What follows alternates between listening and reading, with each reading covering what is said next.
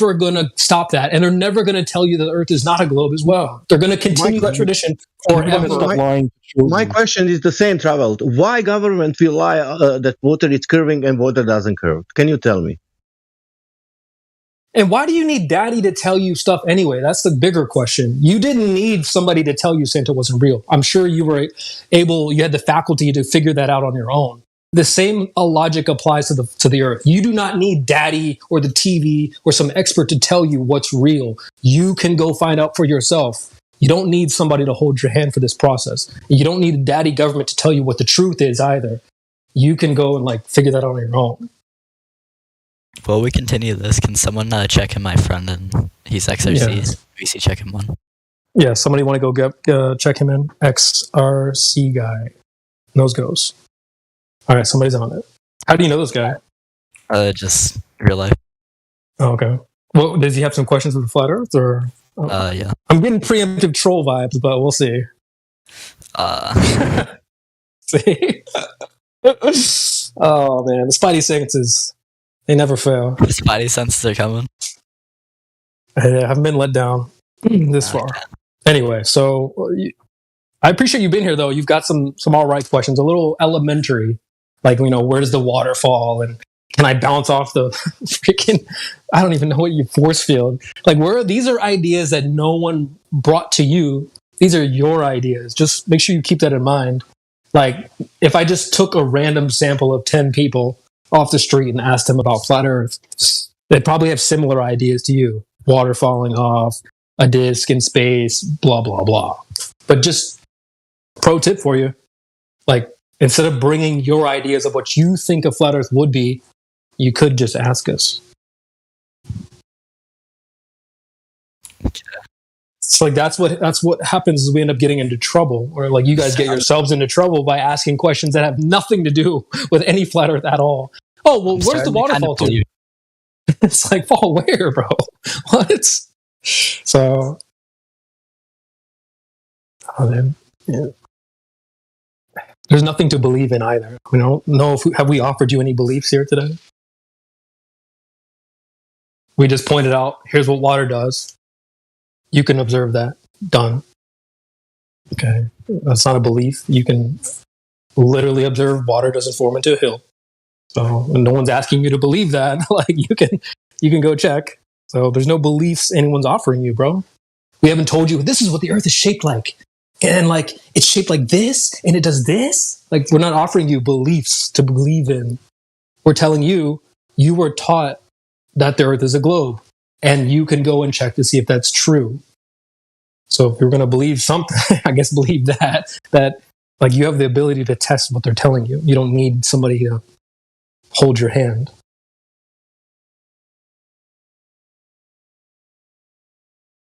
So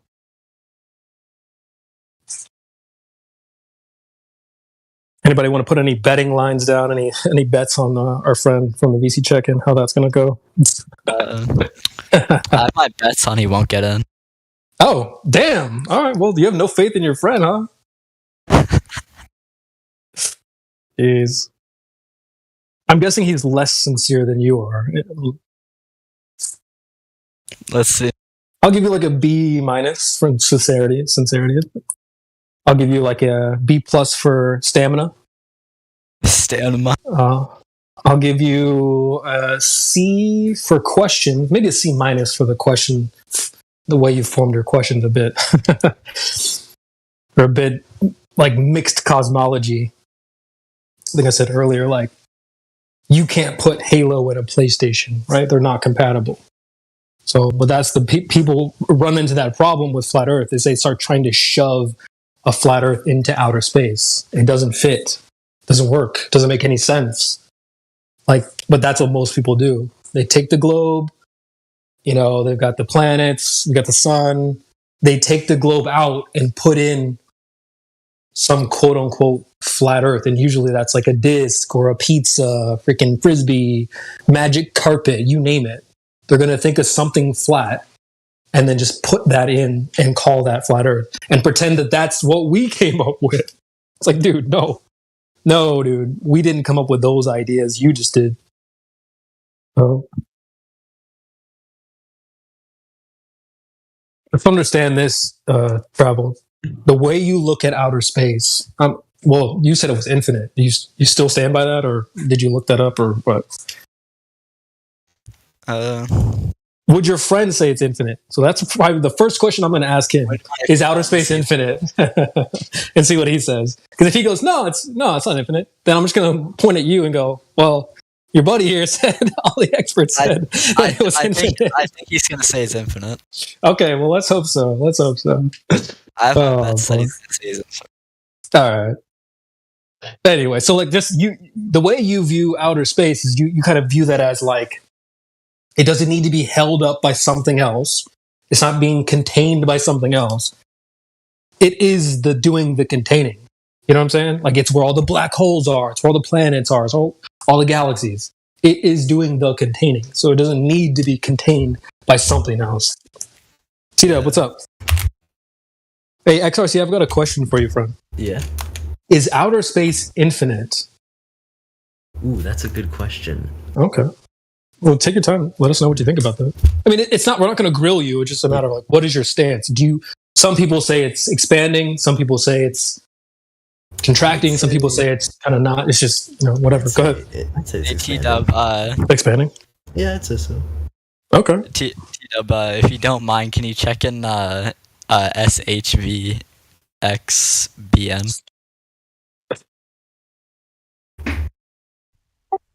Sure, if they join the voice check-in. Yeah. So, fellas, would infinite and expanding be the same thing, or is that different? Oh, well, infinite is... Well, yeah, of course it's different. Like, expanding is just expanding, but, like, infinite is just, like, it's always there, like... Always everywhere, expanding isn't infinite. Okay, well, hey, Traveled. What's going on, dude? It's expanding out of nothing? Oh, cool. Because Travel said it was infinite, and I think he said like most of the experts would probably agree. I don't know about that. You seem like you knew before. I don't think that. Yeah. What? Come on, say it with your chest. You guys believe in? I mean, like if it's constantly expanding, then okay, hold on. Now we gotta address that. Well, your friend said no, that infinite would be like always everywhere. Expanding is like it's still making progress. It's growing. So it's finite, but getting bigger. So no, I wouldn't say that those are the same thing. It's even finite, your buddy says that. Well, have finite space to grow into. What do you believe? Well, we were this is just funny because when you were in the check-in, I told Travel that we were going to ask you what your stance was on outer space, and if it was different than his, we were going to grill Travel a little bit. So we don't really have a stance. We don't. No. Well, let me not speak for everyone. There is no flat Earth in outer space. So we don't. Outer space is a fictional place, like Narnia or the Lookout in Dragon Ball Z. I'd love to go to the Lookout in Dragon Ball Z, but that's a fictional place you can't travel to. So we would say that outer space is the same thing. It's like a fictional. You can't travel there in reality. That's a very interesting point. Yeah. That's all. Well, because he was asking us, like, is there an edge to the Earth and stuff like that? And so let me just say this real quick, just to kind of wrap up why I asked the question. Because people typically want to ask us, what shape is the Earth? Where can I go to the edge and jump off? And all these questions. You can't jump off the edge. There you go. The reason why is because I look at the Earth like you guys look at outer space. It is the whole thing. It doesn't need to be contained, or it's not. Outer space is not a place that exists within another place. Mm-hmm. Outer space would be the place that all the things exist within. So then how can you... So I'm just trying to understand. Yeah, so when it's nighttime and there's like stars and stuff, where would the stars be? Yeah, what are you observing? Get in line, dude. Welcome to the club, because I've got questions too. Yeah, what are the stars? What is the moon? What is the sun? I would say there's not a man or woman, not in this panel, not on Earth, that knows. You like that's a conversation you have with your creator or whoever you think made the Earth. I'm sorry, I can't tell you what the sun, moon, and stars are, but I can tell you some things that I do know. Like so. The funny thing is, though, it's like the closer you get to the ground, the better you'll be off. Because what people do is they try to skyrocket off into the sky. Well, what about the stars and the moon and the sky and like this up there? Well, what about the Earth, dude? Come back down to reality where you can actually test things It's not like you can test the sun, test the moon, test the stars, but you can test the Earth. If the Earth is flat, and wouldn't it be more of a puck shape though? Because you dig down. No. Okay. Real quick, what shape is flat? If I were to tell you to draw that, what shape would that be? Like 2D plane. Just so that's what the Earth is. Just a complete. No. I'm trying to help you understand that flat isn't a shape at all. It's a description of a surface. Oh, okay. So I would say that. No, exactly. Yeah, go ahead. Yeah. I completely understand now. All right, cool. It's just completely flat. Well, we have hills, we have mountains, valleys. Course, like, okay, but what if it's not a shape like a puck or anything like that? It doesn't point to a claim of a shape. But because I do have one like kind of hypothetical for you. So, what do you think would happen if there was like I'm not saying that this is real, of course, but if there was irrefutable evidence and you saw with your very own eyes that the Earth was a sphere, like what do you think would happen? Of course, like I mean, who would go against that? I would say the same thing to you. If I showed you irrefutable proof that it was flat, would you go against that? There are some people that would go against that. Yep, they would. But I think if any flat earther, like bro, we're the ones who cared about the globe in the first place. People think that flat earthers like fell off a truck, hit their head, and then never heard about the globe ever, and we just like, oh, flat? I want to be a flat earther. It never works like that.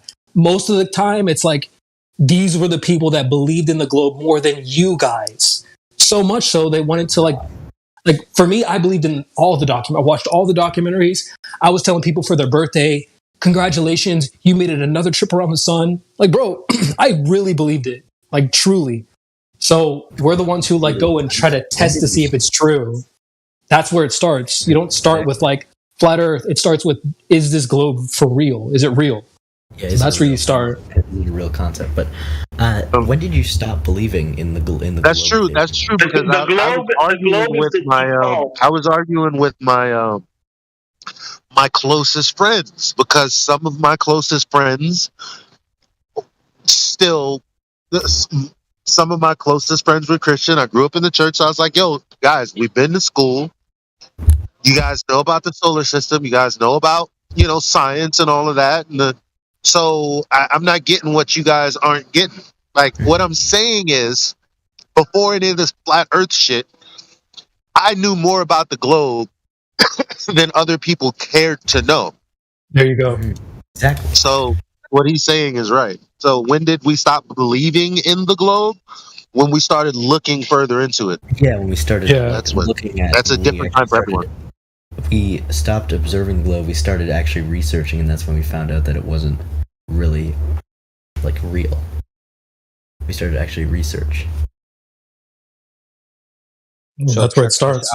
So check this out. You said if we went somewhere and saw irrefutable proof that the Earth was a ball, would we believe it?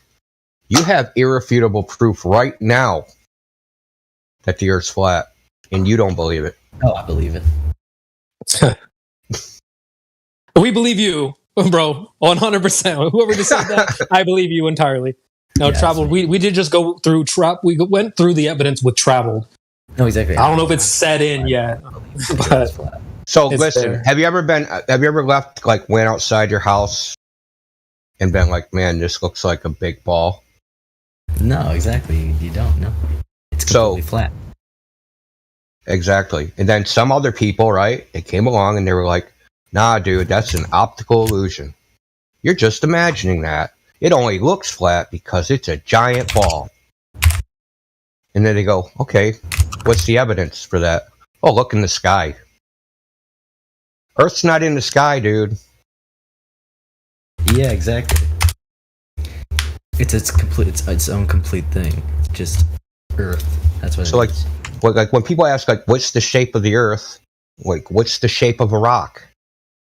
We aren't claiming that Earth is some idealized geometric form, like a diamond or a sphere or a cube or a puck, right? A cylinder or a disc or anything like that. It's more of a plane. But it could be a cube though. Like if there's here we go.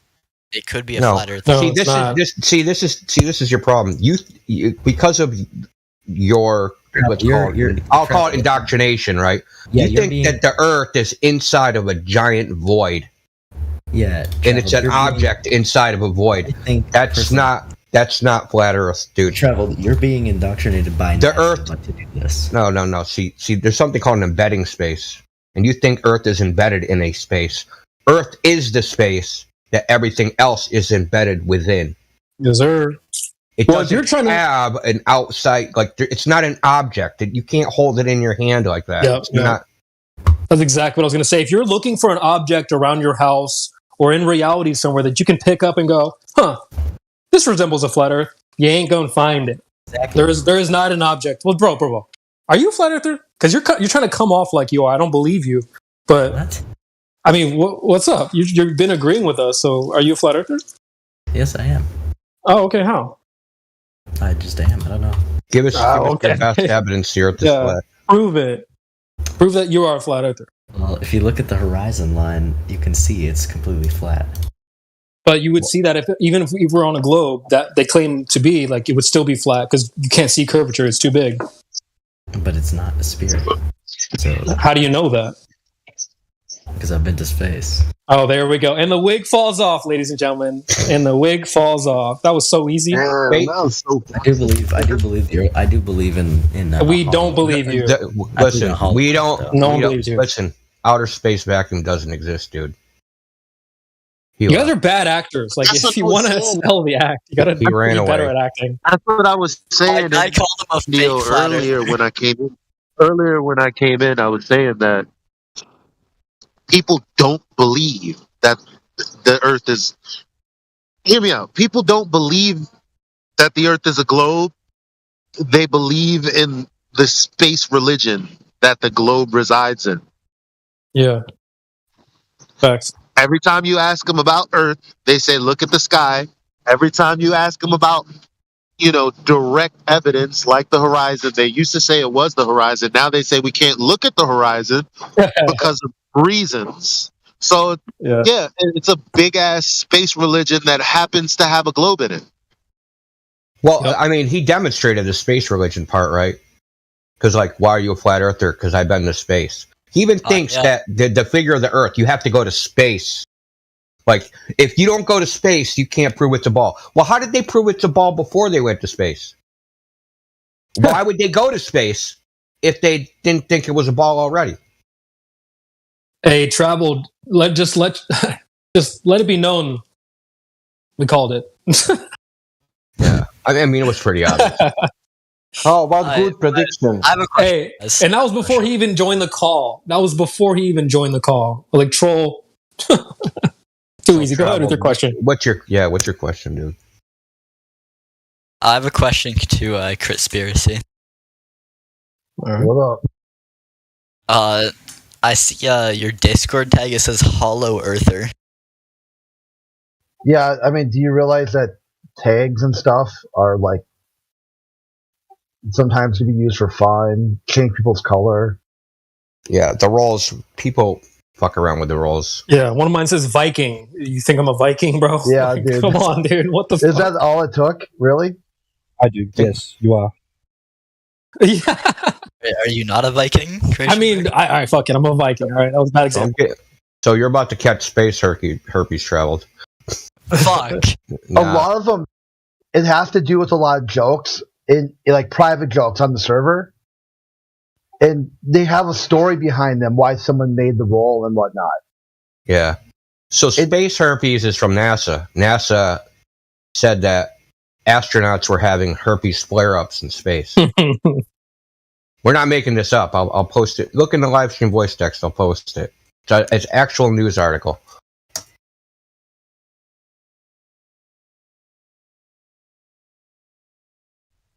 Naughty NASA.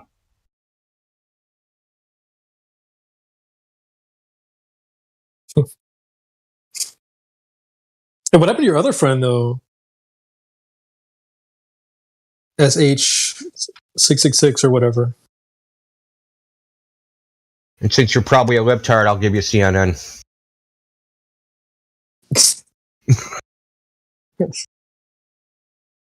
Space flight is activating herpes in astronauts. The longer astronauts spend in space, the more likely they are to have viruses like herpes, chickenpox, and shingles. Awkward. That's a space herpes where they got those Tartarians, the ice, astronaut poop, cosmic rays. So you're agreeing that Vikings created space herpes? The fuck? No. You know what they say that they say that kids that hit puberty and get pimples, that's also herpes. It's just like Look, everything pimple related is herpes. Traveled, you have to realize outer space is a television show. Mm-hmm. It's just a TV show. But like the astronauts went to outer space. That's what you think. Why do you think that? Because they said so. There's proof. Yeah, Goku went to what is that proof? Them saying so? Yeah, they said so.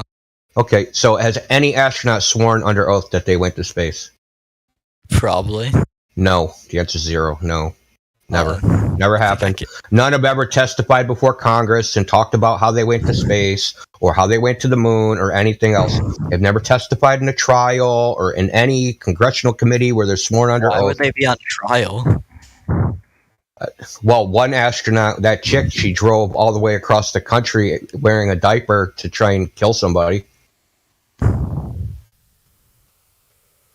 Some female astronaut. I feel. Yeah, I just saw the Apollo mission to the moon documentary where they debunked all of that. I mean, a lot of the pictures up there, like the shadows, were all wrong. It's just a huge fake. So look in the live stream. Why the astronaut drove 900 miles to attack their ex-girlfriend? What?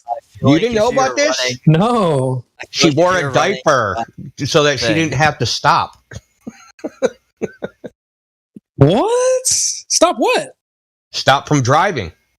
Stop her ex-boyfriend from, getting together with another woman.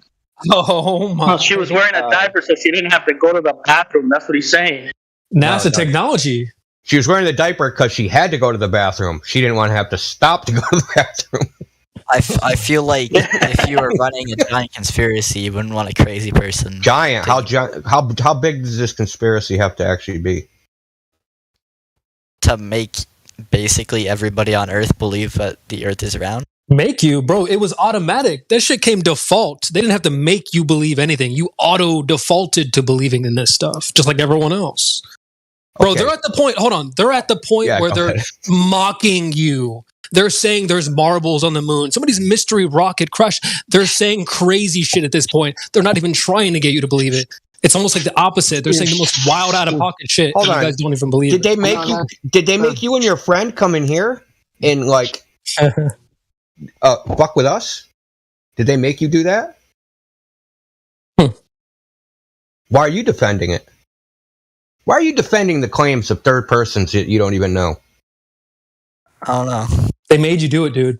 So imagine, let's have a different scenario. Let's have a different no, you're freaking brainwashed. But imagine this other scenario. They've been you've seen pictures of Bigfoot. You've seen videos of Bigfoot. There's people that say Bigfoot exists. There's some other people, us, we're saying, no, Bigfoot's not exist. It's just people claiming Bigfoot exists, and they have pictures. There's no physical evidence. There's no hair. There's no skeletons. There's no nothing. Bigfoot's a bunch of bullshit. And here you comes into the server and says, yes, Bigfoot is real. Do you know how big the Bigfoot conspiracy has to be? All these people have said it. I've seen it on TV. There's videos. These people said this. That's what you're doing. Yeah, to a T. To a T. And even more so that some states have laws that makes it illegal or legal to shoot Bigfoot. So are they all... You need a hunting permit to hunt Bigfoot. It's actually pretty. Yeah, but on the same token, there are people selling beads to Ryan. Elijah, your mic's messed up again. I think you're trying to get in. Every time I try to scream over people talking over me because they think I'm low, I start yelling. Yeah, but you are low. You are low, Elijah. What? And now I can't even remember. Yes, I did switch my mind. Now I can't remember what I was going to say. It was off the back of what Indio last said. Conspiracy too big. Oh, do you are people making you come in here and the whole Bigfoot thing? Yeah, that's the thing. Like, you know when you believe in something, when you're old enough to decide that you agree with the tenets of that religion. That's when you believe in something. Religion being something that you believe in that you don't specifically know is there, but you know what I mean. So that's the thing. When did you ever get a chance to believe in the globe? Because like CB said, it was always just a globe. You always just grew up knowing it was a globe. You never questioned it in your entire life. Yeah. No, Because you traveled, you are young. We are old people. Fuck, we didn't realize before. That's our problems. If the Catholic Church showed you a photo of God, would you believe it? Yeah, because I'm Catholic. Oh, well, the Catholic. Well, the Catholic Church is the reason people believe that they live in an expanding space after the Big Bang happened. That was the Roman Catholic Church that said that the Earth was moving, and that that came from 500 years ago, not 1,000, 2,000, 3,000. Yeah, and they just came up with the expansion of space, what space is, and what the universe is. That's only 100-year-old concept. The one that everyone believes in today, the one that you're saying, oh, dude, everybody, that's only 100 years old, fam. And the origin is only 500 years old. So, I mean, and would you think people are stupid for not believing in a photo of God that the Catholic Church shows? The Catholic Church has been infiltrated for sure. The picture. I just wanted to I just want to respond to what Crit said a minute ago about the whole Bigfoot topic and like people, passing laws in certain states that make it illegal to hunt Bigfoot. Well, I just want to say that it kind of reminds me of when people sell deeds to land to other people on the moon and Mars. Kind of reminds me of that. So it's like it's something that's legally done. And it has, on paper it's one thing, but it doesn't actually demonstrate one thing or another. Like just because it's illegal to hunt Bigfoot in one state or another is no reason for me to even consider Bigfoot even existing. And just because you can buy land on the moon doesn't mean the moon is a place you can go to. Yeah, you can buy trips to the moon. You've been able to buy them since like the 60s. You can still buy one now. Get your ticket. That's along the same lines as NORAD trucking Santa every year, Yep. Yeah, Roger. Yo, I was explaining that to my 11-year-old man. Like, he was freaking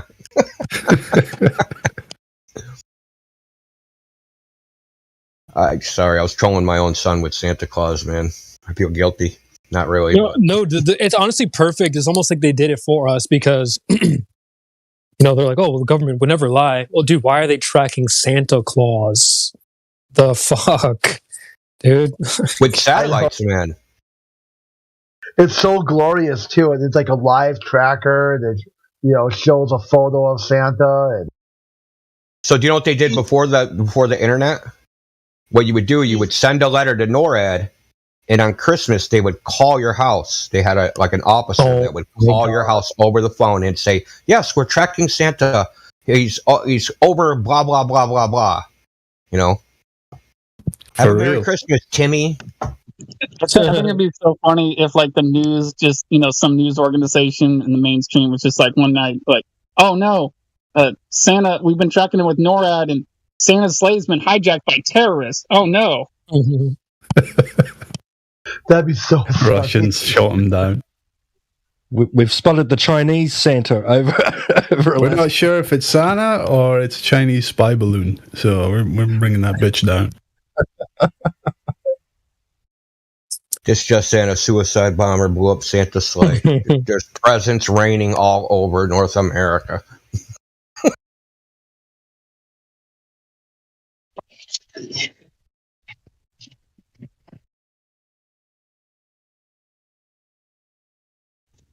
It's not. I love the parallels. Go ahead. It's not that people are stupid. It's that they get people to agree to certain premises. Yeah. Rather than know that things are true. Like, I keep asking him the same question, and this guy on Facebook keeps asking the same. He's like, so what are you looking for evidence for? Exactly, what would be enough evidence for the globe? And I'm like, distance to the horizon measurement. And he's like, yeah, okay, so what exactly are you asking? Distance to horizon measurement. So, okay, let me post this video to you. Okay, look, see, here's these buildings behind the horizon. That's the building. Look, this is a distance measurement to the building. I said, yeah, great. No, didn't want that. Seeing as that your other citation said that the Earth is an object and the horizon is an object, it's the floor of the Earth, and it's at a specific distance based on the formula that we discussed. So I want evidence of that. So what are you saying? Like, you want the height? You want cocksucker?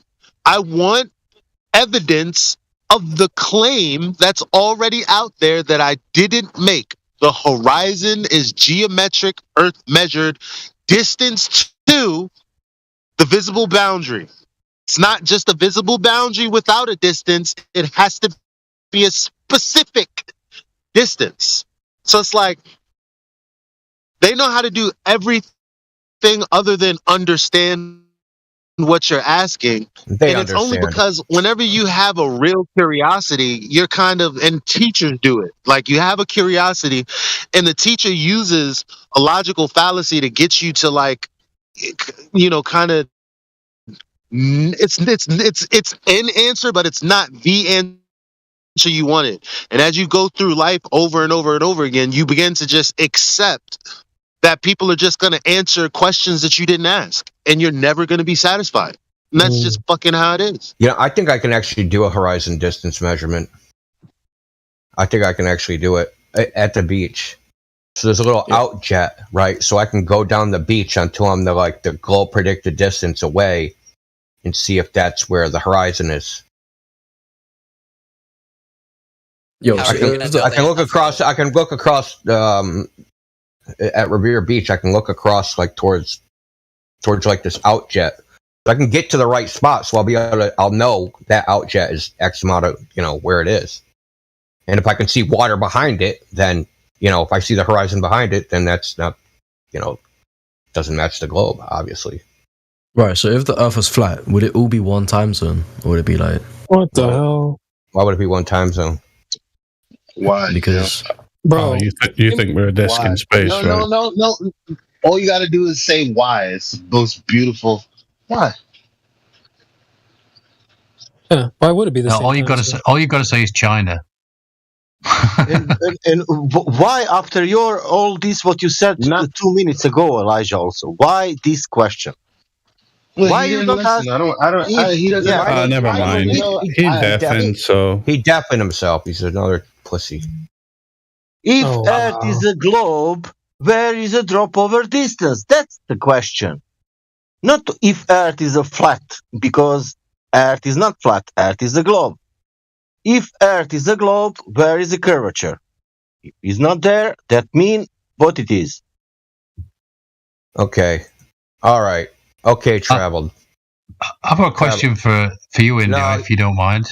Yeah, if it's brief, because he just posted that a Jeranism video, so I want to just address this dude. If you want to do that first, it's fine. Okay. So, Traveled, why'd you post that video? Because it's a flat earther disproving himself. Nah, you're wrong. You're incorrect. See, you, like Netflix producers, don't understand anything, pretty much. So, what was that test involved? What was involved in that test? What exactly did they do? It was the curvature of the Earth thing. No, what was the methodology of the test? if the light shines through both the things and is captured by the camera, then the Earth curves that much. Okay, that's wrong. You just said it backwards, by the way. It wouldn't be captured by the camera if it was curved.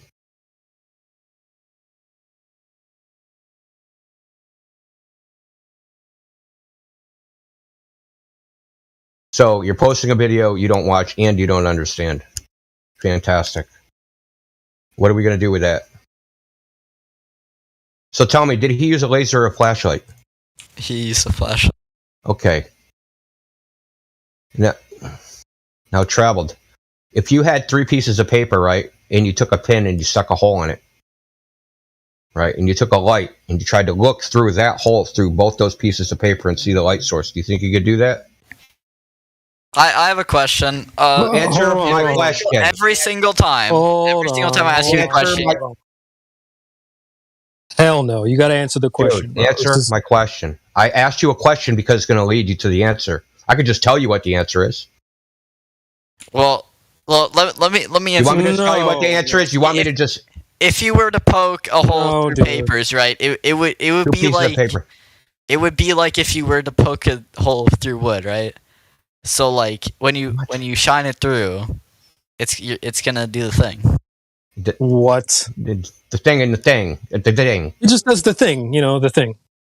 Okay, Biden. The fuck, dude. Channeling Joe Biden. Told you he was a liberal.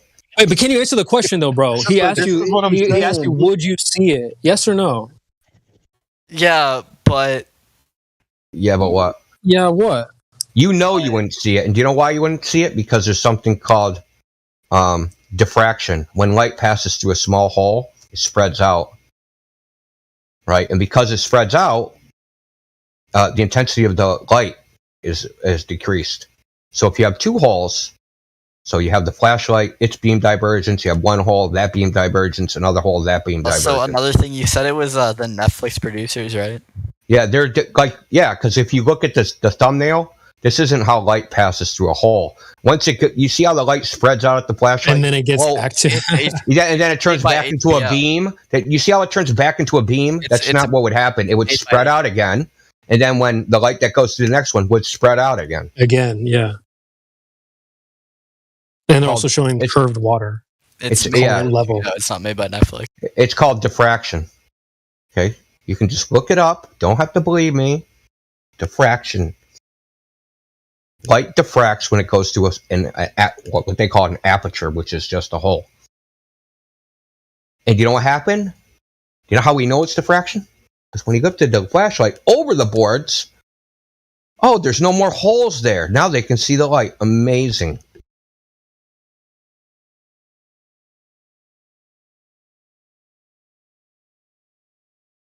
Yeah, but you got to consider bro. You're posting something from a flat earther and calling that proof for the globe. Is there anything from actual globe earthers that would prove it, or is it only flat earthers can prove the globe? It's called NASA. That doesn't make any sense. It's called NASA.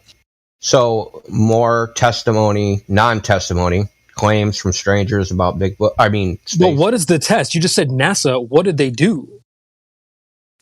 NASA went to What's space. The test? Okay, what's your evidence NASA went to space? The TV? What about the Soviet space program? What about the Soviet No, that's not a test. That's ironic that you mentioned that, because the head of the Soviet space program, there's an article today in TASS news agency out of Russia that says the United States didn't go to the moon. So what do you think about that? That busts me. Because that was my proof. I went to the moon, that NASA would, or Russia would hold the truth. Because Russia didn't call my lie, then that's how you know I went to the moon.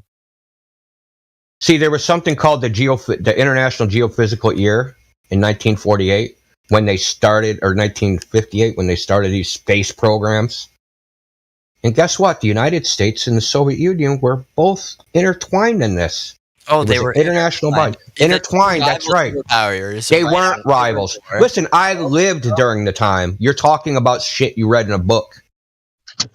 I lived during that time. They're rivals in some things, but they're not rivals. Tell me about the Soyuz Apollo program. When they linked up in space, tell us about that. How they were rivals. When they linked up in space. Yeah, that's right, dude. The Soyuz Apollo program. There's listen. I just wanted to say that while the commander in chief were, executing these missions, he was at the same time executing Vietnamese people. So, I mean, one small step for man, one giant leap for mankind. Is the biggest hypocrite I've ever known. What does Vietnam have anything to do with space? Actions taken by the executive branch for 100. We're talking about the relationships that the U.S. actually had, not what you think they had or didn't have. But anyway, fine, forget it, whatever. I knew it was too far. I know, right, bro? Why would you bring up something you don't understand, Travel? You're talking about relationships with other countries, and he just brought up one, and you didn't understand it. Look, nations have aligned interests and unaligned interests. So when their interests align, they cooperate. When their interests don't align, they don't cooperate. Do you think Russia is not selling oil to the United States right now and not selling them products and uranium and shit? Wait, hold up. Can you bring up what you bring up before with the Russia and the... I posted a mission patch. Space? Yeah, I posted the mission patch. But I thought space doesn't exist. It doesn't. So how would that happen? It didn't happen. You're claiming that they were against each other. No, they're on the same team, so dude. Then it didn't happen, so then... That's right. They're both faking space. What don't you understand? Together. And bro, what's with all the confusion? You forget like the last 3 years didn't happen, as if all these countries didn't move in a lockstep together. So I don't know, what's this confusion? Like, no, we don't never work together. Just rewind the tape. Last 3 years, everyone. So last 3 years. It's don't forget. Don't pretend like you just forgot this just happened. It's also not like the U.S. is providing money and arms to the people who are fighting Russia. Nothing like that either. Yeah. Okay. So the people, dude, you're really naive, dude. Do you know that gas pipelines go through Ukraine from Russia? And Ukraine gets paid to have that shit happen, and they're still getting paid. You know that Russia's selling oil to Ukraine so that they can run their tanks and fight Russia? Dude, this shit's a stage. You're naive. Yeah. I mean, dude, you sound like you're under 20, too. So it's like, you got time to learn this stuff. But like, don't pretend like you know all this at your age. Well, this like Red Sox versus frickin' New York Yankees playing and, for the World Series, dude, like, no. That's not how reality really is when it comes to, international politics. You fight each other for some reasons, and you don't fight each other for other reasons, but they all have the same motivation: to control their domestic population.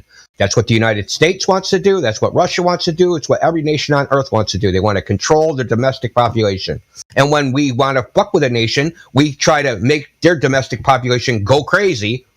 So they're so busy trying to control their domestic population, they can't mess with anybody else. All right, let's overthrow the government. Oh my god! What? Dude. Well, probably 3,000 people in here. Let's do it. These leaps are crazy. Take the money out of the government and medicine while we're at it. Why are you spiraling, bro? I know. You want it like you're never going to space. Like it's not happening. Sorry. I know they've been telling you that. They told me that. Okay? They told me that in the 80s and the 70s. They sold tickets in the 60s. We're supposed to have a space elevator by now. It's supposed to be a space hotel.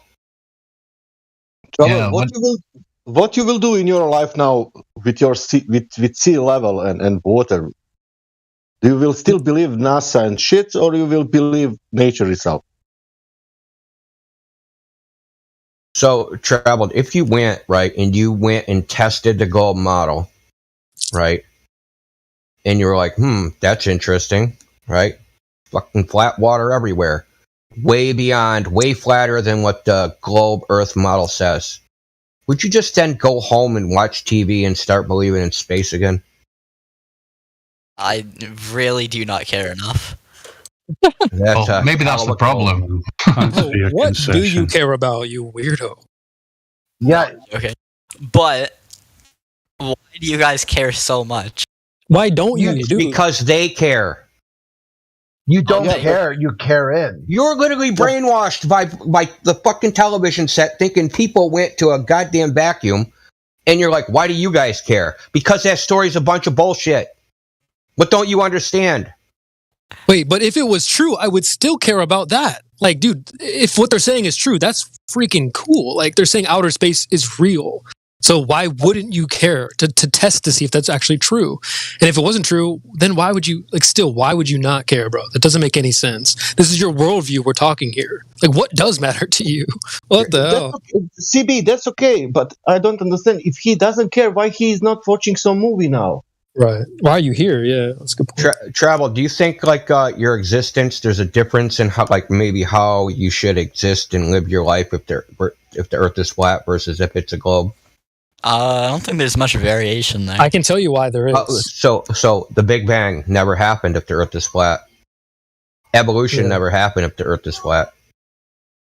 All that's a bunch of bullshit. Look, here's the thing. In the future is important as well because they're telling you shit is going to crash from space. Space junk, meteors, things crashing. All right, now listen. In the last 3 years, I brought this up. We don't really get into this a lot, but you had to cover your mouth, your face. Something was going to come crashing into your system. You had to protect yourself from. Now, if people could be convinced to cover their mouth, I think they could also be convinced to cover their head. If they were told that something would be coming crashing down from space, you got to wear your space junk helmet, protect yourself. Now, you're asking, why does it matter? Why do you guys care? You ain't going to find us walking around with a space junk helmet on. We're not going to look like a bunch of retards walking around with helmets on because we know there's not going to be any rocks falling from the sky. There is no outer space. Now, if you are the one, if we catch you walking around with a helmet on, we're just gonna mock you, and then we'll probably ask you back, why do you remember when you said it didn't matter? Like, dude, you have a helmet on. Well, why does it matter? Is just to cope anyway. Because if it didn't matter to them, they wouldn't be here talking about it. Fucking, I'm not sure still on the vaccine. Or we don't get into that. I told you it's not a topic we discuss here. But you understand my point is that it does matter because then you would never fall for such a thing. You would never wear a quote unquote space junk helmet if you know shit doesn't come from you. Well, okay, but you would fall for a space junk helmet. That's my point. So it's like you're thinking things go to space and come from space. So you're the exact person that would fall for that. You would fall for that. There was literally a live stream, I don't know how long back, of them taking a satellite and crashing it into an asteroid. Yeah, so I'm going to give you a link to the live stream of the Loch Ness Monster that's on right now. Oh, really? Yeah, there's a live stream. It's called Nessie on the Net. You can watch a live stream of the Loch Ness Monster. And how that will curve the water? Yeah, the Loch Ness Monster is not in under curved water. Certainly not. Okay, you saw some shit on YouTube, but you also, when is the last time you saw a rock fall from the sky? I want to see the Loch Ness Monster.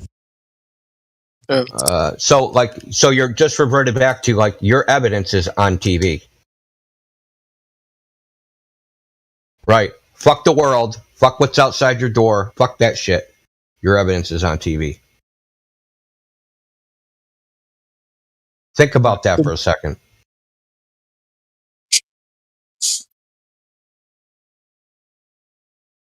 I don't care what reality says. The TV says something different. By these standards, he's not brainwashed, though, in you. Not brainwashed. What's up, Central? By these standards, Godzilla exists. So does King Kong. Yeah, what's up, dude? Did you order that space junk helmet? What size do you order? I got a meme for this. What size? Wait, what's your helmet size, Traveled? I can order one for you. You can order me a space helmet? Yeah, what do you got, a big, extra large or something? You sound like you got a big head, but maybe you have a pea brain. What, are you small? Do you think that you're incompetent, Traveled? That space calculator from. That curvature calculator from. You can use any calculator you want because the claimed size of the globe doesn't change. So 2 + 2 is 4. It doesn't matter what calculator you use. Android, iPhone, TI, 8585. It doesn't matter. It's all the same. The claim's the same, my friend. Calculators all work the same way. So you can use any one you want. You can use any calculator you want. I'm not saying you have to use this particular one. But if again, the math is the same, the claim is the same. So use any calculator you want. I'm not forcing you to use a particular one. You want to use a one that's made by another, has a refraction slider, go ahead. You're welcome to do that if you want to, dude. That's fine. Yeah, so metabunk.org/curve. That's not a rebuttal. Oh, but you used a specific calculator. Yeah, doesn't matter. Doesn't matter. The claim is the same. Different? Yeah, the math is the same. 2 + 2 is 4 on any calculator. So that should help you understand that you criticizing this particular calculator isn't going to help you, because keep in mind, it's not like these are made by flat earthers. Ain't no flat earthers going out here saying, "Oh yeah, the Earth is curving and it's like this." That's not our claim. We're saying it's not curving. So we're simply using their own claims. This isn't flat earther math. So make sure you understand that. So, Travel, do you think that you're competent enough to make to decide things for yourself, or do you need to be told what's real?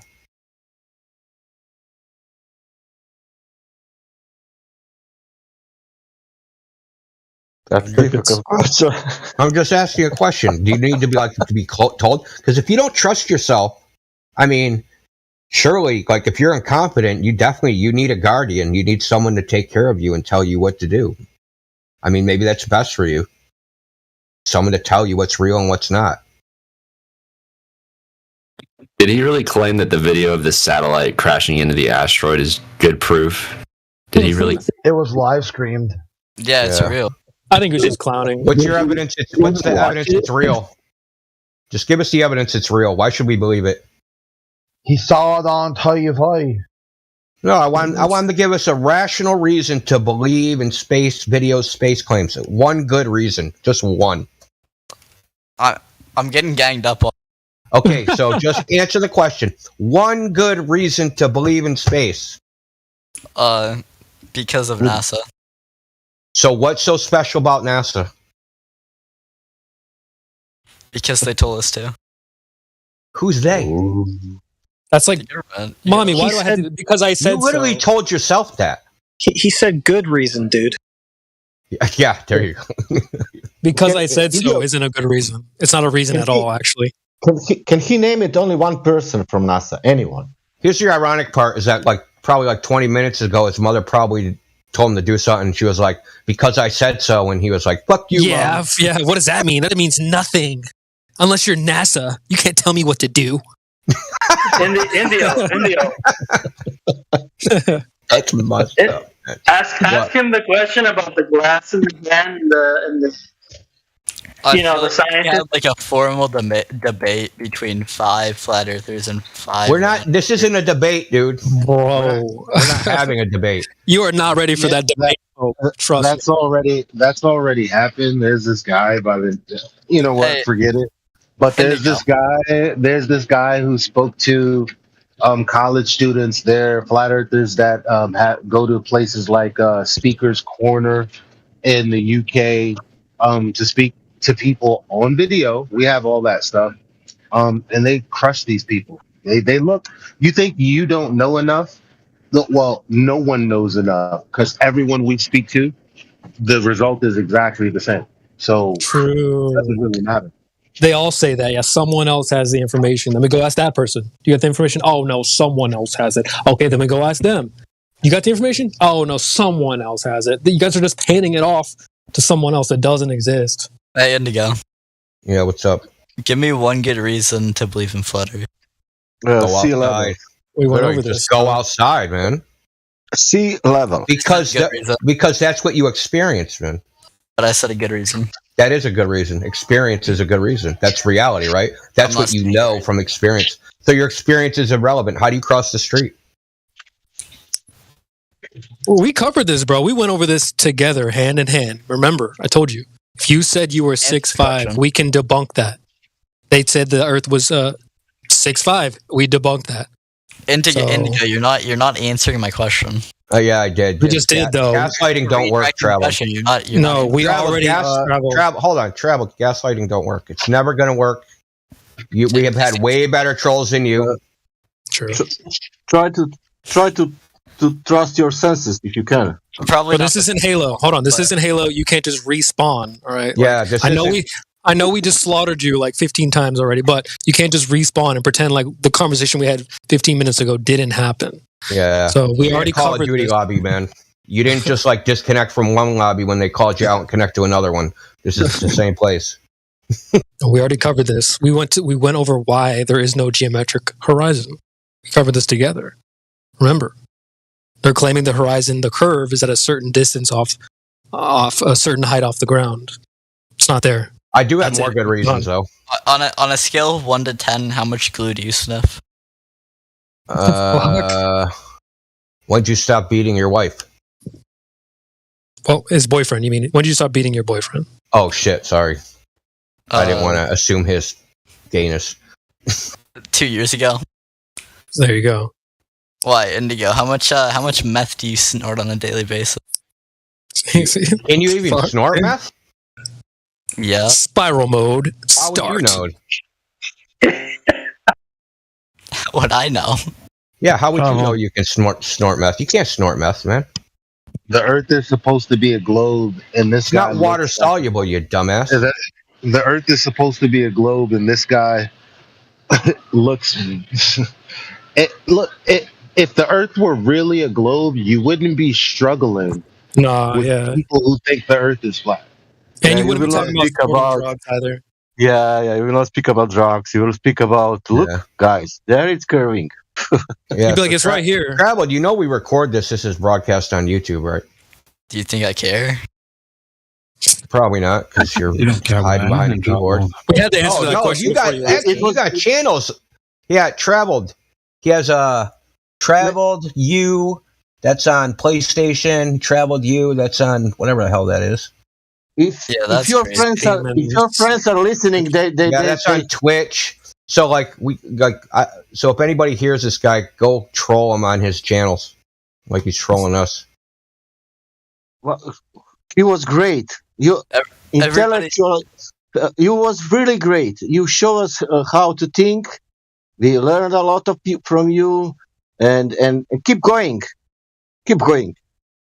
I'm just curious, like, what do you find important? Like, what can you be sincere about? What can I be sincere? Is there anything? Nothing. These fucking kids. I want to ask. I want to ask a question. So you said that if the Earth looks flat, that's not a good reason to think it's flat. So if you see a human being that looks like a girl, that's not a good enough reason to think they're a girl. Yeah, you should bang them first and then find out. Yeah, what? Yeah, you should definitely do that. You gotta check. You gotta make sure. Okay, reality. So we did check. We know your type, dude. It's all right. Now what? So how did you check to see if it was a girl? You felt their genitalia, right? So to check the figure of the Earth, we measured it. You measured it? Yeah. We covered this already. The surface of the water of Earth is flat, and the Earth is mostly water on the surface. So if the water's not curving, it can't be a ball. It's pretty simple logic. Can you have a flat ball, dude? Do I have a... Can you have a flat ball? Can you have a ball that's 70% flat, but still a ball? It's called the Earth being huge. We can't experience... It's not. We already covered this, ding Listen, dong. Is the Earth... It's yes not or no? to be huge. Is the majority of the surface of the Earth water? Yes or no? Yes. Okay. If the water's not curving, can it be a ball? Yes. How? If they show us selfies with curved water, what's going on? How do you have both? Just leave them on ho. All he's got for us is silence. Do you guys wear tinfoil hats? Oh, answer the question. The spiral. Hey, ask us about birds don't exist or something. Be original. Okay, yeah, sorry. Yeah. This is all old shit, dude. Nothing you're saying is original or even a music. Travel, which part of are you masturbating now? Which part of your ego? Which part of your ego? Sorry, Travel. Which part of your ego now it's consumed more? How you enjoying that laugh or that information? What? I want to know what is that joy in this moment for you. There is no joy. I'm just genuinely pissed off that you guys can actually believe this shit. It's not a belief. Okay. No one offered you any beliefs, my dude. We already covered this like 4 times. So when I said when I said go outside and and see the Earth, that was a belief? Like what you see is a belief? No.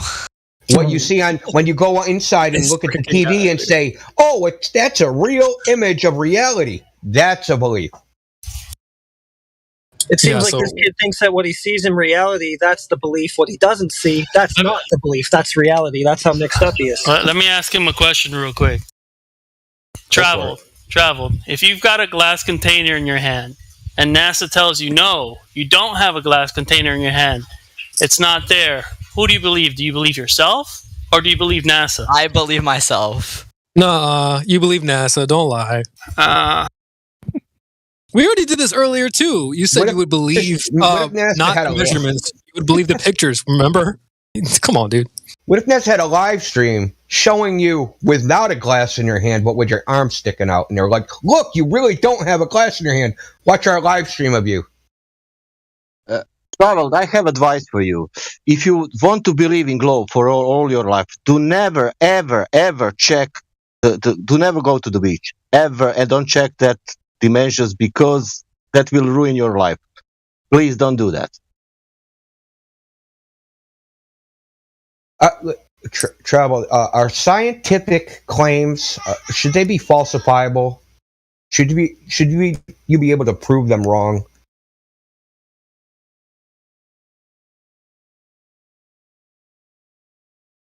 Crickets. Science denier. In his DMs, he's busy. Yeah, I'm sure he believes science is unfalsifiable. Science denier guy? Science is unfalsifiable.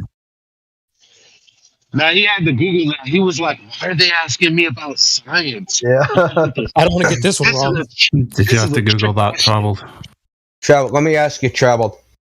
The globe claim, is it possible, in theory, to prove it wrong? Is it possible to prove it wrong? Is it possible? Can it be proven wrong in any situation? Is it possible? It's possible. Okay, so how would we do that? You are not proving it wrong. How would we do that? What's the possibility? Can you give us the method? Or? If you're talking to Neil deGrasse Tyson, he'd out round earth you. No, he wouldn't. He won't. Actually, he won't talk to flat earthers. And we play clips of him. Listen, those funny. Yeah. We play clips of him on this panel, and then you guys throw him under the bus. But so, is that the method of falsification, though? Go talk to Neil deGrasse Tyson? But that's what's so funny. Yeah. Go ahead. Well, that was just it. No, we use him as a hostile witness, and you guys discard him. You treat him like, oh, well, no, don't listen to what he says. But in this breath, you're saying, no, go talk to the expert. Go talk to Neil deGrasse. But when we bring him up, you guys discredit him. Right, yeah, so even if Neil deGrasse says, no, it's not a globe, he's just going to discredit him at that point. So that's not even a method for falsification, even though he just gave it as one. What a weirdo. Because Neil says you can't see curvature, Travel. What do you say about that? You can't see curvature when you're small as fuck in the thing. No. He's saying you can't see it in an airplane or anything. Like, you're not going to see it in an airplane, at the beach, on a mountain. But you know how many people come in here and say you can see it on a beach, at the mountain, in a tree. So when we bring up Neil deGrasse Tyson, hey, Neil deGrasse Tyson says you can't see the curve. That's what they do, is they chuck him under the bus. No, he's wrong. You can definitely. He definitely. Not even from that high jump. Oh yeah. So even he says that you can't see curvature, but they'll throw him under the bus. Go to Google, and Google says you can see curvature. So who are you going to go with, Neil deGrasse or Google? Travel. I think it'd say definite. So he's off now. I want to get an answer to that. What'd you say? I'm going with NASA. So, no, I said Google. Are you talking to Professor Phil in your DMs? Travel. That wasn't even one of the options, Dino. No, I want to ask, is there a person named Professor Phil in your DMs? No. No, yeah. I was hesitant. You sure? Who's Professor Phil? Yeah. Goodbye, Phil. I'm banning you off the server. Wait, but so you're saying you would go with Google over Neil deGrasse? And why no. So why did you present Neil deGrasse as like what we should go talk to? Screen, like okay, Travel, whatever. I have no relation to Travel. We don't believe you, but I can share screen my DMs right now. So listen, Trevor. Yeah, they're like, we trust you. Google says you can see the curve at 35,000 feet in an airplane. Neil deGrasse says that's false. So who do you believe? Who are you going to go with? What did Professor Phil do to you? Hold on. Eli, you got some hot mic, brother. Why do you care? You don't even know who he is, remember? I don't know who he is, but he's getting falsely banned for no reason. Yeah, you don't. You're about to get falsely banned for no reason. You don't know anything. We know he's in your DMs. You know why I know like he's in your DMs? Because he DM'd me. Okay. What? Yeah, what? He DM'd me. No, I can't hear what you just said. He DM'd me. That's how I know he's in your DMs. What did he DM you with? None of your fucking business. Oh yeah, because he wants to. I can't. Okay, Traveled. Answer the question. We are well experienced with this person, Professor Phil. Yeah, he was let back on. He wasn't supposed to DM people. He did. He's out. Don't worry about it. He's not an actual professor of anything. He's a professor of flat earther, I assume. No, he's a globe earther. He's a dumbass. And that's as far as I'm going to go with He's a dumbass. Oh, okay. Yeah, he's a dumbass. Yeah, he thinks his house moves. Hey, Travel, I put a picture of the Chicago skyline in the chat. Do you see it? What chat? 4 minutes past the hour. If you click on the live stream voice text. Yeah. All right, do you see the picture? Yeah. Chicago skyline? I do. All right, do you see the Chicago skyline? Does it look like you're physically seeing the buildings of the Chicago skyline? Well, I can see the tops of the buildings, yeah. Yeah, so where's your curvature? Because you're not supposed to be able to see any of it. Horizon is before the top of the skyline. What? You understand, like, they tell us the Earth has a certain circumference, right? We do the math, figure out how much curvature there's supposed to be.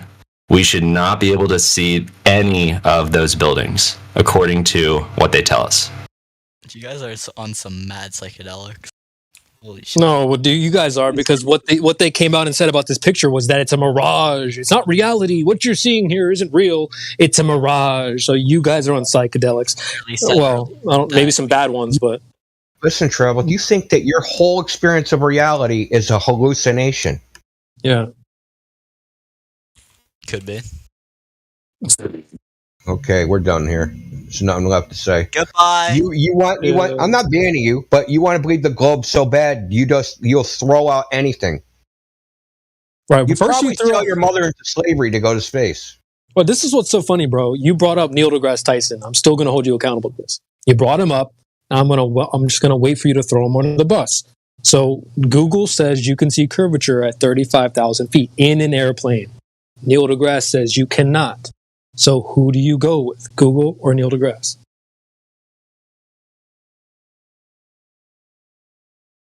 Monty, I know you can hear me. This is what's so funny. You bring him up as an expert. You need to go talk to Neil deGrasse. He'll set you straight.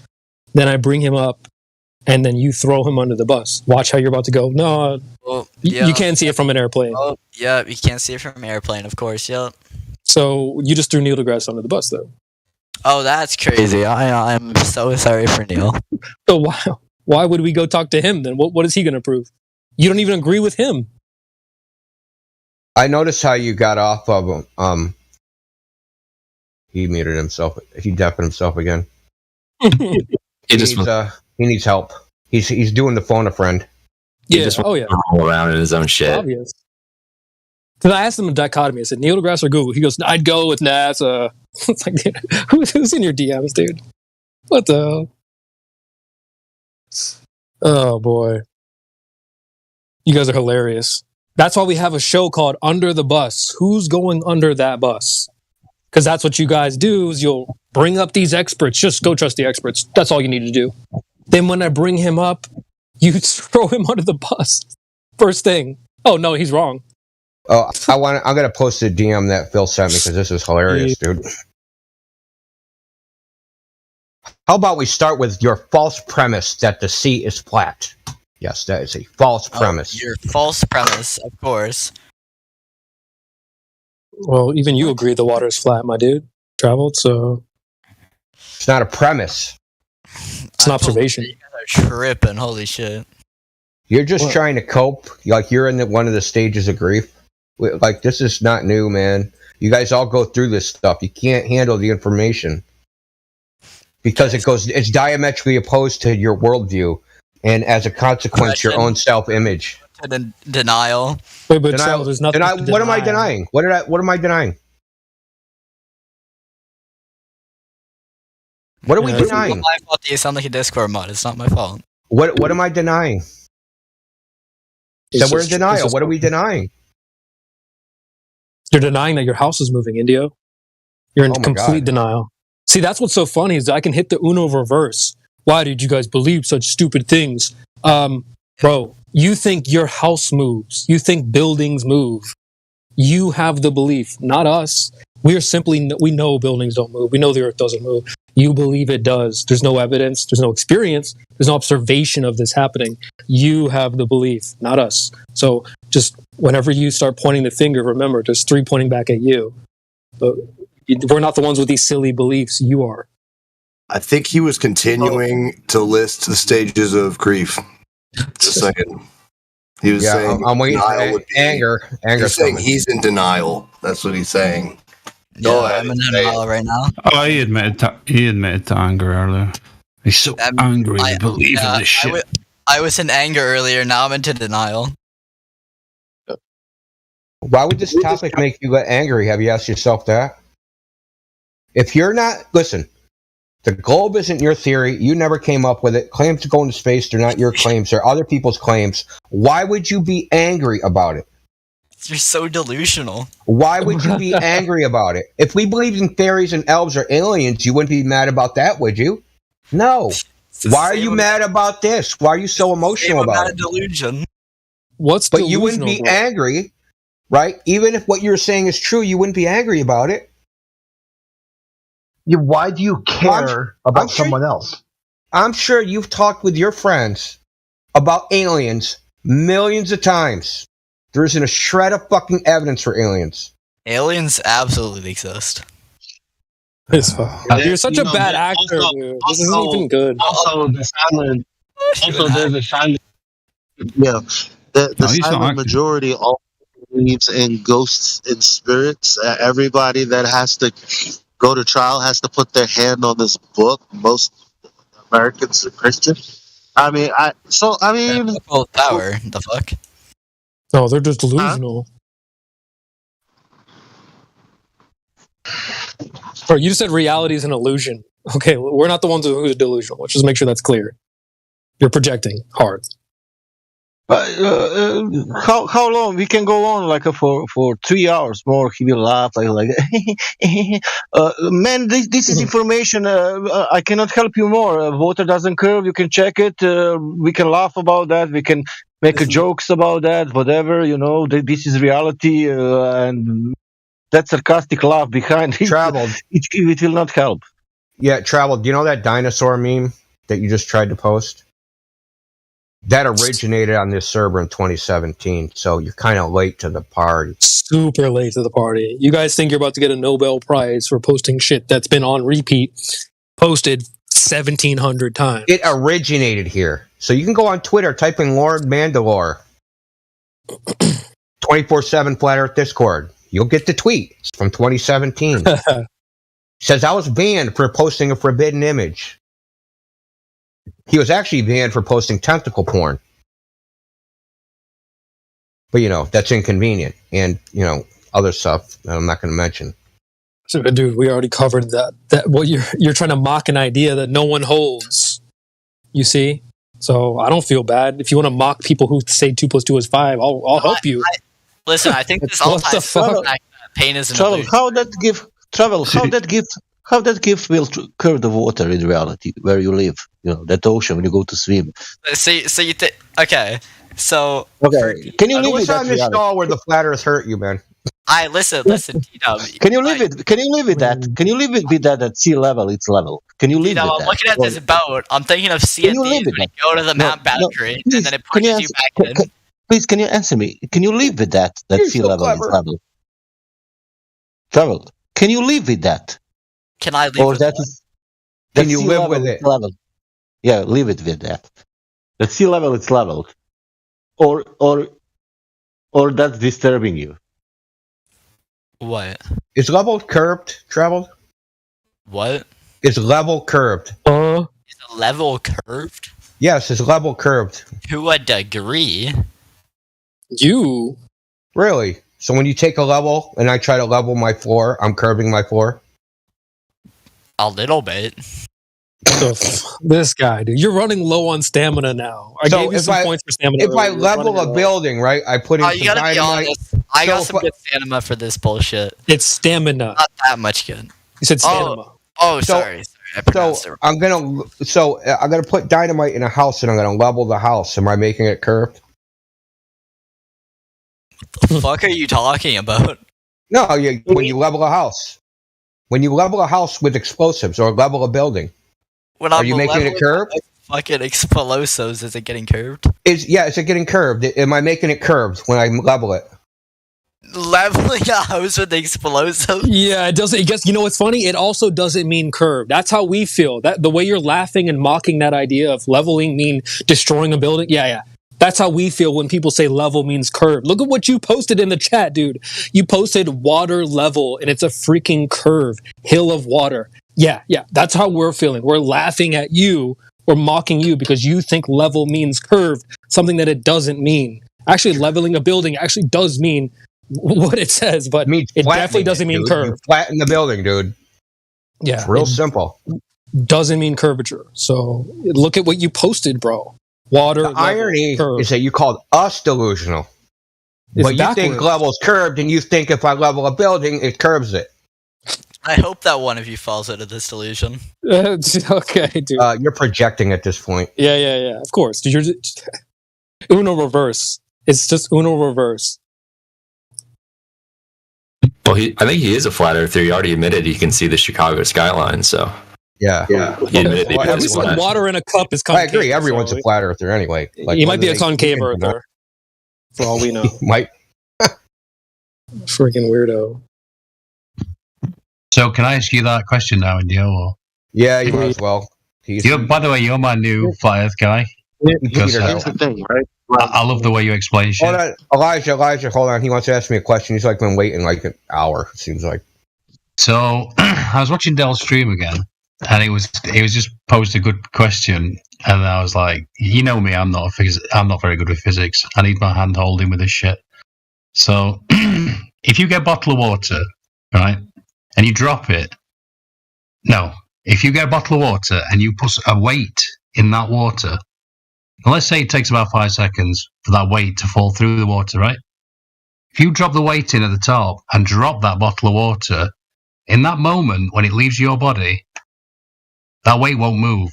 That's an easy thought experiment. Everybody can understand. And he put it like this: buoyancy and density don't seem to exist in that moment when it's falling. So what's going on there, Indio? Wait, isn't it technically objectively, it is moving? Yes. I just want to hear Indio's explanation, because I like the way he explains shit. Well, I mean, they're just falling together. Right? You're talking about take a bottle of water, so the water is halfway filling the bottle. I just want to make sure I understand this. So we've got a bottle of water. If you drop a weight in the top of that bottle, and you can see there into the water, right? From the top. while you've got the bottle in hand and you drop the weight in, that weight will obviously sink to the bottom. And let's just say it takes 5 seconds for that weight to fall to the bottom. But if you drop it in at the top and then let the bottle go, in that moment it's falling. It'll stay where it is, won't it? It won't fall. Yeah. The weight will not fall to the bottom. It'll stay where it is. Yeah, they're both falling. Like, I don't know what the issue is. I'm confused on... It's like a mini example of the G-plane, right? Yeah, basically, yeah. So here's a weird thing. In the zero-G plane, so I actually have some video of this. So I think it's Veritasium or Physics Girl. They film themselves in the zero-G plane, and they have helium balloons in the plane. When the plane falls, they float up in the air, and the helium balloons fall. It's really weird. I still haven't figured out why that happens. So think about it. It's a helium balloon. They're attached to the bottom of the airplane, to the floor of the airplane, by strings. And when the plane goes into the parabolic dive, right, all the people in the room start floating in the air. They're not really floating, right? They're just falling with the airplane. But the balloons fall to the floor of the plane. It's really weird, man. Help out a recon. They fall straight down into your lean back. Yeah, they fall straight down, dude. They fall straight and like actually roll, like, kind of like roll around on the floor of the airplane. Come on, Travel. What's the answer? Why does it do that at Travel? Do you want to? It's literally like the opposite, right? So the balloon should float and the person should fall, and it just does the opposite. The balloon falls and the person floats. I don't know if that means anything. Like I can't really explain Dell's thing other than like they're both falling. When you drop the weight, and you drop the water, they're just both falling at the same time. Like I think doesn't matter if they're together, that the weight's inside or outside. It doesn't. The water's falling. Yeah, I think I'm terrible with this kind of stuff anyway. Because, like I said, I'm just not drawn to physics. It's not a thing that it does interest me. I'd be lying to say it doesn't interest me. I think it's the question of acceleration, right? Because when something's accelerated, sorry, go on. Listen. It's a conjured thing. It's a thought experiment because it doesn't actually exist. Yeah. Why? Because we're talking about the medium, and we're talking about the object, and we're talking about buoyancy and density. Yeah. But the only reason that these are things is because of an equilibrium. So again, that's the trick. If you're dropping shit, there is no equilibrium, is there? Simple as that. Yeah. I mean, I think I'm overthinking it. Together, I mean, if you could actually rig some sort of contraption to do it sideways, and it wouldn't make any difference. Yeah, well, it's certainly difficult for. I mean, Dell's talking about the fucking entire Earth moving up to our feet, and I'm like, I just can't even begin to think of that. And the air, that's the thing. You can't stop reality, i.e., us on this not moving Earth, and then things being mediated within this medium. Because two things falling isn't exactly analogous, is it? No, it's exactly the opposite. So this is the thing. That's what I mean by they try, instead of answering questions directly, they get us to agree with premises that have nothing to do with nothing. So, I mean, it'll have you confused. Well, it does, because it's a demonstration. That means there's no clarity. It gets me confused because I always get confused with physics. But when I think of like acceleration, the reason you're in a car and you accelerate forward, you've got that helium balloon, that's going forward. But any water goes backwards, doesn't it? When you apply that force or acceleration. Yeah.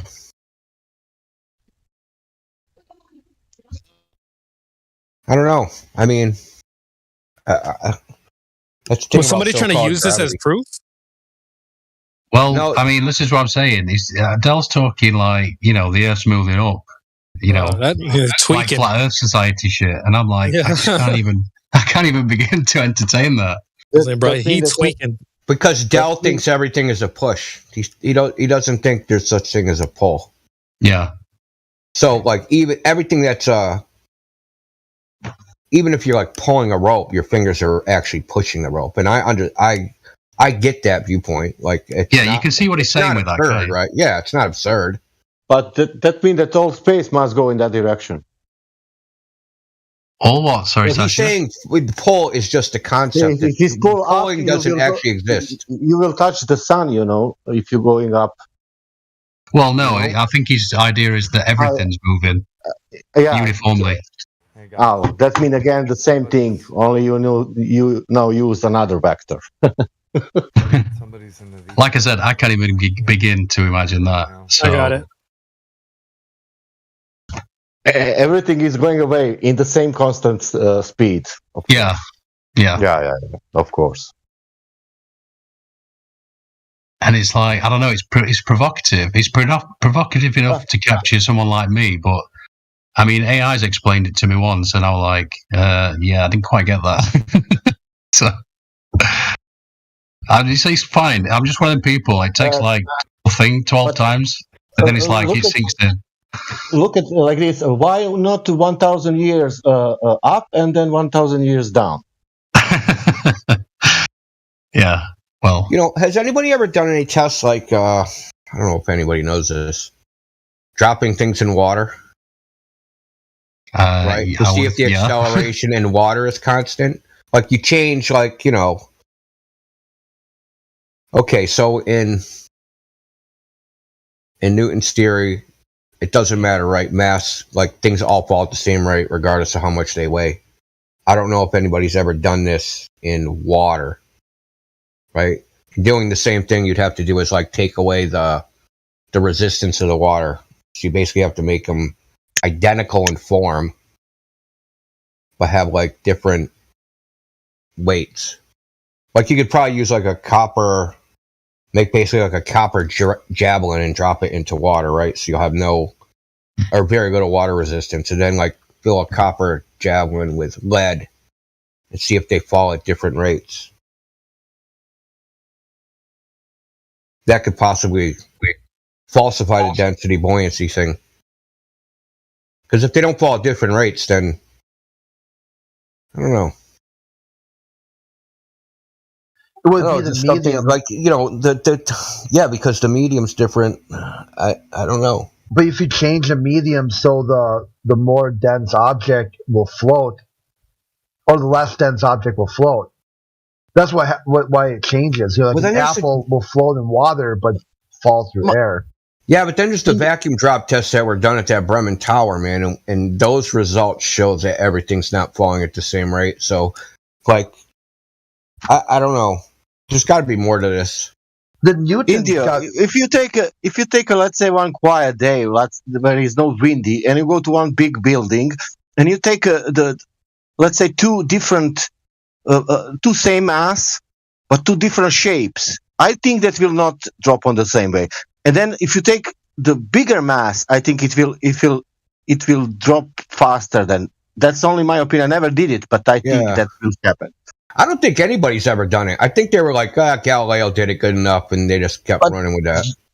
For me, I think that you need a little bit more height, not to drop from 1 meter, Yeah, a tower taller than the Tower of Pisa, man. Just do it off the Burj Khalifa or something. 100 meters, 200 meters. I don't know. Hot air balloon might work. Oh Jesus! Yeah. Well, no, but you have been there a lot in see, that's the problem. And like I said, it was done in a vacuum chamber, right? The tallest vacuum chamber there is, that Bremen Tower, and those results show they're not falling at the same rate. So and they won't let that guy test there anymore. Basically, after he did it, they said, you're fired, or whatever they did. They got rid of him. You have to pay them to do an experiment there. And he did his experiment, and then they stopped letting him do any more experiments there. Let's say have the 100 tons of, not 100 kilo of, you make like a sheet of metal, big one, but it's a weight 100 kilos. And then you have something like a sphere or needle, 100 kilos of metal, and it dropped from 200 meters. I don't think, of course, because of shape, it will not drop the same weight. And they have the same mass, or weight, not mass. Because that sheet has the 100 kilos, but it will not fall because of, all that surface will resist. Yeah, air resistance. Yeah. So I don't know, man. I mean, what really surprises me is how poorly this is tested. Like we can't all think of like hundreds of experiments that have been done. I saw one guy that was a long way. He made some kind of paper things, and he was throwing, and it was going it was staying a lot of not going up, but almost staying flying. Some strange shape she made. I cannot find any more that documentary on. He was dropping some shapes of the paper, like origami, some shit, and that shit, I don't know how long time was flying in the air. Hey, so I had a question. I'm not a flat earther myself. I just kind of had a few questions. I'm not too knowledgeable on all the experiments that have happened and all the different ideologies or beliefs or facts or anything like that. So I was just wondering, could you maybe as an introductory, kind of explain a few things that might change my perspective? Yeah, only you can change your perspective. You're going to have to look at the stuff and convince and decide what's important for you. If you're going on someone else, like say if I do my best, I give it to my try, and I say, here we go, X, Y, and Z, and I convince you, then I change my mind later on. What just happened to your worldview? Well, it would change if you were telling me something. Yeah, so that is really not a logical framework to use. Unless you see me as some sort of, unless your authority is some sort of divine, supernatural being that is outside of your lived experience. Could I maybe rephrase what I meant? I meant okay. So hold on. Let me just tell you what he's getting at. What he's getting at is that we're not the NASA replacement society. We're not going to try to convince you to do anything. If you really want to be convinced of something, you kind of got to do it yourself. So our motto is, we're not trying to brainwash you except to think for yourself. And all these claims, you can test them for yourself. You can verify all the shit we say. You don't have to believe us. You don't have to trust us. I recommend, we're going to give you some information, but ultimately, you should not rely on that. You should rely on what you can test and verify yourself, is all I'm saying. Okay.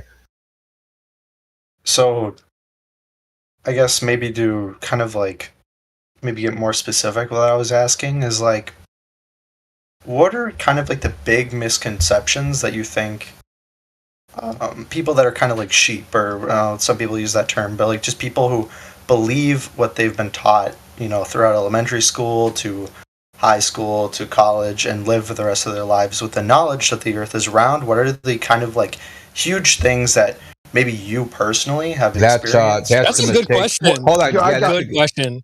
I have the answer for that. One. Yeah, okay, go ahead. He just said what it is. The biggest misconception is that they think they have knowledge when they don't. That's it right there.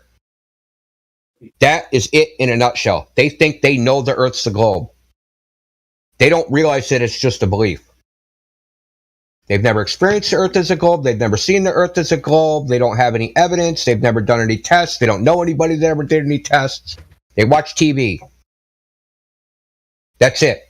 But they think they have knowledge, right? So the difference between knowledge and belief, right? I can believe something, but then when I know something, they're two different things. They think they know it's a globe, but they only believe it's a globe. That's the hardest thing to get people even to realize. They're very resistant to that. And it's not my opinion. It's objectively true. Okay? Mm-hmm. I'll give you an example. Have you seen the Earth as a globe? I haven't. Yourself, for you. Is it your knowledge that IRL. you know? So from my personal experience, I've been high enough to see, from what I've seen personally, a little bit of a curvature. Me personally, okay, yeah. You can laugh at me, whatever. My point of view, explain that. From an airplane, I've seen, we're high up, I was able to see just a tiny bit, maybe it was the window or something.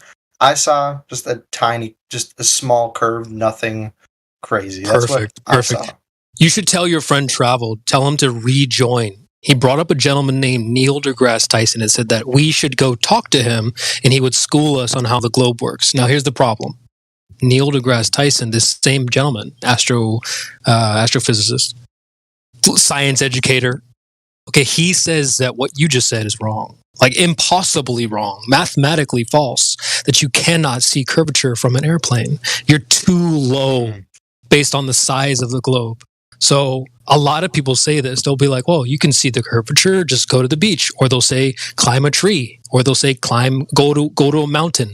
Or go to an airplane. Can't tell you how many times we've heard this. But that's mathematically false. Not just because Neil deGrasse said it, but that's what the math shows. But like Travel said, oh, just go talk to Neil. Now Neil says what you're saying is wrong. It's not only wrong, it's way wrong. It's not even close. Yeah, and I can understand it's not a viewpoint. It's what the geometry says. Geometry and math are objective things. They say the Earth has a radius of 3,959 miles. Okay? Now let's rescale that to like something you can understand. Now, instead of it being 3,959 miles, we're going to shrink that ball down to 6 feet tall. How high would an airplane be above that ball? I'm sorry, say that again. If I scaled the Earth down to the size of a ball that's 6 feet in diameter, how high would an airplane be above that ball? It depends. It would be scaled down to the same ratio. Yeah, so and that is 0.01 inches. Okay, so that's 1/100th of an inch above a ball that's 6 feet. Do you think you could, if you shrunk you down to fit in an airplane that's 0.01 inches above the 6 foot ball, do you think you'd see curvature? I wouldn't. Okay. Exactly. It's 100th of an inch, dude. I would. All right. Can I say a little bit? Yeah, go ahead. So when I was up in this airplane, I will admit I was a little tired. It was a 21-hour trip from the U.S. to Germany. Hey, I could have been all phased out. I don't know. I'm just telling you from what I've seen. Me personally, that's what I saw. So I'm not making stuff up and being like, oh yeah, this and that. That's just what I've personally seen. Now I think that from the whole theory of curvature, if you're low enough, you're not going to be able to see curves because the amount of space around you and how small you are. If it was a ball you're standing on, like just a soccer ball, you're going to see, at least half the curve, but you're not going to see the whole curve. You can never see 360 of a ball in just one picture. That's why we have size. So, Recon, are you in the live stream voice text above this channel? You should put yourself in. I sent you a ping in that channel earlier. But no, I just want to clarify really quickly before you guys go. It's not about just your perspective. Oh, well, I think I saw mathematically you did not see Earth curvature. So that it's not like our opinion or or we're trying to convince you. It's just, even if I was a globe earther, I would know, or at least from my position now, I know that you can't see curvature from an airplane. So I just want to help you out and maybe just correct you in the future. Yeah, you might have. You shouldn't tell people that. You shouldn't say that. You didn't see a curved ball horizon, dude. You didn't see that. It's okay to believe that. It's just know that that's not what you were seeing. Even like the so-called experts and people on your side will agree that ain't no seeing curvature, bro. It's too even if you can see half of the curvature, you're still saying you're seeing curvature, so we should be able to measure it. Yeah. Question about the Neil deGrasse Tyson thing. Do you have any sort of link or something I could check? Oh yeah. Actually, yeah, I was gonna play it for you. I was gonna just play the clip. Please, CB. That's flat. Yeah, while he's finding that, just if you're looking at the text chat, someone shared a good photo. It's like if you're looking out the side of an airplane or airline, like the windows are curved, right? They're curved outward. But if you're looking through the cockpit, you're going to see a flat horizon. Because they want the pilots to be able to see better. Yeah, that's probably what I saw then. I could see how it kind of curves. It's probably because of the shape. Yeah. And there's also fisheye lenses, and every camera is going to impose, some amount of curvature. So you got to just kind of pay attention to that and not be, I saw a little bit of curvature there. That's not how it works. Yeah. And then back to my original question. I kind of exactly. I didn't want to get off that, right? Because I asked you knowledge. Who has the knowledge? In fact, only 27 people claim to have seen the Earth as a ball. Only the Apollo astronauts claim that. The ISS is not high enough to see the Earth as a ball. Airplanes are not high enough. Hot air balloons aren't high enough, right? So only this small group of people says, I have the knowledge. Mm-hmm. Everybody else just has a belief. It's really that simple, because what they've actually experienced is when they went out their house, the Earth looks flat, feels stationary, and that's what we actually experience. Other people are saying that experience is not representative of reality because it's a ball that's too big and it's spinning too slow, so you can't feel it and you can't see it. But trust us, it really is. We've been to space and we got pictures. Trust us. You know, that's really what we're at. That's why I told you, like, we're not going to try to get you to trust us. We're not the NASA, the NASA Replacement Society. That's what they do. They say trust us. We don't want you to trust us because that's what they do. Yeah, okay? I guess that's a good outlook. So you understand what I'm saying? Yeah. But the hardest thing, that the biggest misconception about people have about the globe is that they think that they know it's a globe when they actually only believe it. That's like the fundamental thing. So I mean, it doesn't get any more fundamental than that. And I can illustrate this with one question. When you went to kindergarten or first grade or whatever, and they first told you Earth's a ball, what evidence did they give you? And I've asked this question to thousands of people, and nobody can answer it. They're never offered any evidence. They're just told this is the truth, and that's it. Yeah, and I feel like that's also like given with everything, though. Like when they teach some you math, things depends on what it is. They don't teach you the theorems behind it. They just tell you this is how you do it, and you believe it. There's tons of things in life where they will just teach you it, and you have to accept that as truth. Yeah, you're not going to argue with your calculus teacher. No, this is how you're supposed to do it. Unless you're some genius who can pull some shit out of their ass, the textbook, and show them how this 10,000-year-old theorem is wrong. You know, there's a lot of things in life that we're taught. So, but the thing that you can do, though, Recon, you don't have to stay on autopilot, auto-believe mode. You're allowed to go and check to see if what they're saying is true. You don't have to just discard automatically or accept automatically. I think that's where we're at now, is if someone presents something, we go through it with a fine-tooth comb. So that's kind of the way to do it. You don't just all or nothing fallacy, go through it and find out if see if it's true. Yeah, and I get that, and I've been trying through my past few years to just kind of look into things a little more in depth. And I came here curious as to maybe like, okay, what were the things that like kind of changed your point of view? What were like the turning points where you guys saw things and then you're like, oh shit, wait, no, this is flat. This stuff is... I would like to help. I would like to help. While my mic is I guess it's okay. I don't know. So the thing that there's only one fundamental claim, that the Earth is a geometric shape. And because of the geometric shape of the Earth, there are consequences. Their number one claim is that the horizon is the consequence of the geometric shape of living on the Earth. That's why the horizon is geometrically a distance, mathematically speaking. So that's the real claim. That's the model, that the horizon is at a specified distance based on the height above the ground you are and based on the size of the circle or sphere that you're standing on.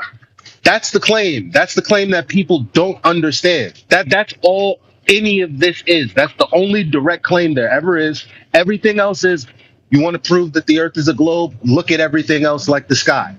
No, they only have one claim, and that the horizon is physically obstruction at a specific... You live around buildings or you live in a rural area? I live in suburbs. Suburbs? Okay, so you got neighbors. Your neighbor's house is a certain amount of paces or feet, or it's a certain distance away, right? So it's geologically in a certain location on the Earth. And you know that distance because, well, I mean, it's right there. So we understand what a distance measurement is. You might take a few paces to get to the house to go, okay, it's this many steps from here to my best friend's house or my neighbor's house. Is that reasonable? Is anything that I said ridiculous? Or is that just like, oh yeah, that sounds obvious, that sounds pretty cut and dry?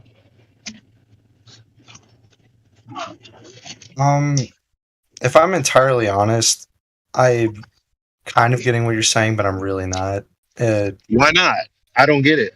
You know that your neighbor's house is one distance, one value, and one value only. Yes or no? I mean, from my fixed point, from point A to point B, yes. Exactly. The horizon, their claim is that the horizon is the same kind of thing. That from your fixed point, it is 1.2 times the square root of the observer's height in feet. You being the observer, they're telling you that based on the radius and the size of the sphere that you live on, the horizon is a distance that is fixed from your fixed position. Mm-hmm. So the only thing you have to do is test that claim. So I'm going to ask you this. Do you agree? I agree, yes. From one point to another, there's only one. So if they say the horizon is from one point to another, because if I show you a diagram, because that's all we have, because I mean, if it was in reality, we would all be globers. Right? So they have diagrams, and the thing is, you're at a fixed point, and then there's a tangent, meaning the line of sight to you to the horizon. That would be the tangent point. That would be the point at which your vision would be obstructed. So it's one distance, one location. Is it hard to accept that that's what their claim is? Or are you like, I'm not sure if that's their claim? Well, I'm not too familiar with the whole tangent thing. But I will say this. When it comes to distance, you're familiar with what your radius is, right? Yeah, that's exactly what we're talking about. It's like they tell us that they did tell us a specific radius, so we can do the math to figure out how much curvature, physical Earth curvature, there's going to be over a certain distance. Okay, so that's the point he's making, is that what if if there's supposed to be 6,600 feet of curvature at 100 miles, how an observation that would be impossible would be to see like a mountain that's 100 miles away that's not supposed to be there, right? Yeah. You get that? Yeah. So I guess what my question is like, if you're taking, let's say you got a regular circle, right? And you expand it, that if you take from a point from where you're standing on the original circle and you're going to check the expanded circle, that radius is going to change.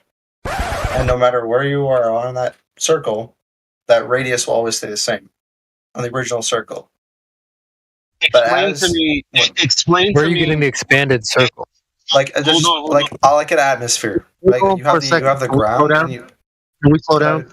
The conversation started with you saying, I all of this stuff is interesting, and honestly, it's been a while for me. I'm paraphrasing. It's been a while for me, and so I'm here because I just want to understand where you guys are coming from. So I started talking, and now you're doing more talking about not what I've said. So now we're trying to understand you, when actually weren't you here to try to understand where we were coming from? So let me clarify something. Honestly, I'm not familiar. I'm answering your question. I'm talking about a distance measurement. That's why I use something simple like your neighbor's house. And you're like, okay, I get it. A fixed point to a fixed point. I'm like, okay, so that's where we are. We're waiting to move forward in giving you clarity, but now you're asking questions that are non sequitur to the point that I was making. Okay, well, as the person who's asking the question, if you're not going to even let me finish it, and then interrupt me with another question. No, you're asking a question. You didn't even let me get to my point. You're asking a question after I your point is way off target, bro. But I didn't get to finish it. He's telling you the point is off topic, bro. I'm sorry, but he's trying to help you out because your point is irrelevant. You're talking about not curved Earth anymore. Yeah. I got you. Well, you're talking about curved air now. Like they've invoked this idea that there's an extra sphere of air, the atmosphere, that's inflated and bigger than the Earth itself. You have to prove that the Earth itself is actually that size and curved. We can't invoke extra sphere air yet until you prove that the actual ground is sphere. My statement. But that's what you started. You can't finish. No, you're not allowed to finish on your 7/6 R because we don't have an R yet. We don't have curved Earth yet. So you're invoking curved air. Now, Elijah gave you the example of like two houses, and you understood that there's a fixed point. The ground itself is fixed. But you're invoking now, well, the air shows that it's actually farther or closer. We ain't talking about the air, bro. We're talking about the actual ground and the distance between that house and your house. But why are you bringing up an extra sphere of atmosphere that makes it different? We're talking about the original claim, the ground being a sphere. Okay, if you don't have an extra sphere words yet. out of my mouth, I could answer. You're not but listening. I am listening, and I'm trying to say. Okay, pump the brakes. Okay, listen. Go to how the Earth is a sphere, not how gas forms a sphere. How do you get the surface of the Earth to curve before you invoke the surface of the Earth as curved? Get there first, and then start there, then build on that. You're on third base, thinking you hit a triple, and you haven't even got to the batter's box yet. My friend, I've yet to even finish my statement. No, but we heard you though. Words of my mouth. Friend. No, please let me speak. I can't speak if you're not gonna.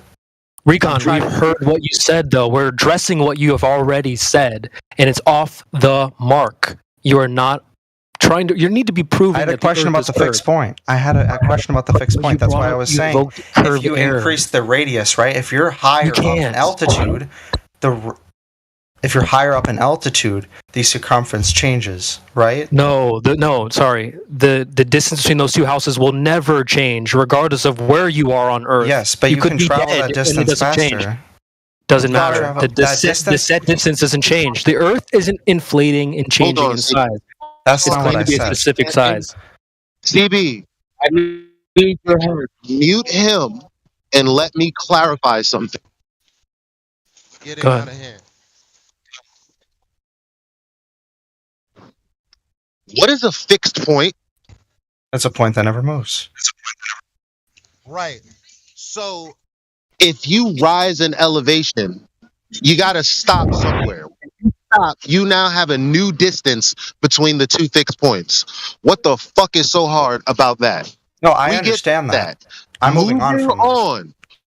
When you use the distance to the horizon formula, which is 1.2 times the square root of the observer's height in feet, guess what? Your height is already accounted for. So now, when you've input whatever the fuck height you're at, I don't give a fuck if it's 5,000 feet in the air, you then are going to put that into the calculator, or you can do the math on paper. I don't care what you do.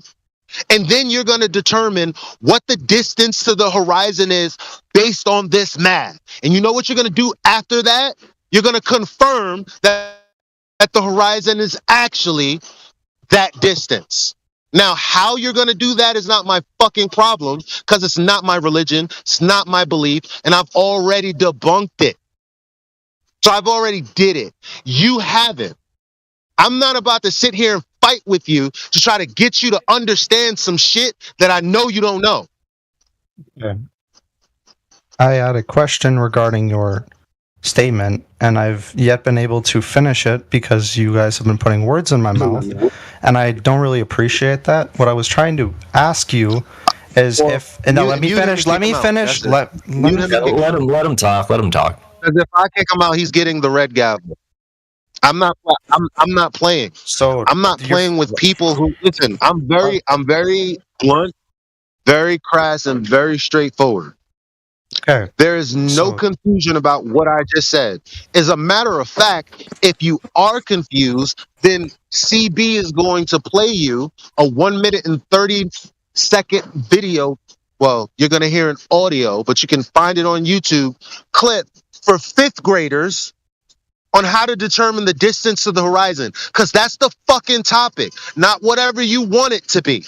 So the topic is the distance to the horizon, or the geometric location of the horizon, and how we know there's actually a location because the earth is curving away from us. This is the thing we want to know that's true for sure. We know that's what they say.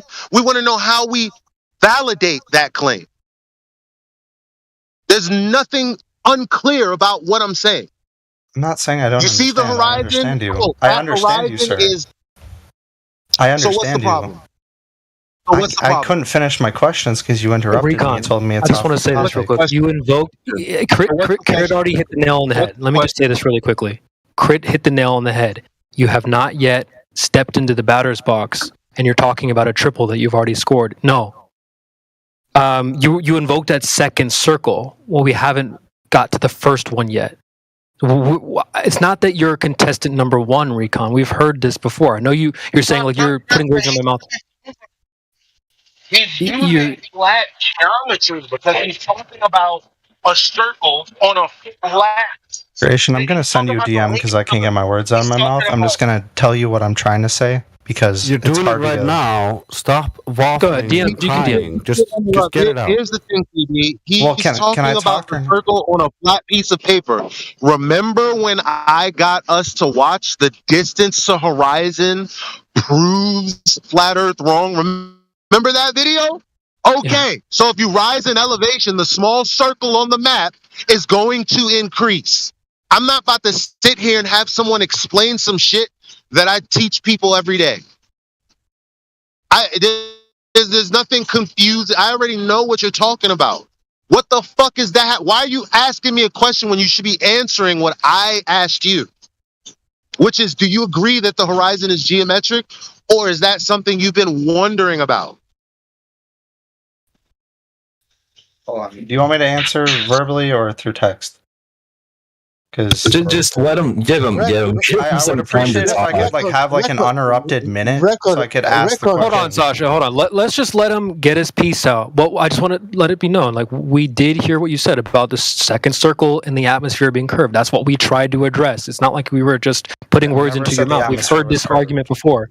Then what does that second circle represent? You said it represented the air, the atmosphere. Yes, like up in the atmosphere. No, let me finish. Up in the atmosphere at a different elevation.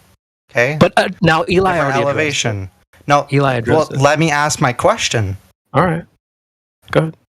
If you are at a different elevation, right, would you think that maybe if you're at a different elevation, the point of which you can stop seeing, the point where you would see hypothetically curvature would change based on where you would be at a house level? That was my question, but I couldn't get it up. He answered that already preemptively. He already answered the answer is yes. Now, how is that? The answer is yes. So what? Now, can we move forward? Yes, that's all I wanted to ask. I don't know why you're so angry. Yeah, because I already said we already know. Like we already. I couldn't hear you over. All I heard was yelling from you. We already knew that when I educated you on what a distance horizon formula was, it includes the height, which means if you increase the height, you can increase how much. Well, you increase the radius of the circle, but you don't know that. You just know the normie version of it, but you don't know technically why that's the case, and it doesn't matter. Because once you have a set elevation, then you know how far the distance to the horizon is from that elevation. Mm-hmm. I then said, I don't care what elevation it is. Do you think that based on your elevation, the formula is going to give you the distance to the horizon because you believe it's physically the object of the Earth? Okay, so you may have answered my question. I didn't hear it through all the yelling. I just asked you. I appreciate I just asked you a question. Did anybody give a horizon distance formula? You can either talk calmly or I'm not going to engage with you. If you're just going to get all upset, this is the kind of disrespect that I don't take. And if my phone wasn't freezing up right now, your ass would be fucking out of here right now. But as soon as it starts working, you're gone, buddy. So I hope you enjoyed your time. I got no clue what I did to you, man. Before that happens, so we calculate the horizon distance. I'm so close. I'm doing it.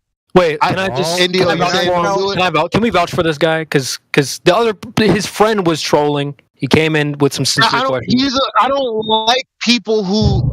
I know, Eli, you're hot right now, bro. You're hot. You're hot. Let me just be honest. You're hot right now. Someone else should talk to him that's not so hot. And chill out.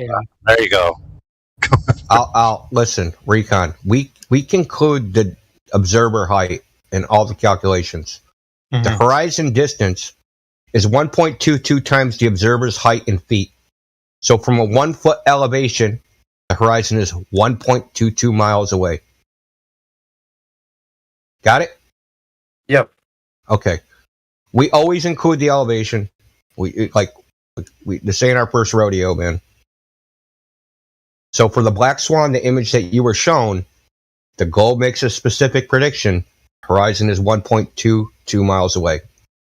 But the spur of the soil rig is 9.41 miles away. And the horizon's behind that. So we know the horizon is farther than what the globe predicts. Mm-hmm. See, that's how you test shit, right? There's a claim on the table, a geometric claim. We can go out into the real world and test it. We can calculate, okay, horizon distance is supposed to be X. Let's go do an observation. Is the horizon distance X? It's not X. Why is it not X? And from there, you do further testing to figure out, okay, why isn't it X? And then you start wondering, okay, well, this can't be true. And eventually you go down the hole of like, wait, this isn't true either. This isn't true either. And eventually you come to the conclusion, maybe some of the stuff I've been taught isn't really what it is. Yeah, but the funny thing is, it doesn't match the radius that they say. And if the radius is wrong, everything else is wrong. And when I say everything else, I mean distances between 2 points on Earth that are calculated, like the distance from New York to London. That's a calculated value. It's not measured. So they calculate that from the radius. They calculate the size of the moon, distance of the moon, size of the sun, distance of the sun, distance to the planet, size of the planets, masses of the planets, distance to the stars, all of it. All of it. Every single facet of cosmology is based upon the radius value. That's why we are only testing for curvature, and we're not testing all sorts of other variables, because just testing this one variable can either confirm or falsify the rest of the model. Yeah, I think it's a ladder. It's called the cosmic distance ladder, the first rung, radius. Mm-hmm. Anyway, I got something in the oven. Someone else take over. Well, there's some people in the chat that were saying they didn't hear what Bro got to say, and basically it was already answered. It doesn't matter how high off the ground you go, even because the globes claim to be a specific size, a set geometry. So if let's just say there's a hill in my front yard, it doesn't matter what I do; it's not going to change ever. It's going to stay there. Doesn't matter if I fly up in the air 50,000 feet, that hill is still there. So that's what I'm saying about the Earth. It's claimed to be a specific size, set geometry. That's that first sphere that you referenced, Recon. You said that we've got two spheres. We've got this first circle and then the second circle, which would represent the atmosphere. So I'm talking about that first circle will never, ever change in size because it's been given a specific size. Doesn't matter how far away you go. If you start digging in, that'll never change. The claim is set. So do you guys think that the overall shape of the Earth should be defined by the outer edge of the atmosphere or by the actual ground level? That's a good question, bro. I saw. Let me answer this another way, because I did see somebody doing one of those street questions that were giving somebody $100 for answering questions correctly, and the last question was what you basically just asked. They said, "What is the outermost layer of the Earth?" And the guy answered the ozone layer, and they said he was wrong. And so in the comments, people were debating whether or not the surface of the Earth was the outermost layer or the gas layers was the outermost layer. So I get where you're coming from with that. So some people. So your question was, what's the outermost point, or what was your question again? My point was, do you think it should be measured, like the circumference, by the outer edge of the atmosphere, or by? Oh, it would be the surface. They're claiming the radius of the Earth is 3959, so it's the surface of the Earth, not the gases in the air. Okay. Right. Mm-hmm. That's like the hill in my yard. Yeah. I have to go soon, but it was a pleasure while I was able to talk and converse with some of you. I'd like to ask a few questions later. I can see just a few people are a little upset, so I figure that I don't want to upset anyone else. Stop talking about not anger. I wouldn't say it's anger. It's a little bit just repetitive behavior. It's okay, dude. He's gonna leave after everything that I was trying to tell him has been brought to a head, and there's nowhere else for him to go. Now he's gonna leave because I made him feel away. Okay. I don't. What? I'm not trying. Recon, bro, it's cool. Come back anytime, friend. You had some good questions. You're welcome to. Transversely, why would anyone stay where they feel away? That's discomfortable. Get the fuck out. I had a feeling this would happen, where you'd kind of say it's just because I'm scared or something. Man, I got stuff to do outside of this. I just came to kind of come and be like, hey, what's up with this? We don't want to hear your life story. Just go and come back, and we'll tell you all of the things you don't know. We live in towns where people. Okay. As a matter of fact, my school had a bully. Guess what? We all have to figure it out in the same vicinity. So you want to come up against me? I didn't expect this much hostility, but all right, man. Elijah. Hey, the kitchen gets hot sometimes, but hey, it's fine. You come back anytime. Christian Bear, I appreciate your willingness to not kind of just like shut me out and be like, oh yeah, he's a dumb glober, don't listen to him and gang up on me. No, I just have stuff to do. I'm sorry I can't sit in Discord all the time. But hey, I wish y'all a great day. I hope that if I've upset anyone, that you guys can move on with your lives. See you later. Move on with our lives. Aye, dude. Oh, he's retarded, man. If I've upset you, I hope you can find peace with your maker.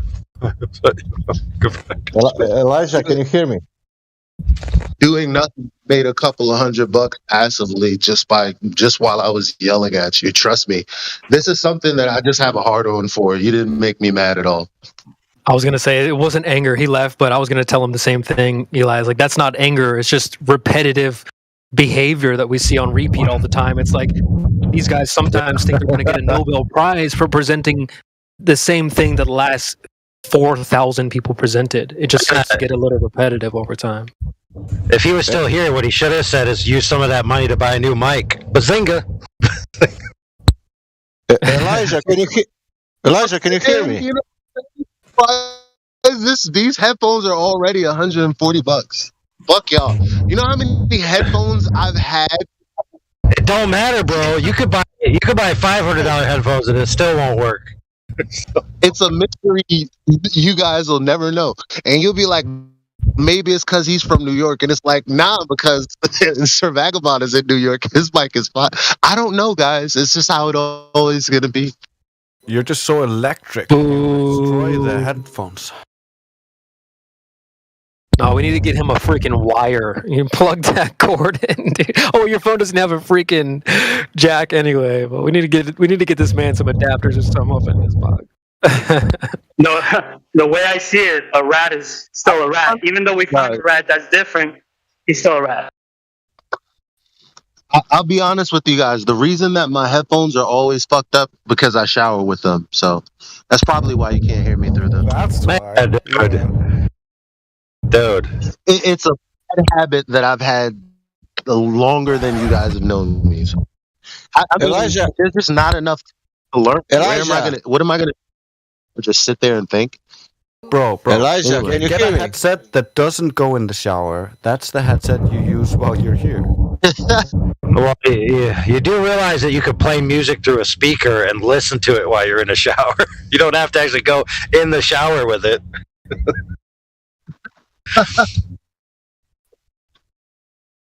Elijah, can you hear me? Yeah. Can you come and chill chat? I have to tell you something. Can what?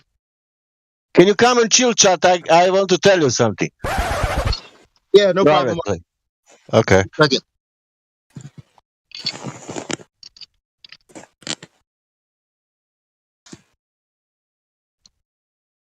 I can just move you guys if you want. Yeah, go move me, CB, if you. Gotcha. Sasha, I'm going to move you as well. You can ping. Oh, shit. Did I just move the wrong person?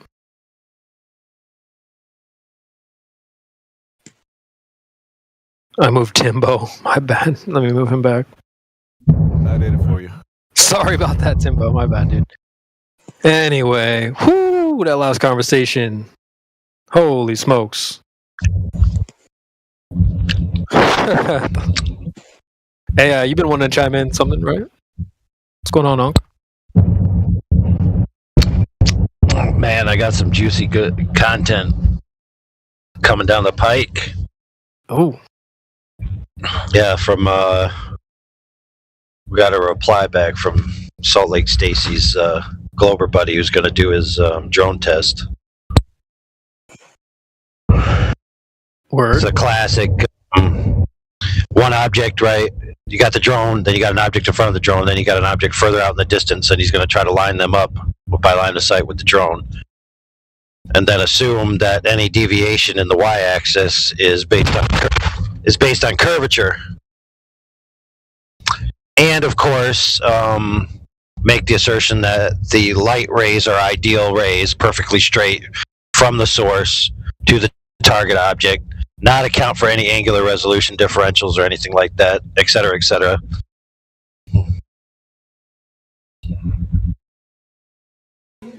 So you actually wrote out a reply, which I have, which I'm going to peruse and scrutinize. And it's, it's just a bunch of assumptions and assertions. Which, by the way, if true, and if he does this test, and if he makes the claims about the nature of light at those altitudes being straight and therefore reliable, he then has to apply those same rules to supersedery observations, which are at even higher altitudes than his drone can reach, and further distances.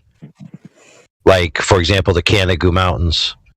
Hold the feet to the fire. No matter what happens, right? If his little test based on his assumptions works, and he says, okay, therefore the Earth's a globe, based on this local assumption, then we can use the same assumptions for a supersedery observation to say, okay, if you apply the same standards you applied there, then the Canigou shouldn't be able to be seen. And according to your own assertion, the altitude of your drone means that the light is perfectly straight, so therefore the light to the Canigou is perfectly straight, and therefore the globe is falsified by multiple orders of magnitude. So how can you win? Well, the only way to retreat from that is to say, oh, well, there must be something optical at play, right? Which just throws out the ideal geometry that he needs in the first instance, which is what our friend who just left was also being told, is that the globe is a geometric proposition and there's no tangible geometric proof of it existing in reality. All there is a bunch of optical phenomenon and a bunch of post hoc interpretations.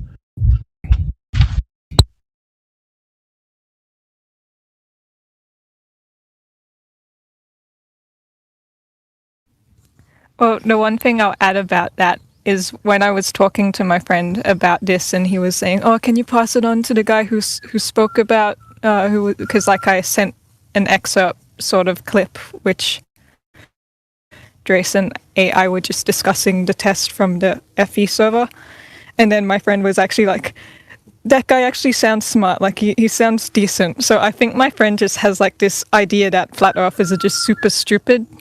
And because like I've tried to get him on the server before, but he's like, "Oh, I don't want to talk to a flat earther." And I'm like, "You're talking to me. They're just like me.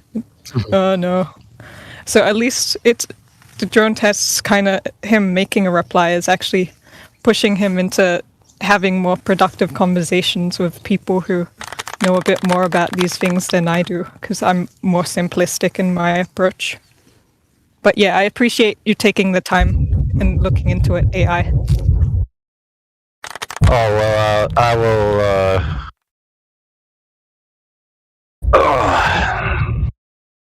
I will scrutinize it further. I only briefly looked at it. But I immediately recognize some assertions that he can't substantiate. They're just assumptions, like the perfectly straight line of light from his target object to the observation point. Which, like I said, even if that's true, there's superseding observations that if you apply the same standards, disprove the globe by orders of magnitude.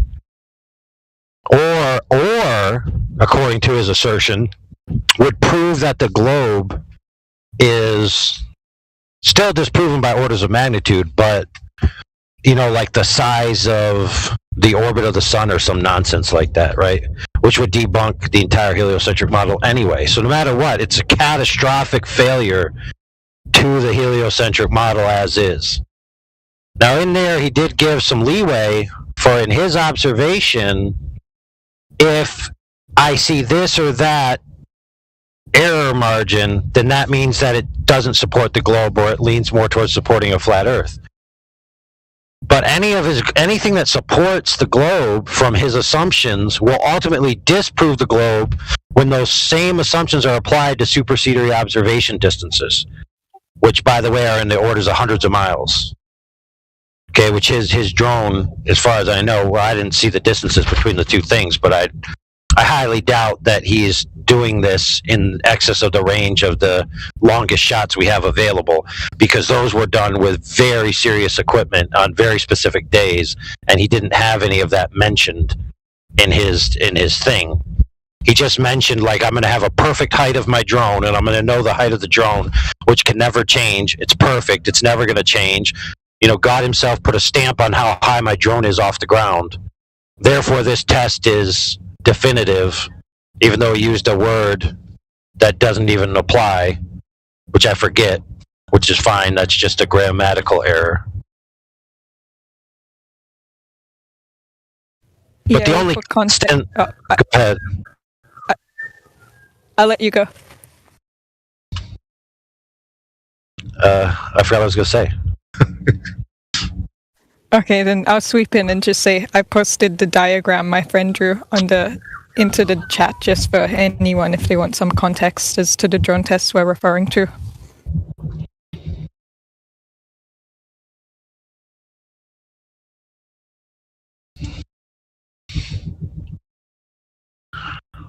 Yeah.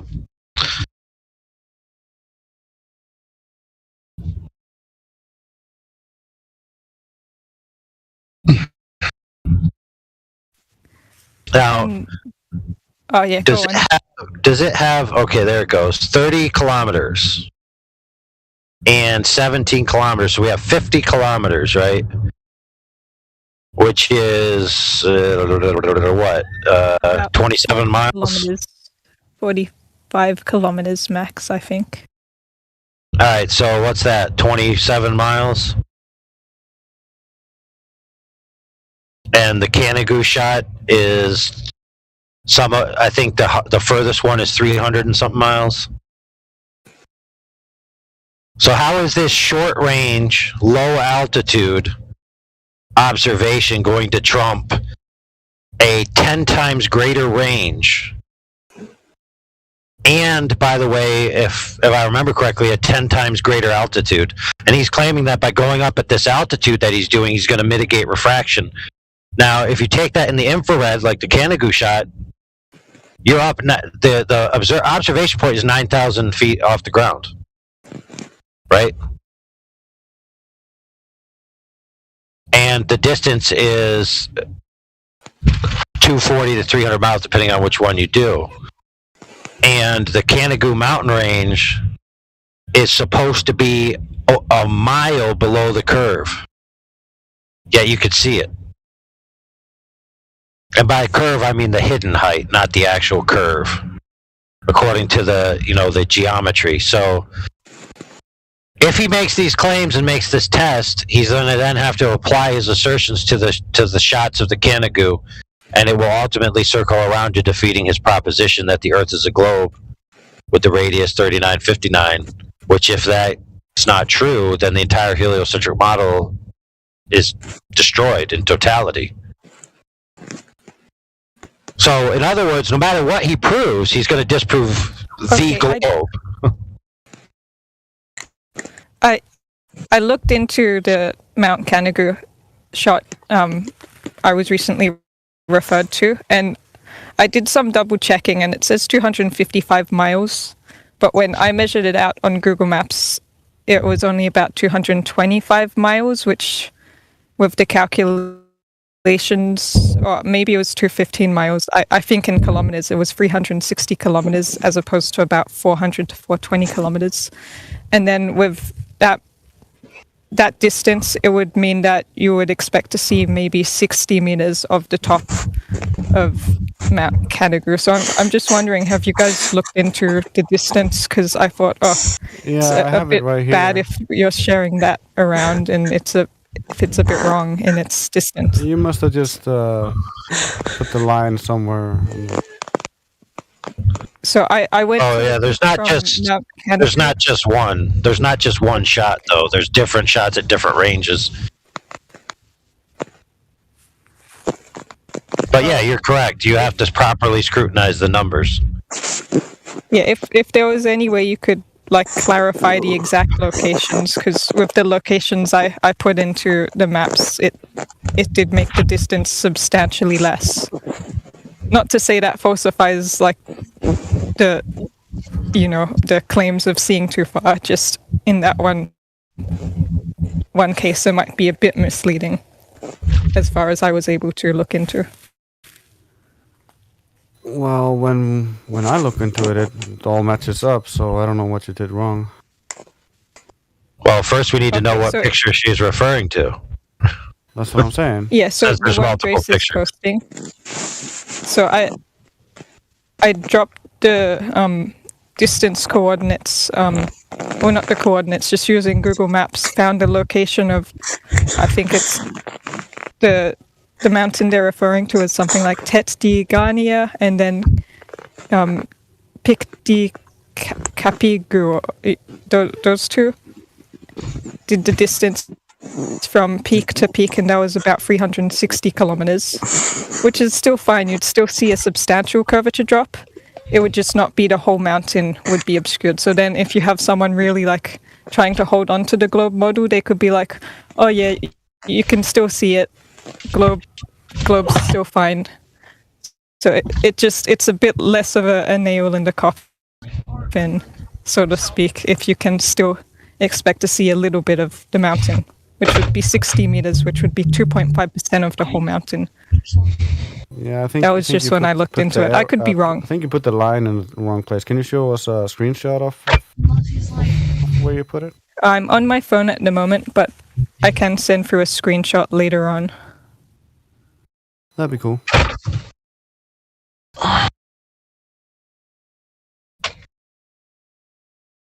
What happened to the other dude?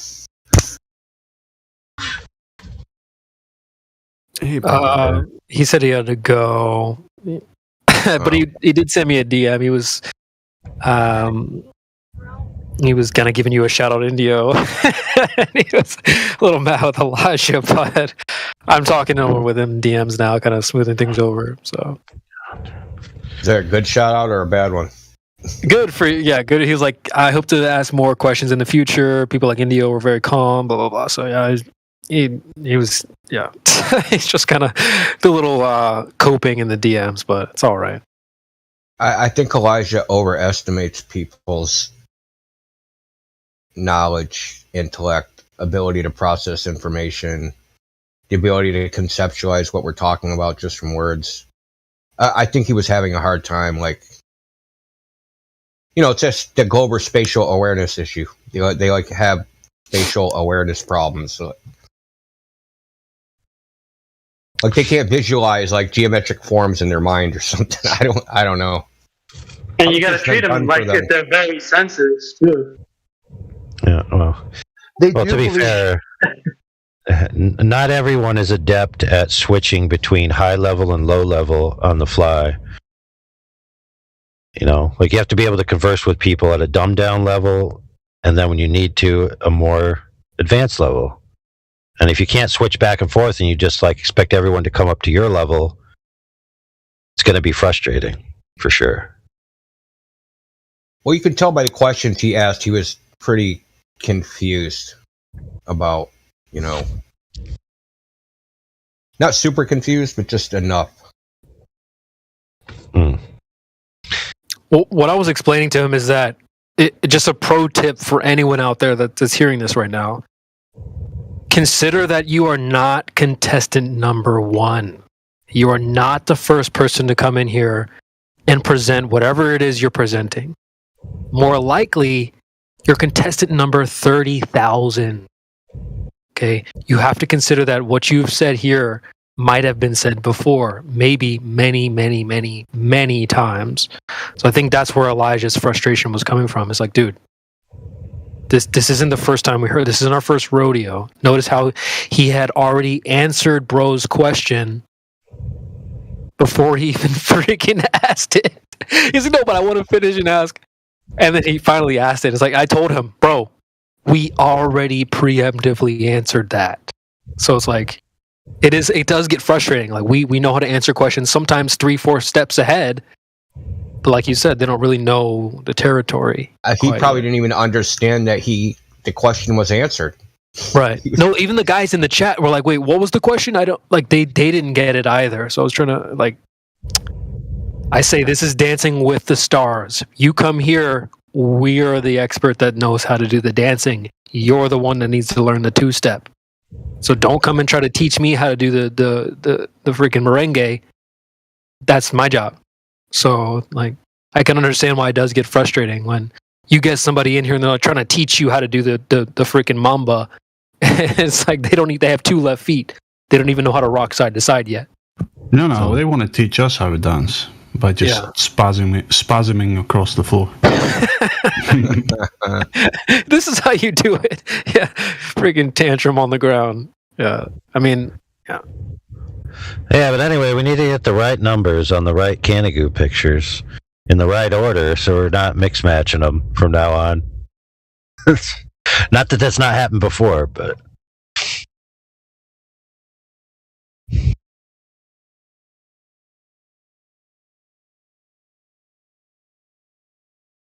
You're saying why are we talking about Canigoo? Who brought this up? I'll tell you why. If you look at our friend Miss Stacy, who just sent, or Salt Lake Stacy, or I don't know if her name is Salt Lake Stacy in here, but she sent this picture here. Yep, Salt Lake Stacy posted 8:17 p.m. This guy's trying to do a drone test where he has 2 distant objects and he's trying to have a straight line of sight from his drone to them. And if he has a certain distance that the drone must get, he's going to say it represents a flat Earth. And if he has a higher altitude the drone must get, it represents a curved Earth, based on the assumptions that he has inherent within the test. One of which, that light travels in perfect straight lines. So basically, if he gets a flat Earth result, he'll just throw that under the bus and go to curved lines. Well, that's the thing, is it seems like he's committing not to. But if he does that, then if you apply the same ideal to pretty much any of the Canigoo shots, then it still defeats the globe geometry. And as Stacy pointed out, even if it's not at the extreme ranges, because there is one that we used to talk about which was supposed to be a mile below the hidden height. And I can't remember which one it is. And that could be bad, because then I'm not sure. It's like, wait a minute, do I remember that one exactly? Oh, he's doing, I'm looking at the graphic, man. These lineup tests, they're dumb. They're just dumb. Yeah, it's supposed to be this one. And I have the elevation profile here and a picture of of the length, and it seems to match up. I don't know what she's doing. Well, like she said, she'll give you the image of where she plotted her points, and then you guys can co-scrutinize. Yeah, I'm looking forward to that. I'm talking about the drone test. This drone test is like lining up objects, vertical objects. Right. That's dumb. I assume he's going to do it over land as well. It has to be like the camera lens has to be absolutely perpendicular to the. Would it be to the second one or the first one? This is no different. Remember the what's the ones the Globers were all over like a few years ago with the bridge towers, and like the mountain in the back was lower than the top of the bridge tower, so that says the Earth is curved. Oh, was that the Deadpool thing? I was going to say Blackpool Swan. Blackpool, yeah. No, that's one of them. But there was a specific mountain range and the specific object, and that's one of the ones. It was going big, and Planar Walk actually came to try to use that as evidence. A Blackpool Tower, or whatever. Bridge towers. It was called.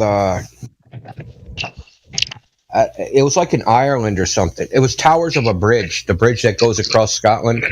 Oh yeah. Oh yeah, I'm trying to blank on that now.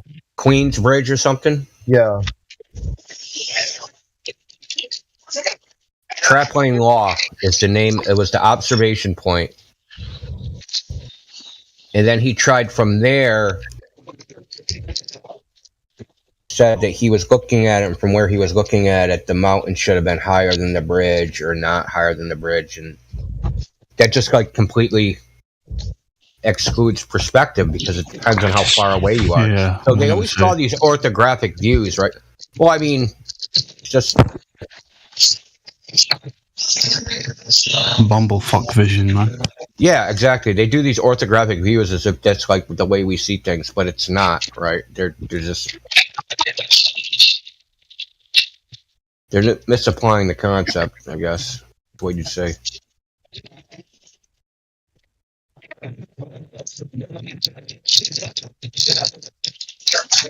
So so I've already spotted a problem. How's he going to get the drone elevation?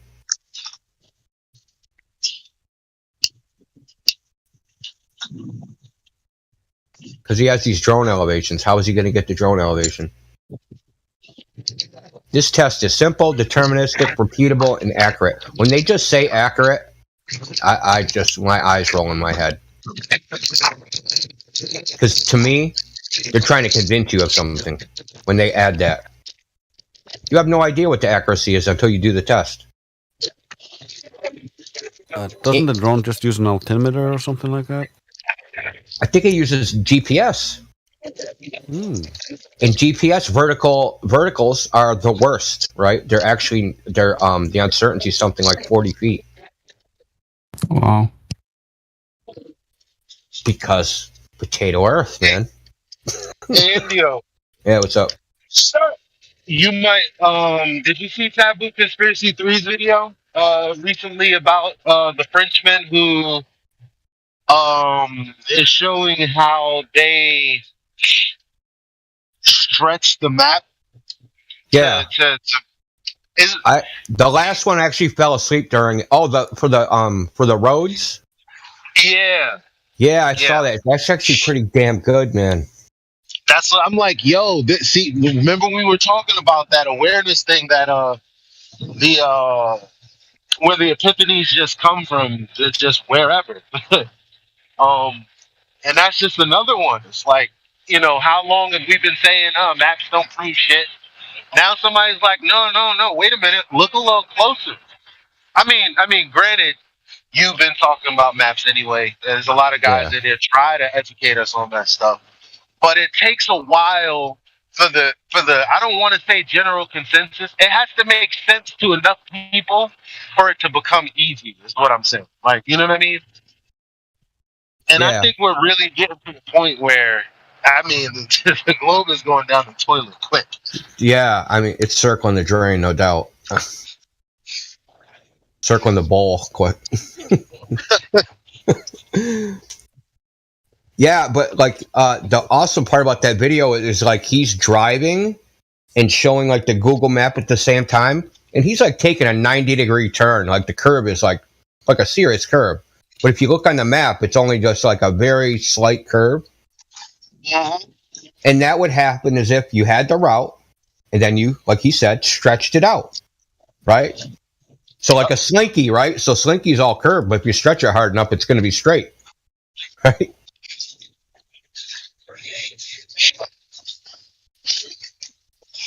You know what I mean? The rings, the spiral, you can stretch that spiral until it's like, until it's not a spiral anymore. Yeah, they're flattening the curve. Well, I think what he's trying to show is like the magic between, because you can kind of hide this kind of wizardry with the maps to make things make sense conceptually, because people are never going to experience that. Everything that we're hearing in the northern hemisphere, it's like the people in time out. Everything we're hearing here north of the equator, the people south of the equator have no fucking idea what we're talking about, what we debate about. And they don't. So if any of them were questioning, like, certain travels, and they don't have anything to compare it to, just like we don't. Unless you've lived in the north and you did enough traveling, and then you went to the south and you're like, okay, well, I'm a traveler, so I'm going to use my same means, and then discover, wait a minute, this stuff is weird. Unless you did that, which most people aren't, you're not going to really see any there's no discrepancy to see. They're just going to give you a model, and they're going to say this is what it is. And how the hell are you going to double check it? Because all you know is when you go from point A to point B, shit checks out. That's all you know. But you don't know like the wizardry behind it all. Yeah, just to explain it to everybody, right? So you have like a road route, right? So if you like go on Google Maps and say, okay, start, destination, it'll draw a route on the map. And then if you take use the map scale and draw a straight line distance, they're basically stretching the road route to make it the same as the straight line distance. They're literally like, there's a route that's actually on the ground, what the road actually does, and then there's like what they projected onto the map. They take whatever's on the road, the route that actually exists, and they stretch it across the map. It's like pulling on a string, right? Like a rubber band or something. So all the curves, so he drives down the road, right? And he's looking at the map is like there in split screen.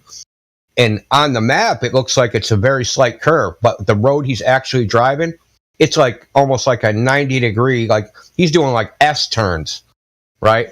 But on the map, it looks like it's a barely even like a little teeny meander. But the net result is basically the route he drove, the miles he drove. Yeah, he drove that amount of miles along the road, but not like from point A to point B as the crow flies. That distance is getting stretched. Yeah, it's pretty cool. I posted it in the live stream voice text. I actually fell asleep halfway through it, but I saw enough of it, so I remember it. to be honest, so did I.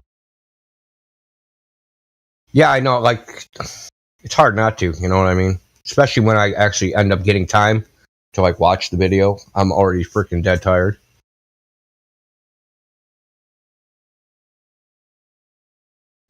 But that's why I mentioned it, because it's a good little technical video that only people like you, myself, Drace, people like that will like anyway. I think it's actually pretty simple for anybody on this particular video. I think the other ones, right, like the time zone video and the declination, those are a little more complicated. This is pretty straightforward, man.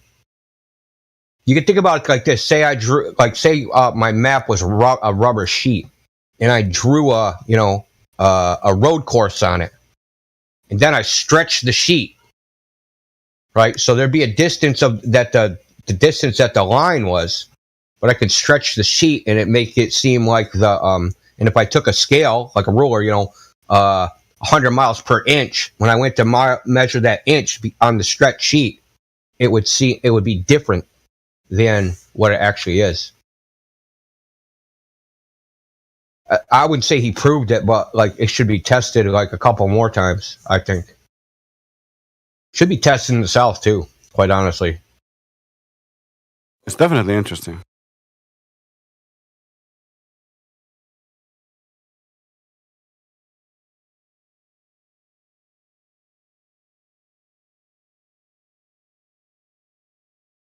Well, this guy's a sailor, man. Like, if anybody's, first of all, being out at sea in a freaking, in a racing yacht, that just takes balls altogether. Okay, just being out at sea, at least that's my opinion. Maybe it's just I'm a landlubber. Landlubber. Yeah, that's what I said too. Yeah. From Popeye. Yeah.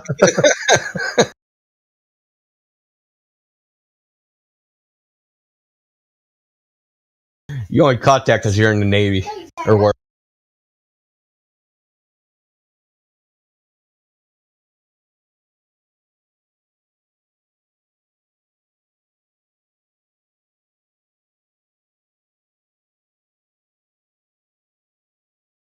There's not that much anti-flat kickback on this video. Usually you see every single pro-flat earth comment has got like a reply from the same fucking 3 dudes. Just replying to every single comment. Same dudes with like 32 accounts. Yeah.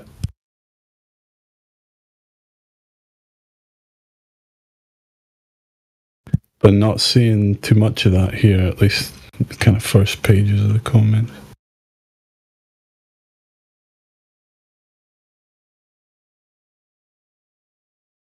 Sometimes the deception is so blatant that even the anti-flats can't really say anything, So, have you ever noticed a theme in the Goldberg comments?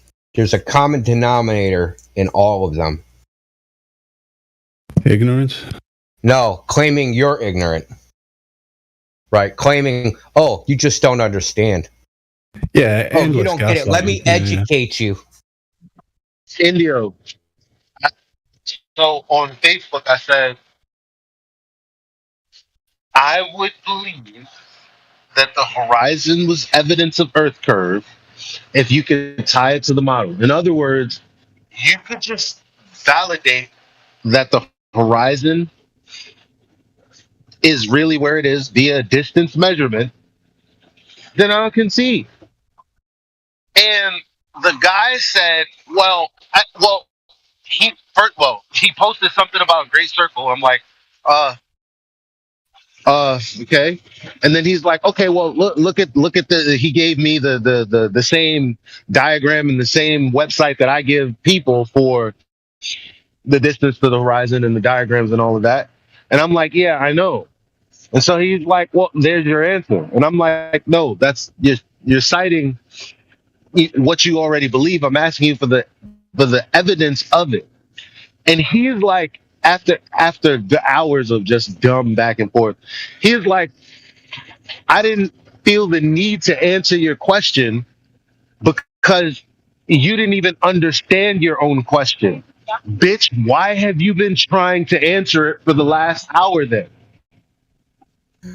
That's some funny shit, man.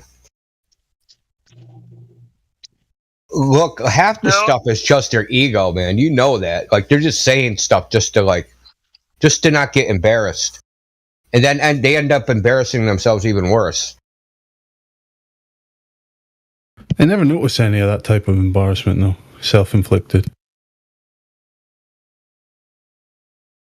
That never counts to them. It's weird. No, there's no shame there. There's no shame. Don't get confused. Don't get it fucked up. They don't have any shame, but they will. They don't want to get maybe I shouldn't call embarrassed. They don't want to get shown up. So it's like an ego. Be like, that flat earth will kick your ass. See, they don't want that. And that's the thing. Like he began like that. Like he began as a bigot. Oh, and I gave him every opportunity. I gave him. I'm like, look, bro. I understand that you know. I hear what you're saying, and I know you know what you know, and then all these credentials that you told about for whatever. Yeah, I get it. Look, I have a point to make. It's gonna be a hostile witness. And I'm expecting him to understand all this stuff because he told me his credentials that he's been in school for his whole life, right? So I'm like, okay, I'm going to give you a hostile witness, and it's going to go ahead and debunk, you know, the what you think is a fact that the horizon is physically in a specific location based on the citations you've given. And he's just calling me a moron. I don't understand anything. And I'm like, if you would just shut up, it wouldn't be humiliating in the end. None of this humiliation had to take place at all. All you had to do is not be a dick so that you wouldn't look stupid later. Why does somebody want to lead with being a dick? I don't understand where their confidence and arrogance comes from after all this time. I could see a few years ago, yeah, maybe. But after watching, if they've seen any like FE versus Globe debates over the past 5 years, the Globe gets wrecked. Just wrecked. So that's why I don't understand. They should at least come in being like a little cautious and not arrogant. You know, they're all bravado. But when it comes down to like substance, right? When you're like, okay, what's the evidence, right? The substance of the matter. Not the words, not the stories, not the form, the substance. It's just freaking, you come up nothing. It's just that guy earlier was all in his feelings, though. When I was listening to Eli talk to him, he was all, well, I feel like I can't say anything, so I don't know. I think I need to leave. It was all... You want to DM him and console him, Miggy? Huh? Do you want to DM him and like console him? Yeah, I mean, if we can rub his feet and give him some chocolate, yeah, like Kiwi says, we can do that. I think part of it is the algorithms. The algorithms keep feeding them people like Simon Dan and the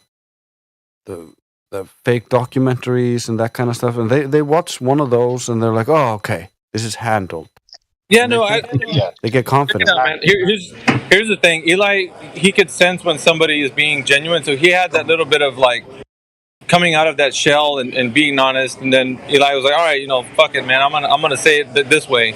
And so when Eli put himself out there like that, and the guy turned out to, kind of be a little bit more obstinate, and then it's like, oh shit, here I am trying to give you the time, because it sounded like his shell was cracking a little bit. You could just hear it a little bit, like him wanting to ask, but it turns out that he just wanted to say something about how the air expands, and like I was listening to it, I was like, oh shit, man, this ain't gonna go well. Look at this picture, Indio. Yeah. CB was like, you are a little hot. And I'm like, yeah, so what? Look, that's no excuse. When I'm going, it's because it's justified. You know what? That might sound arrogant, except I've never been unjustified with how I've handled someone here. I mean, when have I? So the thing with him is like, no, he's not being genuine. You guys are being tricked into thinking he's being genuine, because the more stern you get with not changing the question, the more they, like his type, the more they calmly interrupt you. And they think you don't notice. I notice. Because I'm like, well, now you're getting, now it's my background. No, hold on, let me switch my mic.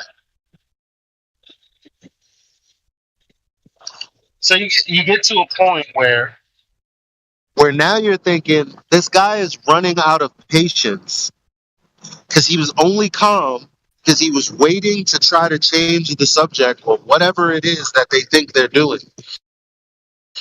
But they run out of patience just like we do. And I'm trying to force that. I'm trying to force them to run out of places to go so that the real them will come out. Because I don't have time to be nice and say, hey, well, look at it this way. Okay, look at it this way. 3 hours later, all right, look at it this way. No, CB. Why? Because how many more times have you guys heard me? And you guys think that I'm fucking insane like this when I'm yelling? How many times have some of you guys heard me in the house where I'm being super chill and I'm talking calmly, I'm measured, and they just fucking blow a gasket? And they say that it's me acting rude, and I'm actually just sitting there being easy. How many times have we experienced that?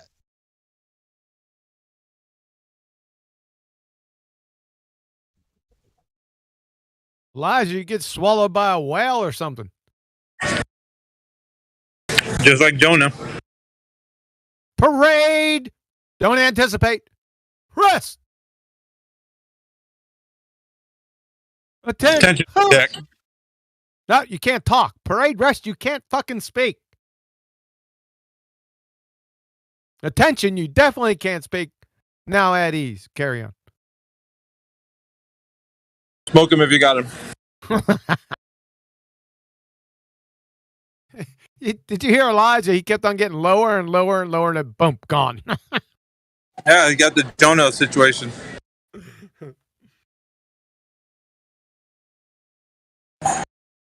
Don't seem like there's any skulls to crack.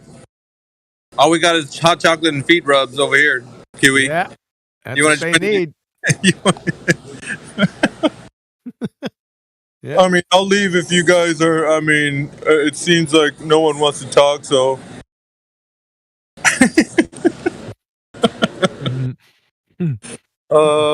They just don't know.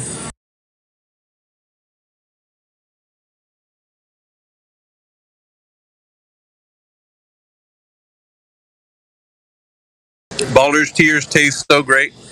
Yes, they do.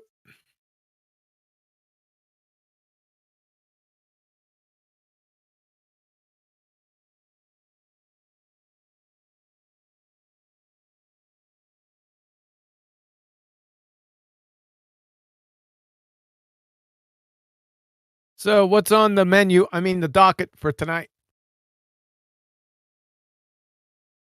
I was listening to a few random globies come in here, asking some questions, and I think one of them got really obstinate and bounced really quick.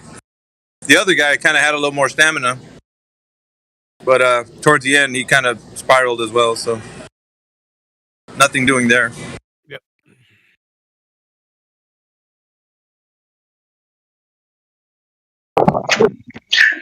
Let me ask you guys something. I've been every night I go outside and I've been it's up there, same spot every night. And tonight the sky is completely clear.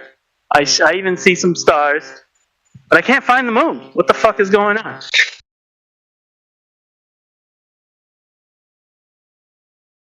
Have you tried looking up? Are you fucking kidding me, dude? No. Hey, that's what Glover's saying. Every time for anything we ask them, just look up. That explains everything. Yeah, well, I was being serious, but yeah, okay.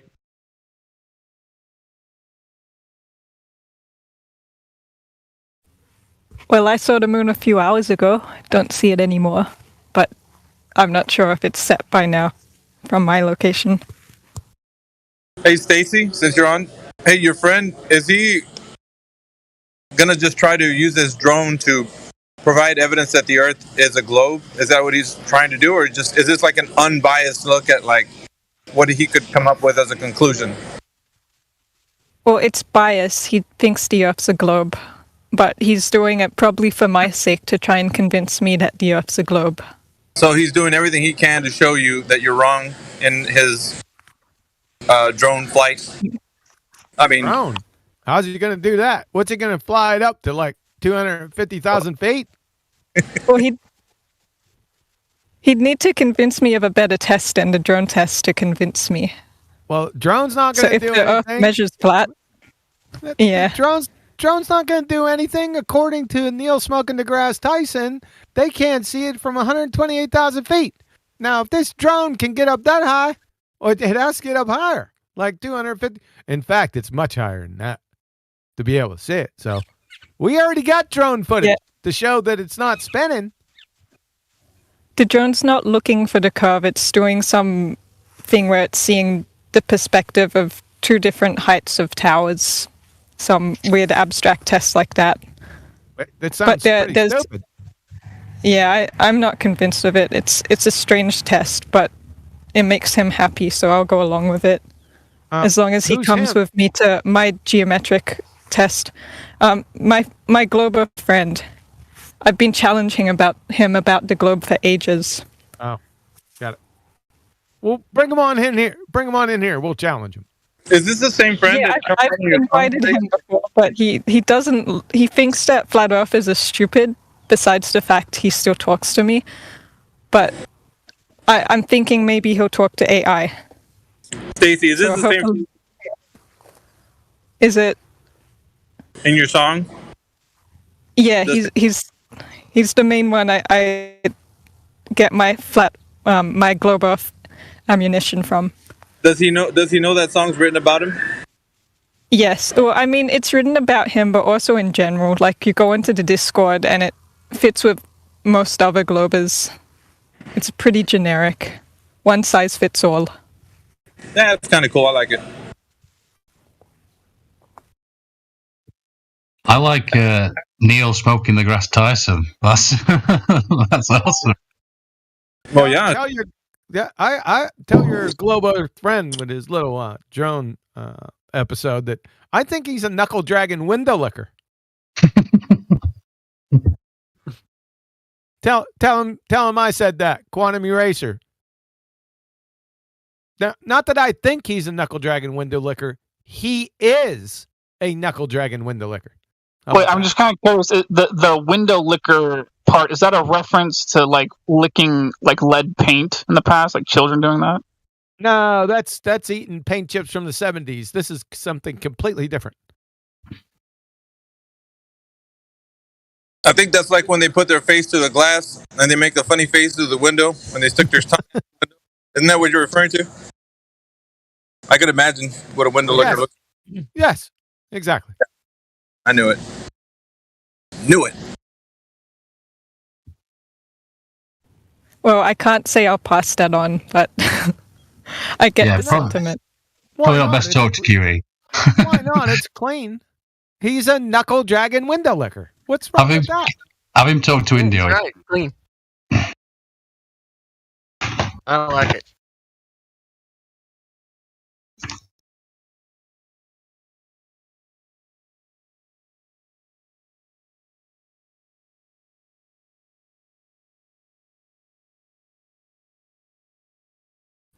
I'm kind of surprised that I haven't heard any one of us in here say yet to a Glober, like, Jim's as a kid. I was just wondering if a knuckle dragon window licker would be a short bus troglodyte. But yeah, they're in the same neighborhood. Sounds like a paint sniffer or something. An addict.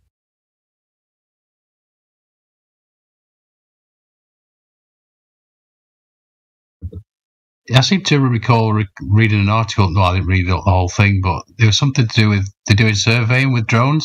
Is that what you're talking about, Stacey? Or did I? Sorry, I was half listening. What did you say? Aren't they doing surveying these days with drones, drone equipment? I wouldn't know. Someone else might answer.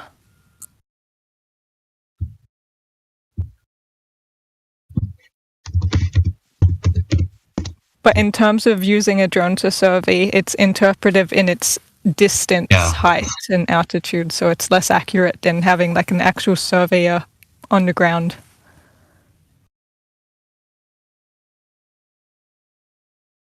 Hey, Andy, spice up the chat, man, so I can have something good to listen to at work. What, you mean invite some Globers in? Yeah.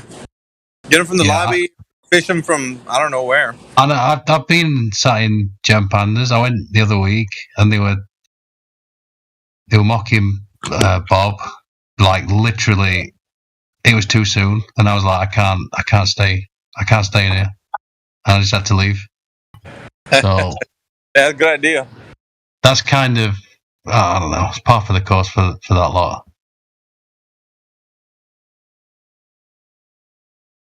So I told them. I just said, "Well, this is wrong," and they were trying to make excuses, and I'm like, "Come on, you know it's wrong." So, yeah. Of course. Anyway, I gotta get back, but yeah, scrounge them up, man. Throw them in here. Let's see how they do. Lobby seems to be a good place to start. I don't think they come in. If they see QEs in there, they're not going to come in. We're looking for people that don't know any better. What are you cooking in the oven, Indio? I heard you. Chocolate chip cookies. Cookies? Cookies. Well, you're in the mood for cookies, huh? No, they're not for me. Oh, okay. I'm a Betty Crocker brother. Oh, is that right? How do cookies work on a globe Earth, man? Can you tell me that? Never mind. I get out of here. Later, peeps. Yeah, later, man. Later, man. Yeah. You coming back? Yeah, break time probably. 10 o'clock. All right. See you then.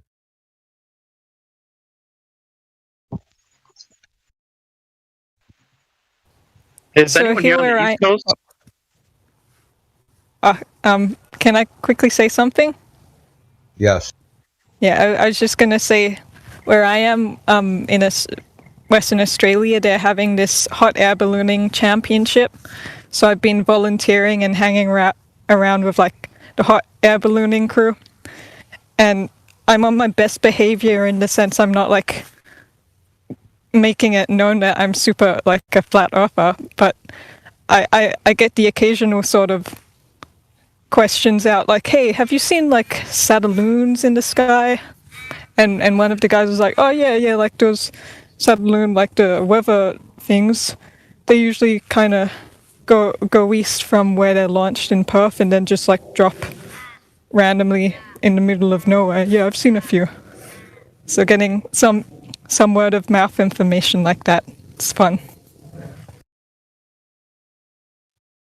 Yeah, you don't sound Australian. There's a bit of Australian in there, Stacey, but yeah, there's something else in there as well. I'm trying to pick out. Yeah, my mum is German, and I just got my grandparents' accent because, like, I'll stand with my mum, and people will notice my accent before my mum's, and she was born in Germany, so go figure. But my grandpa was always like, "Don't do that," with the most thickest accent, so I guess I get it off them. But I wouldn't have known I had German blood if no one told me, because all I know is Australia. Oh, okay. You don't speak German then? No. Oh, okay. Couldn't be bothered. I saw your Salt Lake video, or whatever. Well, the one you were supposed to do. Or at range, or whatever. Yeah. But hopefully December, I'll be looking to redoing that test. So, what was that, 10 kilometers you were going to walk? Yeah, 10 kilometers. I think 5.5 miles or 5 miles. I don't know. Miles. Are you up to it, man? Like, yeah, I've done it before. The first time I walked it, I was exhausted by then. It was 15 kilometers, and that was like, oof, I can barely get through. But I've been walking a lot more these days. So, and mind you, it's also in the heat of summer, so it's like the worst of like all the conditions. But like, I don't have any negative feelings about it. I just loved the experience of walking on the Salt Lake, as tiring as it was. Yeah, just bring lots of water. Because there's obviously no shade, right? It's not like you can take a break. Bring an umbrella or a big hat or something. Yeah, last time I got so sunburnt because I didn't think about the sun reflecting on the salt lake. I just thought, okay, hat will cover me from the sun. No, it didn't. It reflected onto my face. But it's all part of learning how to conduct curvature tests on salt lakes.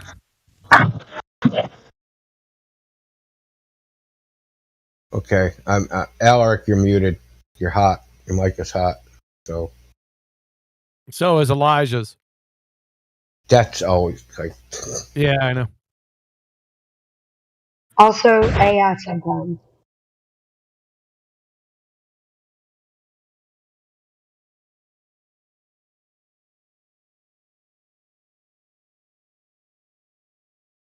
What was that?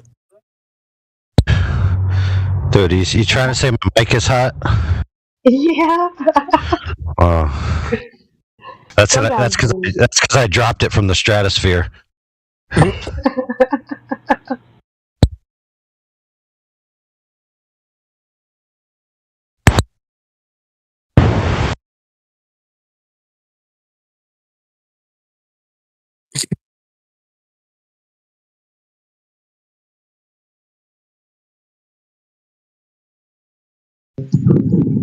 Sorry, I'll ask again. Is anyone here from the East Coast right now? Living in the East Coast? Yeah, why? What's up? Go outside right now and tell me if you see the moon. Shit, man. I'm like on the 9th floor, man. That's like a 5-minute adventure. Well, I'm in Alabama, so I'm closer to like southeast. So. What side of the sky is it on? Is it like The thing is, I've been observing for like the left side. weeks. Yeah, it should be on the left. When I exit my house, if I turn around, is it going in a different direction? Welcome. Good night. I'm in the East Coast. What's up? Hey, can you see the moon? What time is it? Yeah.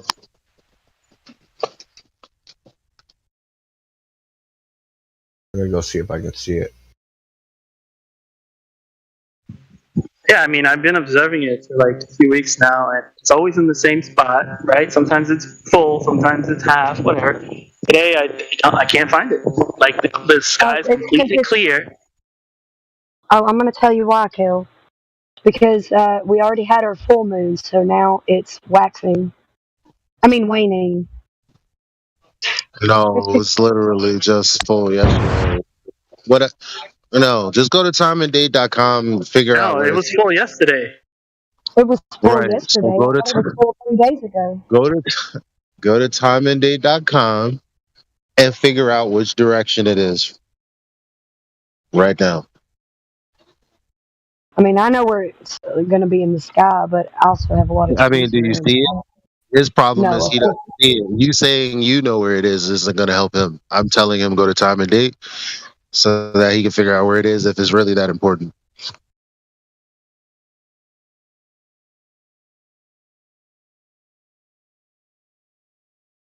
And I'm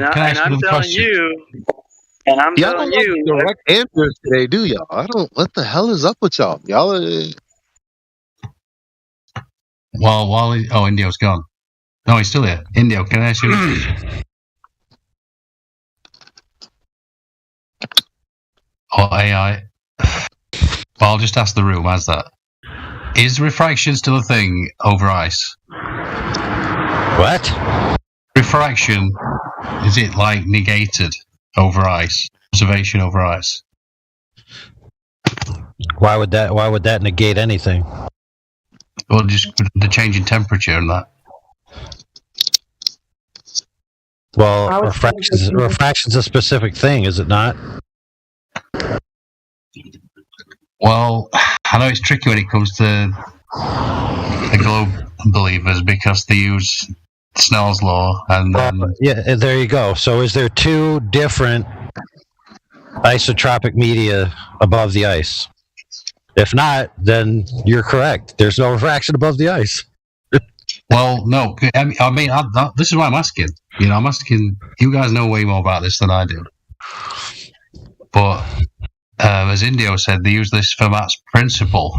They don't. If anybody's doing anything practical, they don't even use Snell's law anyway. It's only the Globers that. Yeah. Okay. There you go. Only the anti-flat earthers, should I say? You got to qualify that conversationally, like they.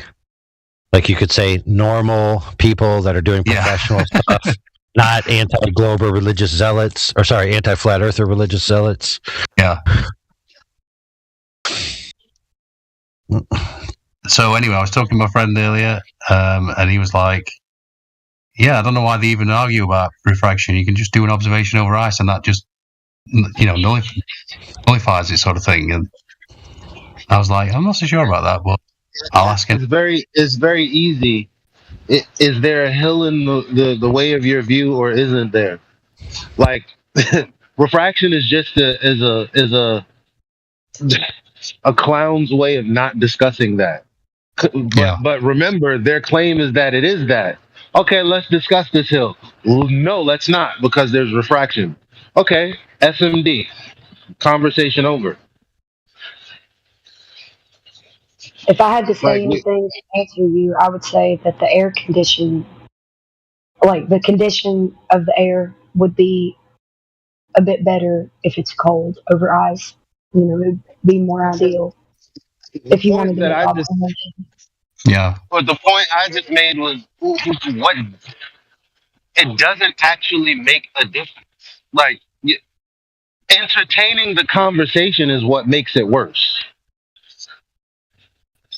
Like if there was an emperor with no clothes, and I'm like, he has no clothes on, and y'all are like, well, maybe if there was some kind of special stealth, that's not helping. This is what I'm trying to say, and this is exactly what AI just said. Well, what do they mean when they mean refraction? Conversation done. There is not the kind of refraction that they think is happening. So, I mean, other than your need to connect with the person who just will refuse to listen to anything real, whether you do it over ice, whether you do it over fire, whether you do it, it doesn't matter. Because something in the way is going to be something in the way. It's never going to not be something in the way because of something that the air is doing. That's ridiculous. Yeah, I agree. As do I. I agree.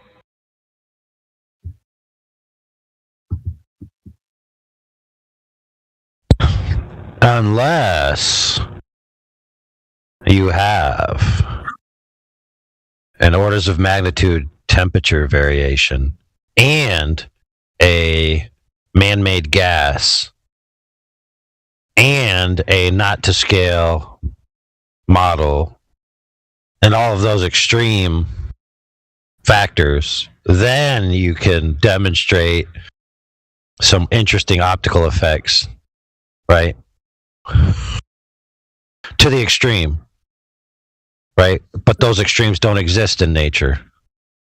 So your claim that this occurs on the regular, right? And the normal every day, but you need super duper extreme situation to even make it even barely representable, then that means it just doesn't happen every day. Right? What about Lake Kilm ice? That lake that's just made up of a bunch of kilns next to a bunch of ice, and the ice just stays ice magically. What about Lake Kilm ice? You can see the curvature of the Earth there, or have her. I don't know. Is it from a video game? Just trying to make a silly joke. I don't know.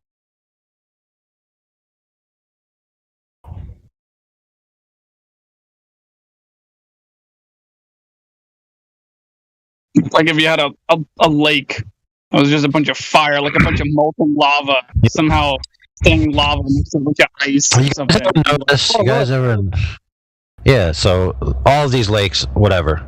You guys ever notice that when they're trying to prove the globe, they need ideal geometry, perfectly straight light, everything exactly where it needs to be in accordance with linear ideal perspective. But then when there's anything that disproves the globe, all of a sudden, all of those perfect ideals that they just appealed to, all of a sudden become curvy, worvy, wavy, every which way. And mathematically imposes the radius anyways. And, you know, they don't have a problem. They've got everything ready from all angles. Mm-hmm.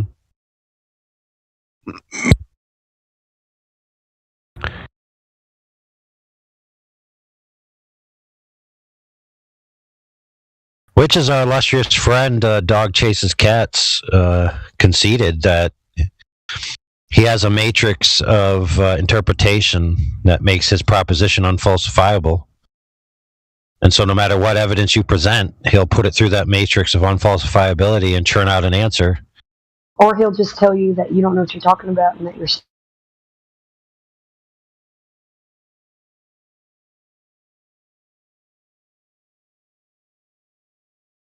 So basically he says, I determine that the Earth is a globe through optical means.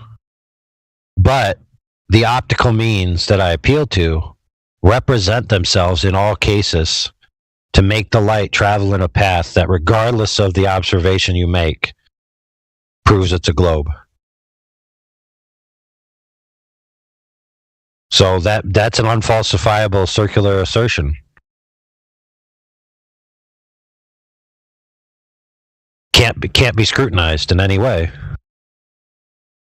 So it could just be summarily dismissed. Be like, well, that's an interesting assertion that you can't prove because it requires circularity to prove in the first instance.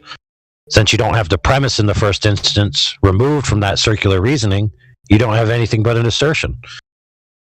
So you just have a barefaced assertion with nothing backing it.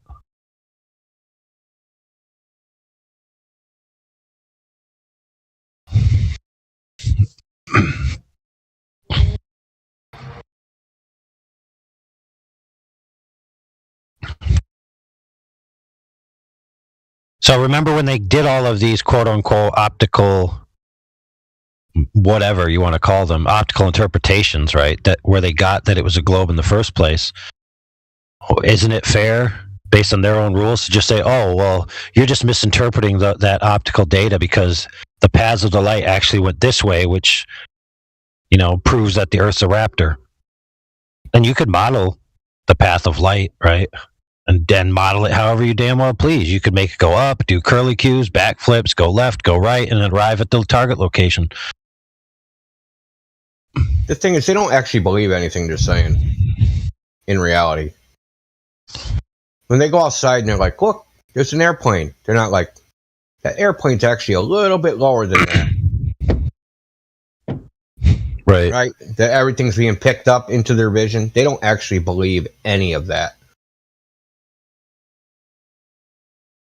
They say, look, I saw fireworks. They don't say, look, I saw apparent fireworks.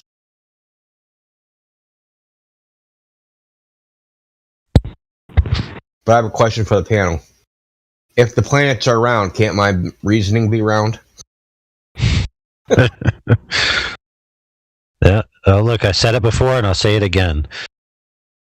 A sphere is basically a circle rotated 360 degrees. So if you have enough circular arguments and you rotate them, you end up with a sphere.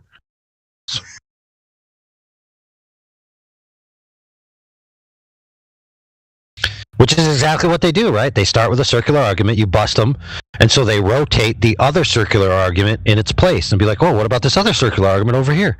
And they just keep juggling circular arguments to hope that with enough speed, right, that your frame rate of perception will render it as a sphere in front of your eyes, like magic. Well, sometimes they multiply their argument by 2 pi and then assume your argument.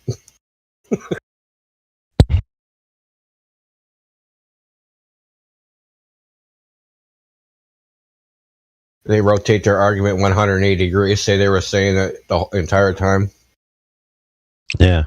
We never said that the horizon was geometric Earth edge. Never. Then 5 minutes later, they're like, "Why can't I see the bottom of a boat?"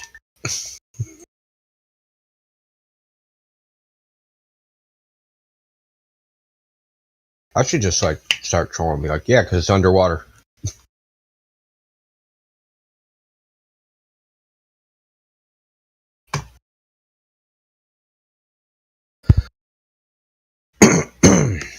Oh, I'm gonna send you that guy's blurb.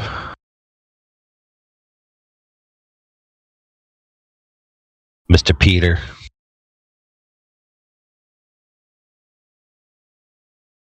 Let me see, where is it?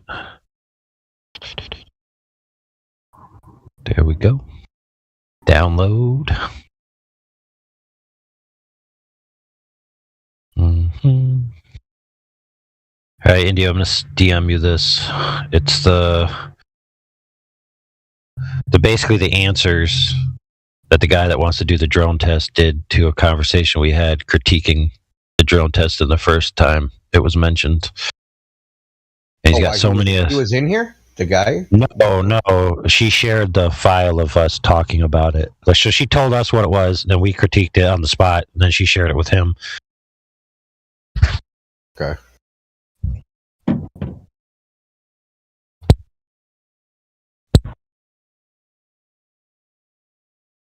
All right, let's see.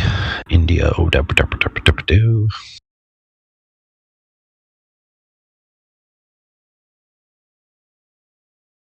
Man, that sucks. You can't just share a file by pressing plus.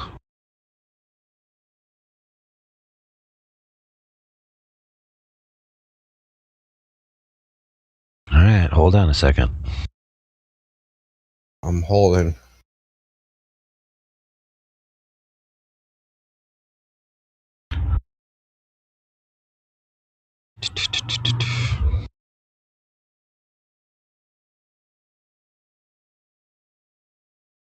All right, then you got to go share.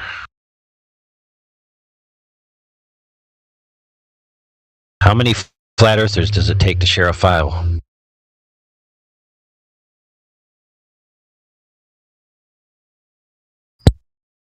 Depends on whether you don't account for refraction or not, or believe in gravity or don't believe in gravity.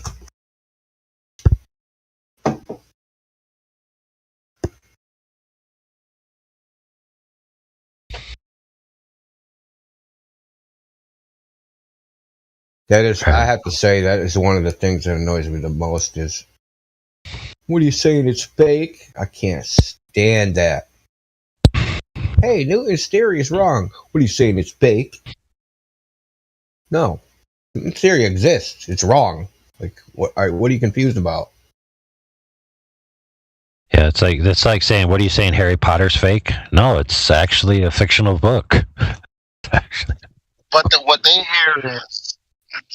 hear is every show they've ever seen, every science teacher they've ever spoken to, like all of them somehow missed this, but you figured it out. That's what they hear, and it's like the incredulous, like they're too incredulous, and you're like, yeah, it's right, and they're like, yeah, right, it's wrong, but I'm in school right now, and nobody's telling me how it's wrong. Sure, but they can't see it.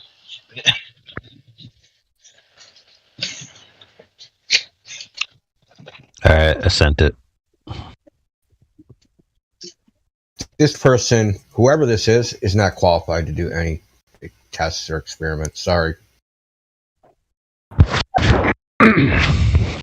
Speaker 1, Trace. A lot of factors make this not a very accurate measurement of any sort. Explain why, ? The only measured quality that matters is drone height. That is measured by the drone itself. Oh yeah? Really? Just measured by the drone itself. That's awesome. How?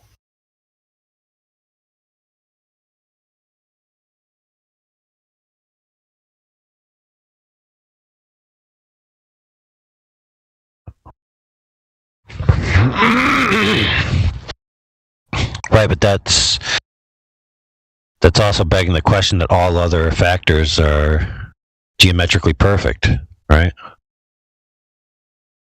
Yes. I mean, so in that case, you don't need to know the distance to the other objects, the height of the other objects, none of those factors.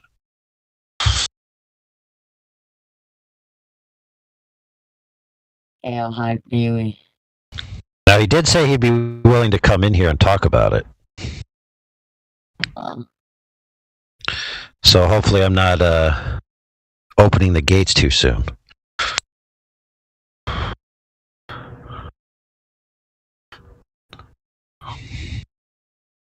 Guy makes a lot of claims, man. When did you guys have this? Was this from discussion today? No, yesterday. Well, maybe the day before yesterday. The 7th. Yeah, the 7th. That was yesterday.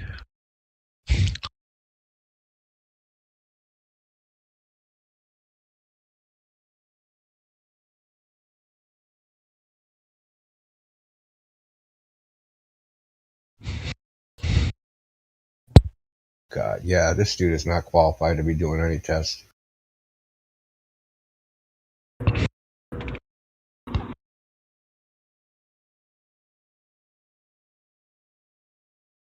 He just makes these assertions, man. In my test, the drone will fly in the air, looking at the lighthouse. There will be no reflection. There will be no refraction. There will be no warping or fata morgana. The light will travel in a straight line through clear air at roughly equal altitude and density. You will see the island and the lighthouse sitting on top. It's just as clear as you can see the screen in front of you from which you are reading this text.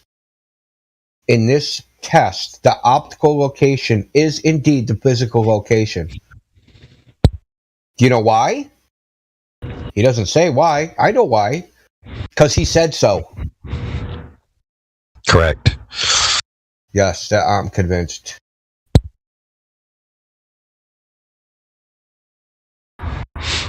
Well, if you don't take into account perspective, how could you possibly make that a claim? The only way is if you're operating in ideal geometry that doesn't have perspective, which means you're operating in the fictional world. So this test, check this out, friends. This test is occurring in a fictional world. Even if he takes the drone out in real life, the actual test is going to be on paper in a orthographic matrix that it doesn't exist in reality. Furthermore, if for whatever reasons this is not believed, that is fine. For the test does not care about the object's exact location. It also does not care about perspective, or again about the horizon. The only metric when flying the drone is move to the height that causes the top of the tower to be in line with the top of the lighthouse. Since Speaker 2 stated above, light is not Kirby and Werribee, that would mean that the drone, lighthouse, and tower are all positioned in a straight line. The drone height will not change no matter what the camera has, no matter what focus, zoom, fisheye lens, rectilinear lens, no matter the time of day, year, no matter the temperature of the environment, it will always be the same. Right, so let me tell you what that was a reply to. Hold on. I'm going to just reiterate for the third time.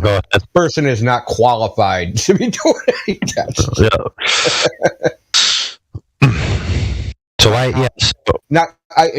I got correct. Not competent. I shouldn't say not qualified. His qualifications are irrelevant. If he has qualifications, he should ask for his money back.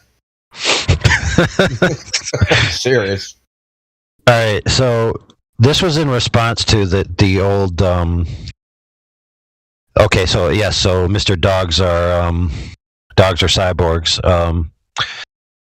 He told us that the laser test, any laser test is irrelevant unless you know the path of the light from point A to point B in totality. Right? Yes. While simultaneously the globe Earth makes claims about the nature of the path of the light in order to allegedly rebut supersedery observations than globe geometry, right? So he is attempting to remove that. right here. Yes. By bare assertion. He has removed it with verbiage. He said, "The light's straight. I said so. I have removed refraction." Oh, God. So we got a few VC verified in here. If you guys haven't addressed them, I don't know. Better than just like after what I just read.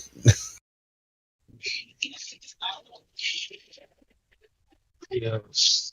Mm-hmm. We got Novi Dice. We got a Ninja Chris.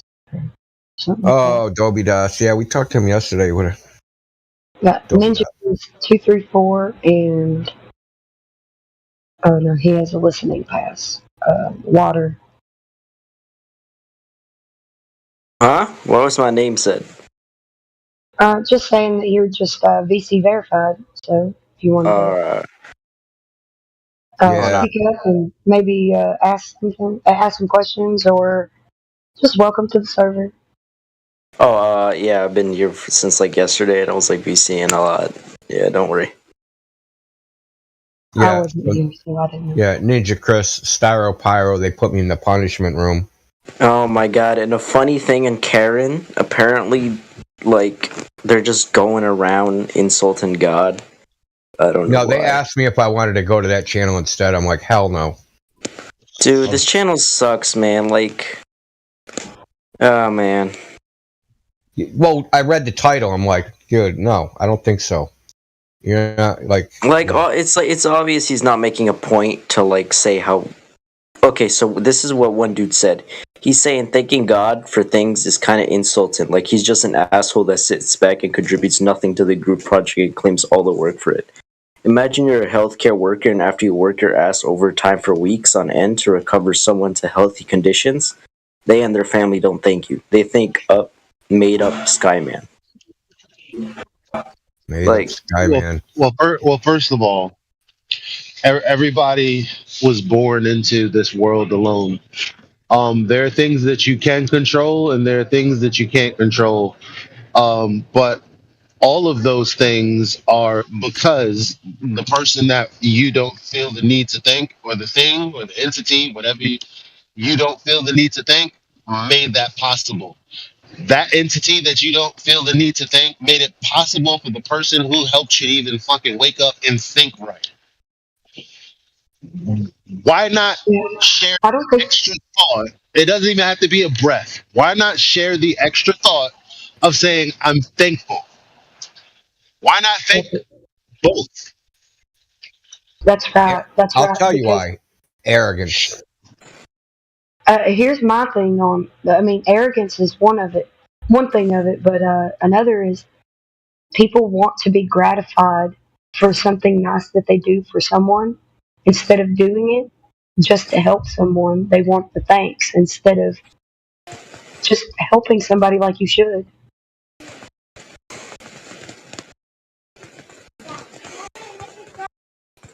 No, he's talking about thanking God for like something good happened to you. Well, I'm saying that if you would rather be thanked than for the Creator, who is the reason why we all exist anyways, if you'd rather be thanked for helping somebody back to health, you're pretty much doing it just for the gratification instead of for the fact. Yeah, I agree with you 100%. 100%. Alright, so like... Actually, I just noticed I'm not in there. They must have kicked me out. Oh, rip, man. I think they did. Sons of bitches. Cowards. Yeah, they, it's a server full of atheists that just don't like to have anything against them. And when they do, everyone just gangbangs on that one dude. Of course, man. Yeah, like you saw it in astronomy and rocketry. You brought like you, me, and another dude came out, and then all of a sudden they banned you and they banned the other guy. Yeah, Simcord. Yeah, of course. And they banned Heretic. I think he was there at some point. No, I don't doubt that. Yeah, man, he was like there first. Yeah, they They had to should have make. liked him because they're atheists, right? They should have been like, heretic, that's us.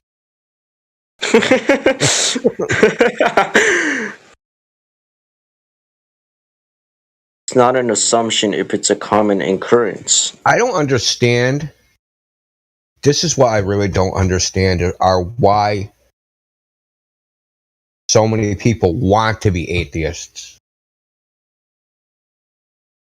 They desire it. It's not like, I don't get it. Why would you want reality to be like that? Because church is boring. So what, dude? Like, why do you just want to be? Like most of life is boring. Like let's be. There's gonna be boring things in life that are gonna be good for you. Like you know what I mean? You gotta learn to be content. You gotta learn discipline. You know what I mean? You gotta put yourself in some uncomfortable things so that way you can grow. So you want to hear my perspective or no? It's not that they don't want to or do want to. It's that your mic isn't capable of letting us. Yeah, Elijah, no offense, your mic is really hard to. It's hard to hear you, buddy. You know what? Let me see if I can use the phone version instead of speaking. Taking a GoFundMe for your mic, man. I've thought about that so many times, hearing him. This is me talking from the phone directly to my face, which feels so retarded in 2023. But can you hear me? Yes, perfectly. All right. Sound beautiful.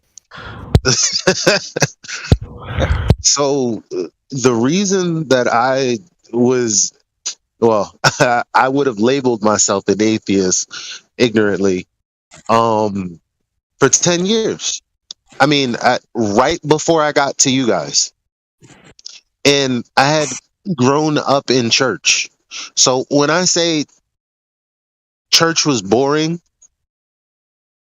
and I mean my entire existence up until the time I decided this stuff is retarded, I just had to go along to get along. And the seething that happened inside that I couldn't let out because I might get reprimanded, that shit builds all the way up until you become an adult.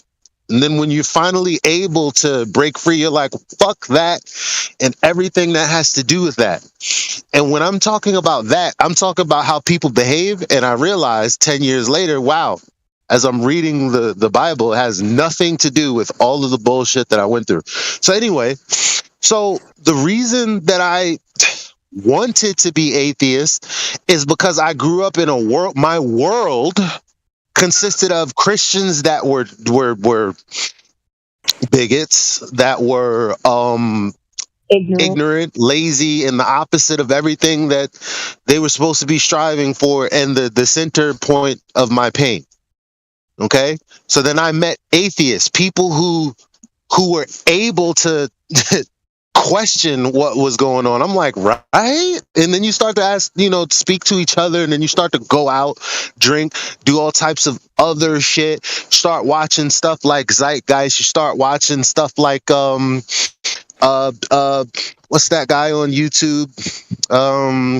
Whatever, Smarter Every Day, all this other stuff that teaches you about the universe. Then you start to go, yeah, man, this is the real shit, not that religious bullshit.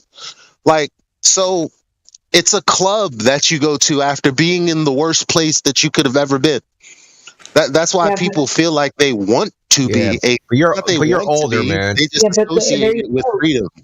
Listen, Elijah, I feel you were looking for something to replace it, though, right? Oh wait, Indio. What? Okay, so this guy says God's kind of an ass if he can't take any criticism without going instantly defensive either. And I said, who are you to judge God? And this man says the one who perceives. Oh my God. Like, seriously? God was being defensive. He got vaporized. Like, what's he talking about? Is that Brenton? So you see what I'm saying? Atheism honestly was nothing more than it was freedom. It represented freedom. The word atheism, when I heard atheism, everything told me freedom. Freedom this, freedom that. It had nothing to do with what atheism actually means, Yeah, I I think it's a understand. phase. Like, when you were brought up, these kids nowadays, they weren't brought up religious. Right. And they're atheists. Well, they And kind of are, except they love their religion. They're like, space is awesome. But anyway, well, the globe religion, that religion. But like, so they're second generation, third generation atheists. The thing is, they're actively hostile to the notion of God, the sky daddy thing, right? They're actively hostile to it. The thing is, to be hostile means it's like that thing. It's like you don't like it, like you don't want it. And I like, but why would you want that?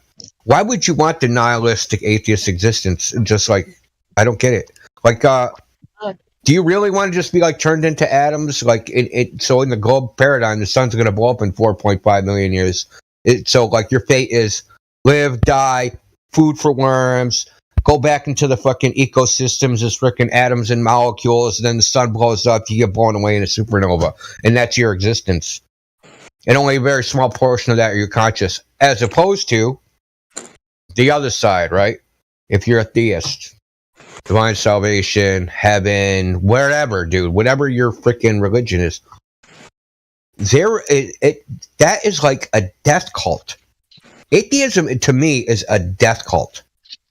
Can you imagine but why would you want to believe that? Why would you imagine all of? You must really despise living, though. Like, I feel bad for them. They must hate being alive. Yeah, I mean, look. So as long as we've been alive, all we do is learn about the quote unquote history. You're telling me that the Earth went through all of this evolution to just get wiped out by a dead sun? Like, that's crazy. Like, yeah, for no reason at all. And it's all of it. No, but all of it, from the Big Bang to the Big Crunch, man. All of it means nothing. There's no meaning behind it. It's just some completely mechanical physics that just happens. Bunch of little freaking, quantum nonsense gets together, forms different random shit, and then just blows away. And without any meaning or any purpose. Why would you want that? It's astounding to me. But I think fundamentally it has nothing to do, like, they would rather, I mean, I don't want to get into crazy religious shit, man. Some people would rather face eternal nothingness than kneel before God because of their ego. And it really, to me, that's what it all boils down to. Is their arrogance.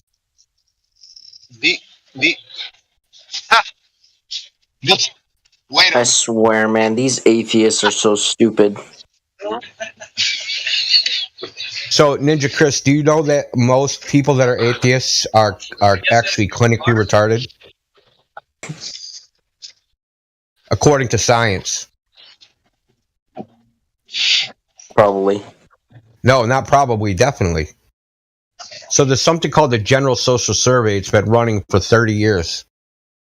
And if you take the IQs of all the people that are theists versus atheists are an inverted bell curve, with 70% of the atheists having a below clinically retarded IQ.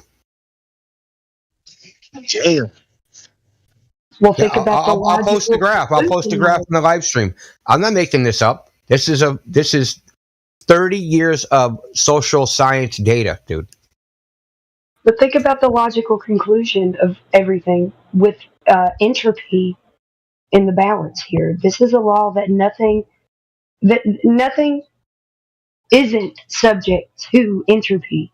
So it debunks evolution. Entropy alone debunks evolution, and anything that you would have to do with something happening from nothing.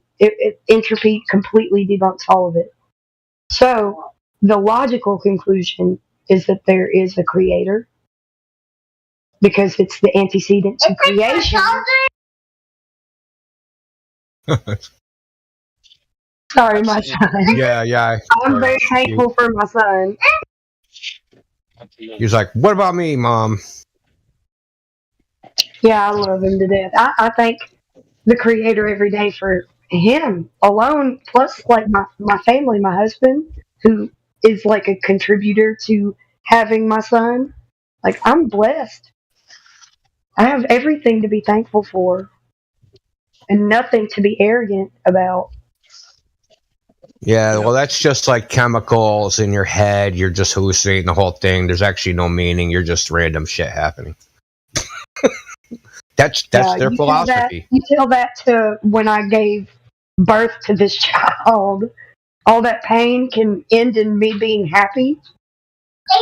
That's something right there.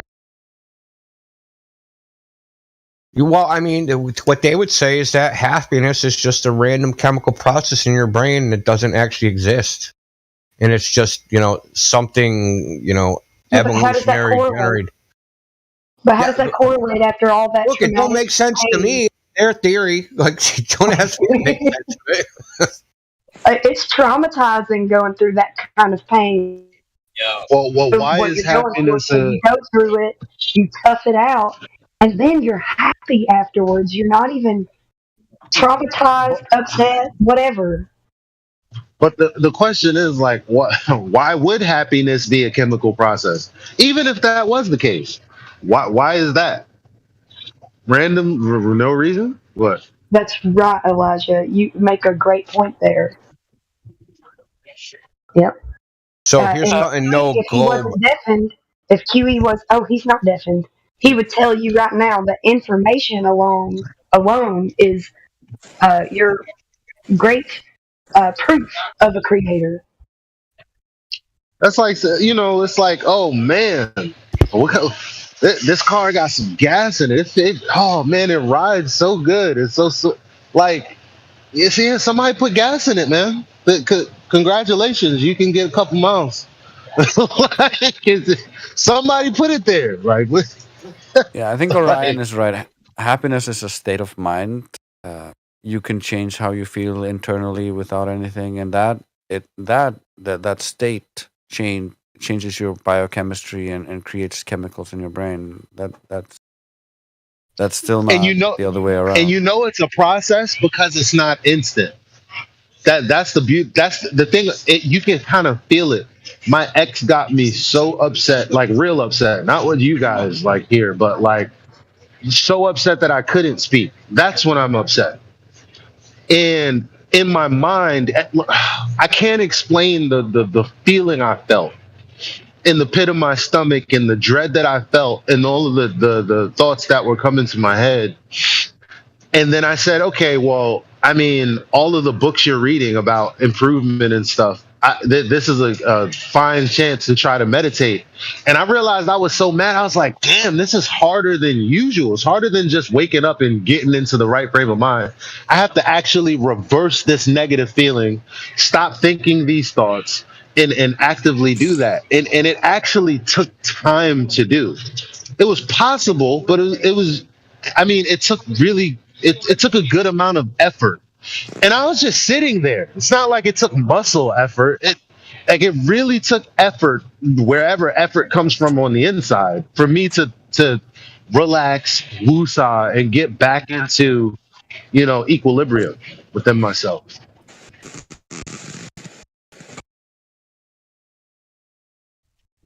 I'd say that to somewhere it might be a chemical process, but still. Yeah, but the chemistry comes after, not before. Yeah, and chemistry can kind of act like a negative spiral or a positive spiral, because once you start feeling good, you feel more good, or when you start feeling bad, you can start feeling more bad. Yeah, there's not always a balance. Sometimes, yeah, like you said, there's a spiral in either direction.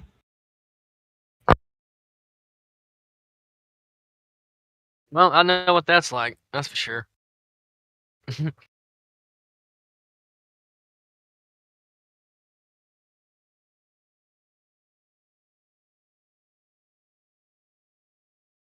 I want some atheist to explain to me why inorganic matter, right, pre-life, would want to reproduce in the first place. right? So they have all these stories about it's evolutionary more favorable to do this because you have a better chance of reproducing and yada yada yada, passing on your genes and all this shit. Well, before there was organic matter, right? Whoa. There was just rocks, right? Whoa. Okay, don't. Here we go. What's evolution? I can't define it.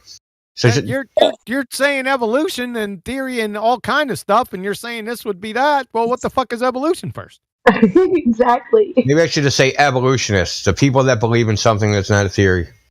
All right. Well, also the fact that you I also can't said have atheists who's really lost classifying it. But you can't have inorganic matter that would, like, at a molecular level up because of entropy. Well, yeah, there's that problem. But why would it want to anyway?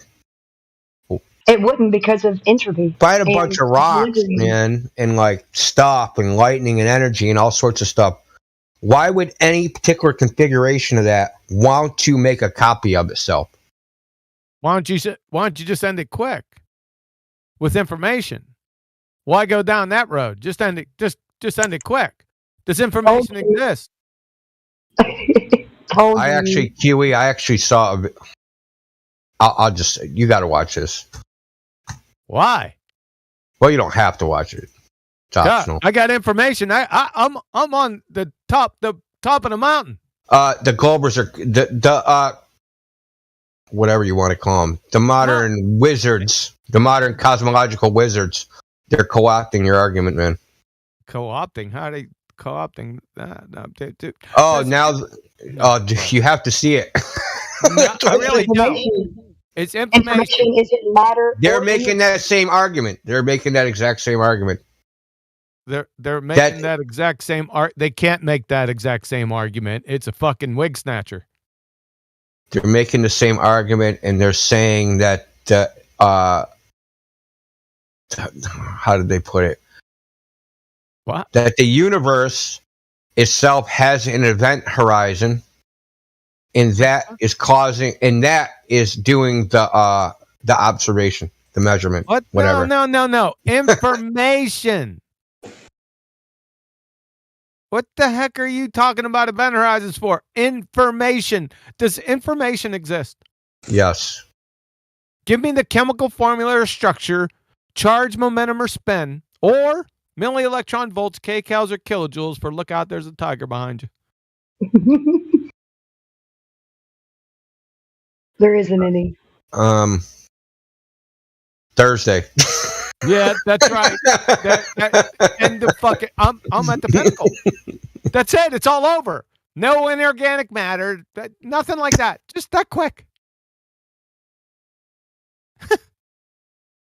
That's so it. the mere existence of information. Yes. To make coherent things that we do. That's almost like a play on Descartes. I think, therefore I am, because information has to have somebody that. Yeah. It's not information unless there's something to receive it. Well, there's information. That's true. That doesn't negate my fucking argument. No, I'm not saying it negates it. I'm saying it's almost like the an expansions of Descartes. I think, therefore I am, but even more general, right? The fact that information, because you got to have a knower to have information in the first place. You got to have a transmitter and a receiver, but yeah, regardless, exactly. As long as information exists, and no one can deny that, most of their pseudoscience tell them that it's the basis of all reality, information. And if you're a philosophical naturalist, realist, or atheist, your quintessential tenets of your entire worldview is only matter and energy exist. Well, how can only matter and energy exist when information is the bedrock foundation of all reality, and it's not matter or energy? It's over. Listen, it's that simple. I know, but I'm expanding upon that. With Descartes said that the only thing that he can prove is that he exists, and that's with I think, therefore I am. And that everyone outside could just be like a figment of his imagination. Well, he's a solipsist numpty dipshit. Yeah, well, the fact that there's information in the first place automatically implies two people. Yes. Absolutely. That pulls the rug right out from under all his bullshit. Yeah. Yep. Huh. That's interesting. Yep. Indio, how do I respond to this, man? Good I want to luck. say something. I can't put it in words. Oh yeah, you gonna get yourself buried if you're not careful. Can't put. He's not. He's responding to something else. Oh, QE. I thought he was talking about QE. Who are you responding to, Ninja Chris Chuck? This other dude in the Styropyro server, man. Yeah. What do you say? He just said that. I pinged you. Yeah, and I don't know, man. Like that's my reply. Yeah, and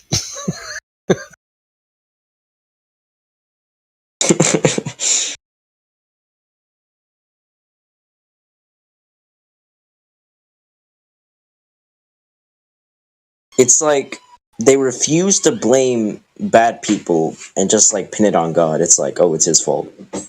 That is not true. It's that so is not crazy true at because all. That's some dumbass shit. Think about it. Think about what they're saying though. They're saying, oh, it's God's fault that bad things happen. But if he was in making you do everything that he wanted you to do, you'd be like, oh, well, he's not even letting us have freedom and blah blah blah. You know, you can't win either way with these people. What they're really He's either saying is, intervening too much or he's not intervening enough. yeah, what they're really saying is, I don't need to have any responsibility. If God is there, it's all his responsibility. Exactly. Well, people that come up with all these gripes about God, right? God should do this and God should do that. They're just saying, I know better than God, or I have opinion. They should do what I think. How about just shut the fuck up? How about that? You don't know better than God. You're like judging God like as if you're some freaking moral authority, as if you are in a position to judge the things that God does as whether they are right and wrong. No. Thank you. Oh my god, I fucking love that point. It's arrogance, dude. You just put on the arrogance glasses and see everything through the lens of their own arrogance, and it'll all reveal itself. Dude, the arrogance of man knows no bounds, man. It's just This funny. guy's so stupid. He's saying, because I am not granted the free will to kill a dozen people with my mind, I don't have free will. Are you kidding me? That's within the boundaries of man. Because somebody might kill him in the process, defending themselves. It's also. I just said I'll talk to you when you remove that lens of arrogance. I fucking love that line. You should tell him the reason why that's true is because he's a terrible marksman. He sucks. Those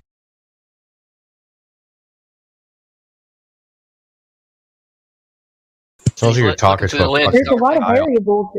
It's not even just laws that prevent you from doing it. It's also your fear of being killed by the other person defending themselves from you. Like there's other things in nature. Maybe he does have the ability to do it, and he just doesn't know how to do it. Well, I don't know.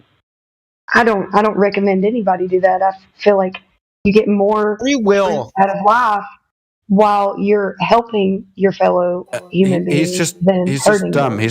He's saying, if I can't fly, then I don't have free will. Well, there's natural laws and things work a certain way. Yeah, free will is not free dominion. But that's also a good leveler, so everybody's at the same level as you. Just like death. Death is a good leveler. We have all of these levelers, not including the Earth is level, but that also. You like how I always bring it back to flat Earth? Thank you. Oh, tech, is that recent? No. That's pretty damning. You know why I know it's funny? is that there's scientists who read this and they were just like, oh well, keep sending my check, man. Don't care.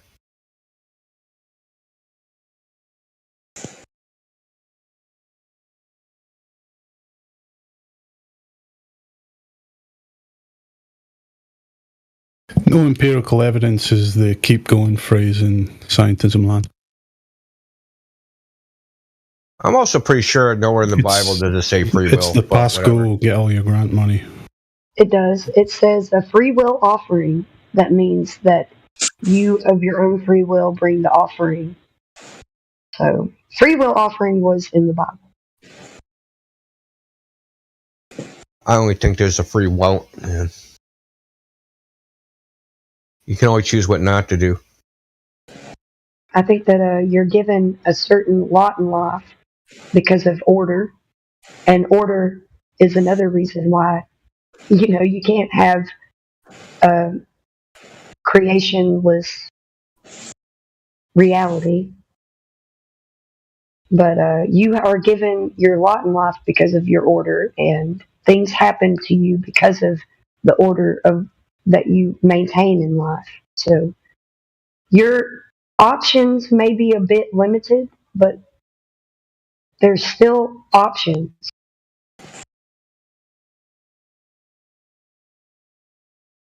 Well, that person's, like I said, he's confusing free will with free dominion. Free dominion is the dominion, the absolute dominating power over everything around you. Free will is the ability to exercise the mind, right? Like, I want to do something, but I can't do things that are outside of my power because I don't have dominion. I just have the will. So I can do something or not do something. There are some things that come into your mind. And the alternative, that you don't think about, though. So things can enter your mind that you're not thinking about. Well, I mean, but the alternative to free will is destiny. So if you don't believe in free will, then you have to believe in destiny. And if you believe in destiny, then you can't be an atheist. But if you believe in destiny, that's impossible. But if you believe in destiny, you can also deny your destiny and not pursue it. Well, then you would have free will. I'm not getting into that, man. That's a freaking is a circular tail chasing shit, dude, right there. Yeah, let's not go into this whole thing. I also wanted to add, you actually get dominion in your dreams, and you spend half of your life there. Yeah, good point, Trace. You sleep too much. I feel like I don't sleep that much, so I don't know what you're talking about. I'm in a waking dream. Even when I do sleep, it's like so deep I don't dream most of the time. There's also the concept of a free will that's destined. If God can understand and know everyone so well that he can predict everyone's move into the future, everything is a causal chain, and he doesn't predict it. He's not predicting. He's not predicting. That's the wrong word. No, he just. Yeah, he already knows. He views it. You get what I'm talking about. I like to use this example. You're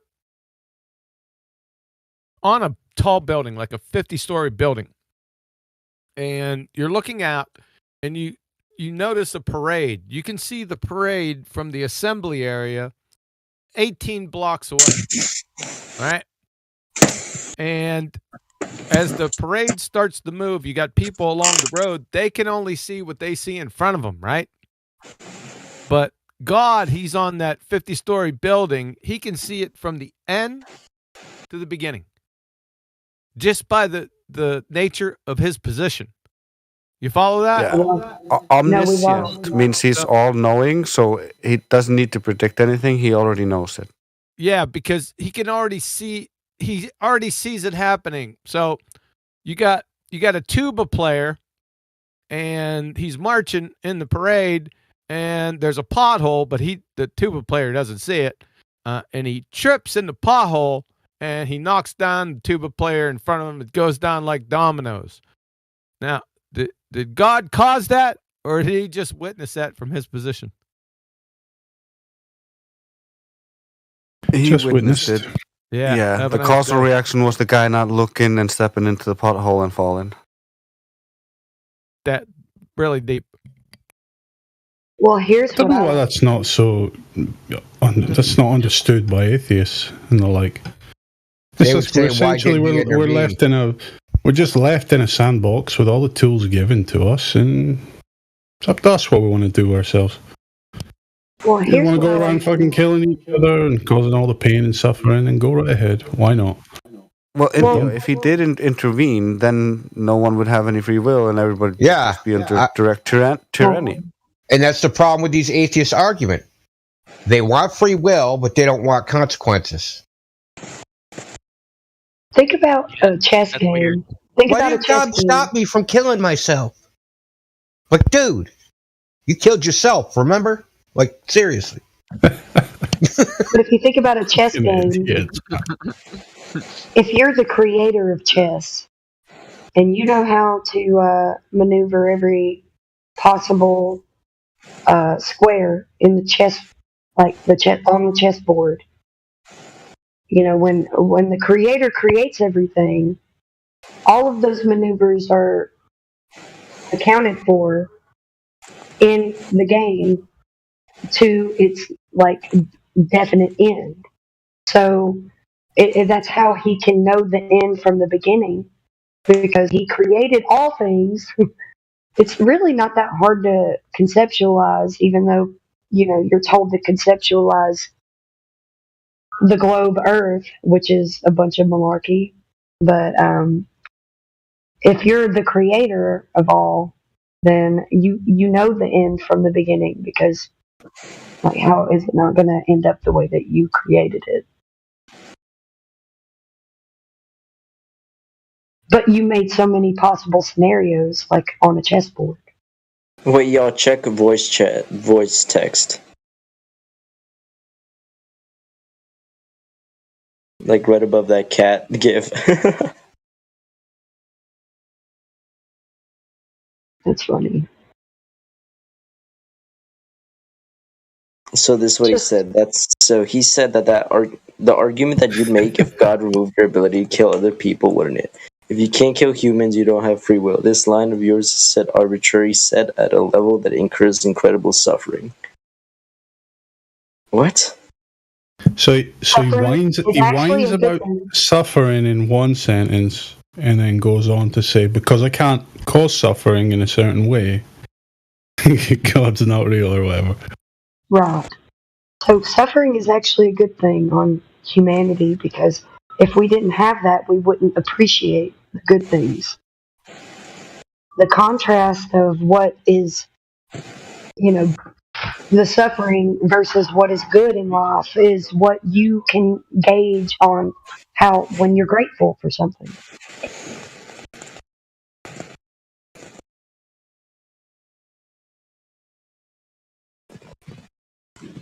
Yeah, it's the whole idea of, you know, you wouldn't know happy moments if you didn't have sad moments. Such and such.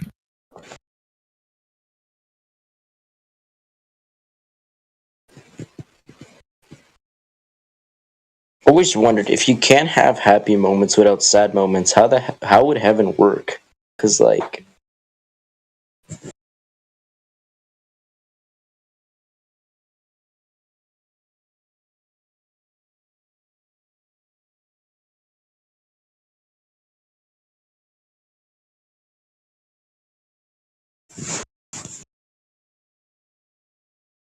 why did your God grant us the ability to kill one another?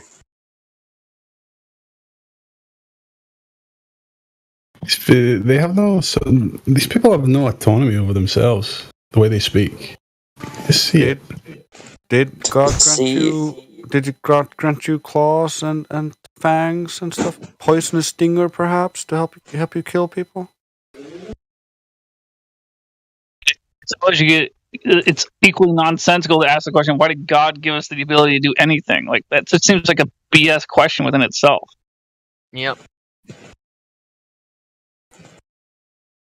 Is it God that made them do it, or did they choose to do it themselves?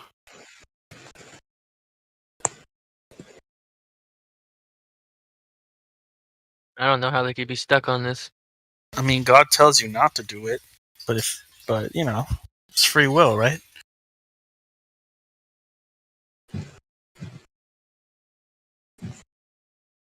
So he doesn't believe he has free will. So if he were to kill someone, We have hands, which are quite claim good for it's that not his fault, purpose. God right? granted us a brain that we can use to construct weapons for purpose of destruction. No, you're using that brain for that purpose. He didn't give you for that. Oh my gosh. I answered your fucking question, and he keeps saying, answer my question. This was his question. Why did your God grant us the ability to kill one another? I've answered it so many times, and he's not. Maybe we should like make a distinction between the difference between like the capital G God and the necessary antecedent for the physical world we live in, or natural creator sense, and then the big G God that they seem to be referring to, which is like kind of more religious, or just like, you know, saying, oh, God makes lightning strike over here and not over there because they're like the people over here, or whatever the hell crap they're saying, or whatever. Like, we should make a distinction between those two different things, because it seems to me like they keep jumping back and forth or whatever. They're just, seems like they're getting things confused.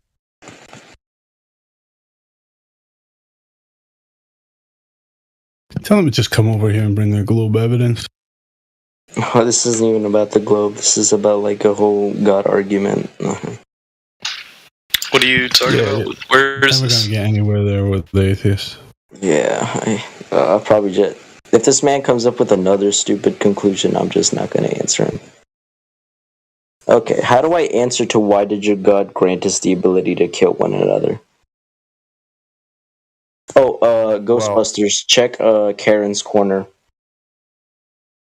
Technically, he didn't do that. He didn't. He literally, according to most of the holy books of the different religions, they say, "Oh, well," they say, "Don't kill." However, we have death because otherwise we wouldn't be able to have children because we would like destroy ourselves with the numbers. So they might be able to kill other people before they are supposed to die, but that doesn't mean that God or anyone else told them to do so.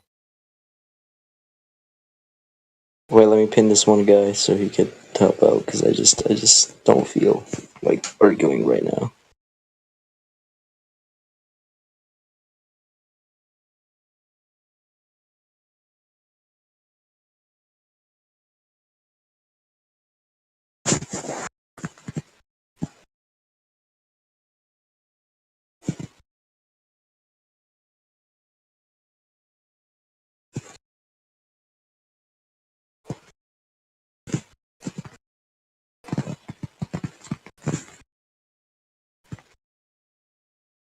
Dude, sometimes I wish I could like stream some of these arguments. I get that.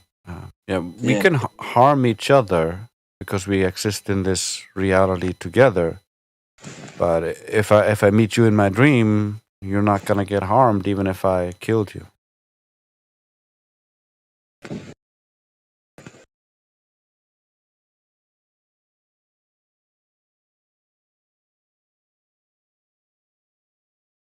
All I can say is these type of people are in a really dark place in their life, in how they interpret things, how they view the world, what they think they understand.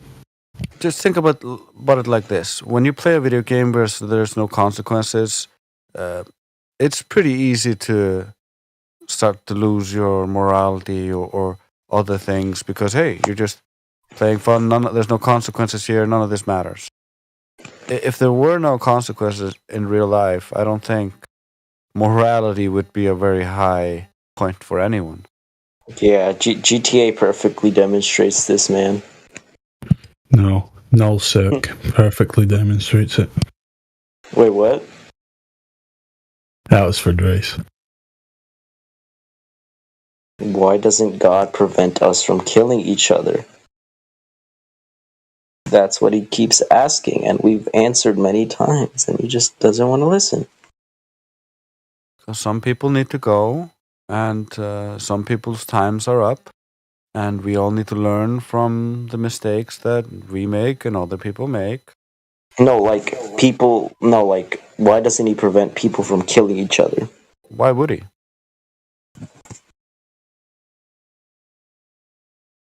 I actually have kind of an obvious answer, because then, same thing with any mistake, like regardless of whether you're talking about killing somebody or wronging somebody in some other way, like you wouldn't learn anything that way. Like just keep that in mind. Like it's kind of obvious you wouldn't learn anything. Duh. You won't learn anything if you don't kill each other? What? No. You won't learn anything if you don't make mistakes and learn from your mistakes or learn from other people's mistakes. If you don't learn from other people's mistakes or your own mistakes, then you don't learn. Yeah, there's no way for you to become immortal and unkillable other than destroying all of reality and creating a different reality. This is the way reality works. We function within the systems we live in, and our body is as a system. That's not gonna change just because they want God to be some kind of imaginary entity that they have imagined. That doesn't change the fact we live in this consequence reality, and if you're going to live in this reality, you're going to have consequences.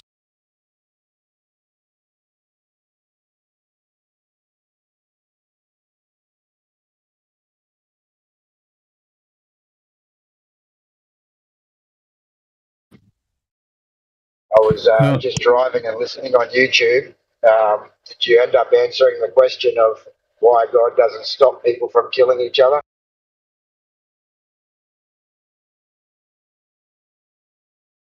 What even counts as death? What even counts as death? Oh my god, why is this person hopping into this argument? Denjo, he's spiraling, man. You're not going to get any proper sense out of him. Could God have created a world in which it is possible for us to do everything but not kill each other? Yeah, he's going to do that like after Revelations, I think. Sometimes people are beyond hope, like beyond fixing. They're just so broken that it's like, it's better you just put them in like an asylum or something. Not necessarily with these guys. I feel like atheism is like a phase for when you're adolescent, early 20s, naive, gullible, and you're pissed off at the world type thing. Still got parental issues going on in your psychology, and it's a very convenient excuse to take away responsibility. Like if God is real, then it's the ultimate excuse.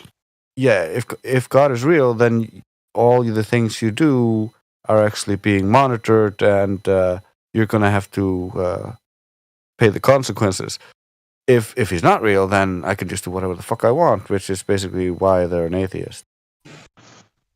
Well, there was no death in the world until sin entered. It was our sin that entered and causes the death in the world. We then have free will to operate the way that we want to operate. However, there are always repercussions for our actions, and when we are on the earth, we can see that the repercussions for killing someone on the earth is probably a long time in jail. And then God also warns about these things and treating people like that and the judgment that you're going to face. But if he was to stop that sin and death, which he will eventually, then we don't have that free will. Remember, we're comparing our ignorant interpretations of what death is, what might be after it or not, to an entity that supposedly understands exactly what it is. And according to the Bible, the death of the body is the soul leaving the body, and the soul goes back to be with, the spirit goes back to be with God. So death here on earth is separation of the soul and the body. Why are we giving a chance to screw up things? A truly benevolent God. No. Sorry, I'm very sorry for interrupting your argument. My fault. And then the Bible also states, along with that, don't be scared of the person who can kill the body, but fear the one that can take the body and the spirit. Yeah, so that's what I'm trying to say. That the severity of death is that view of it is not shared by God.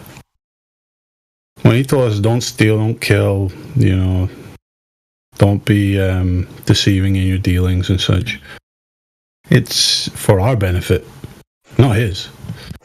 Yep. I think it's part of it also for the atheist, there's just nothing.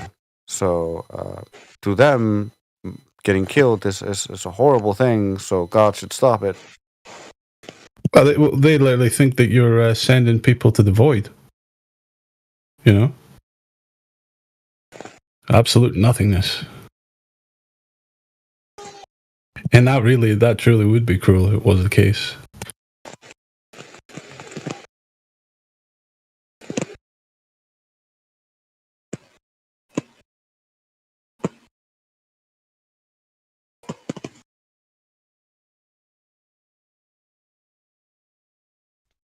The ones that are going to be sent to nothingness or separation from God are the ones that don't believe anyway.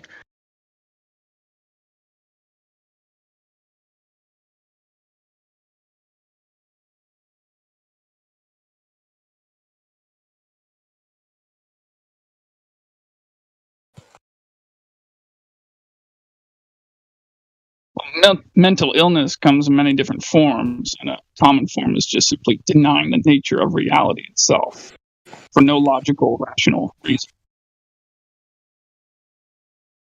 Like the Earth being flat, the Earth being stationary. Yep. It's just an outlet for their trauma. Why is infants? I don't know. Genetic shit.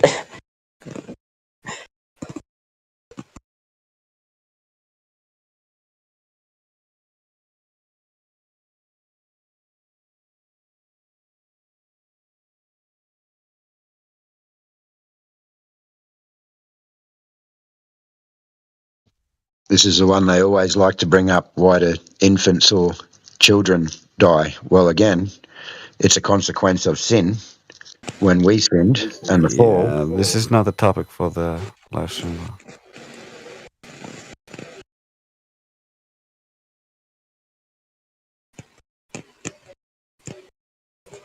Not everyone shares the same religious or biblical view, so... No, I understand that. He was just asking the questions based on the Bible. I'm just stating the facts based on the Bible. Otherwise, I would, if he was asking about Islam, I'd state the facts based on Islam. It was just a question, that was all. Yo, this guy is bombarding my ass with comments. With questions. Holy shit. Oh my god.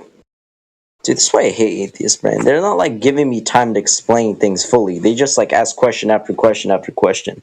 And then when you answer that one, they don't... Nah, that server hates Flat Earth. They banned a dude who sent invites there. No, him. Is he gonna come here or what? Get him here? No, sorry, but I can't. Tell him to leave his echo chamber.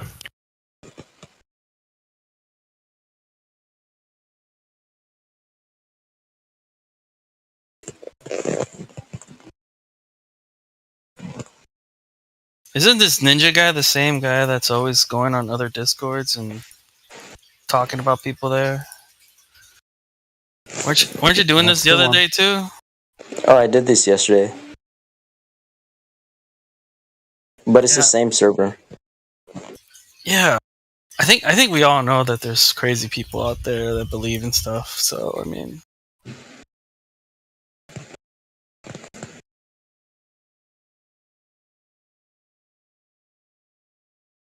Just tell them if you want to continue the conversation, come over here. If they don't, they don't. Move on. Yeah, I have no patience for that tennis shit. Yeah, I just said word and I'm leaving, man. I'm not even gonna join in there. I'm on that. Them servers are not held to any kind of standard with regards to reasoning. And what they say, they just gallop around and just throw out every stupid fucking thing that comes in their head. I'm shifting. Can't win against that. Individual instead of the entire. You're literally talking with mental illness, as Ryan put it. It's like they love complaining about things that they know is there, but like just refuse to do nothing about it. Like tell me what, like, why would God want people just like you who are to go into a paradise where there's no suffering? Like, he wants the good people, like, and the loyal people. Like, he wouldn't just like take everyone in, because then what about the ones who are truly good and the ones who are truly shitty people? Like, it's not too hard of a concept. God made the people that were going to be truly shitty, and he knew they were going to be truly shitty. He set it up that way. So what you're saying is you're born shitty. Like, there's no way to change that. The shitty people that are always shitty. Yeah. So, he knew it was going to happen. False, so there's Brandon. no room for change. No. Let God sort them out. Okay, that's false. Is God all-knowing? He did not create you to be that way. He created you, period. You chose to be that. Not you personally, Brandon. I don't mean you. I know. But anybody that is shitty chose to be shitty. He gave them that free will to not to do that. He gave them the law to not be that way and to show love to him and his fellow man. So whoever did that is their fault, not his. He can't be to blame. Is God all-knowing, though? It doesn't matter. Yes, of course he's all-knowing. Doesn't matter if he is, because he gave you the ability to follow his command. He gave you the command to follow so that you wouldn't do that and be wicked. But And God people knew that you do it wouldn't. anyways. No, people choose to do it anyways. It's not his fault. You can blame him if he didn't give you the command, but since he did, you cannot blame him. I didn't say blame or fault. But you said that it's his fault. It's not. No, I didn't. He said he command. knew. I said he knew it was going to happen. I didn't say blame or anything. To create people. You did say set up. He didn't set up anything other than your salvation.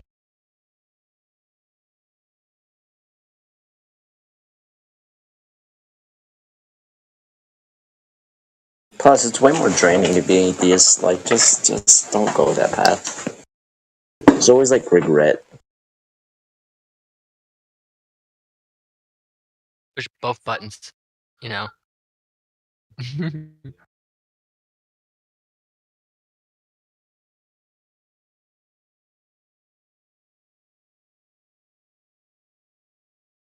He even told Adam, he was like, at the fall, he was like, if I wouldn't have told you the one command because I knew that it would be a transgression against you, if I wouldn't have told you not to do it because I knew, then you could have said, turn around and said, it's your fault, God. But he couldn't, because he gave him the law to not transgress. So therefore, it was man's fault.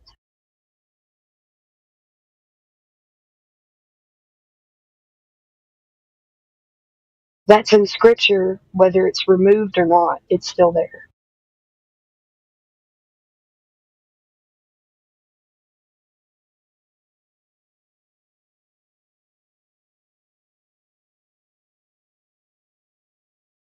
Anybody got a flat Earth talking point they want to bring up?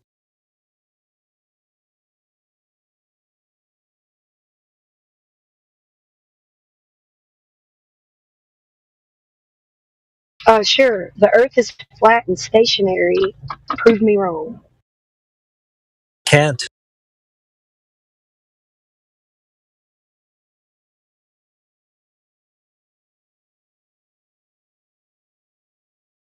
How do stars like circle around Polaris if, like, you know,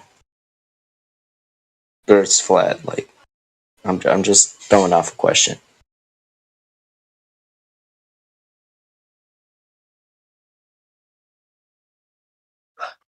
You got a partial. How do you have a spinning ball without curvature? You don't. Nobody experiences movement. Nobody experiences curvature. So the wild claims will tell you that there's spinning and curvature. So, some proof, please.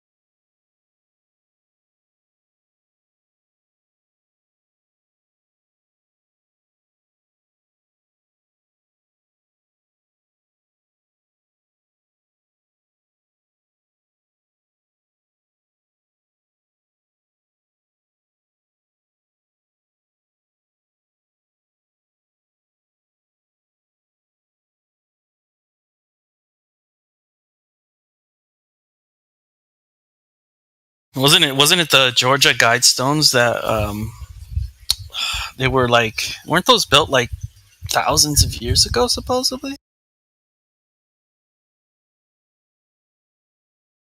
And they were, No.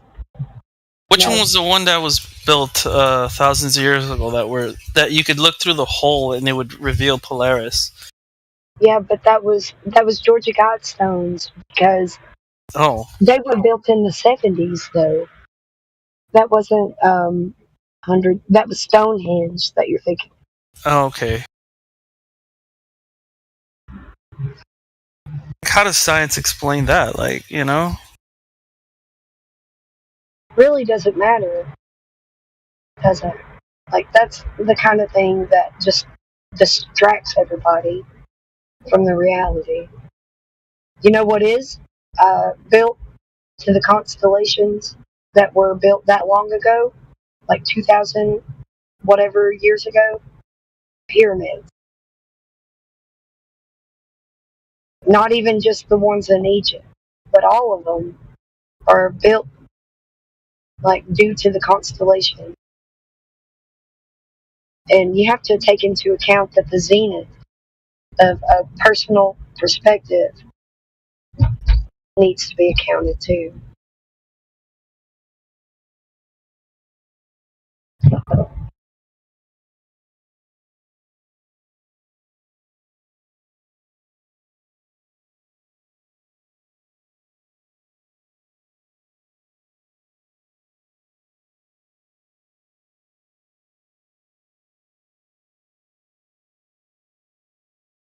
Yeah, I mean, everything is just too perfect for it to be just caused by by a Big Bang. There's definitely a creator. These poor people that are evil on earth only have their personal perception to identify certain zeniths of stars anyway. So have pity on these evil people that want to do whatever, I don't know.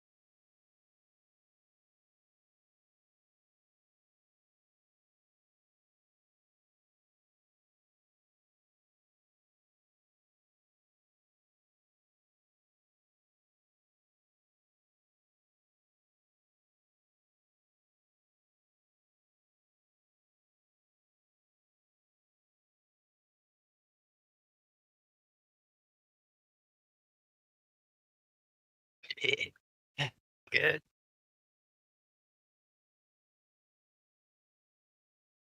Hey, maybe the whole reason for the flood was because they were able to supersede the perceptions of man and were able to predict the constellations perfectly instead of from their own perceptions. Who knows? Who knows?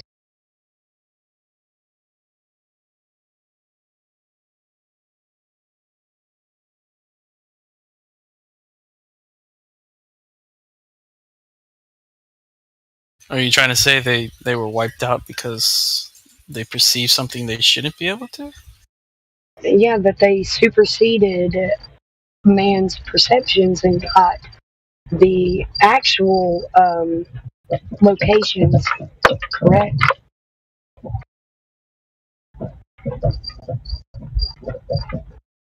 Sorry if my rickety car that I've had since I was 16, I'm 31, is too loud for you guys. For real? Since 16? Oh yeah, I've had the same car Dang, girl. all my life. All my life, the first car I ever had, I still have, and I'm driving it right now. It's empowering. It's beautiful. Just take care of your shit and know how to repair it. Maybe even pray I about don't it. know what to do under the hood, but sometimes I look like I know more than I do because the main problem with this car is that the starter will go out, so I have to tap the solenoid to get it to crank, and I look like I know what I'm doing under the hood by tapping the solenoid just to get the car to crank. Yeah, that's cute. It's funny. And I need something heavy, like a big old wrench or, something equivalent to that has something like a heavy quality to it. Tap on the solenoid. I'm probably not pronouncing that to everybody's liking, but you know what I mean. Yeah. The freaking movie said yeah also.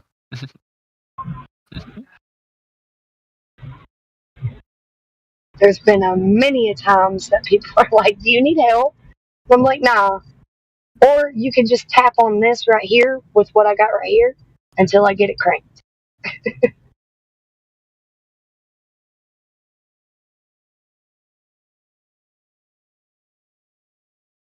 Yeah, I mean, when I was a kid, I had a Toyota Camry, but yeah, I don't have that car anymore. Well, this is a Toyota Corolla.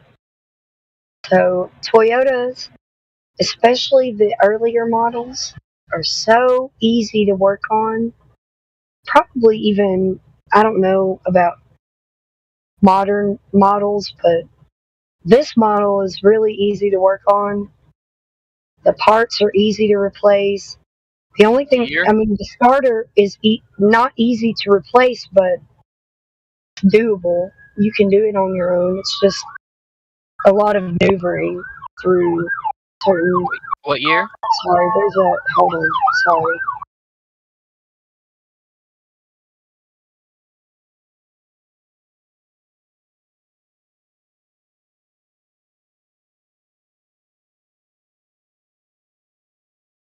It's probably like a 1990 model or something like that.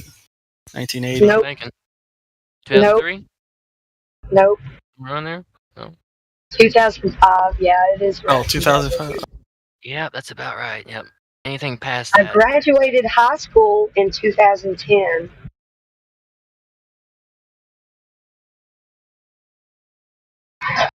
I've had this car since I was 16 and even 15, but I wasn't legally able to drive it at 15. If you catch my drift.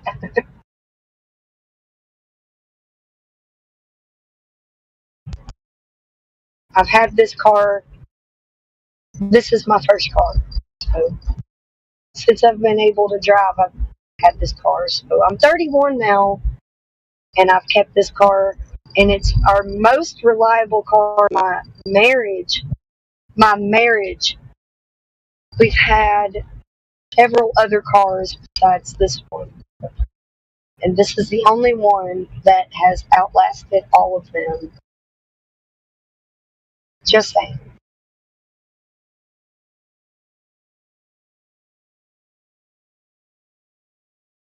There's not even any indication that this one's going to break down anytime soon. And welcome to Flat Earth, because the Earth is flat and stationary, and nobody needs to talk about a 2005 Toyota Corolla that long. You just know it's good.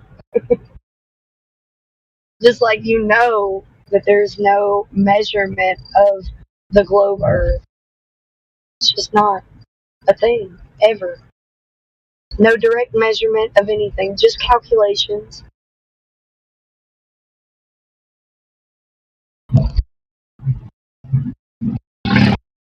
I don't need to calculate anything with this car. You just have to keep up with the oil changes and whatever else maintenance that needs to be, upkept.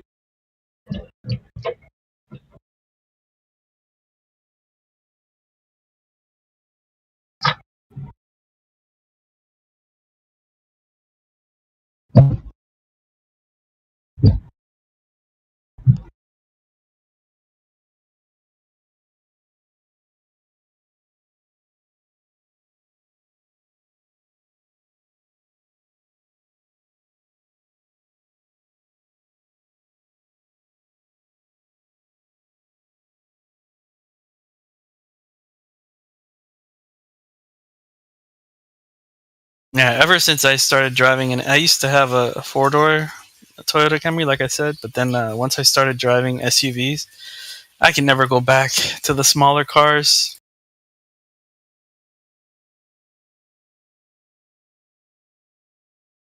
Oh, man, that boo boo sticky head and doo doo. I don't get that much gas mileage, so don't know what to tell you. I just don't feel every bump on the road. Well, you also have to deal with not a bump in the road, but a bump in the gas. No, that's not true. No, that's not totally true. It's absolutely true.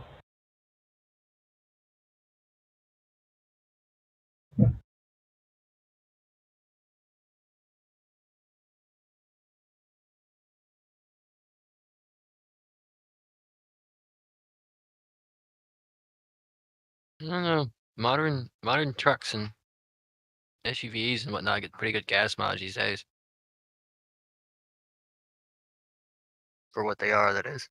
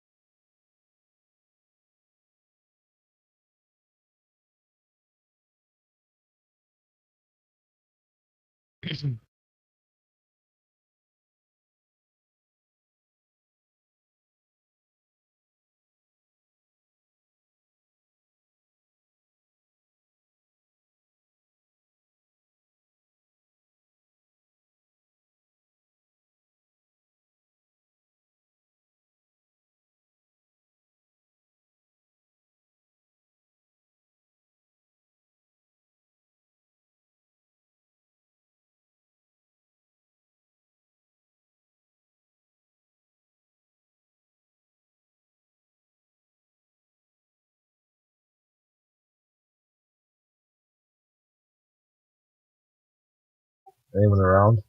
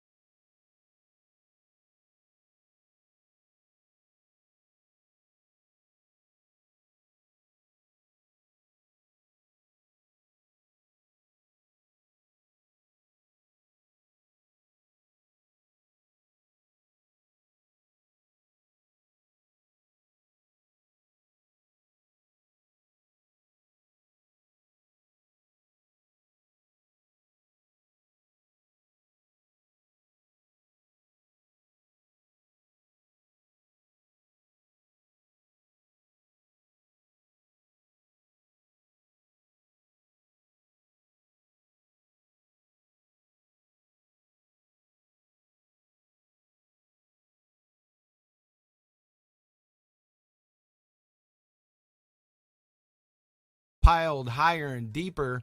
Tony Purcell, geophysicist, 22 July 2020. Trees convert carbon dioxide, which is a gas, into oxygen, which is another gas. No. Wrong-o-rama. Plants don't use CO2 to generate oxygen. All the oxygen generated or liberated comes from the splitting of water by photosystem 2 during light-dependent reactions.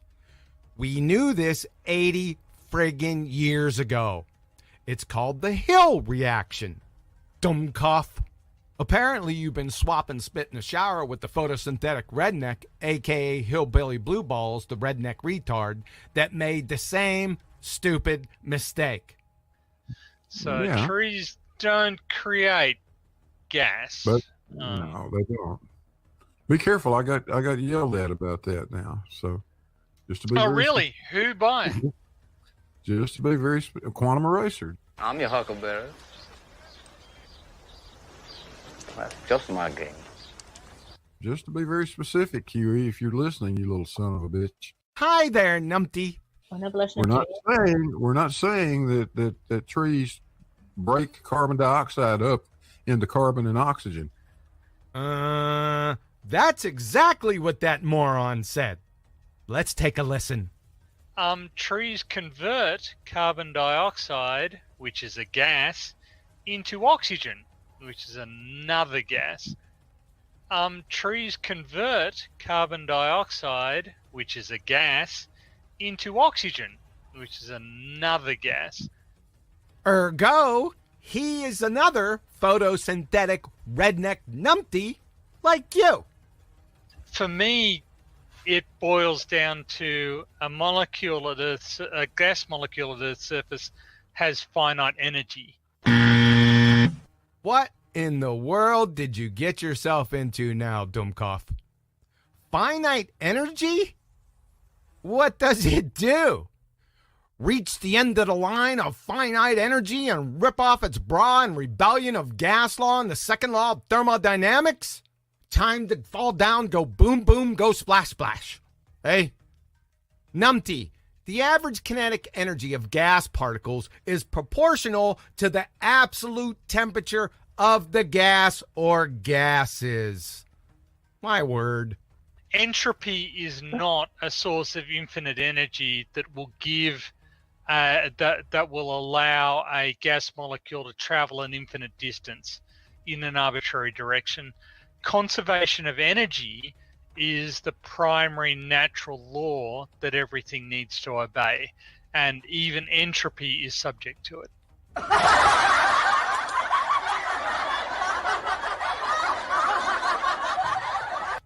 Let's first deal with the Helen Keller T-Rex in the room right here. A gas molecule at Earth's surface has finite energy. Conservation of energy is the primary natural law that everything needs to obey.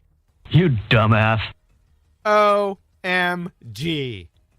From a geophysicist, PhD. D for dumbass. Thanks. You chief delusional Dunning-Kruger ball-tard photosynthetic redneck pretender clown fuckwit of megalithic proportions. You kinda just contradicted yourself? Uh-oh! Dummkopf. Conserved quantities in physics mean that certain physical properties, that is, measurable quantities, like momentum and energy, do not change. You just said a gas molecule at Earth's surface has finite energy. Meaning the gas molecule lost its energy. It changed? How then can you invoke the conservation of energy? It wasn't conserved.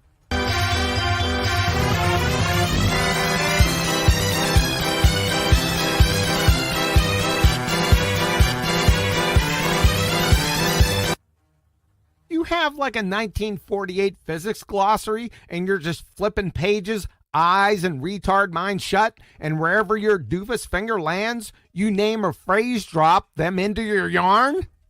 then have the skank-and-foul ball-tard morons ooh and ah over it? Ladies and gentlemen of the jury, his quarter-stick dynamite up the ass, sit down on a bonfire, full-tilt belly laugher is exactly like attempting to rally support to justify British colonial rule by organizing town hall meetings in Boston and Philadelphia, canonizing the Declaration of Independence. You're a meatball. Tard. The rest here is just globe-tard goober gravy. Nobody said entropy was an infinite source of energy because it's a moronic statement and an incoherent straw man. Natural laws don't provide and are not sources of energy. The second law of thermodynamics isn't a conservation law.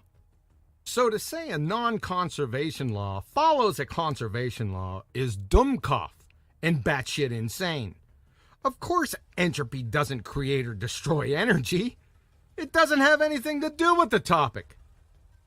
This antiquated physics glossary, pin the tail on the numpty PhD ball-tard clown show charade, is fixin' to be eclipsed, if you can believe it. Just when I think you couldn't possibly be any dumber, you go and do something like this. And totally redeem yourself! So this is what I lack. Brains? So I believe I stated over and over again is, I'm a mathematician who has become a geophysicist. I am not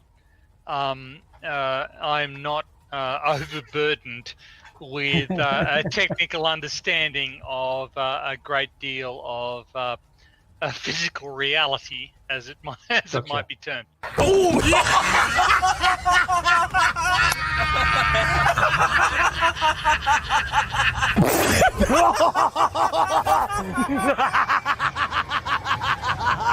Are you serious? Are you serious?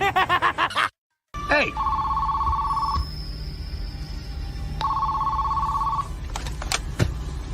Hello. It's for you.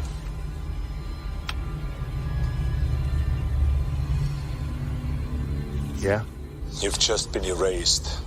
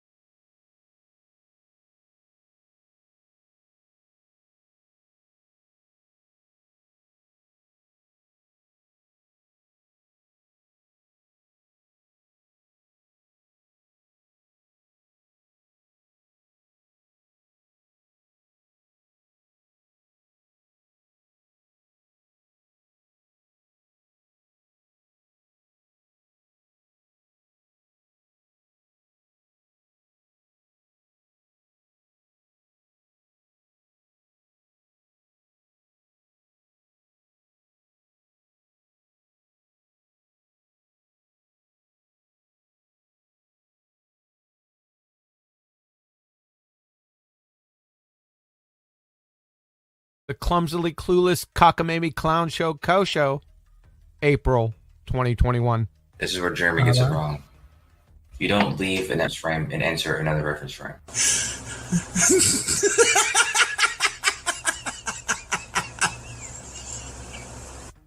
So you're saying I can't leave a reference frame and enter another? So I can't jump off a swing onto the ground and enter a reference frame that's not swinging? Do you reminisce with complete strangers? You're an imbecile! You're always in all reference frames. Village idiot. So when I jump off the swing, I'm still in the swinging reference frame? And in the Hunt for Red October cavitating reference frame? And in the Felix Baumgartner Planet New Mexico reference frame? And Auntie M's Twister reference frame? And in Xanax Spinning Hot Tub Torpedo reference frame? Ad infinitum. All at the same time? Eh? You big dummy! You're an imbecile! A reference frame is simply where something's being observed from. Wrong. From isaacphysics.org, in cooperation with the University of Cambridge. A frame of reference is a set of coordinates that can be used to determine positions and velocities of objects in that frame. Different frames of reference move relative to one another. You're an imbecile! So if you throw the bottle, across the merry-go-round, then only from the inertial reference frame outside of the rotating system, only in that reference frame do you see the true motion. I wouldn't even call it true motion. I would call it that. But you see the motion of the bottle going in a straight line. But from that rotating reference frame, you're going to see the bottle have a curved path. And both of those are correct. They're both correct.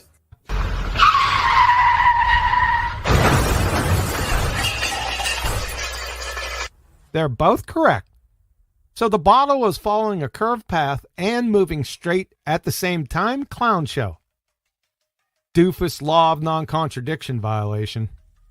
The person on the rotating reference frame throwing the bottle will see the bottle appear to curve. But the bottle's not actually curving. It only appears to curve because the person on the rotating merry-go-round is rotating. I.e., he's curving, not the bottle. You're an imbecile. Because it's not, you're explaining what you're explaining, Jeremy, from the context of two different, totally different things. One, we'll call one thing the object and one thing the observer. No, the observer is the person jumping off the rotating thing and viewing it again or whatever. The observer is the one viewing what's happening. Okay? The object is the thing that you're describing the path or the motion of or whatever. You seem as if you like to talk. I like to let people talk who like to talk. It makes it easier to find out how full of shit they are. You need to be institutionalized. 'Cause you're an imbecile. So, you right. You right. You right. The observer can change reference frames. That's not what you said a few minutes ago. You said you don't leave an reference frame and enter another reference frame. So, you right. You right. You right. The observer can change reference frames. You don't leave an reference frame and enter another reference frame. So you're not only an imbecile, you're a fork-tongued doublespeaker. You're actually just describing different reference frames at that point. This is what everybody understands. Reductio ad absurdum. Reductio ad absurdum is employed to reduce your claim down using correct reasoning to expose logical fallacies. In this case, it's two fallacies. Flailing generalized baseless bare assertion fallacy and an ad populum fallacy. You said, this is what everybody understands. I'm going to head across the street and ask 5-year-old Maverick if he understands your imbecilic reference frame horseshit. How much you want to bet he starts laughing or runs away? Or both? Then I'm going to head next door and ask Granny Wilkerson. She'll most likely call the cops. The really scary part, Clown Show Kosho? This is the least of your dumpster fire train wreck imbecileries. This is what reference frames are describing. Describing observations made from these reference frames. So the object, though, is not going to change reference frames. What the f***, dude? So I'm holding on to a ball on a spinning merry-go-round. Then I throw the ball off the merry-go-round. Your conclusion. The ball didn't change reference frames. It's still spinning with me on the merry-go-round. You big imbecile! It's the observer that can change reference frames, not an object. Dear Lord, save us. There's a person on the merry-go-round, and there's another observer off the merry-go-round. One of them is going to appear to see the same bottle go in a straight path, and one of them is going to appear to see the bottle go in a curved path. Correct, because the observers are in two different reference frames. Okay, from both of their observations, they're making observations of the same bottle in two different reference frames. Correct, because the observers are in two different reference frames. Bottle exists in both reference frames. Boom!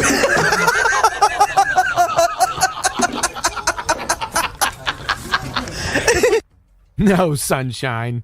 The observers exist in two different reference frames, not the bottle. Do you understand the words that are coming out of my mouth? You're an imbecile. Otherwise, they wouldn't both be witnessing it. What on earth? They're both witnessing it, Crayon Muncher, because they have eyeballs and they're looking at it. Not because the bottle's in two different reference frames. You think this magic genie bottle is in superposition of itself? No, that's what I'm saying. But you saying, does it leave one reference frame and go to another one? Doesn't make sense. The bottle exists in infinite reference frames.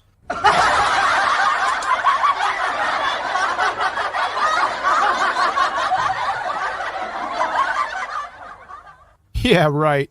I'd say there's a better chance of Liberace being resurrected sporting a purple tutu and jumping on a chartreuse hobbled unicorn and riding around the Sombrero Galaxy reference frame. Your belly-laughing childlike ignorance exists in infinite reference frames. In the context of the ball, Jeremy, when you throw it off of the merry-go-round, what reference frame is it in?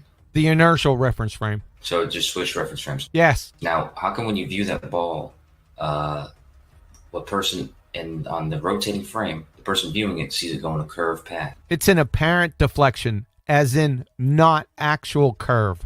And the person in the inertial reference frame sees it going in a straight path. Correct. So it's obviously not just in one reference frame. Nah, Mr. Magoo. You just have two people in different reference frames observing the ball in a single reference frame.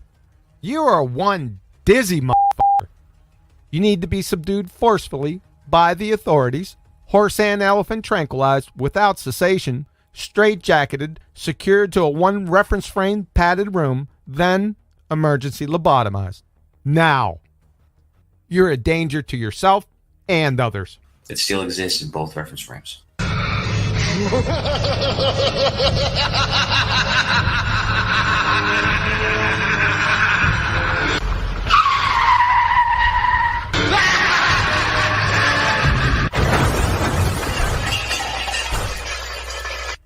Hey!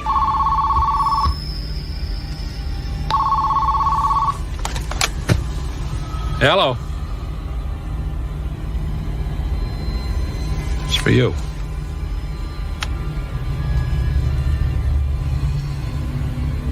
Yeah? You've just been erased.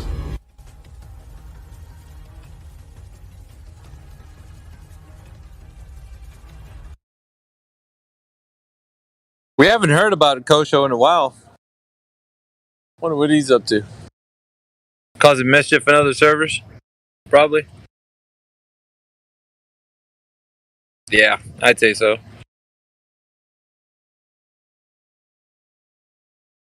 What's everybody doing tonight?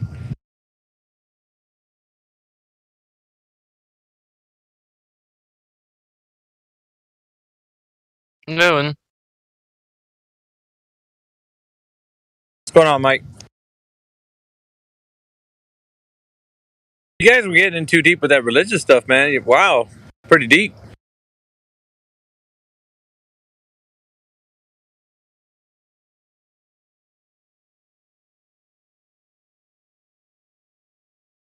We got Joms in here who's VC verified. Joms, are you there? Hello, Joms. Yeah, I'm here. Just listening. Hey, how's it going, man? Have you been a part of the server for a while? Nah, just recently. Recently? Okay. What is your position on the topic of the shape of the Earth? Are you for the globe Earth, or are you on the fence? Are you for flat Earth? No, I'm a flat earther.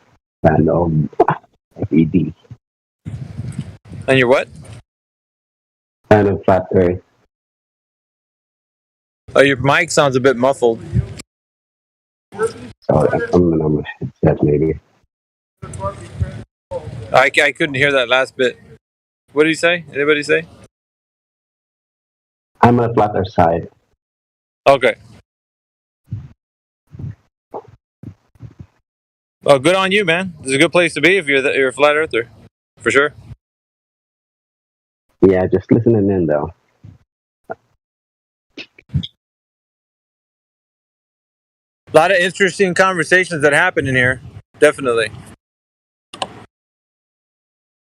I was talking to a bunch of people the other day, and I was telling them that I'm viewing this place as what you would consider an academy. You start off at, learning a few things about. Hold on, truck passing by. Hey, you would start off learning a bunch of things that are normally remedial when it comes to a basic logical understanding and scientific approach to everything. So, essentially, that's what everybody learns here on this server from everybody because they're also brilliant. They're brilliant. You can't learn in a better place, that's for sure. Sorry. Yeah, you got to think about it, man. There's many ways that people have conversations, and we have to understand each other and use the Socratic method to make sure that we're understanding definitions of the things that we say. So you can't escape logic when you're in this server. And therefore, if somebody's using terms that are not in context or they don't understand what something means, we usually correct them, be it a flat earther or a globe earther. It doesn't matter. I think we're a bit more stricter on the flat earthers in here than we are globe, to be honest, to be fairly honest. Now, the globe earthers will probably spiral out of control because it goes diametrically opposed to their paradigm. But for us, being stringent with the flat earthers is discipline. And discipline creates a better flat earther than they were before. And I'm using the term flat earther as a way to describe somebody. I think a great way to describe it is that we challenge each other more than we would, because out of love, man. Yeah, listen, I've had many people come through here and go, and many people say many things about this server, but the one thing they cannot say is that this is a place that they didn't learn anything. This is definitely a place for learning. And it can get a bit wild sometimes, and it gets into the weeds or whatever you might want to call it, but out the other side comes out an outcome or a conclusion where people can actually understand that the position that we have is on the side of truth. So, and that's what we advocate for, the side of truth. There's nothing else. The whole truth and nothing but the truth. That's it. Yeah. That's it. So we often talk about flat earth in a way that it leads us to the understanding of a creator, and we dive into it a little bit, but it can get into a religious context, which churns up debates within what religion are you from, what denomination are you from, and it spirals from there. But that's when we tend to say, all right, let's bring it back to flat earth, because even though we do tend to kind of say things about the creator, everybody has a different perspective on the creator, be it a different religion or a different denomination and so forth. But this is a place for learning for sure. And also, if people have the mind that the earth is a globe, it's a great place for you to challenge yourself to actually ask some questions and it gets pretty heated sometimes, but I think most of the times it's because of that bias that they have when they come in here. They don't want to see nothing but the globe. So we take a very no-nonsense approach. Let's put it that way. We're not going to cut corners. You're going to get the truth and nothing but the truth. So some people say, let's sit down and let's have a comfy, cozy conversation. I don't think that's what this is. I think honestly, this is a very truthful conversation, and sometimes the truth hurts. It just depends. Sometimes it's liberating for some, and it's encapsulating for others. Because some people feel like, I couldn't live in a world where space doesn't exist, and they go nuts. But that's not them feeling that way about it. It's not up to us. We can't coddle them just so they can feel better. We have to tell them the truth, and then they decide whether they want to take it farther and find out more. We'd hope for that to be the outcome, but hey, we can only do so much.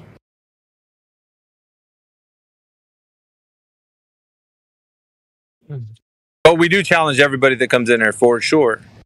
And we'd hope that if you are in this server, that you become a part of the culture and you understand that everybody in here, we respect each other in a way that, we're going to work together and, not be against each other. But, it happens that we are just people. So it is what it is,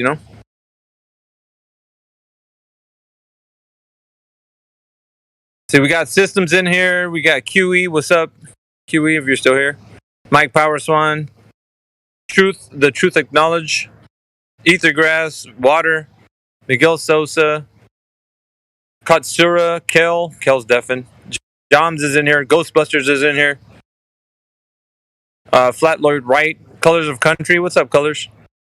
Brandon. What you doing in here, Brandon? Just hanging out. Andy Flataday. What's up, man? Well, I actually got the overlay working. Well, not working, but just went in there and turned it on. Have you got what? See the Discord overlay. Oh. So I can actually see y'all talking when there's an application up, or not an application, but a game, in other words. Yep. I should have did that a long time ago.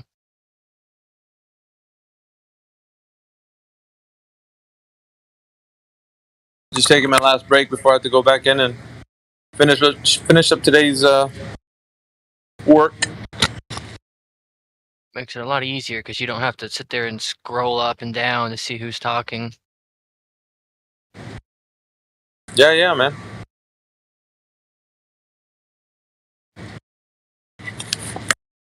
By the way, if you guys haven't seen my channel, I'm on YouTube. Look up the Wig Snatcher Club. You can look it up all as one word, I think, or separate the words. The Wig Snatcher Club. You'll find me there. I have my videos. The latest one that I just put out was me and Dogs Are Cap. It was like a 15-minute snippet of him getting shellacked for not knowing anything, basically.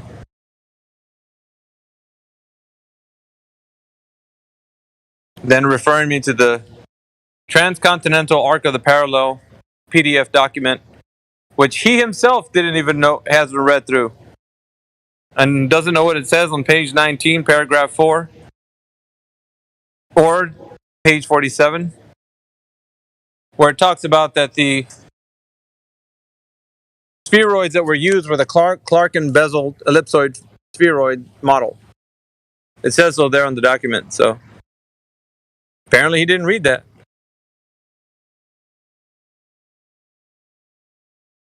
Hey, he's pretty hot-headed too when he's debating. He doesn't know what he's saying.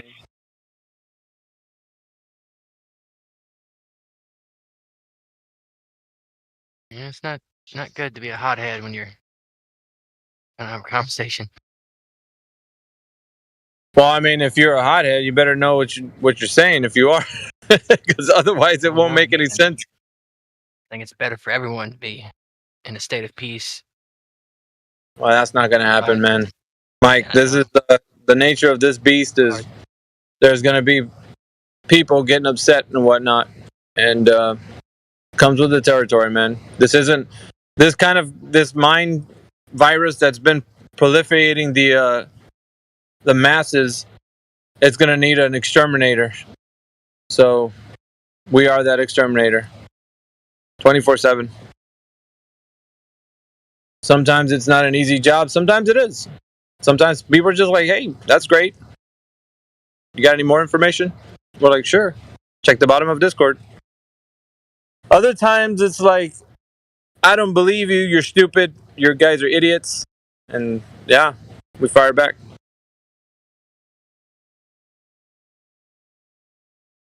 Nature of the beast.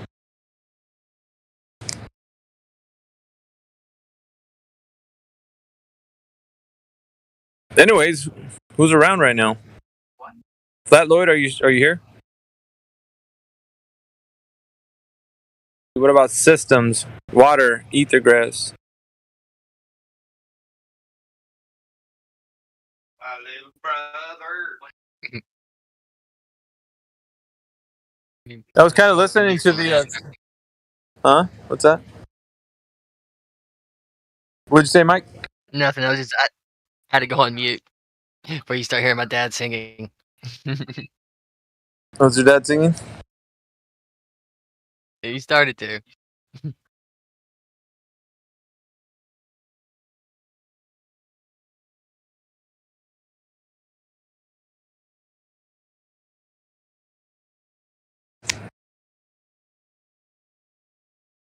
Yeah, no worries, Colors. I just seen the live stream voice text right now.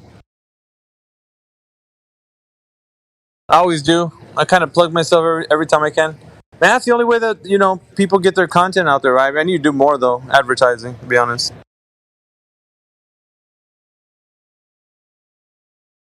But I appreciate everybody who's subscribed, though. That's for sure. I got, so much stuff that I got to do and, little time to do it. Well, because it's, summertime, so I got a lot of busy work at the house to get taken care of. We're starting to plan stuff outside and whatnot. Spring cleaning and whatnot. You know how that goes. Especially if you have a house and organize stuff over the winter.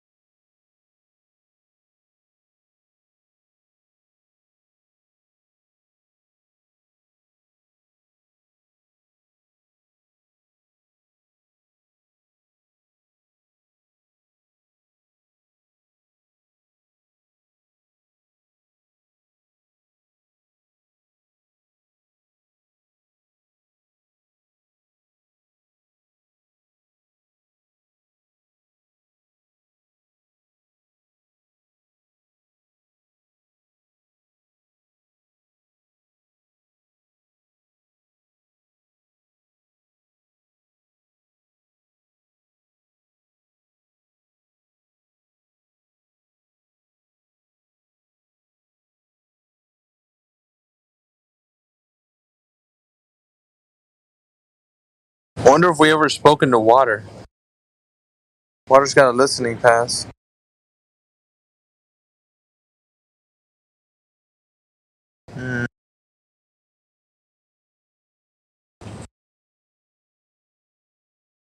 Hey, what's up, Flying High?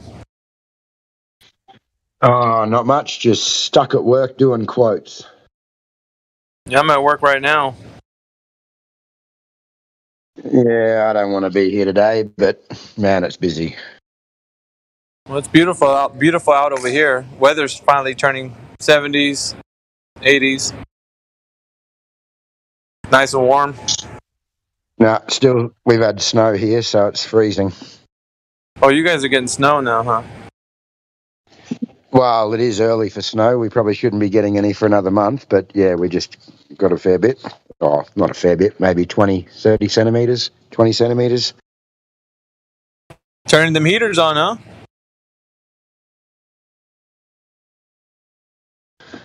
I'm looking forward to snowboarding, but I'm not ready for this cold.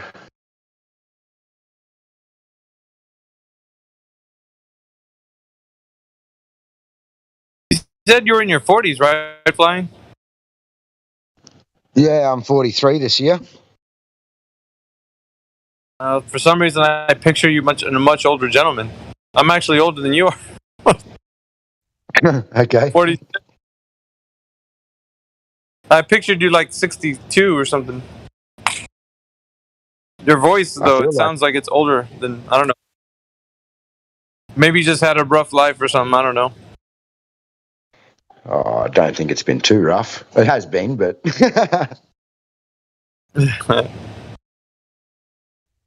I just try and be calm, and I never used to be a very calm person with my last job and my last business, and yeah, it wasn't a very peaceful life, so I just try to be calm and not let any bullshit affect me and just cruise.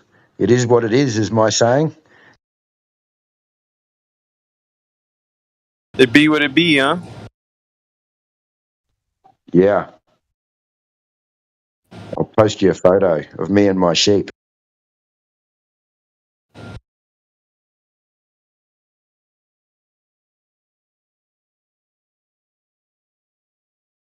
I know.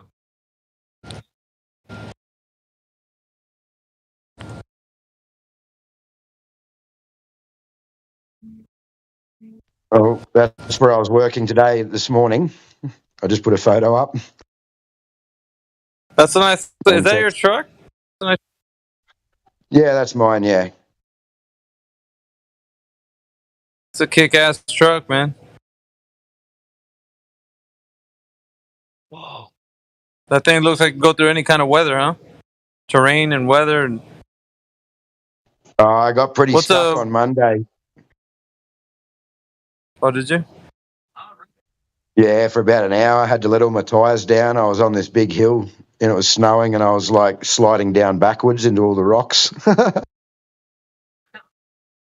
Ooh, that's no good. Oh, bueno. A little more ride height and a little more width. Looks like my time is almost up. Still dope, though. Gotta head back in.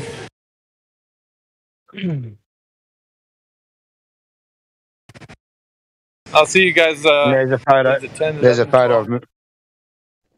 Sorry, there's a photo of me with one of my sheep.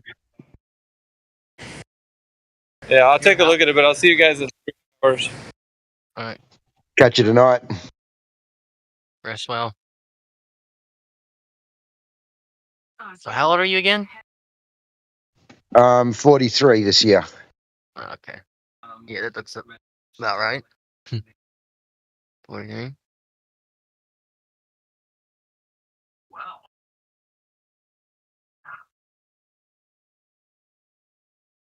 And again, I've seen some pretty stressed out 43-year-olds, and it wears them out. It seems like you've managed that well over the course of your life. Like you said. What was that? Sorry? Oh, sorry, I missed that. Like, you look still kind of young for a 43-year-old. You don't have the stress of life on you. I've had a stressed life, I can tell you that. I've had a very stressed life, actually. But yeah, more than likely, yeah.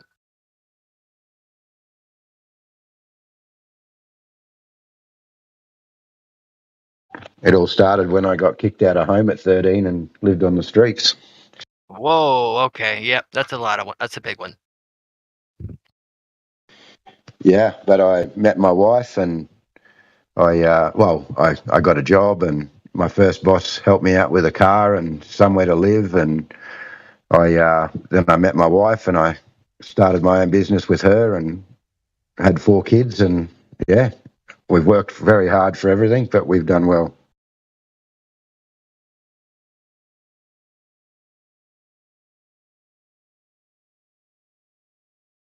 Living the countryside life. Yeah, I am now at the moment. Yeah, I got 200 acres and some sheep and alpaca, and I have a signage business as well. So I do like car wrapping and signs, all sorts of stuff. 200 acres. Oh my goodness. Freaking cat crazy, man. Have you been out? I don't even know if I should ask you that yet. What's that? You can ask me anything you want. I don't really care. Yeah. If you've been all over all 200 acres of your property, probably not, right? Yeah, man, I have actually, because I hear they make you weed spray, and yeah, I've driven and walked nearly every inch of it. Wow. Sounds worth it though. I just did about 6 months of weed spraying every day after work and pretty much every weekend. I'd do about probably about 1,000 to 1,500 litres a day, like in the after work.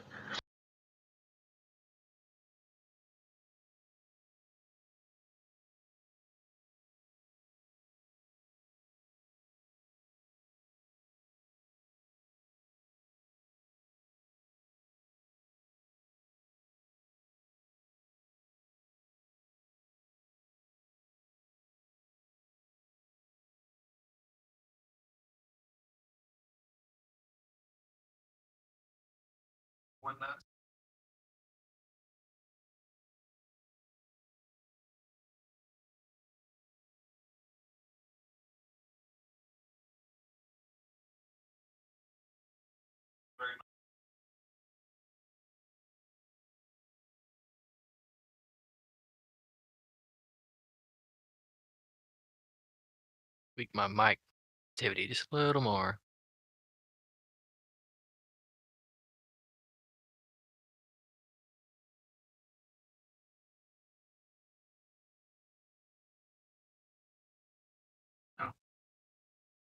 No.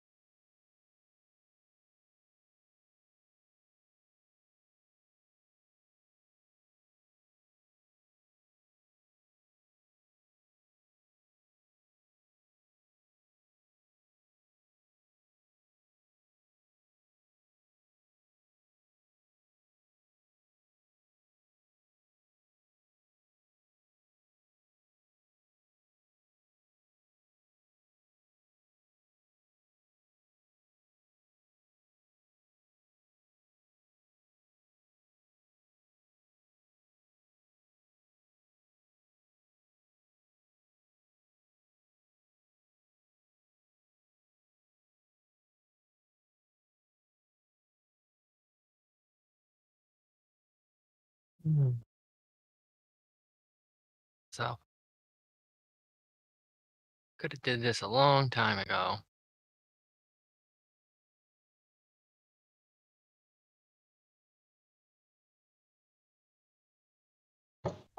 What could you have done a long time ago? Having this Discord overlay on while I'm in a game And I don't even have to even play the game. I just have the game up for the overlay to work. So that way I can see everybody who's talking. And only when they're talking. So you don't have to scroll up and down in the actual app to see who's talking. When there's a bunch of people in here, that is. Yeah, okay, cool. I'm stuck on my phone.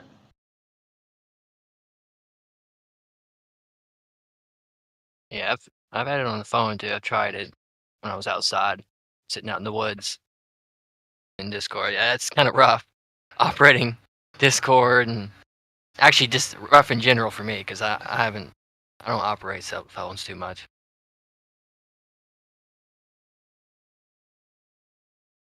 Yeah, the push to talk thing's a bit of a painful thing when you're trying to get in on a conversation.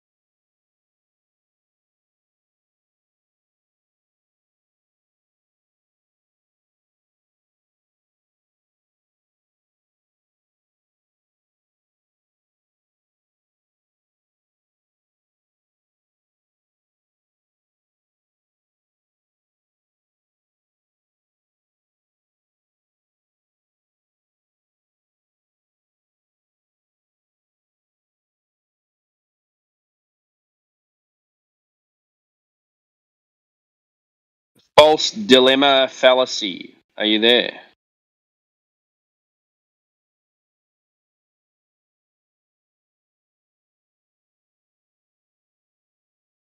You have control of your mic. False dilemma fallacy. Are you there?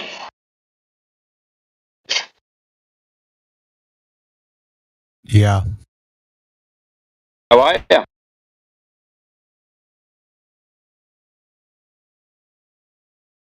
Welcome to the server.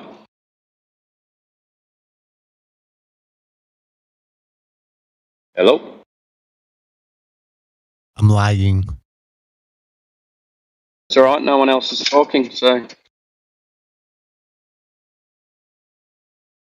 Welcome to the server. What brought you here?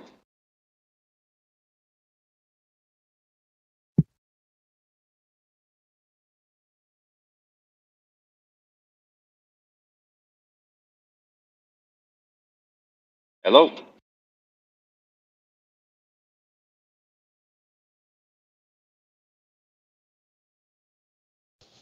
He doesn't want to talk to you, Tim. Yeah, I know.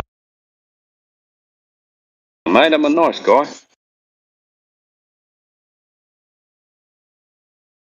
I just want to hear what your false dilemma fallacy is.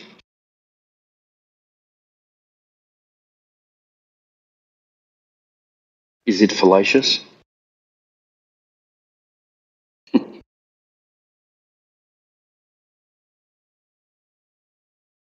Yeah, I'm going to put you back on mute. You'll have to, oh, you've done it yourself. Alright, you won't be able to unmute by yourself, so either you'll have to go to VC check-in, so where someone can interview you, or wait till someone else calls you out, mate. Maybe fix your lagging before you come back. Don't know how you do that, but I don't get any lag, and I'm on the bottom of a ball, apparently. What about you, Flying High? Do you get any lag? No, not really, and I'm on my phone at work. Yeah, and he's in the countryside, up in the mountains, and he doesn't get lag. All right. Thought I was going to get to talk to someone new. Oh, who's this? Water. Water keeps on changing their picture. All right, Water. You have a listening pass. So, you've got control of your mic now, mate. Do you want to turn on your mic and have a chat? Water, open your mic.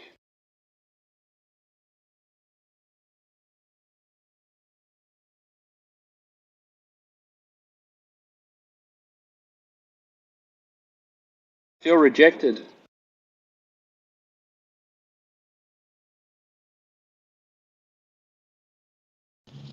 I'm just sitting here reading all these quotes I have to do, procrastinating so bad. Procrastinating. You get those days, don't you? It's time for another smoke, that's what it is. This is ridiculous. I walked in this morning and I got 1, 2, 3, 4, 5, 6, 7, 8 quotes on my desk to do. Man, I hate that. Have you got an automatic quoting system? No, I work it all out and put it into zero, send them a zero quote. Oh, you know you can set up amounts in zero, yeah? Yeah, I have for some items, but I don't for all items. I generally just work out the square meterage and then put a price on it because the price has been changing so much. Our vinyl's just about to go up another 20%. I just got an email yesterday about it. The prints? The cost of purchasing the vinyl, yeah, is going up 20%. Oh, I know how you feel, man. These fucking building materials have gone absolutely nuts. I'll give you an example. A tube of silicon used to be $3.20. It's now up to $8.90. Yeah, we use a lot of glues and stuff as well. So, yeah, I know. It's crazy. That's more than double the price. Yeah. Yeah, we had a I think it was 15% last time. That was only about 2 or 3 months ago, if that. Yeah. Yeah, it's nuts, man. So something like, I'm doing a quote now, something that I'd normally be charging 130 a square metre for, I'm now charging it out at 160 a square metre.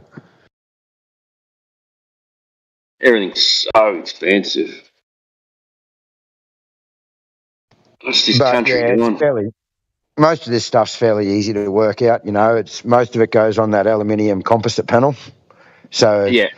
You know, it's $200 a square metre installed on the composite panel, plus the install price on site, you know. Vinyl by itself's 165 a square metre printed, you know, then install one weighs 185 a square metre. So it's all, I just work out the square meterage and whack it together.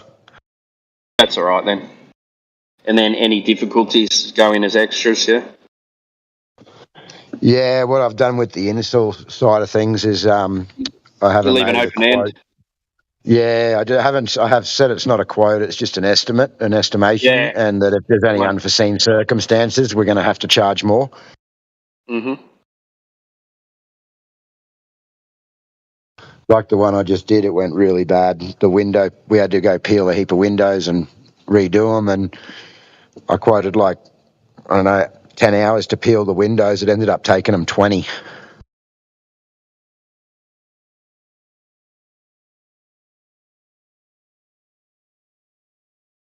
Now, some people hate it. I leave an open end on some things. I said, but before I continue, I'll let you know. But if you want the job Yeah, done, well, this was for another company that was we were quoting for, and normally with removal stuff, yeah, I just say, listen, it's due and charge. I can't tell you, but they insisted on a that's quote, and I went and looked at it, and I peeled a bit, and it came off okay. But then once they got into it, it came off in little tiny chips, and they had to scrape all the windows. Then they had to go and scrape all the glue, then the glue remover. It just took them it took them 2 days just to get it off.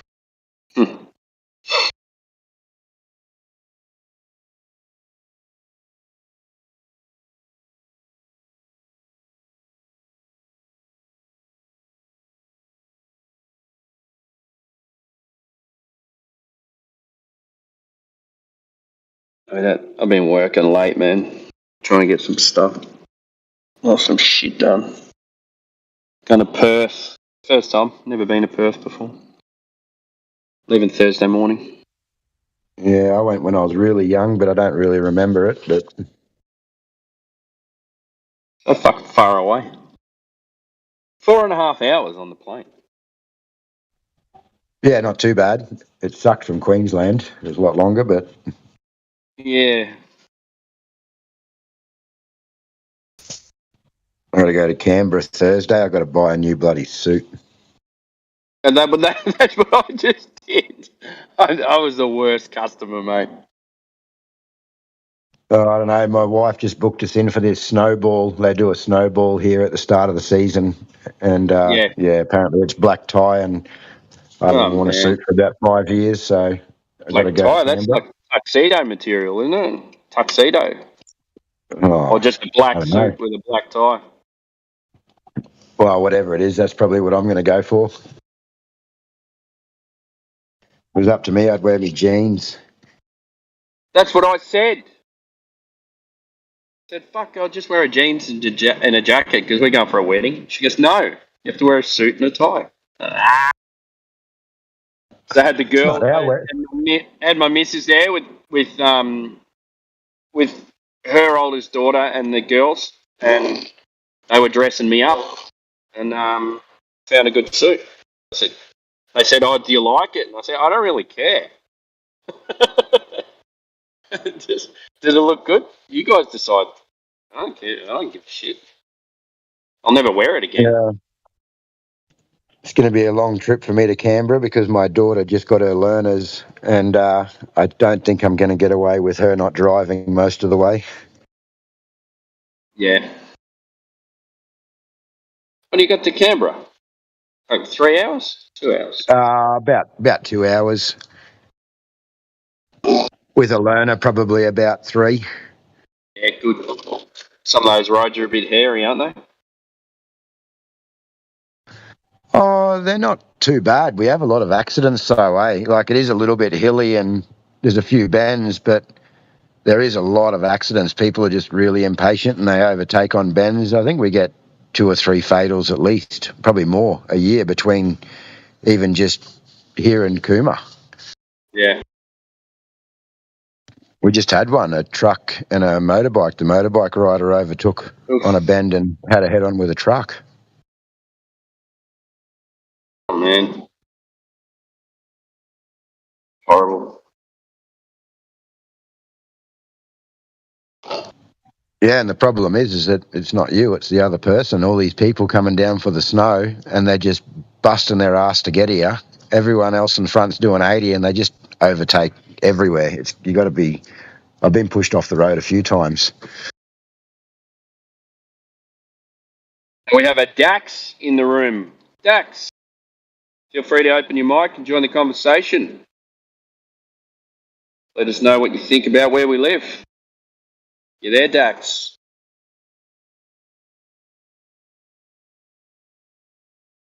Like no one wants to talk to me today. Nah. D//X, are you there?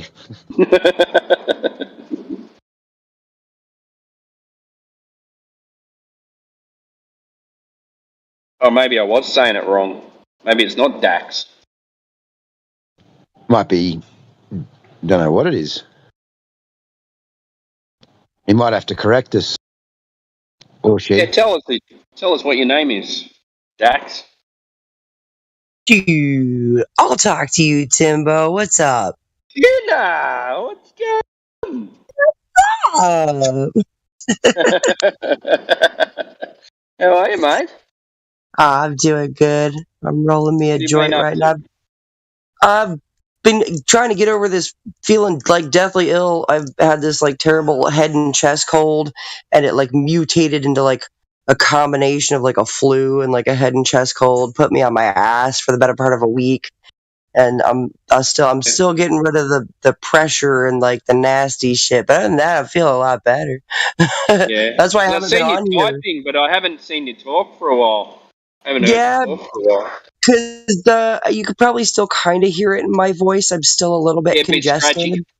Yeah, a Yeah. little bit scratchy, a little bit congested still. So I've been like, fuck, I can't even be on the VC like this. This is awful. Yeah, I've been missing being in Good to here. hear you're on the mend, though. Yeah, absolutely. Lots of hot toddies and some yeah. basil tea. Yeah, hot toddies and basil tea. Do you have scotch in your hot toddy, or do you have something else? Whiskey. Yeah. Yeah. Yeah, do it with whiskey. And the real one. Yep. Whiskey and honey and lemon, like just like Grandpa's old recipe, you know? Yeah. Yep. Yep, that's it. Ours was... So my granny used to make them when we lived in Scotland. Hers was... So she used to give it to the kids like to go to sleep, you know, and that was us. Yeah, it was whiskey and Bailey's Irish cream. Warmed up Bailey's Irish cream, yeah. Yeah, that sounds yummy. The kids? I heard I mean, maybe not for kids. I don't know. Look, see, like a lot of cultures are different, right? So, like, I worked for this Israeli family, and in their kitchens, and they invited me and a few other of the kitchen crew to their Passover celebration, right? And well, I didn't know, but I guess in Israel, like, it's totally a custom that like the 10-year-olds drink wine at Passover, and so yeah, their 10-year-old son Ilya, he was that kid. He was pretty wine drunk, and I was like, I've never seen a wine drunk 10-year-old, and it's hilarious. Yeah, we were always it started. Well, I guess they wanted to teach us responsible drinking as well. So we'd have Sundays. We'd have a roast on Sundays, and it was always with like a shandy. You know what a shandy is? Like a beer and lemonade. Yep. Yeah. So yeah, they started us young, but I suppose it teaches to not drink too much. I don't know. Maybe some people Yeah, go well, the other way. actually, I do think so because that 10-year-old was pulling on his dad's pant leg. Could you carry me back to the house? And he's like, yeah, he said they're pulling on dad's pant leg. Abba, pick me up, And his dad's like, no, son, you drank the drinks, you walk home. And it wasn't far, it wasn't far at all. We're talking about a campground, so. And then they learn. They go, no, I'm not doing that again because Dad's not going to save me.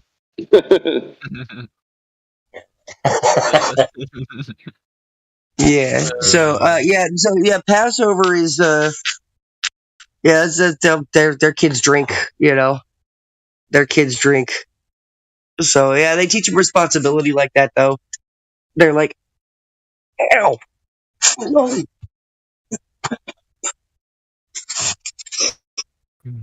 Give me just a second, y'all. Anybody want to come to this this Discord and prove like spin or curvature? Because that shit's still missing. Come on. You know better than that. You know no one's going to do that. We've got a few newbies in here, but no one wants to talk. Yeah. We'll try Dax again because they're VC verified. Dax, please open your mic and talk to us so we know you're not a bot. I think you're a bot.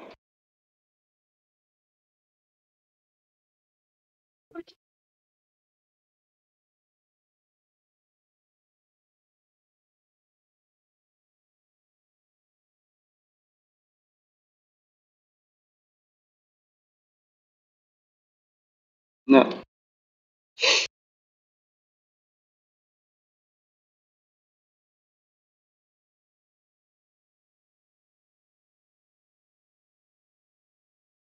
Watch face.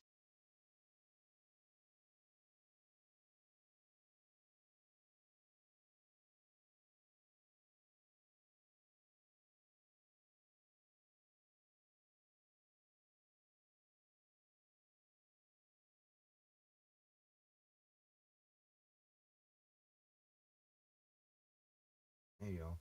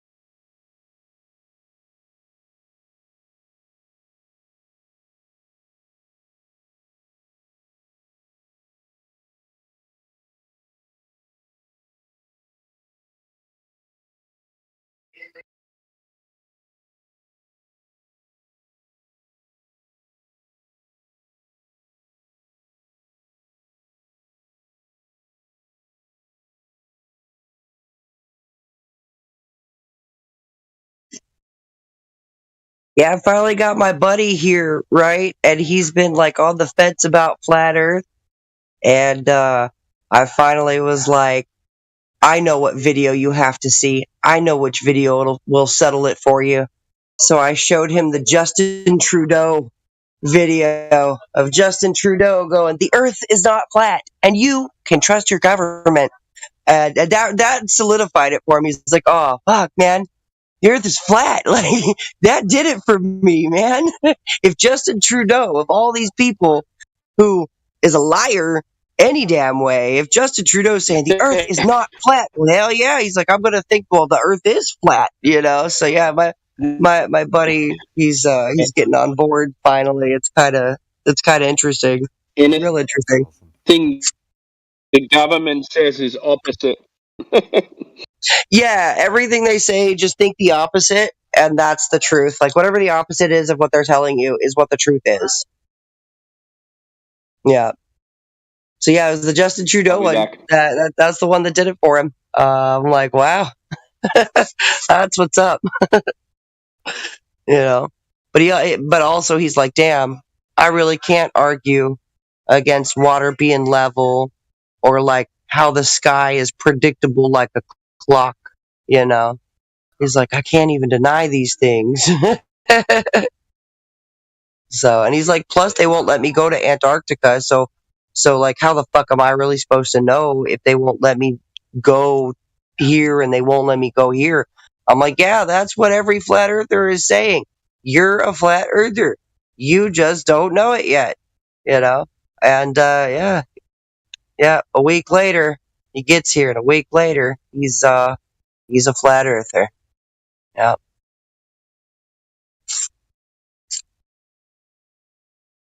He's like, I know you're not crazy.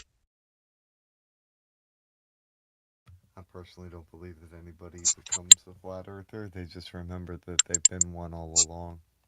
Yeah, I told him that too. I said, you've always been a flat earther. It's just that a whole bunch of people with a lot of money and power made you think otherwise. Yep. And he's like, see, that makes the most sense to me when you put it that way. And I'm like, well, yeah.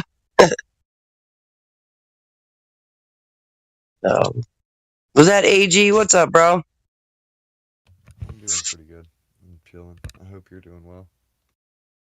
Nice. My schedule rotates sometimes, so I'll end up having a normal sleeping schedule, and then it'll go back to insomnia after it cycles through, I guess. I don't know. And right now I'm in normal sleep mode. I'll probably end up going to sleep soon. I'm trying. Yeah, you gotta turn yourself up, AG. You're quiet AF, bro. Let me see if I can fix it. I'll be right back. I thought it was just my volume until I turned mine all the way up, and I was like, wait a minute. How about that? Much better. Hey, much better. And again, I just turned you up to 200. I'm incredibly loud for you. I'm sorry, man. No, it sounds good. Because you was always kind of quiet to me a little bit. Like I had to turn my headphones up. I'm just trying to balance out my audio between the game and if I am listening to music. I gotta make sure y'all are heard over all of it. Yeah, I try not to yell into the mic unless somebody's pissing me off because they're being completely retarded and disrespecting my friends and family here. Amen. Yeah, that's like, something I do. Yeah, this is our home. Don't be. Yeah, we don't let nobody disrespect us in our home. Yep. It's just triggering. Yep. Especially when I notice that it's like the bros will be sitting there spending way too much time with somebody who's just clowning. It's like, you're not going to get through to a brick. Yeah, let them go. But I understand what they're doing too. They're basically using that person as something to speak at while listeners can listen to what's being said. So right. The brick is irrelevant. I mean, the brick is a tool. Yeah. If people make themselves objects, they can be treated like one. That's their choice if they want to identify as being one. Yeah, don't act like a fucking tool. We won't treat you like a tool. Well, my stance is this, is if somebody perpetually says they don't know to absolutely everything, objects don't know things, so you can't teach them anything either. It sounds offensive, but don't be an object, be a human being. Be a man, be a woman, whatever. Don't be a person, though. That's just a persona. That's not real. Yeah, it's a mask. Yep. I am me. I identify as myself. Yep. I identify as myself. That's correct. Yep. You may refer to me as you or that guy. Hey, you over there. Yeah, that's fine. I love that one of the most gender neutral terms, though, is dude. Like, you could call anybody dude. You call males dude, female dude, kids dude, objects dude. They run into something stupid to dude, and you're actually talking to an object or your own. You know what's really funny right now is the conversation in my living room with the people in my living room is actually exactly the same about what we're talking right now. which makes me wonder about just how connected consciousness is. Like, even from the next room, they don't even know what I'm talking about over here. You know, I could just hear the That's the conversation. Ethernet. I can tell you. Yeah, I can tell that's you kind of that crazy. if they want to think that everything is made up of matter and energy, then you ask them what is information, because that's outside of that whole realm of ideas. That's something else entirely. Okay. Yeah. Well, that's Like still I'm agreeing with you. Like, no, I'm agreeing with you. Like, that's cool because you're right. It's something else entirely outside of that. Yeah. What is information? Do you apply any kind of like?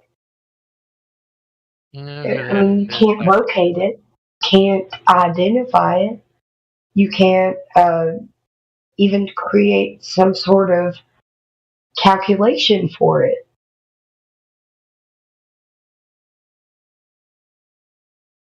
Yeah, you really can't. It is Now they'll say that the whole internet, like collectively, is like contained. I don't know. It's like the size of a strawberry if you were to put all the information on the internet in one place. And it's talking about the electronic little whatever. That's and silly. their calculations all assumptions and fantasy.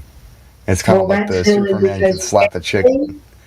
everything that has to do with AI has to do with the input of some human. Okay, Yeah. so it's got a lot of information that is input into it, so Yeah. that it can generate. I was just going to say that what you're saying is something outside of the internet or any of that other stuff either, though, because you can't even describe what information actually is on a tangible level. Like, give me a jar of information. Exactly. Give me a formula. Some sort of like, is it a mass, energy, or matter? What is it? What is information? I dare anybody to calculate that. Trying to fathom what the true form of information actually is sort of like imagining what unreality would look like. Like, it's not something that's tangible.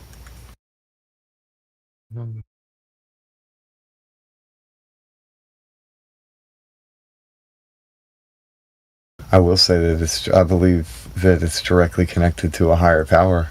All information, all truth. So that information we're talking about is also connected to that. Yeah, that's what I'm saying. Information, knowledge, truth, just all of that. It's connected to a higher power. Wisdom.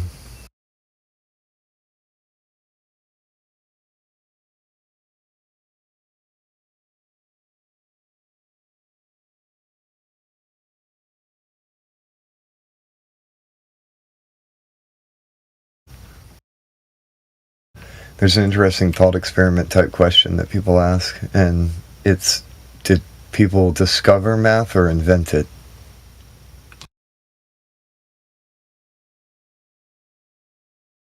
Like what now?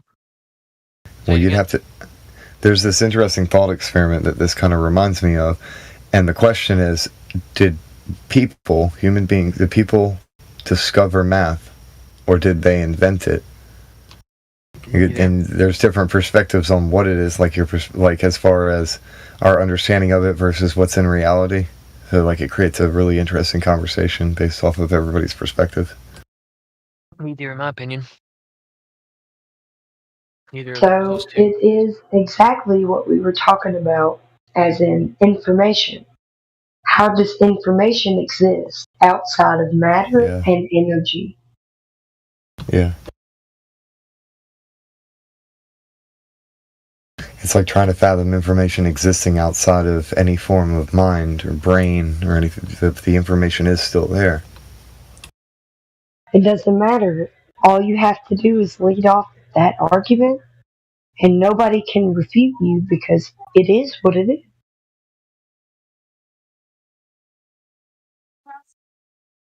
I'd say that my answer to that, hypothetical question would be, we invented our own perspective of what already is, based off No, of what we've been information granted to see. absolutely debunks anything other than, I don't know, like, if you want to talk about evolution, that debunks that. Entropy debunks that. All of that debunks that. Like laws of nature. Yeah. So if you want You to talk can't get about, something from nothing. yeah, if you want to talk about entropy, information, I got you.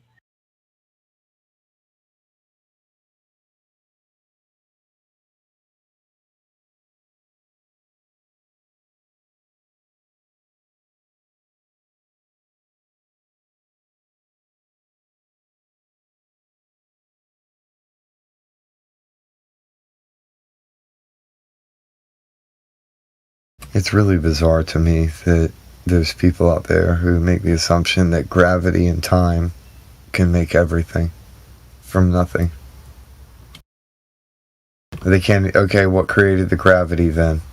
What Okay, created the well, you time? have to deal with entropy, which nothing, Yeah. literally nothing can be exempt of entropy. Everything is subject to entropy. Everything. So there is nothing that can like stop, change, and level up. Like you don't have something stopping, changing, and leveling up to create some sort of evolution. That doesn't happen because of entropy. That's a law of nature. Nothing can defy it. And they're claiming that something does. You have to question the laws of nature when it comes to any kind of evolution at all.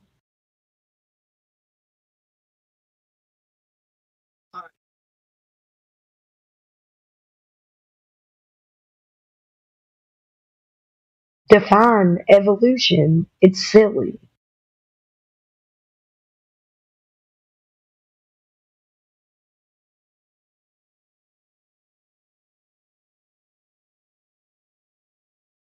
Also, telling me where the physical horizon is on this globe Earth, supposedly, is futile. Tell me where it is so we can measure it. That'd be nice.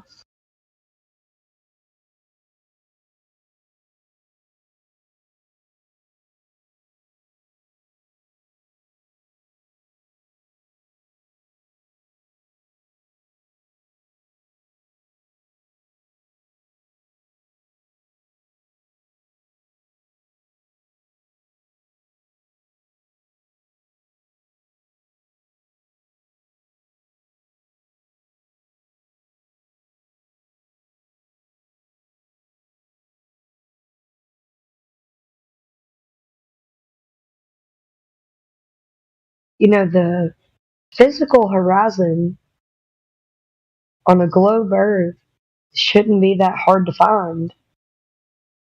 Should be kind of a very well known thing and provable and testable and falsifiable. You know, those things. Those things matter. Come on, guys.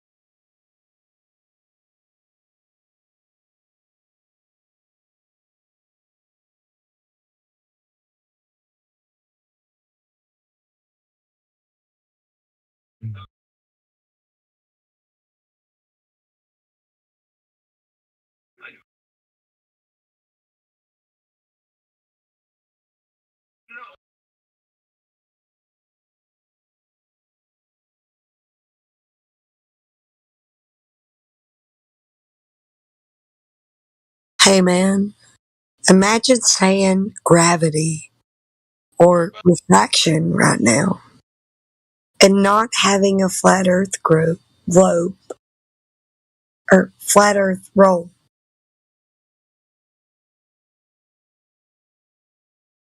Pretty interesting.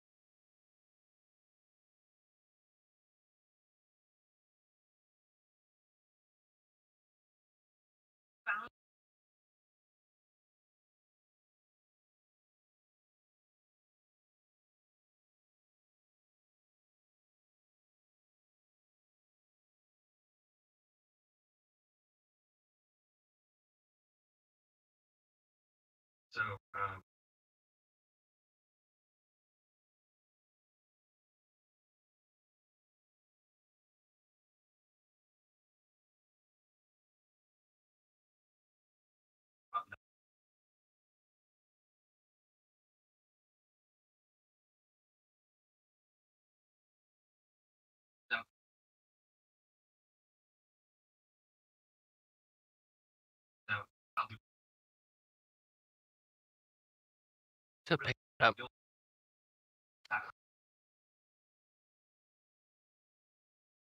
Bit higher. Maybe it shouldn't pick it up.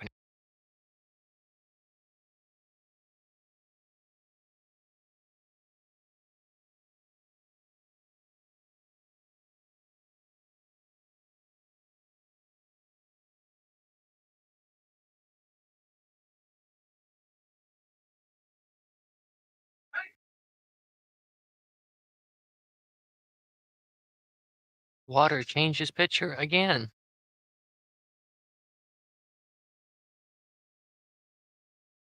Although after third time he's changed it.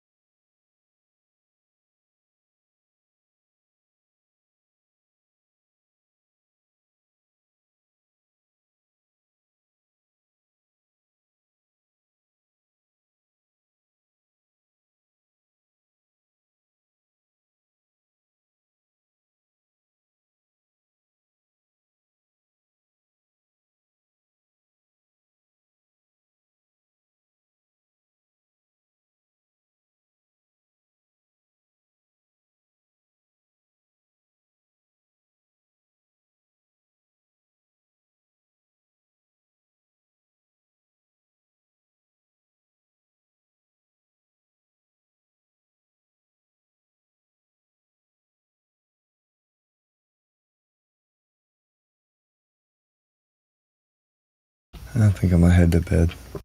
You guys have a good night. Stay blessed and watch out for zombies.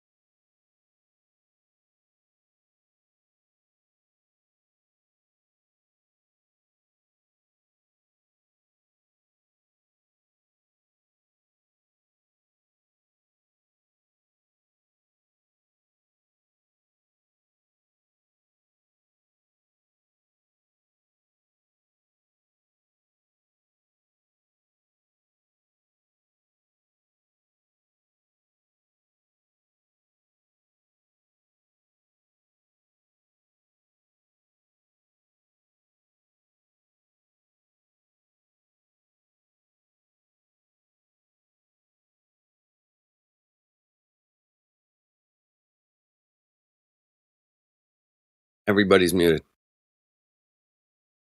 Interesting. AI, DX, Davey, false, Lima, fall, Jones, Cal, Mayhem, Miguel, what's up? Yo, what's going on? Hey, how are you, man? How you doing? Good, good, man. Everybody, it was all muted up, man. So, just sitting down. Matter Hang out. professor, man. Hang out with you guys. Yeah, See man. what's going on. Yeah, everybody's muted. Yeah. Monday night, sometimes they're kind of slow, man. Hey, the weather's getting better. People are going outside and shit. This is when I start my night. Exactly. I'm a fucking night owl. Oh, always have been. Yeah, me too, man. I just like to. Yeah, I used to call my friends out, like, across the country, be like, "Dude, what are you doing?" They're like, "Dude, man, it's midnight." I'm like, "I know, I don't give a shit. Wake up." I want to talk to somebody. Get out of bed. Come on. Discord is a perfect platform for night owls. Exactly. It really is. Perfect. It is. There's no. You go outside. There's nobody out. It's quiet. All you hear is crickets. Exactly. Nothing to do. So Discord. That's why I like Discord. You know what I mean? That's one reason, at least. It's an amazing platform, man. Yeah. Absolutely amazing. Let me tell you. Discord. We got Flat Sabbath, Flat Plains Drifter, and Pip out in the chat. Greg T's out there. What's up, my peoples? Cheers. Did I miss any fun today? I was listening here and there, man. But all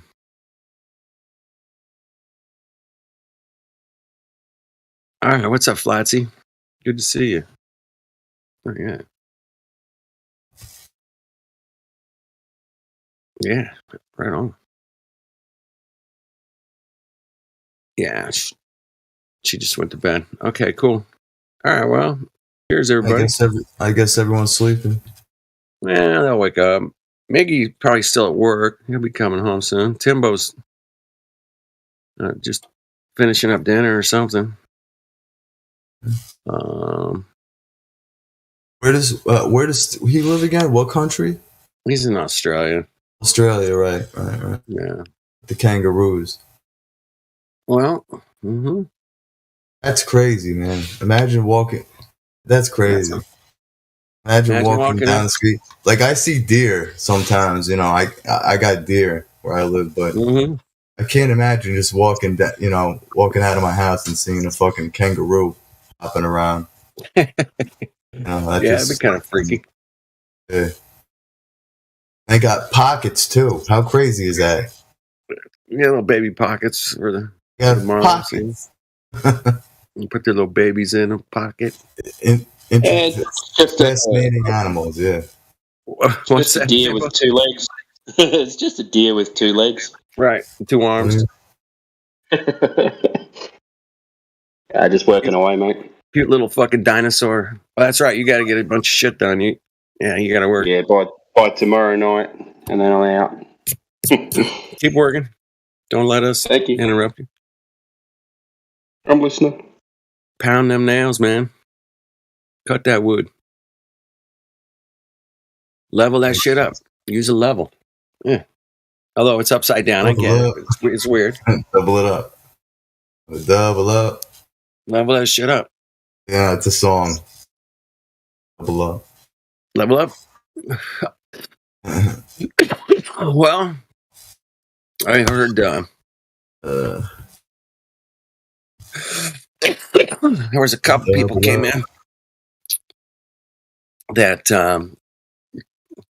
were questioning. There was a couple people that came back that had gone away to look and do a little more research. I don't know if that was kind of sounded a little hillbilly, kind of like he's got like a little bit of a draw.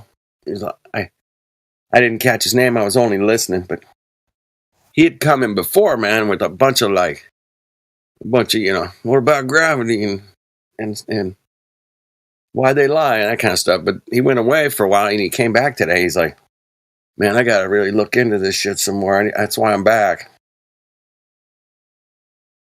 He's just trying to figure it out. That was an interesting conversation.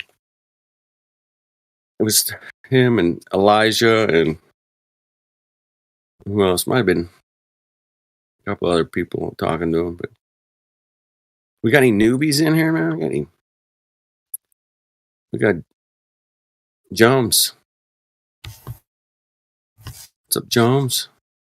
You're kind of new. And we got DX. What's going on? Yeah, I've been trying to get people to talk, but no one's talking. Let me open False Dilemma's microphone again, give him another chance to talk.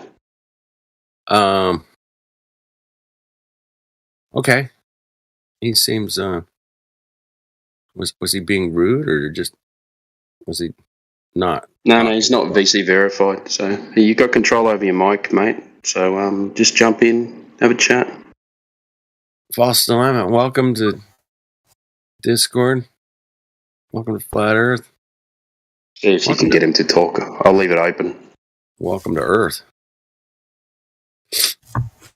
Welcome to Earth. Yeah, pretty. What's that song? It's like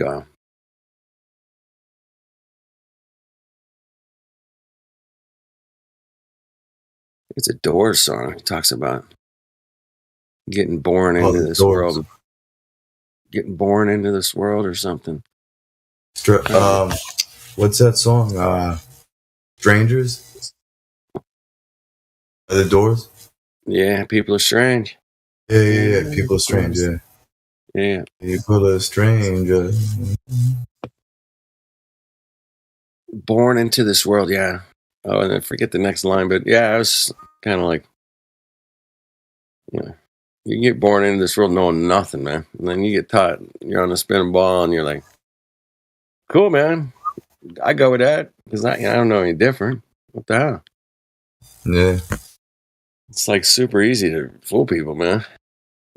Yeah, that was easy. Okay. I'll just believe it. Oh, wow, that's crazy, man.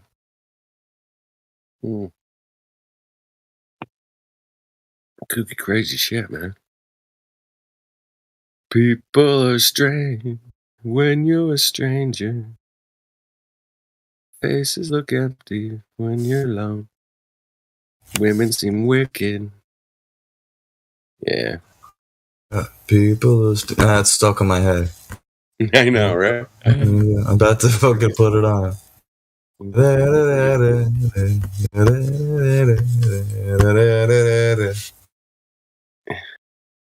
I met Ray Manzarek, the keyboard player for them, at this little Strange. Yeah, I fucking love that song, man. Mm-hmm. But didn't he died of an overdose, right? Supposedly, yeah. He fell asleep in the bathtub. I was all fucking yeah. all drunk out or whatever. Yeah, like a lot of other kind of drowned. He drowned himself. Drowned. Yeah. He drowned. All right, let's count how many people died in the bathtub. Got him. Got Whitney Houston, her daughter. Who else you got? Oh, shit. Fucking, bath. Who the fuck else died in the bathtub? I don't know, man. I mean, look. I'll do a little Google. Philip Seymour Hoffman? Or no? I don't know. Maybe. A bunch of people. I mean, bathtub deaths, celebrities. Yeah, you got a bunch of people. I don't know if it's in some ritual, I don't know if they fake their deaths or if they off them, whack them. Right. I mean, who the fuck knows, bro? You never know. Who knows? Who knows how that, inner circle works in Hollywood? Bathtub deaths, celebrities. There we go. Elvis Presley, supposedly. Yeah. Lenny Bruce. Amy Winehouse, maybe. I mean, I don't know. Morrison, for sure. Yeah. I don't know. I've never heard of these other people, man. Yeah.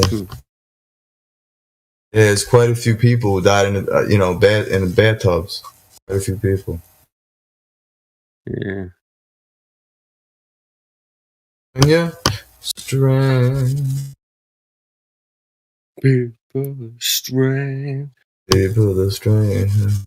Well, I can't believe my friend's fighting Mayweather, bro.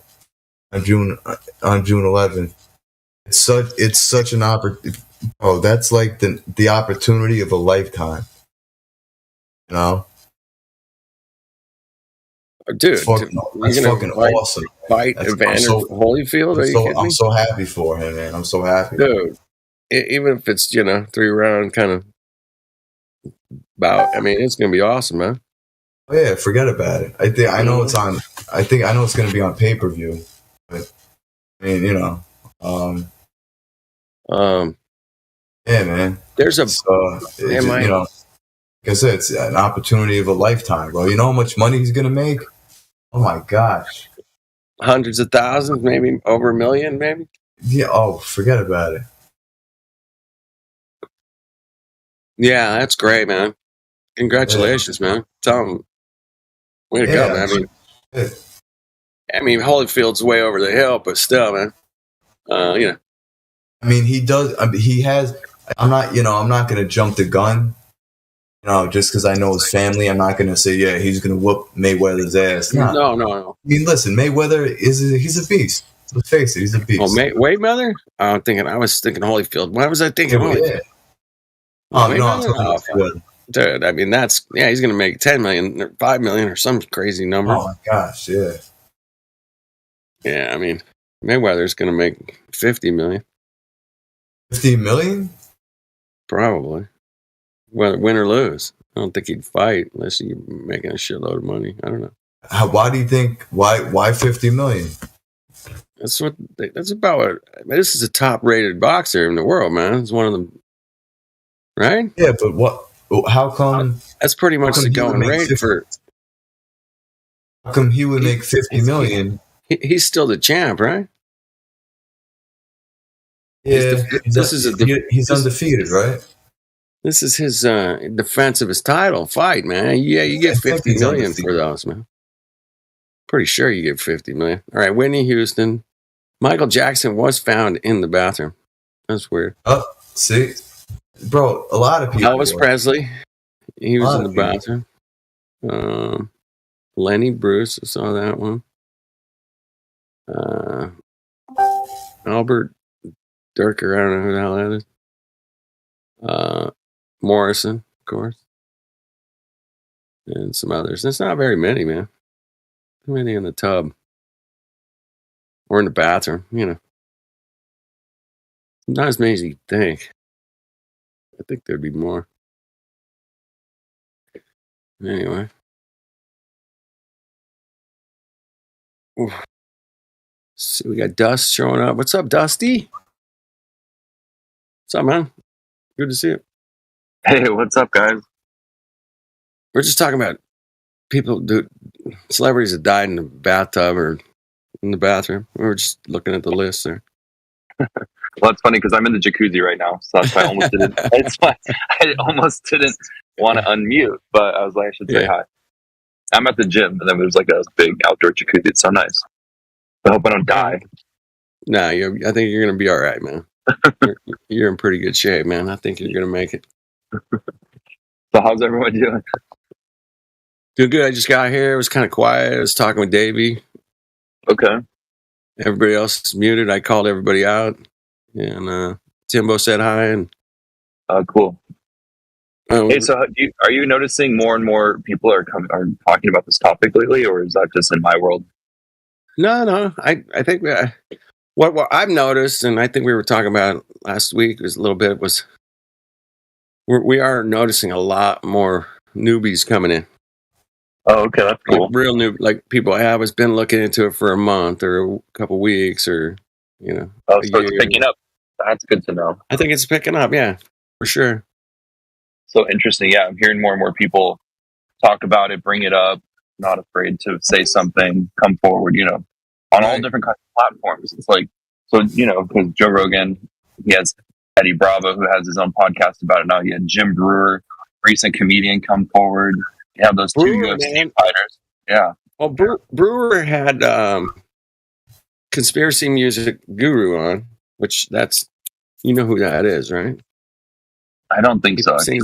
He sings those songs about NASA fake and everything. And so I probably heard him. I just don't know his name. Okay. He's been around a long time. I don't know. Probably like at least 6 years, maybe longer. I don't know. I'd have to ask him, but he was on with Jim Brewer, and he's a total flat earther. And he's been in here like the last, I don't know, 3 out of like 4 days. He's just coming in, hanging out with us, man. And he was on his show with Jim Brewer, and Jim's wanting to get him to come out. And he wants to set up like a tour and get a band for him and everything, man. It's kind of crazy. I was like, nice. I don't think it'll happen, but it was just exciting to see him on the Jim Brewer podcast on YouTube there. Pretty cool. Funny, yeah, because I've been listening to Hibbler on Rockfin, actually. And he had Jim Brewer on there because Jim was on Joe Rogan like the same week that he was on Hibbler, and it's crazy how different the conversations went. But you could tell that like Jim is being respectful of Joe's podcast and doesn't want to say anything too controversial on it. But then when he gets on the Hibbler effect on Hibbler, who did Level and Level with Me, the next level videos, as you probably know for those listening.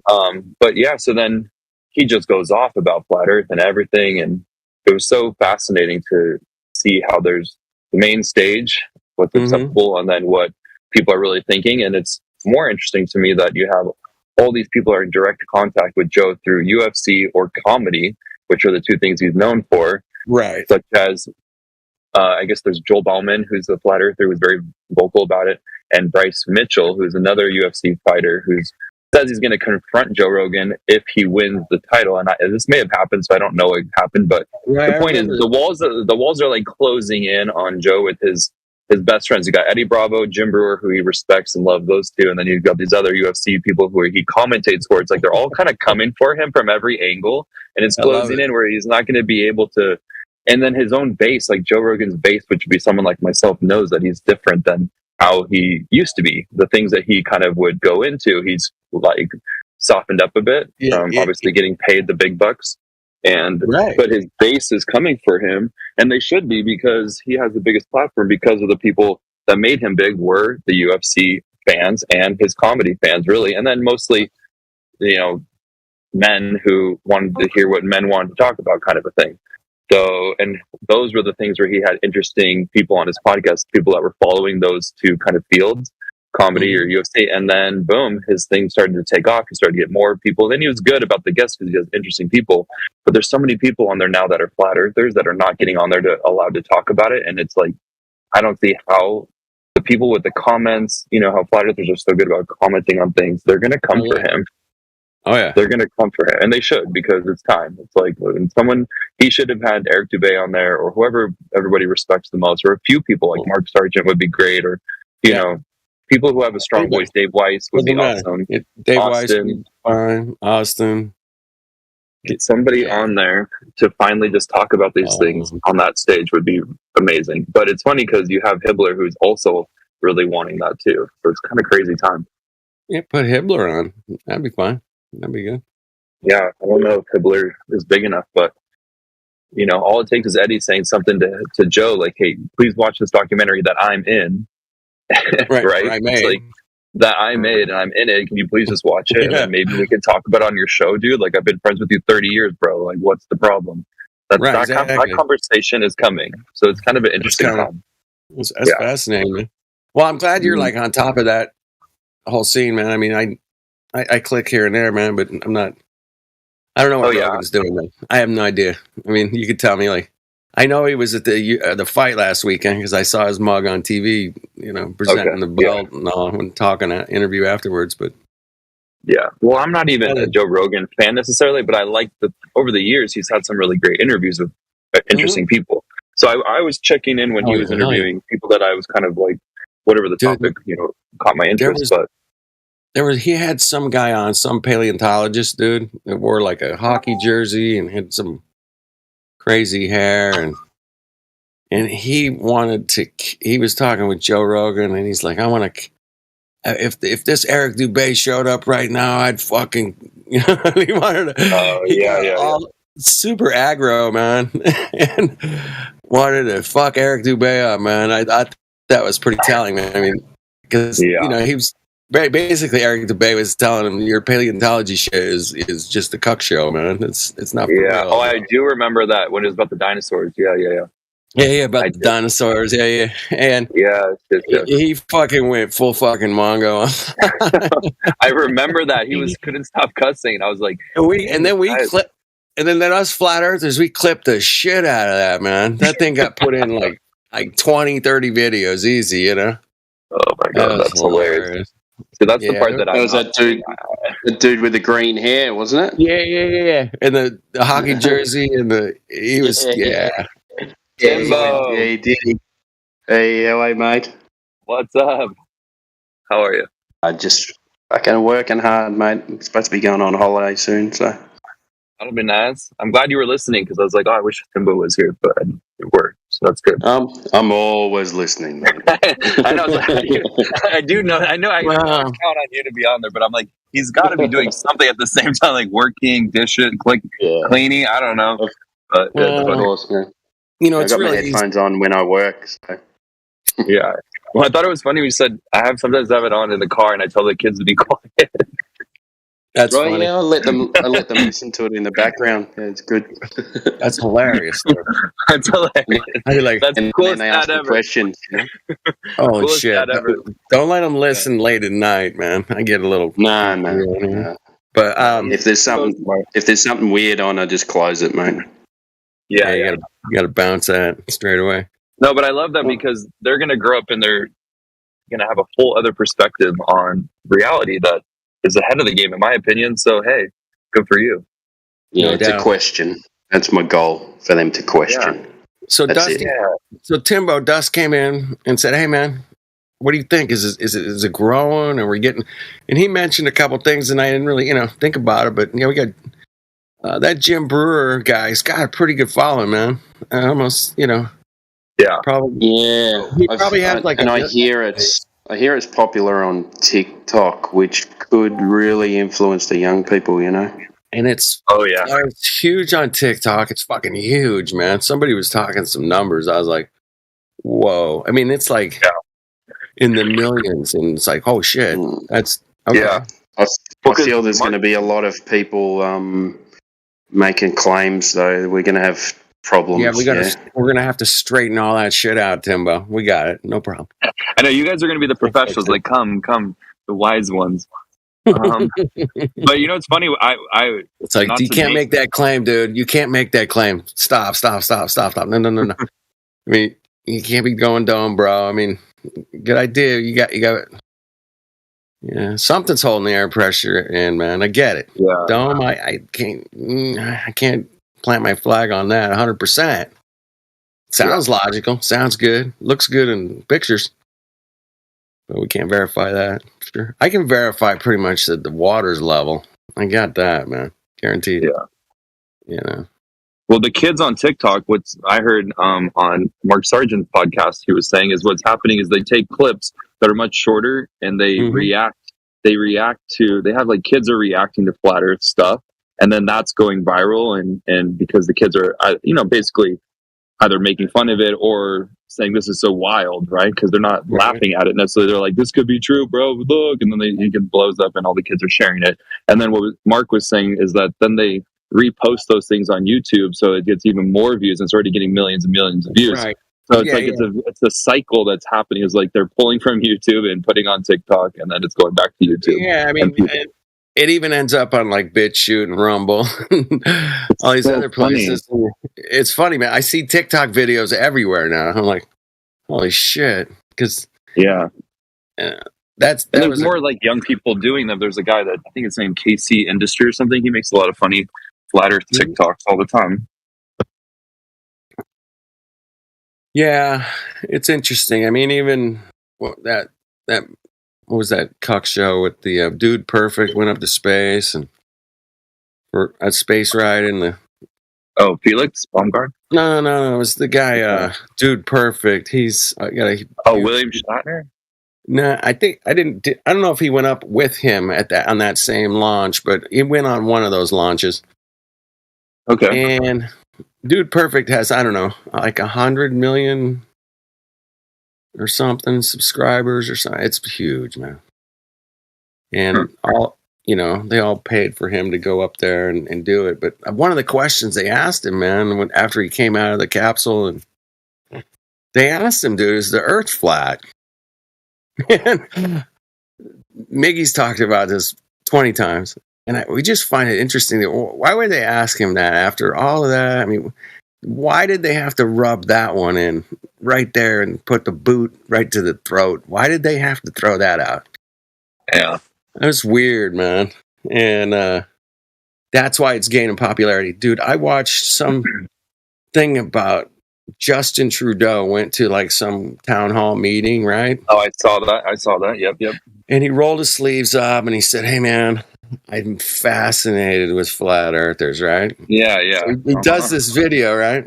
Doesn't everyone already hate him? So I go into the chat, man, and I'm looking at the comments, and I'm like, oh my goodness, dude! It was like a treasure trove of new flat earthers, dude. They're like, yeah. If this guy thinks the Earth is a globe, man, I know we're fucked. It's flat for sure, 100%. You know, yeah, they're so dumb. They don't even realize how the internet's paying attention to everything. It was totally backfired, and I kept, sending people the link. I'm like, dude, you got to see the comments. Go read the comments. You got to read these comments. They're great, and they all come back and they're laughing with me. I'm like, yes, that's how it totally backfired, and it was funny. But wow. I have other conspiracy friends. I have other conspiracy friends. New perspective. He would go, but they did that on purpose. Just Yeah, exactly. I don't know, man.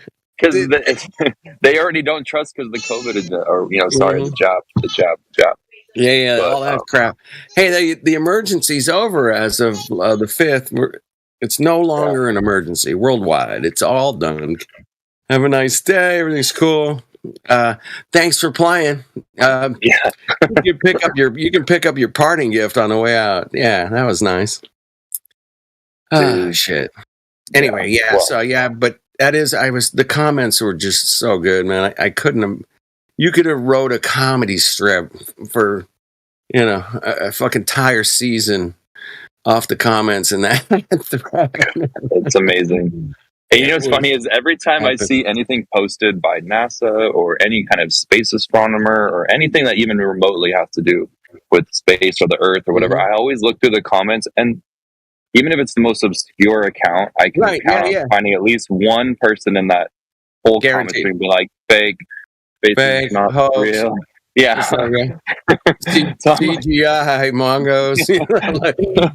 And I go, there's the one little warrior who was brave enough to just say that, Yep. and not just be trolling. It's like, this is crazy. People are coming to this realization. This is the truth, and the truth feels good. So that's it does. It feels good, and you got to own it. Most of us around here, we feel good and own it, and we got to deal with these people that are. That's our specialty, is dealing with people who are hostile towards, but they'll get shut down here so fast, man. They don't last like 10 minutes. Man. If you're really hostile, you're done. You're gone. But if you're like seriously like just questioning some stuff, man, want to come in and talk to some people, this place handles it pretty good, man. Yeah, we're not perfect, but it happens. Nothing's 100%, but for the most part, it's really good. It's like how you can. I like to take it easy on the new people. Give them a little, give them a little their own rope. Here you go. Yeah. Well, once you get on this journey, it's all the emotions. It's there's too much going on. It's scary. It's all the emotions. You don't want to bury them. Well, what happens is once you get intrigued, and then you kind of get hooked, and then start to disbelief and try to debunk, and then when you can't, you're like, when you finally accept, right, and then if you hear just enough of the content that's out there that starts talking about creation and purpose, that somewhere deep down resonates for every single person. Mm-hmm. And maybe they can't even put it into those words exactly, but it's something about knowing that this is a far more special place, and each individual is a lot more unique than we were realizing, because of how there is no infinite space and infinite possibilities. It's just what's here. And that's a beautiful thing when you look around and you look at the earth, and it's like, okay, this is home. This is the only home, and there's something that did this, and what that something is, that's up for everyone to figure out. But it just means there is an intelligent design, and it's a very powerful realization, the proof of the creator. So no doubt about it. Walter said Nathan Oakley on Rogan. How would that go? Oh, okay. I said, how do you think that would go? Oh man, I'm trying to imagine that in my head, but it could be good. Well, who would be our heavyweight, like 3? We had to pick 3 to just go in there and be like, listen up, Joe. Who's your top 3? Who are your top 3? QE, Indio, and AI for sure, man. Wait, who? Who'd say it again? QE, Indio, and AI. That's the 3 I'd pick. Oh man, I don't know those 3. I don't know those. They're all from. They're all from here. And they're better than anyone. Wait, say them again. They're all from here, man. Yeah. Well, QE's not actually. I mean, from here. I mean, but he hangs out here. Okay. I'd say his channel is Quantum Eraser. So. Okay. Well, my top 3. My top 3 would be Flat Earth Dude, Timbo, and and myself. Let's just there you go. Yeah, us 3 would be excellent, man. We could sit around and smoke a spleef with with Joe and talk about Earth, man. I'm going to manifest that. That's what I'm going to manifest. the 3 of us sitting in front of Joe going, "You ready for a wild ride?" Just be open-minded, Joe. As far as people that have their own platform and are, consistently promoting Flat Earth, daily or weekly, who would you throw in there to talk to Joe Rogan? I mean, Eric DeBay's not doing stuff, daily, obviously. Mark's doing stuff weekly. I think it's got to be Eric, Mark, David Weiss will do stuff here. Dave pretty Weiss, much. Yeah. David Weiss and Rogan would be a great mix, dude. It would go so well. Yeah.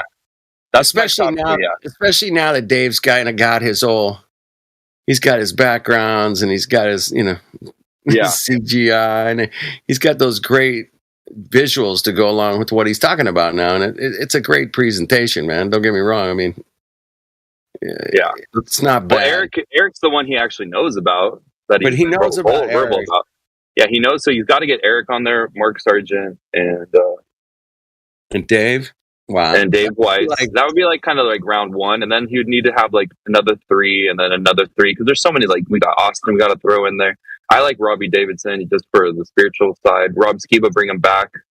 That would be amazing. Yeah, we could bring Skiba back. Bring him back because he had wisdom and power. Joe Rogan's more like the stoner crowd, kind of chill. Yeah. I'm just thinking who would appeal to his crowd, And, for sure, David Weiss. Yeah, David Weiss would be good, and Sargent probably not so good. But Sargent's so good at interviews. He really is. He's got really smooth charm. He has a smooth charm. Yeah. Mm-hmm. He's just got really good wit, and he's I've seen him loosen up too, man. I've seen him where he's chilling, and he can actually be pretty just chill. Yeah, he was so nice, actually. I was really just happy to meet him because it was what a sweet guy. I'm all right, this is cool. Well, he's not a bad human being. No, he's not. Mm-hmm. Pretty harmless. Harmless. Anyway, Mayhem and on Joe Rogan, dude. Fuck yeah. And then bringing Eddie Bravo and Mayhem, man. Fuck yeah. That would Yeah, be Jim Brewer back. And Brewer. Throw Brewer in for some. Yeah. Let Jim Brewer be himself. Mayhem. Like, let him. That would be fucking epic on What about Rogan. putting Mayhem and Elijah on there together with Joe Rogan? Oh fuck, Elijah, man. Well, we'd have to fix Elijah's microphone first and foremost. We got to fix that fucking mic of his, man. I love you, brother, man. You got to get that shit figured out, man. You got internet too much hive to mind. say. You got too much to say to have a fucked up mic. That's wrong.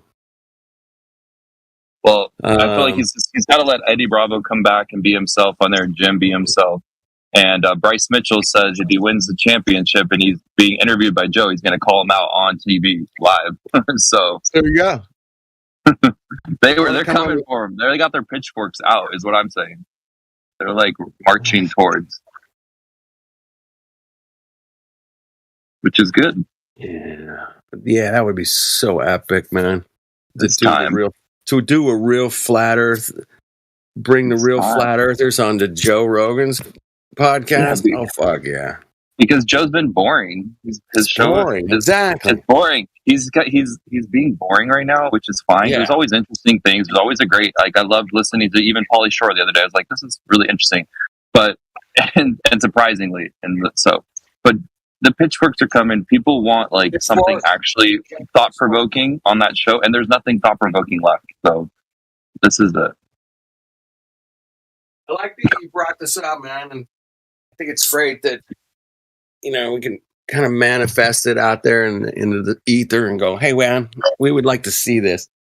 We tried to, dude. I don't know if you know, maybe you weren't around then, but Eric Dubay agreed with Rogan and Neil deGrasse Tyson to do a debate. Do it, right? You remember that? Yeah.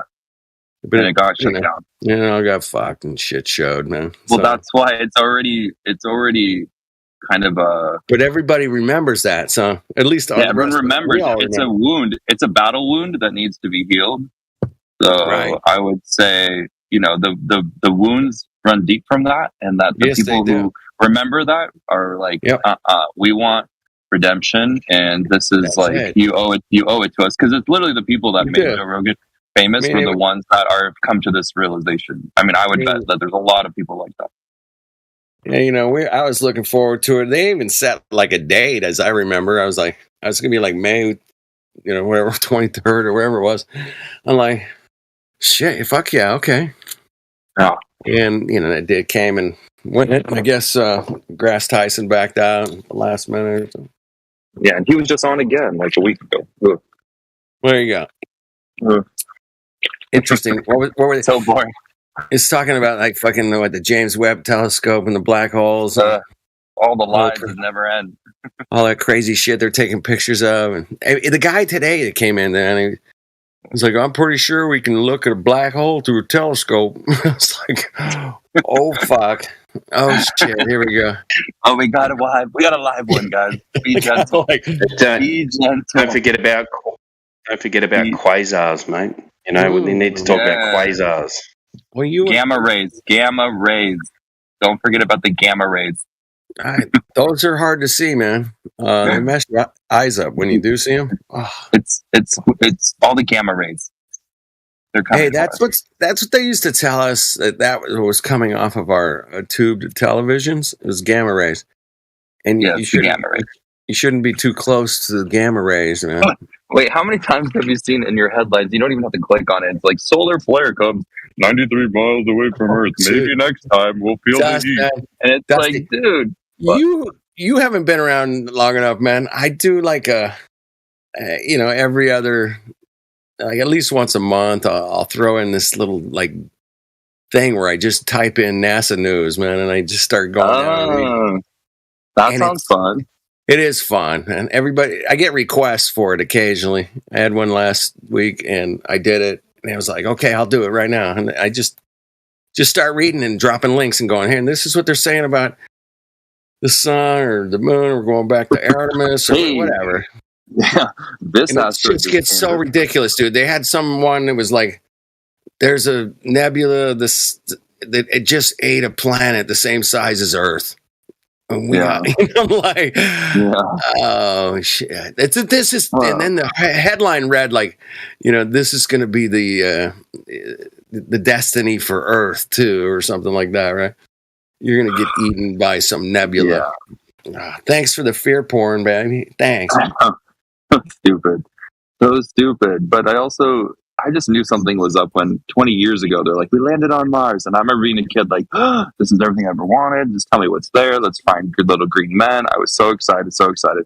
And you tell me, after 20 years and all the rovers that have been there, they haven't dug up the dirt for 1 second, put a little teapot, bubble it up, and look into it to see if there's some sort of microbe there. They can't do that after 20 years of being there. What the heck are they doing there? So I was already feeling this before Flat Earth, and that was where I was at with NASA. I was like, they're doing nothing. This is nothing. I've been waiting to see if there's some sort of bacteria. Just give me something. What's out there? Anything? Nothing? Really? Really nothing? What are we doing? And then God was like, well, why don't you want the truth? And it led me to evolution, and then evolution led me to Flat Earth. And I was like, well, this is the answer I've been waiting my whole life for. I mean, in my late 30s. Baby. This is not like something that I've just started thinking about. It's been a lifelong journey. Exactly. My story's very similar to yours. It's like, wait a minute, what?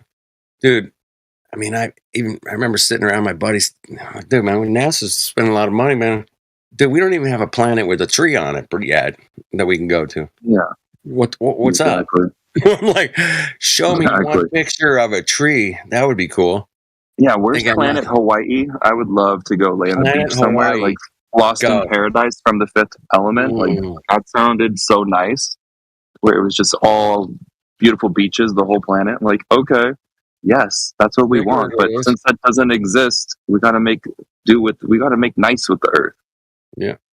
Hey, we do have beautiful beaches. Yeah, we do. California's, you and I both live here. It's a fucking crazy, awesome place, man. Just gorgeous. Driving the coast or the desert, that's fucking great. I love it. But you know what I realize is the entire Earth is probably really gorgeous. The same thing, yeah. The whole most places. Most places. There's a couple of dust bowls, man.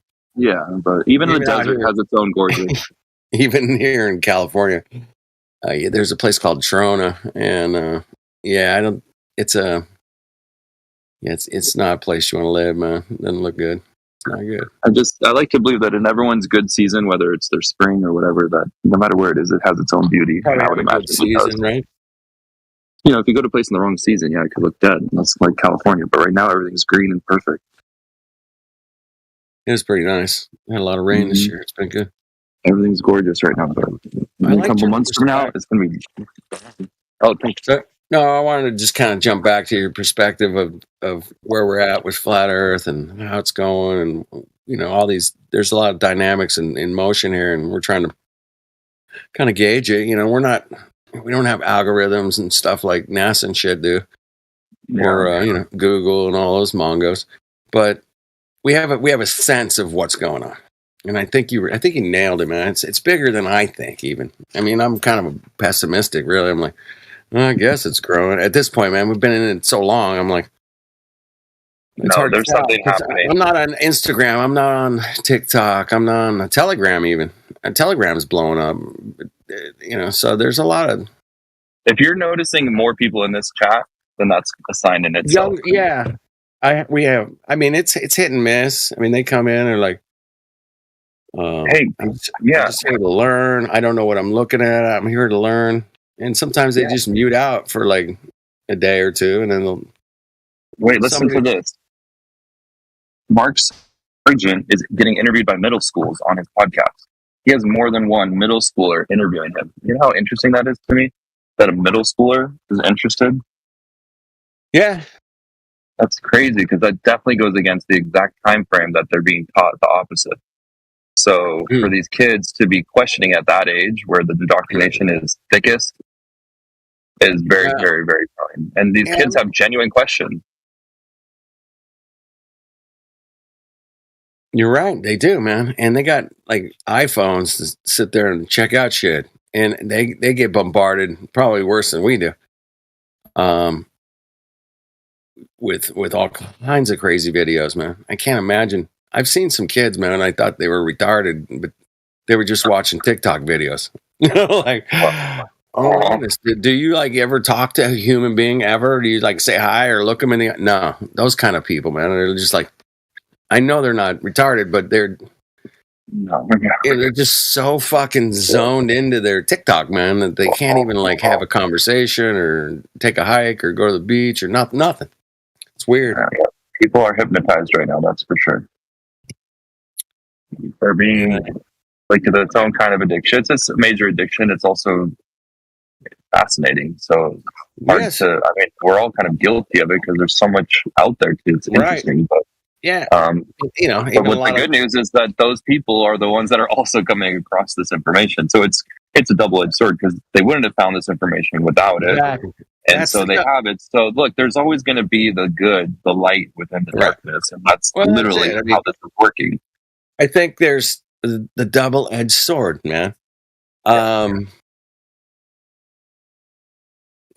with those kids that are looking, you can bag on David Weiss for making money with his app, man, and he's made a lot of money with his app, man. And good. You can bag on him all you want, man. But at the end of the day, man, that's a double-edged sword, man, and you have to accept. You have to accept it. Love it or hate it. We didn't have. He's genuine, at least. We accept it. He's putting out information that's true. He's throwing in a couple shit thing. Fuck, he doesn't know what the fuck he's talking about, but it sounds good. And he'll throw it because he's charming and he's funny and he's got a great backstory and it all just goes off really smooth, man. I mean, he keeps his cool because he's not Alex Jones. He's got more exposure. Mm-hmm. So it's good. It works for him, and he's smart because that's what this community needs: is someone who's got strong knowledge, great delivery, and also can keep their composure, because this is going to be the hardest thing to go through publicly at this time. And dude, I mean, I think good for him because he deserves it. I mean, there's a lot of people that probably know just as much as him and can deliver it even better, but they're living still. It's a scary thing to come forward publicly. Exactly. So that's the problem. It's not exactly easy for everyone to come forward public. It's like being in the closet. And you're right about that, man. And Dave, Dave he owned his own business. He had the time. He put the time in. He made the videos. He was in his living room or his kitchen or trying to explain some shit. Something. He was doing something, man. He's talking to people on live streams. I hung out with him many times, met him in person. I mean, the guy's just like, hustling through the truth, man. Hustling. Let's check it out. We got the truth. Hey, man, I made an app. It cost me $100,000 to make it. And, I'm going to make a few bucks or whatever. I don't know what it cost. Might have cost 50. It might cost 10. I don't know. But the point is that he made the fucking app. And it's like, okay, well, that's where flat earthers can hang out. And, that's kind of a track. And then other flat earthers like, hey, that's a tracking device, man. They can know where you're at. I'm like, dude, they already know where you're at, man. Get over that. Yeah, they already I tell them all the time. I'm like, right here, over here, man. You guys want to check me out? I'm right here. Just, and then, Mark Sargent's the same way. He's like, I'm over here, bro. And, he's like, here's my phone number. In every video Mark Sargent's ever made is his fucking phone number. So I think that's pretty interesting, man. That's just, laying it on the line. It's like, here you go. Yeah, I love it. And I got caught in a movie that kind of made fun of him and made him look stupid as fuck off. You got publicly humiliated. Come on, I watched it before I even knew before I even believed any of this stuff. I did watch that, and I remember rooting for the flat earthers because there's this conspiracy theories. I mean, that's like, I would love for this to be real. This could be crazy. It would be insanity. And I was like, please. And so then I was bummed at the end of the movie when they killed themselves. And I'm like, are you freaking kidding me? Like, I really thought they were onto something. What? Oh, they thought they had it. What? You know what? Yeah, I've had at least, 5 people come in here and say, hey, man, I found Flat Earth because of that movie. I didn't even know it was a thing until I saw it on Netflix. Well, that's what Mark said, too. He's like, that actually helped the community, if nothing. Yeah. If nothing else, man, it did help the community because I've had talked to 5 people on this Discord coming in saying, "Hey, man, I wouldn't have found you guys if it wasn't for that movie." And I was like, "Well, that's okay, cool, man. Well, welcome." But imagine if they would have proved it on that movie and they would have left it in. Yeah, see, that would have been great. So our goal is to get a real kick-ass movie on Netflix or whatever they use now. Prime or whatever. The problem is we know if the whole agenda is to hide this thing, that the people that control these aren't going to go for it real easily. And that's where, Hibbler's trying to do his thing, man. He's trying to be as good as any, documentary guy can be. Well, and he's pretty good. He's pretty goddamn good at it, man. Pretty good. Yeah, I love the trailer. Good. And I think that he can continue down that road, man. He's going to be great. The trailer alone for Level With Me is so just exciting and interesting. Just the music that he picked and the timing and the quotes. I'm like, this guy's he's a little genius. So he did the pilots. He did this in the latest one. Yeah, I watched them all, obviously. But I mean, I'll tell you what, man. As a flat earther, been in it a long time now. It didn't learn anything, other than there's a bunch of pilots. It's like, dude, man, it's just flat, bro. Check it out. Like, yeah, no kidding, asshole. But he did bring us. But he did bring people in that were not on the my level or your level, even Dust. At this point. But what I loved was him confronting the people that were on the Challenger allegedly. Like, that's just an interesting angle. I don't know what to believe with that, but hey, I wouldn't doubt it if that's the case. And how fascinating is that? And then he's interviewing these people that were supposedly could have been on that, were supposed to have been on that, acting it out. Yeah. What? And then he's confronting these people face to face. I mean, as a flat earther, you kind of want, it's like you got the popcorn ready when that happened. Oh shit! Like, grab the popcorn because this is about to be good. Yeah, and juicy shit. So he knows what the community wants, which I'm like, hey, little snaps for Hibbler because absolutely, we want to see these little possibilities and read body language. And then you have the other guy, Justin, I think is his name, that was he went straight up to the astronaut and hearing on Hibbler on Rockfin, he was on the podcast and he talks about how they did that. So how they did it is they basically got mic'd up in line really discreetly, and Hibbler was kind of off to the side pretending to take a selfie like an influencer when he was really videotaping it. And then I think Justin had his camera, and they filmed him going up to the astronaut and being like, so, and you might have remembered the exact, but it was basically, do you know that all the spacewalks are filmed underwater? And she just kind of goes, no. So, do you realize that all the spacewalks were filmed underwater? And she just has this nervous laugh. So yeah, as a flat earther, you're like reading body language. You want to know what these people are going, how they're going to react. And he's bringing that in these documentaries, which is just part of the investigation, really. That's what this is all about. It's just the investigation. We're not trying to harm anything. It's like being a journalist. Look into it. Just look into it. Like, why not question everything? As someone who has been alive long enough to know the truth ain't always what it seems, or, the facts, the reality is not always what it seems, it's like, you got to dig for it. And there's a question everything at this point. And also I love the Bible says God loves those who love truth. Yep. So, that's it, man. I'm in for the truth. I'm not here for money or anything. I got a profession. I'm okay right now, but if I get desperate, man, I will do what we call what do you call it? When you beg for money on YouTube live streams. What do they call that? There's a name for it. You beg, or can you just provide a service? E-beggar. You're an e-beggar. That's it. You've got all you need to do is put a camera on you. If you really give up, just go e-begging. Put a camera on yourself and just talk to the camera, and whatever's going to come out, it'll be comedy gold. Put it into clips, have somebody make the best of it, and make your money. There you go. When you want to give up, you'll be fine. I'm sure people will love it. Latter-day Saints knows that it ain't what it seems to be from time to time, right? I'm not sure what that means. I don't know even know what it means, but Latter-day Saints knows what it means. Anyway. Oh, okay, God, I don't know who that is. Oh, he must be in the chat. What up? I'm at the grocery store getting groceries. Are you squeezing the fruit again? Stop it. Yeah. Yo, dude. Yo, sorry to cut in. Bro. Go ahead, Davey. No, because he said he was at the grocery store. Oh, I went to the grocery store the other day, and I saw there was this beautiful girl at the register, right?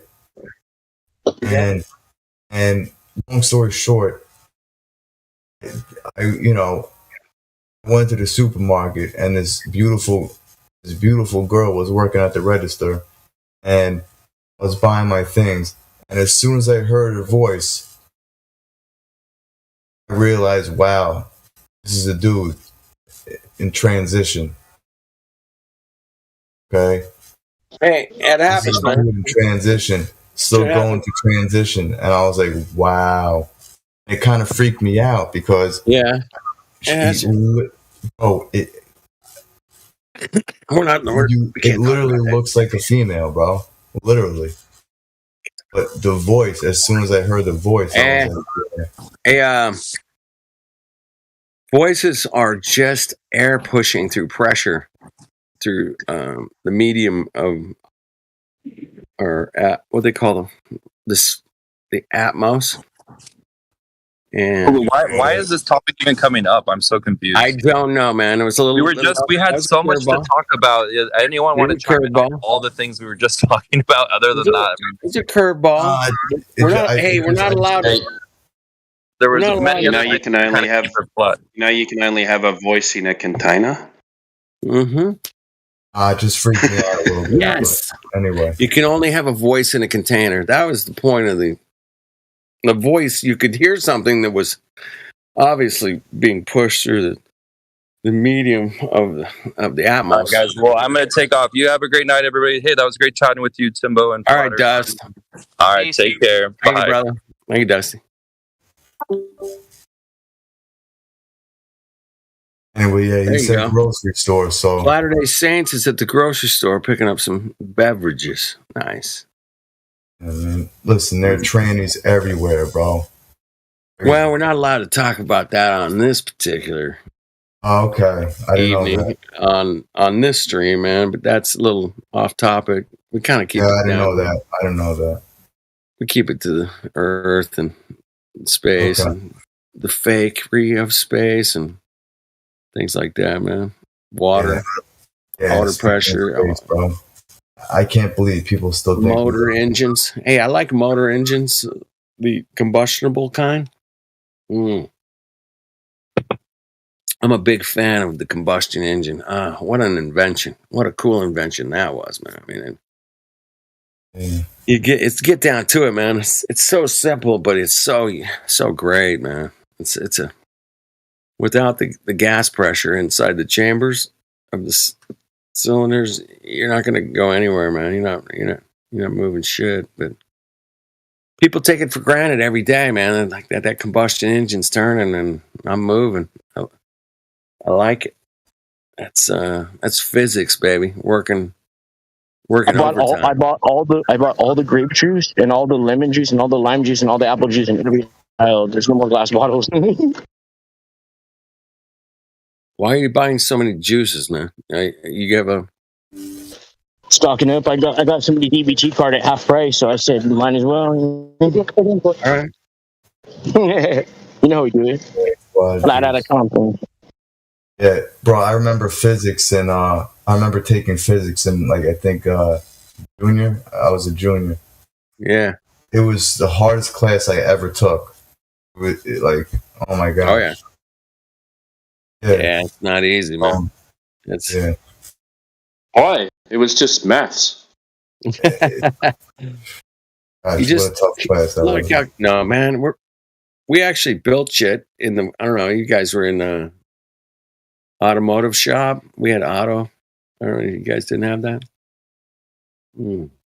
Yeah, I had that. I went to a trade school, so we had all the We got to do all the trades as well: woodwork, metalwork, auto mechanics, electronics. Love it.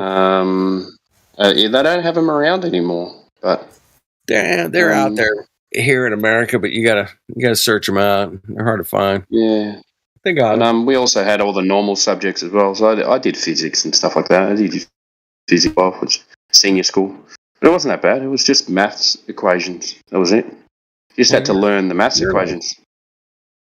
Yeah. Davey and I are like not as smart as you, bro. Sorry. Oh, come on. we have different talents. Everybody's got a sweet spot. Math might. I'm not afraid of math. I can do it. It just takes me forever, man. It's like, damn. Here we go. But that's okay. But I'll get it done. Figure it out. Get it done. Get it done, man. What's getting done is the globe, man. It's been getting done lately. It's kind of a fun. Yeah, man. Hey, bro. Yeah.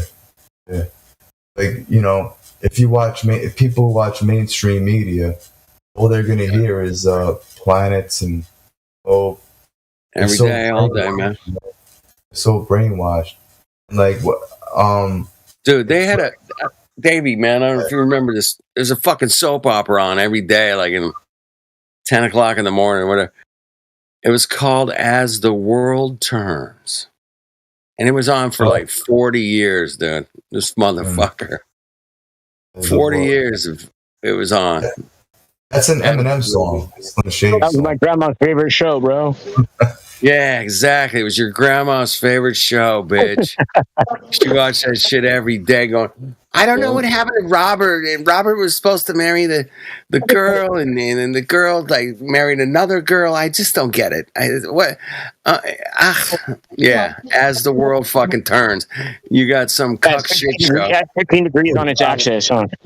Yeah, it's like, I mean, there was only fucking 3 channels on the fucking TV back then, man. Or maybe 4, Yo, let me ask you a question. Only because As the World Turns, that's Eminem's song on the first album. There you go. Yeah. Do you think that the world is turning? That one. Do you think the powers that be made him? No question. Yeah, no question about it. I mean, name that song. Well, maybe it might have been a Tavistock creation. Most likely, most hit songs. Or is that just a coincidence? I mean, no. Most hit songs are created by they call it Tavistock Institute, and they'll pre-approve some of those lyrics and send them some suggestions to the producers or whatever. It's got to be a chain there, man. It just doesn't have you don't have a hit song or a hit career like Eminem unless you got controllers, bitches. And that's all there is to it. I've met people in the business. They're like, dude, there's controllers, man. He admitted that he gave himself to the devil or something like that, or to Satan. So he cocked it up. Eminem. Oh, he admitted he was gay. That movie, The Interview with Seth Rogen, he admitted he was gay. And people are going to say, oh, well, it was just a movie. Nah, he was telling the truth. He also talked about Satan. Yeah. Yeah, no shit. Yeah. Anybody in the major mainstream fucking music business, the top level people, that sell, millions and millions of records. Yeah, all those cucks, man, they're all sold out to something, man. There's some cuckery going on, man. Yeah, bro, they all did gay stuff. And they go gay, they go weird, they go whatever, freaky, drugs, whatever. Pick your fucking poison. That's matter, man. They're controlled, man. It's all controlled, man. The whole system's controlled. Media, music. Hey, I don't want to change the subject, but is anyone here from East Coast? Well, Davey is from the East Coast. You're from the East Coast? Am I the only one? Yeah, of course you are. I'm asking because does this normally happen? Like yesterday, I usually go out every night and I look outside and I look up and I see the moon, right? Yesterday there was like a full moon, and tonight the sky is pretty clear. I mean, I see stars, but I have not been able to find the moon, and I don't know where it is. Like, what the fuck is happening? Does that normally happen, or dude? What? Wait a minute. Okay, it's 11. It's 11 p.m. here on the West Coast. It's okay. It's 2 a.m. on the East Coast. Yeah, 3 hours behind. Yeah, 2 a.m. And if Davey goes out right now on the East Coast and takes a look up in the sky, he should see the moon, man. Sometimes it's out during the day. You'll have to look on timeanddate.com. It was just a full moon, Timbo, and was it? Oh. Yeah, it was just a full moon yesterday. Last weekend was a full moon, man. Well, today, yesterday I went out and I looked, and the moon was basically full. I mean, look, it's like 99%, 97%, whatever. Yeah, the majority of it was out, right? Yeah, like it starts. We're starting the waning process right now. Yeah, it's waning. Yeah, but like I've been keeping track of it because I've been noticing that whatever. I just haven't been able to see it today. Like, I've been out since like 8 a.m. I walked the dog. Dude, I'm telling you right now, man. I'm so confused. I think it's outside right now, man. Let me go look, man. Hold on, man. Let me go look. It's spooky because this hasn't happened to me. Hang on, man. Actually, you guys know that 11 out of 10 doctors recommend it. What? What was that? 11 out of 10 doctors recommend it. Oh, I see what you did there.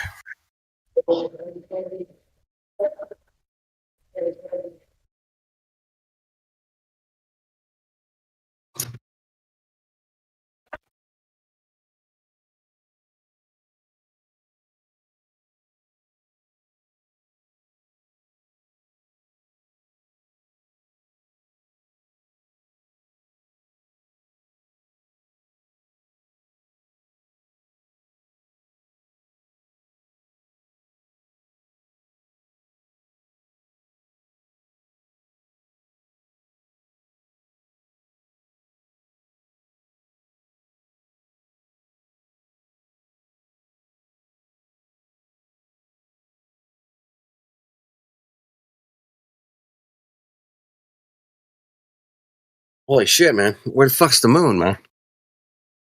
Oh shit, man. I'm serious. Honestly, I think the moon is just like I think the moon is just a flat disk, honestly. I think it's just a light. No, stop kidding around. Can you not see it? No, I'm not kidding around, man. I'm in Southern California, man. I went out. I can't see it. Yeah, I'm going to time and day. I'm going to timeanddate.com here. Hold on, find the moon. Hold on. Here's the thing. Yeah. I've been tracking the moon because I like watching what's on. And every day it comes out at the same time here, and it sets at the same time at the same place. Yep. And I got you, man. I've tracked it for years, man. And then today I cannot find it. The sky is clear. I see stars. I see planes flying in the air. There's no fucking moon. Time? What do you mean same time, same place? Like it rises on the same place. Like I come out at 8 p.m. every day. I have a schedule, right? 8 p.m. every day I come out. It's over there. I come out my door. It's to the left in the sky. Boom, I see the moon. Every day? That's impossible. Well, I mean, for the last week. Right? And then yesterday it did the same thing. It was out there, basically 90% visible, right? Like you could see 90% of it. Basically almost a full moon. I wake up, I go out today, and I'm like, what the fuck? Where is it? I see all the stars, and I'm looking around, and I can't find the moon. All right. And I'm like... It's... Okay. I found it. Well, I found it on the computer. Okay. It says it's 84.6% waning. So we should see like 85% of it right now, man. I mean, it should be like right there. Yeah, I can't find it. Well, I'm looking for it. Hold on. We're going to find this. Like, I can't find it in real life. It's kind of spooky. I can't find it either, man. If anybody can go outside right now and check out the moon, like, hey, man, I see it. It's 30 degrees. I mean, I could go out. I'm just too lazy. I think it's inside Uranus. Shut up, man. To go out. No, seriously, man. What about you, Saints? Can you go outside and look? I just went and looked, man. I can't see it, man. I'm in the parking garage. As soon as I get up to the main street, I'll let you know right now. All right, take a look, man. We're on the same latitude, basically. But Davey and Kelly, they're on a different. I mean, we're East Coast. We're a few hours you guys ahead. But, I mean, we should still be able to see the same fucking shit. Well, I'm looking for it right now, man. Third. I'm not digging this graphic I'm looking at, but it's not supposed to be completely gone. At least from what it says. It's an interesting phenomenon, man. I think we need to kind of look into it, and we'll get to the bottom of it, because that's funny, because I said this earlier. I was walking the dog earlier, and I was talking to people in here. And all right, it says the moon is over South America. On the bottom here, I'll put a fucking picture of it here, and this is where it says it is right now. Okay, this is from time and date. Anybody in South America? Anybody? Well, I mean, this is where it says it is right now. It's way down south, man. It's down there by the equator. How? That's what it says it is right now. That's so weird. Yep. But that was less than a minute ago right there. Way down there, man. That's what it says. Yeah, we should still be able to see it, though. Yep. It should be to my southeast. Mm-hmm. Right? It should be. And it should be to basically your due south almost, right? Yeah, myself. Mm-hmm. And I was just on my roof right now. Like, I got up and I was like, man, let me see if it's out. Maybe it was cloudy or not. Like, maybe there was something going on. There's something going on. And no, nowhere to be found. There,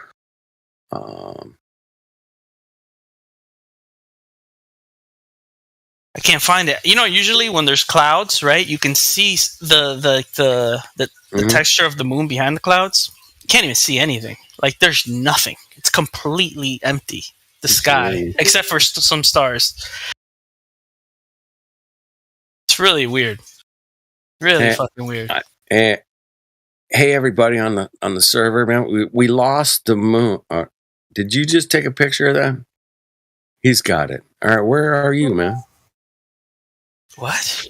We got an 85% illumination, 90 degrees. Brazil, yeah, he's right there, man. He's right where the. That's crazy. I can't see it. He can't. He can see it. He's right there, man. It's like straight up. Well, from his head right now. It's right over his head. 90 degrees. Yep, he's got it. Oh, thank you, brother. Great picture, man. Thanks. That's awesome, man. He has it. We don't have it.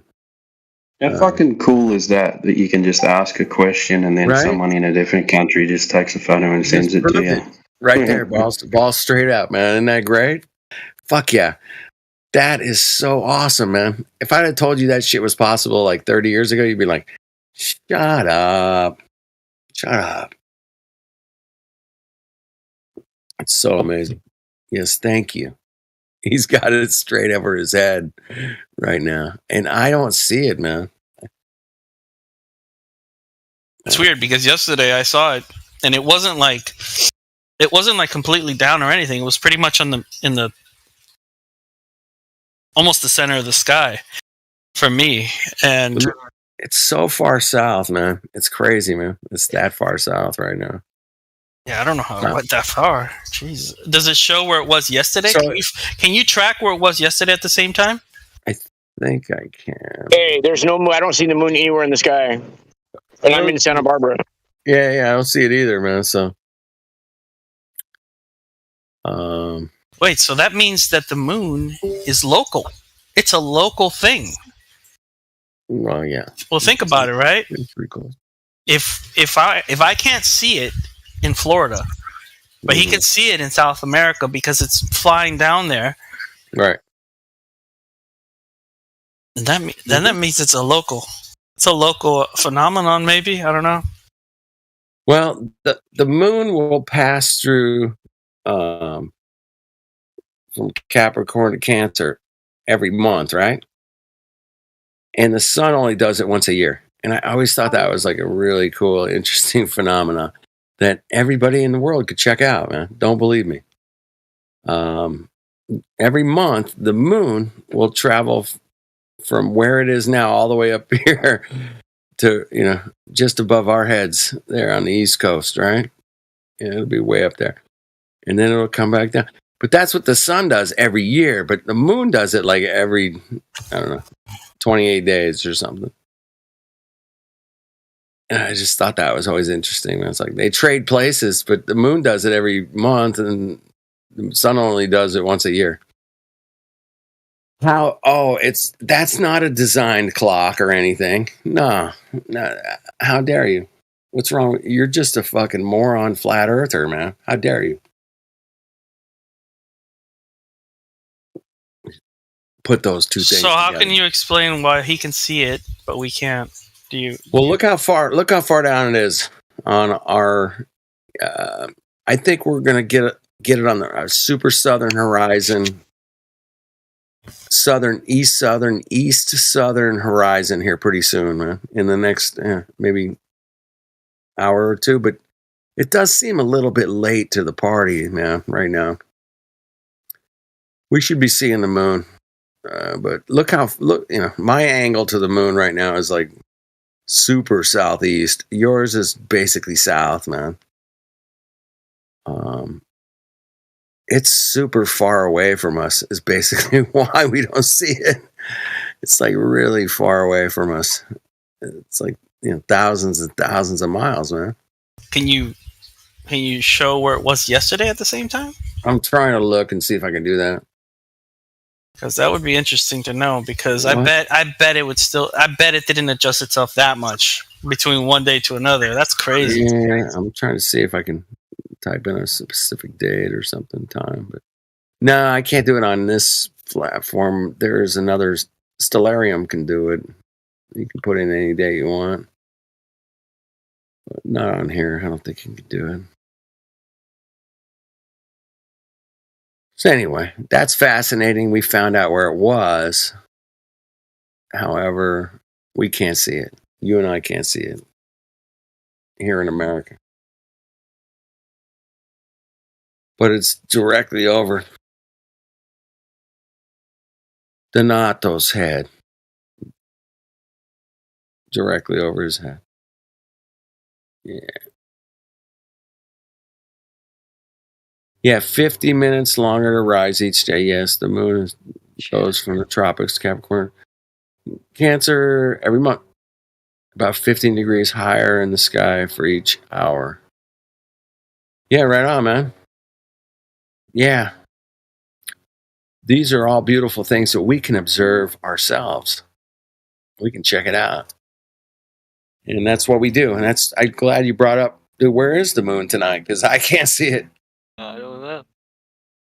It was just a full moon a couple of days ago. I'm like, wait a minute. What? It should be up in the sky somewhere here soon. I've been also noticing, the patterns on the moon. I've been noticing that the patterns are shifting. They're like rotating. Like they went from vertical when I started doing this, yes, and now they're like horizontal. So it's like it's like turning. The moon does do that. It oscillates. That's pretty interesting. I was just upset that I couldn't find it today. Which is crazy to me. Well, I'm going to go look again and see. I'll be back. Hold on. Yeah, so have a look at pictures of the moon oscillating. So it doesn't spin around, but it twists. Like as it's facing straight on, it makes these little oscillations where it changes degrees.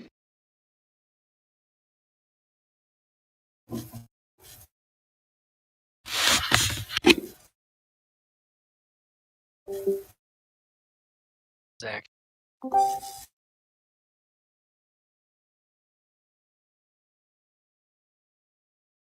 You guys hear me? Yeah, we hear you, man. Yeah, it's I didn't know that. Yeah. Not many people do, man. Yeah, like honestly, I haven't even looked to the skies that often in my life. I gotta walk to the store right now, so I'm about to. Finally gonna get up. You're finally gonna get up. Yeah, I'm about to walk outside, so I'll let you know. No, you're not. If you're in America, you're probably not gonna see it either. I mean, there's this much pain. Well, you said it would be on the East Coast, right? It's in South America at the moment, apparently. Okay, never mind. Again. Almost even this one.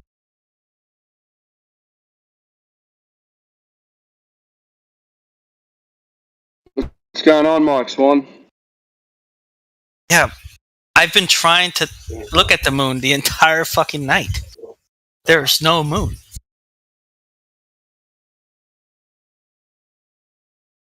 Hey, I'm pretty pissed off right now, man. I can't find the moon. I don't know. I'll let you guys know. I'll be back in like 10 minutes, maybe 15. Mm-hmm. All right, I'll be here. Pissed, man. I can't find the moon in the sky right now, man. What website did you say that could track? Where did it say it was? Where? Stellarium.com. It's right above South America right now. Which part? I'd say it's on the, what do they call it, the eastern part of South America, right on the just below the equator. You said Stellarium? You should be able to. Stellarium. Should be on the horizon. Stellarium. It's a huge computer program, man, that you gotta install, and it tracks all the stars, and you can go back, hundreds of years or whatever. It's an incredible program. The east of South America. East of South America. You got a huge mountain range anyway, running right down the middle of, called the Andes. But it's way, way down there, man. It's totally down there. I mean, it's as far south as the moon goes right now, man. That's it. It's what degree? What degree are you? Are you like 32? 30. I'm 32 north. And I'm all the way down in Miami, so I'm all the way in South Florida. So you're like 30. What are you like? 30 north? No, wait. Yeah, like you're like 30 north, way down there, right? Yeah. I'm all the way down there on South Florida, so wherever that is. It's like 30 north latitude, right, Timbo? So if it's just, yeah, I think so. But if it's just like where the equator is, then Cal should see it pretty high in the sky. Well, we just got a picture of it overhead from the Nile. Yeah. Yeah, it's directly 90 degrees. Bro, I'm gonna go on my roof again. My big ass fucking roof. I'm gonna go look again. Go look again. I'm gonna get on my phone. It's not there. I just looked, man. I'm like, I can't find it. No. It just disappeared, man. It's so far south of us right now, man. There's no way. So you have to look. You've got to look directly south. Yeah. South. Well, he does. I have to look like southeast. Yeah. But he has because to. you're on the other coast. Yeah, I'm on the other side, right? Yeah. You can see the picture I posted in the voice text. So that's where the moon is, pretty much right now. Oh, my mic's unmuted. I didn't even know it. Yeah, that's why I yelled out to you before. It's a great phenomenon to put to people, man. I go, hey, man, do you know that the moon goes from each, tropic every month, and the sun does it only once a year? Oh my God, is that weird or what? And did you know the moon disappears once a month? It disappears. It totally. Nobody knows where the moon is for a whole month, for a whole day.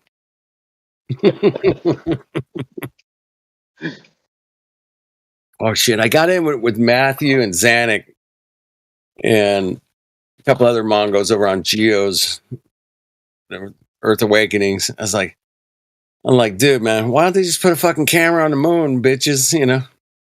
What the hell's wrong with that? Yeah.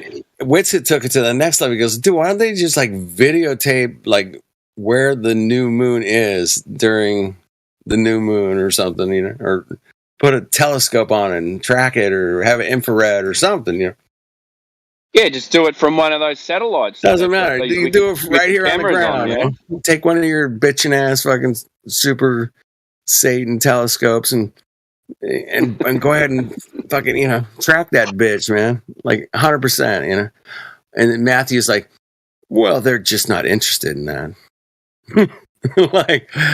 Really? They're not interested in doing that. Dude, man, I mean, that would be the easiest thing to do, apparently, on Earth, because we live on Earth, and we could point a telescope at the new moon and say, hey, man, it's over here. Got it. I got a infrared of the bitch.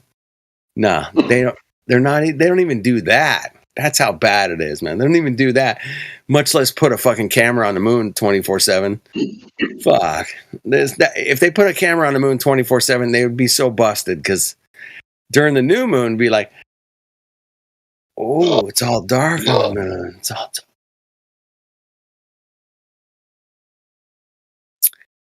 Yeah, it would look stupid, man. It can't. They don't want to look stupid. They don't want to do that. But anyway, so the point is, right now the moon is totally as far south as it will ever get. That's it, man. It's not going to go. It's going to come back north here shortly. But it's 85% illuminated, they call it. And there you go.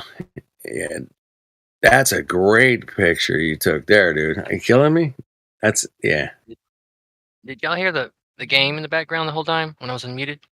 I did not hear a game, no. Okay, good. Yeah, I heard you killing people. Why are you so violent? That's my question.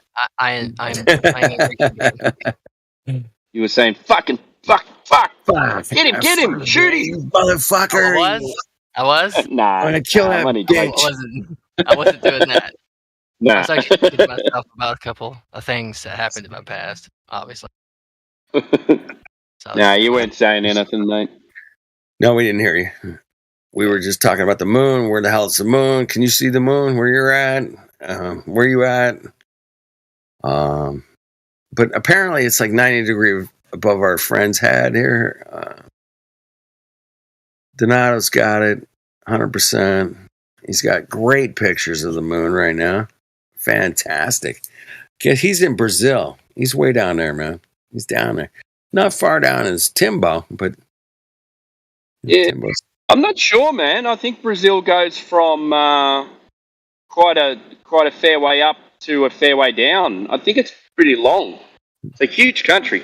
Oh, it's huge. It's what, the third largest city in the world, or country in the world? Sao Paulo, I think, is one of the biggest cities in the world. Brazil's huge. Huh? 20 million people or something like that. They get the big cities, and there's a big population down there, man. My Mexican brothers and sisters, man, they be taking care of business down there, man. Yeah. Mm-hmm. Thank you, man. Keep Keep it up, man. But where the moon is, it's been a mystery this evening, and we found it, but it took a minute. You know, I fucking see it. You see it. There you go. What a sneaky bastard! I don't know where he was. Yeah, I'll probably see it in the next 2 hours.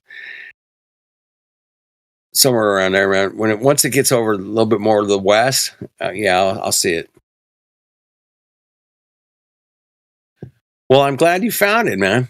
All right, take a picture of it. Post it in the live stream. Voice text. That'd be awesome. Speaking of live streams, I gotta say hi to our compadres out there out there in the chat, man. We got Green Flowers. You got Tat. What's up, Tat? And Lord Racer. What's up, brother? First flat earther I ever met, man. Damn, love it. Still hanging out. Who else is out there? Jenna. What's up, Jenna? Green Flowers.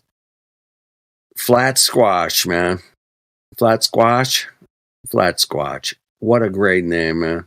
I don't know what's better, man. It's one of the best. What's up, Tat? Tat Mills. What's up, Tat? Call it Tat. I gotta say hi to my people out in the YouTubers. So the moon has been found. Thank you guys for figuring it out. But yeah, it's way down there. Damn, that's way down there. Scary place down there, man. Scary. The moon's like really, really far down there. So yeah, once a month it'll do that. It'll go all the way down there and come all the way back up. And the sun will only do that once a year. That's interesting, isn't it? That's what you say to an average person, man. You say, hey, man, isn't that interesting? And that's all you can do, man. Is just kind of set them on their journey and wish them luck, man. Wish them luck. Say, hey, you'll figure it out. You got this. Yeah, I can't take a picture of this damn thing because it's so bright. My phone fucking sucks. Holy shit. It happens, bro. I mean, I took a picture of it, but it's just a white ball. You don't have to actually do it, man. It's not necessary, but if you could, that'd be great. If you can, that's cool, man. I get it. Sometimes technology just doesn't work out, man. It just doesn't. It's like, okay. Yeah, I took a picture of it, but it just looks like a white ball. It's so bright. Yeah, it's bright. Some bitch is bright, man. It's the 5th largest country in the world, Brazil. Got it. Thank you. It's big, man. They got like 1 billion people over there or something. Wow. Bro, my neighborhood's getting so fucking bad. I'm like out here, and I hear like women, I hear like screaming and yelling. Yeah, we had that growing up in the 60s too, man. Trust me. No, you're not hearing anything new. Just exercising. It's a joke. Because, dude, I grew up with cats. the crazy issue. Yeah. It's no more crazy than it is now, man. This whole world's been like really crazy for a long time. And yeah. No, we have an epidemic here of cats. It's fucking cats. They're just yelling and screaming and fighting. Yeah, well, misguided people, man, will act in some very strange ways. And we can witness that right here in this Discord sometimes. Misguided people come in here and go, hey, man, you guys are idiots. You guys are asshole, idiot, dumb fucks. Why didn't you go to college or high school or what are you guys, a bunch of inbreds? I mean, we've heard it all, man. And we've gotten called every name there is. And it's just the opposite of that is the reality. And it's fascinating to see people realize that and go, well, holy shit, man. Yeah, I'm fucked. And you gotta suck it up and say, hey, you know what? I was wrong, man. I was wrong about a lot of shit. And it was just a belief. I just believed it. And it was 100%, without a doubt. I just believed it.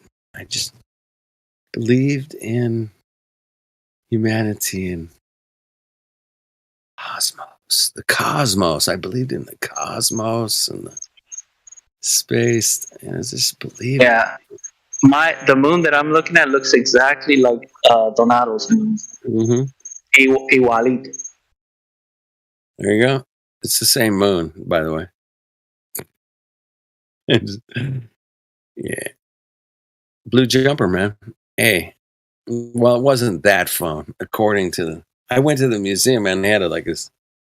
Back in 2019, they had a big anniversary museum thing, and they had the phone that Nixon called the moon on, man. Oh my goodness. They had. Does anyone ever play with their heart hummer? Heart hummer. Yeah, you kind of like hum inside your heart. You got to practice it better than that. Yeah, I got to work on that. But my whole voice vibrates to my heart anyway, so it's all right. Oh, so you are doing it then? I do it naturally all the time, man. It's a good thing. Hey, have you ever heard the phone call to the moon? Damn. You guys should listen to it. It's a fascinating. Oh, got a full crescent. Full crescent? Shut up. Not a full moon, full crescent. Yeah, these past week or so since this moon thing, I've been.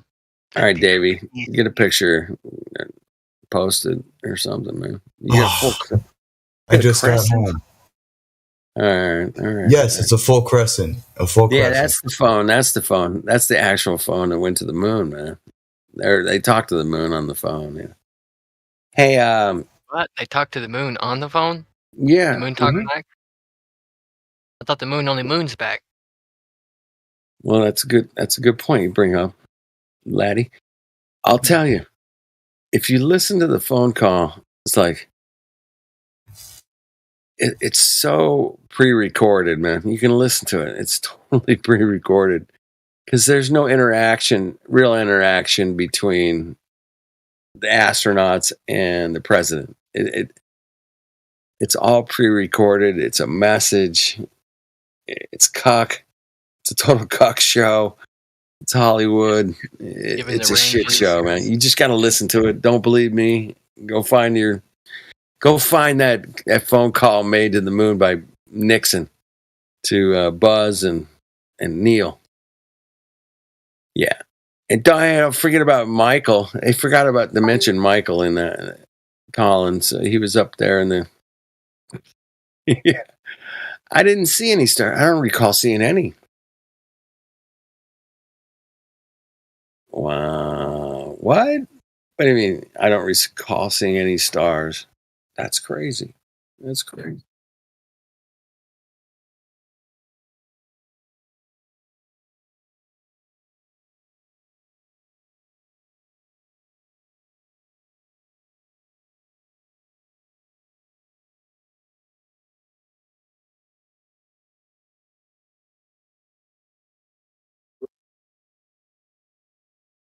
Yeah, that's one of the dead giveaways.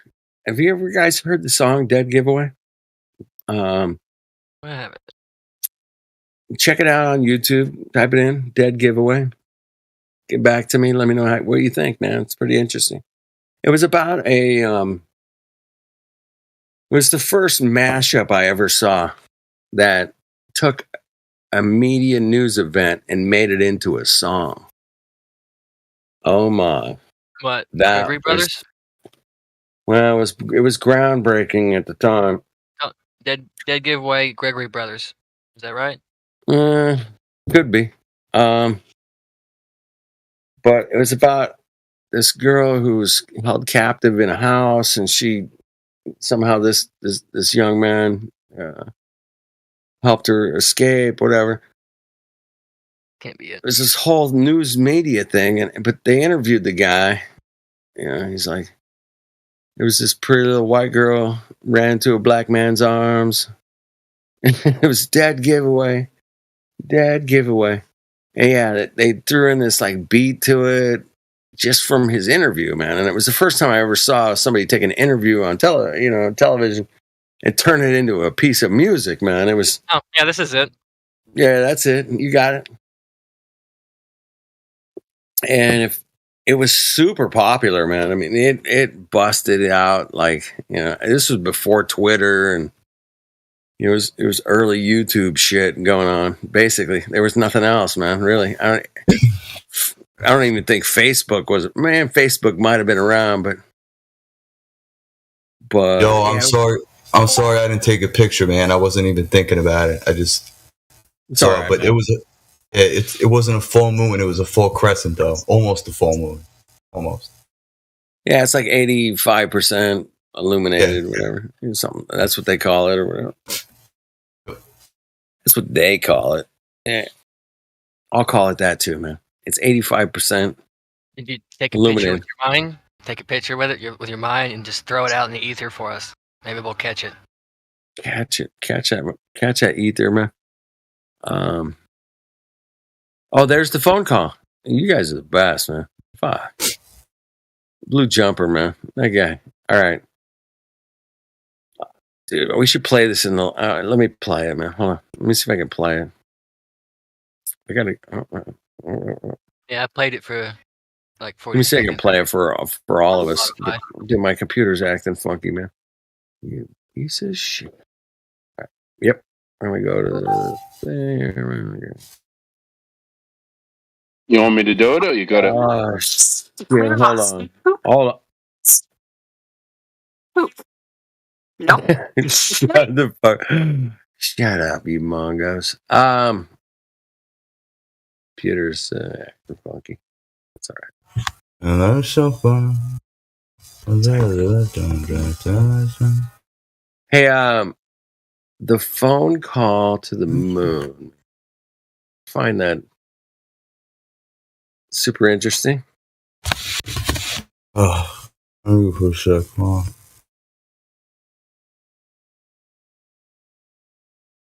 You want me to play it? Yeah, play it. Hold on. I'm listening. Oh, we got it. Fuck yeah, play it. Hell yeah. All right. I can't hear it. Why am I not? Me neither. Oh, here it goes. It's about 30 seconds. Wait. Did that work? About 30 seconds in, man. It starts. Okay. I'm lighting up a cigarette right now. Just go ahead and play it. There you go. Go ahead. It didn't work. All right, let me try it. We need to stop something from before, or maybe. He is in his office now and would like to say a few words to you. Over. Is that me playing that? Who's playing? I think so. It's you. That would be an honor. Go ahead, Mr. President. This is Houston out. I'm Hello, muted. Neil and Buzz. I'm talking to you by telephone from the Oval Room at the White House. And this certainly has to be the most historic telephone call ever made from the White House. Is that real? I just can't tell you how proud we That's real, dude. are of Yeah, what that's you have real. done. For every American, this has to be the proudest day of our lives. And for people all over the world, I am sure that they too join with Americans in recognizing what an immense feat this is. Wow. Because of what you have done, the heavens have become a part of man's world.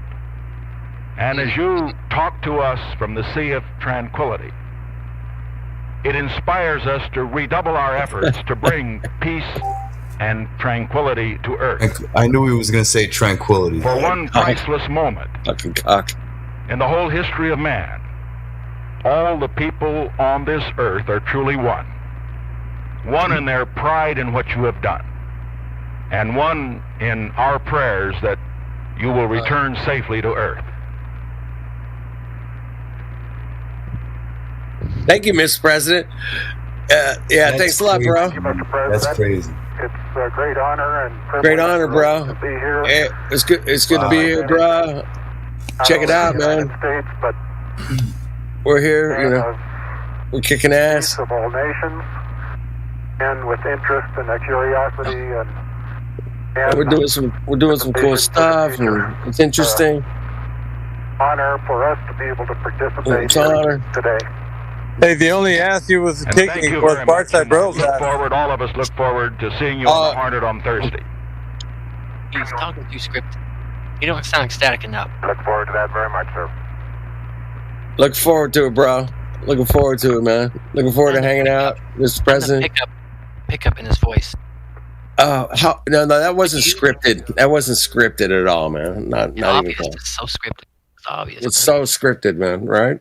Wouldn't you be like? I mean, ecstatic? it could have been. You never know. No, that was scripted. No, I think it was legit, man. He was so excited. I mean, bro. I mean, you never know. You never know. All right, let me ask you this, Davey. Hey, man, I'm on the moon.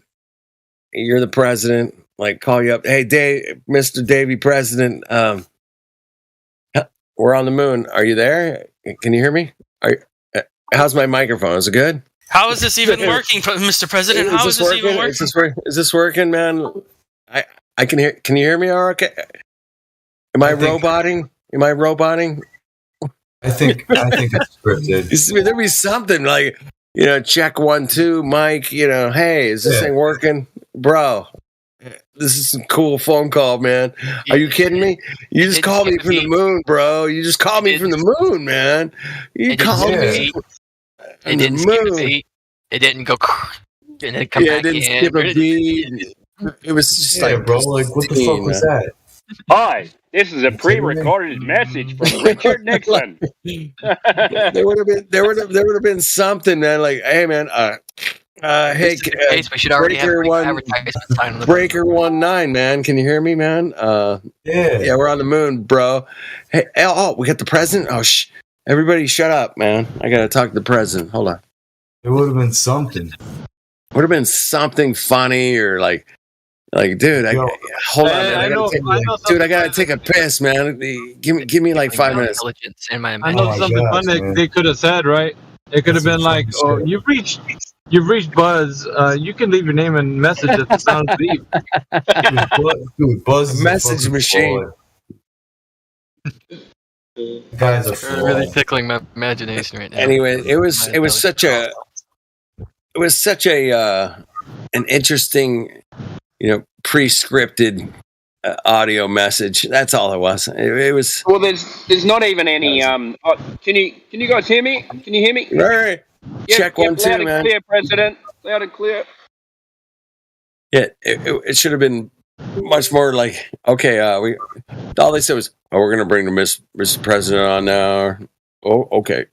You there, Neil? Are you there? Okay. All right. Join me together, Mr. President. Mr. President, this is Neil Armstrong. You're talking to him from the moon. Well, it's such a great honor that you did this for us, and you're amazing, and you're the best, and I just love you guys, and what a cool thing you're doing for humanity. It's amazing. I can't believe it. It's crazy. Wow, we did it. We kicked ass. How about that? Oh, man. Exactly. I'm so proud, bro. Dude, I couldn't believe you actually are on the moon. Are you kidding me? I can't. Yeah. This is the most... I can't believe it. I can't. This is amazing. I can't believe we did it. Congratulations to everybody involved that helped put the screws together, that helped put the dishes. Bro, that's what's missing, the emotion in it. There's no love in it, right? There's no emotion. Right. There's no passion. There's no passion. It's a cock show. Yeah. It's like pre-recorded, like you said. Pre-recorded. I don't hear the man's heart. That's just plain and simple.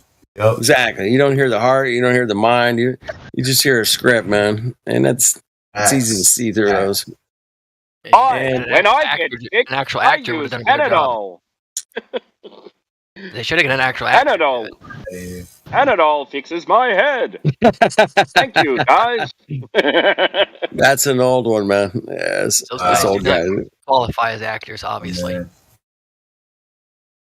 Yeah, actually, go back and I listened to it with headphones on, and I'm like just trying to close my eyes, put my head down, listen, and like, dude, that was all like just a script kind of thing, man. Who was talking? Yeah, but imagine Nixon, man. No. I know who the president is, but who? Neil Armstrong. It was Neil Armstrong. Oh, it was Neil. Oh, okay. Oh, I thought it was Buzz. Okay, never mind. Buzz. No, Neil was the captain on the ship, man. Yeah, Everybody knows that. Right? You don't get to talk to the second mate, bitches. You only get to talk to the first mate. If you're a sailor, you know what that means, right? Well, you can know what it means without being a sailor too. That's true. But if you are a sailor, you know what it means. If you're not and not familiar with nautical terms, that's cool. I love nautical terms. Stop it! Thought you were supposed to be working, Timbo. Are we keeping you from your work? No, I've had enough, mate. Had enough. You're done. Go home. Yeah. One more day.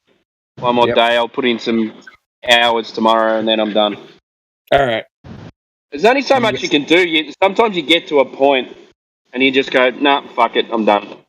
That's it. Absolutely. I can't concentrate anymore. Yep. I'm the same way every day, man. I'm like, there's days it's like, oh no, if I keep going, man, I'm gonna fuck it up. I'm stopping. Yeah. And some of it's, like that detailed stuff, like you just go, can't concentrate. Can't do it. No, I'm not gonna cut that fucking neck on for a guitar today. Oh no. Oh, fuck, I'm gonna screw this up. I'll come back tomorrow. We'll do it right. Yeah, fresh in the morning over a pot of coffee. I've said that once and then still screwed up. That's true. But for the most part, man, I'll tell you, if I sleep on a job, I wake up the next day going, I know exactly what to do. Yeah, and you have a new idea as well. Yes. You're like, oh, why didn't I think of that yesterday? What the hell? Why didn't I think of that? Fuck. I'm an idiot. You're like, no, you can't think of all this shit on the spot, man. You got to step away and take a break and go, go have a nice meal with your girl, whatever. You just got to step away and just like sleep on it. And then the next day you wake up and you're like, oh yeah, I know what to do. Hell yeah. And I love that, man. I love when I get to that point and then I do go to sleep and I wake up and I go, oh, fuck yeah. It's as clear as a day. But why didn't I do that the first time? Sometimes it's just as easy as just cleaning up the work area where you are. You just go, okay, I'm going to clean up the work area, and then bang, you go, you have to. It's so easy. Once you clean up a work area, and you know where everything is, you're like, okay. It's like a fresh start, man. It's like a reset. Like, okay. New brain. Everything's clean. Everything's put away. You see a much clearer picture of okay, we need to like put that material here and cut it and put that. And then you get all your shit back out again. Yeah, you do. But then you got to be, you just got to be clever about putting it away when you're done with it. Yeah. Everything. If everything goes back in a spot, you're never looking for anything. It's never something I always learnt when I was young. Yep. Always clean up your work area and always put your tools back where they're supposed to be. You never lose anything. Well, it's just incredibly efficient to know where your tools are. Yeah. That's all. It's not a secret. We're not like spreading, some information that hasn't been talked about, but there's no doubt, man. If you're looking for if you're looking for your screwdriver, man, you're like, where, oh shit, or that particular piece of something, tool, where the hell is that? Oh, shit, I don't know. I used it like 3 months ago, man. I don't know where it is. Oh yeah. Oh shit! And then you go and buy a new one, and then you find it when you get home. Right, it's laying underneath the bench at home, and like, fuck. Oh well, now I've got 2. Yep, now I got 2. Yeah, I was on a job last weekend, man. I'm like, dude, oh shit, I need a belt sander. And there's no way around it, man. I'm like, where's the local hardware store? I'm like, gotta go, And $90 later, I got myself a brand new sander, man. Oh yeah, belt sander. Sometimes with stuff like that, it's not too bad. You don't have to spend too much money. Like I didn't have. Even those cheaper brands are pretty good. The amount of time you're going to use a belt sander, Right. Yeah, I mean, I actually have another project I want to use it on. So I was like, oh, yeah, shit, I'll just get it. Yeah. I can use it for that, too. Okay. Yeah, well, I only use mine, like, when I'm doing my own stuff, like making tables and stuff like that. But other than that, it doesn't come out at work. No. Use an electric plane more than belt sander. Yeah, I've never used the electric plane, man. I've seen them. So handy. Yeah, it looks good, man. Looks like it'll do the job. Put it on really fine and just take off little bit by little bit. Little bit. That's the great thing about woodworking, man. Is you're refining. You gotta be patient. You got to be patient. But you're refining these pieces to match together as best you can. Yeah. Believe me, it doesn't always work out, but if you know what you're doing, you get it down, man. And you're like, oh, okay, rub it down, sand it down, char it, do some ornate stuff to it. Oh yeah, that charring looks good. I haven't tried that yet. Yeah, it's worth it. It helps if you do it just right. Don't burn it, of course.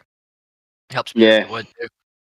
Have you seen that guy that hooks up timber to a electrical thing, and it sends these arcs, like lightning arcs, through the wood?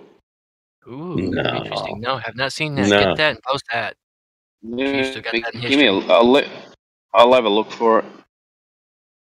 It's interesting. Pretty wicked, dude. That's like what do you call it? Antiquitech kind of shit, bro. Antiquitech. I always thought that was an interesting term for antique tech. Antiquitech. Sounds like a very intelligent word. I don't know. It might be, but it always caught my attention. It was like, I like it. Whatever that meant, but I just whatever it meant. I want to, but that's like what that just means. Old school technology. Is that what that means? Yeah, basically, or how I interpreted it as they were taking electricity out of the ether, and it was super easy to do. It was like, but I didn't see that was. They call it. There's these antennas and shit in the middle of nowhere. You're like, what the hell's that? Like the pot batteries. Ancient. But yeah, I have no evidence. Batteries. There's not enough of it. I've heard of it, but there's not enough of it. Yeah, exactly. So I haven't seen a lot of things. I do generally have looked into enough stuff to say, hey, man, without a doubt, man, this place has been reset somehow on some scale of some sort, man. I don't know what. I'm not going to be the expert to figure it all out, but with your guys' help and a lot of other people's, we will get to the bottom of all this stuff, man, and say, wait a minute, man. How did they actually come up with electricity? By accident. By accident, by flying a kite in the wind with the key on the bottom of the string in the thing with the... No. What? That's totally believable. It's totally believable. Have a look at that. All the charges are already. Oh, whoa. There you go. That's the tree of life, man, right there. So they run an electrical current through the timber, and it burns this path. There you go. Yeah, that's what's interesting about it. The path. And then they just like the tree. They lacquer over the top of it. It's called electric wood art. I think it's called. Get the fuck off. It looks pretty cool. Man. Get the fuck. Genetics. Holy shit, man. That's fantastic, Timbo. Yeah. All right, no, I gotta save that. Fuck this. Light, you know, it's like, I don't know. That's probably not the proper word for Electricity. And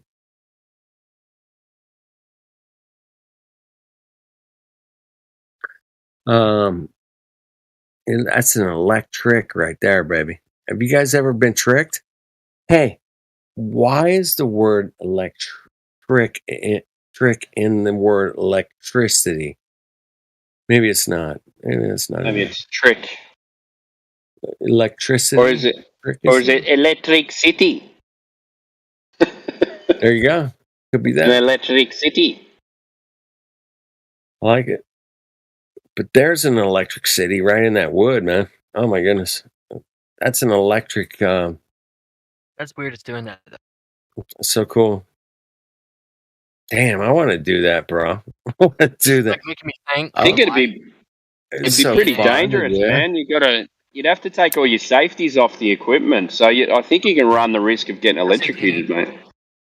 Hell yeah, you could. Yeah, so it's pretty dangerous, man. Yeah, it looks dangerous as hell, man. Yeah, that's a lot of power to crank out that kind of gorgeous. And hey, man, that's how the Earth looks sometimes. Just like that, by the way. That's interesting. Mountains. Yeah, well, valleys, you look at rivers, mountains, valleys, rivers. A river system Looks from just above. like that.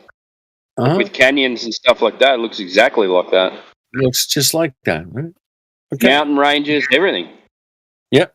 Mountain ranges, little valleys, rivers. Yep. Hey, that's what we're dealing with, people, man. This is an electric place we live. Damn. Hell yeah, it is. Woo. Can we harness it? Yeah, we can. I don't know. Some of it. I don't think we can harness the whole thing, man. That would be scary. I don't know. You harnessed in? But just harnessing enough electricity to make a wood burn like that? Fuck all, man. That's got to be like, you know. A lot of amps. That's a lot of 100,000 volts. I don't know, man. It's going to be up there. We only have 10,000 on our property, going around the property. 10,000? Yeah, see? Maybe that's all it. I don't know. It'll give you a little jolt to the heart, but it ain't going to kill you. Feels kind of good.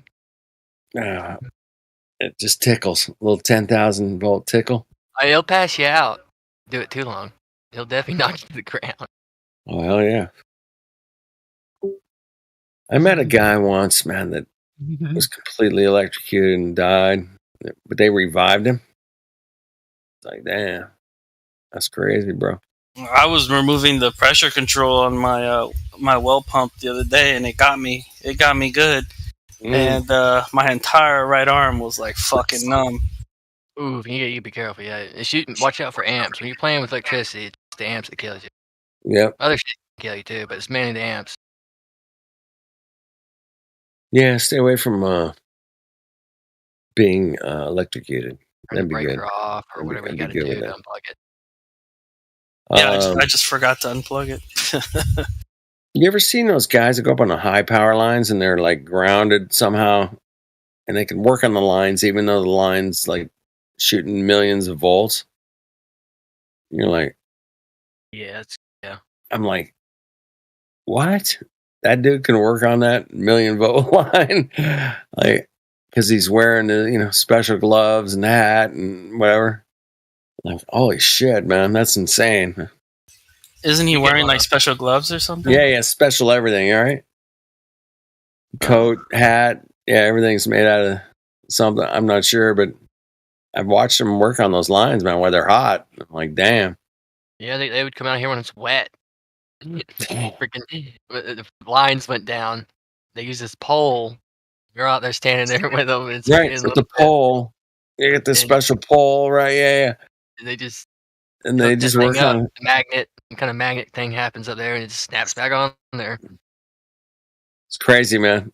So yeah, those electric line guys, man, are pretty hot, man. Literally. Yeah. Doing what they do. That's pretty sweet, man. Can't believe they do it. Good stuff, man. Fascinating. Burning the matrix of where we live into the wood, man, through the electrical current. Man. That's amazing, Timbo.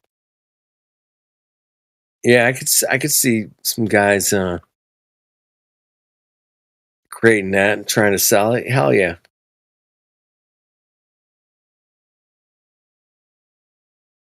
This took 1 million volts to make. It took 1 million volts. Yeah. Very dangerous. Very dangerous. You have to pay a little. It's going to cost you the tree and the 1 million volts. How long? It's going to cost you a couple bucks to get this piece, man. I mean, hate to break it to you, but this is a very unique piece, man. You know, he could sand it. He could sand it, round it off, and sand around it to keep that shape. You know, I mean, not the shape, but the image. You know, sure. You could probably turn that into something pretty beautiful. Pretty sweet, man. I mean, it already looks pretty good. Electricity art, man. I'm assuming it's just a board, right? It's a board, or it's a complete round log. Yeah, it's like a board, like a 12 by 12 by 2. Have you seen the wooden tables where they put the they put the melted metal? I think it's steel. I don't know. It looks really cool too. It's something similar to that. What, you talking about when they pour metal down into an ant bed or something like that? No. Like, you got like a wooden table, right? And then they carve like lines, like they carve like little spaces, like to make a design, and then they pour melted steel. I think it's steel into it, and then when it dries up, it looks really nice. It's like a table. Yeah, post a picture, man, if you can. How would you bring molten steel into a house being redone and then pour it into a table? No, they don't. No, they don't do it like they that. make the table. They make the table in the shop, though. Yeah. Okay. Yeah. I think it's already in the shop. Yeah, over here, man. Like, make the table. What the fuck? Let it dry. Let it cool off. We'll bring it over. Okay? No. What are you talking about? They put the table in the house, and then they just bring in the... I'm sorry. They just burn the house down. Yeah. Oh, my bad. My bad. Healing moments in my... Hey, I've seen some incredible artists do things that are just like, you got to be kidding me. So, yeah, they're pouring metal, molten metal, steel over, the craziest stuff, man. Yeah, I love it. Hey, how's that lightning art where they put these rods in the sand? Oh yes. And they go out in a lightning storm, and the lightning grabs the poles, and it shoots down the pole, and then they dig out the sand turns into glass. Yes, yeah. I'm familiar with it. Yeah. How good is that? I love that. Hey, man.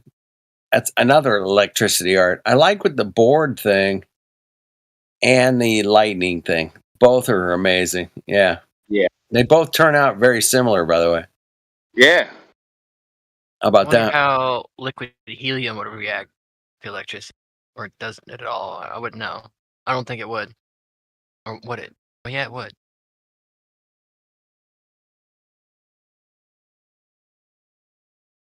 Don't know. That's a bit above my pay grade.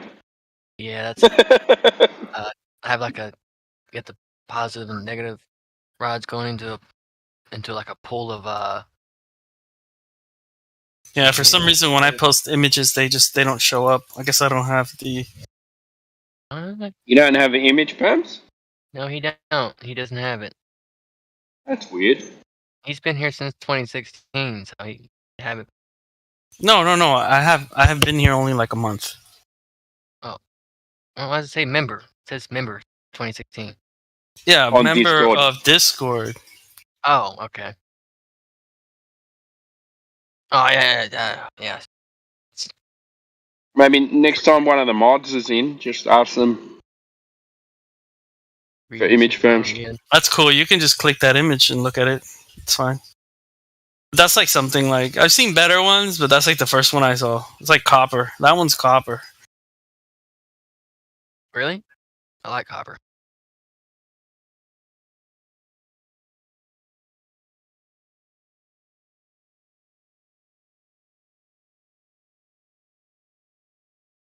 That table's worth like $3,000. It's fucking ridiculous. Wow. All right, let me take a look at it. It's not even that. It's not even like the best one that I've seen. Oh, that's beautiful. Yeah, that's cool, man. Yeah, 3,000. That's nice, but I don't think pouring it is the best idea because you can't polish it. They obviously poured resin over it on top of it. But did they? Yeah, but once you pour the resin over it, you can run over it with a belt sander or a thicknesser or even a plane as well. Belt sander. I got one of those. Yeah, and it takes the top. What I'm saying is, go ahead. Because the copper will be filled in lower than the table height, and then they'll pour resin over the top of it, like a clear resin. Yeah. Yep. Yeah.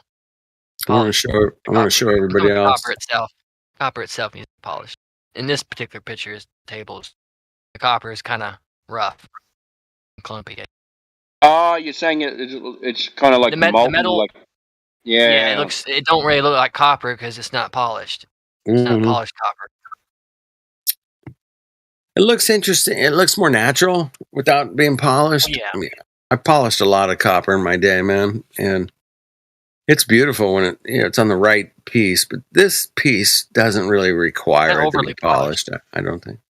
It'll be polished. Yeah, and then you touch the copper and it goes discolored again.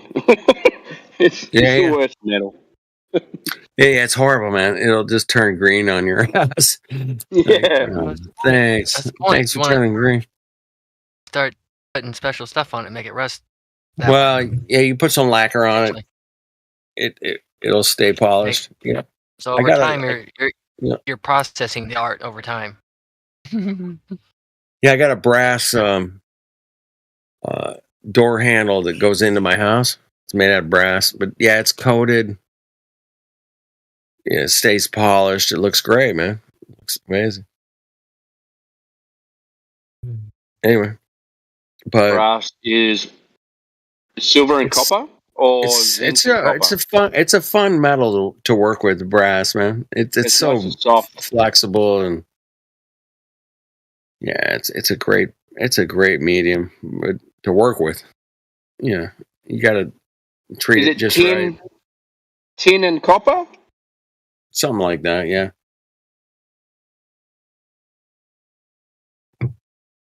Yeah, I think it's tin and copper.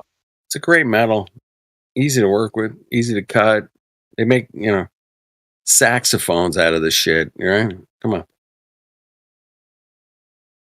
you guys like saxophone? Maybe not. Love the sound of a saxophone. Right. Especially when one's blowing like right in your ear, like right next to you. You're like. Remember when everyone used to give shit to Kenny G, and I thought, fuck, I really like Kenny G. What are you talking about? Well, yeah, he played Kenny G. I'm gonna just leave it at that. Kenny G, man. Hey, I have a YouTube channel called Kenny 5G.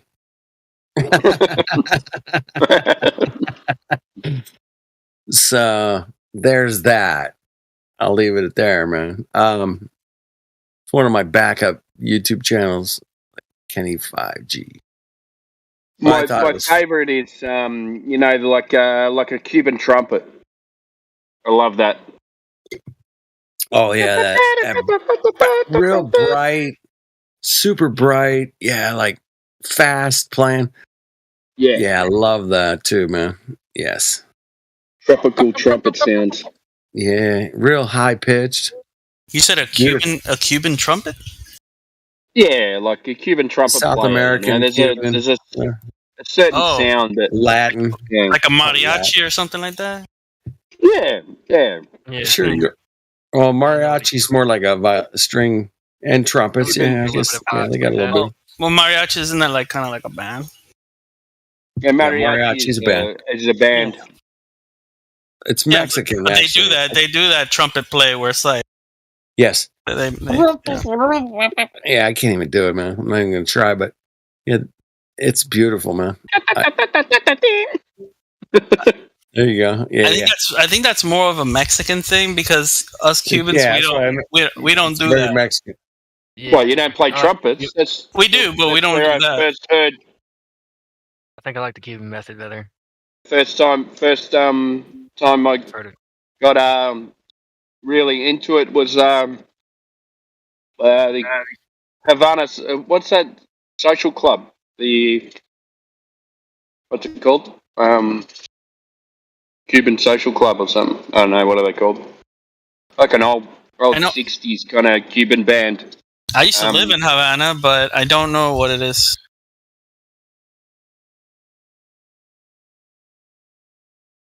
Let me look it up. It was probably a very. It wasn't popular in Cuba.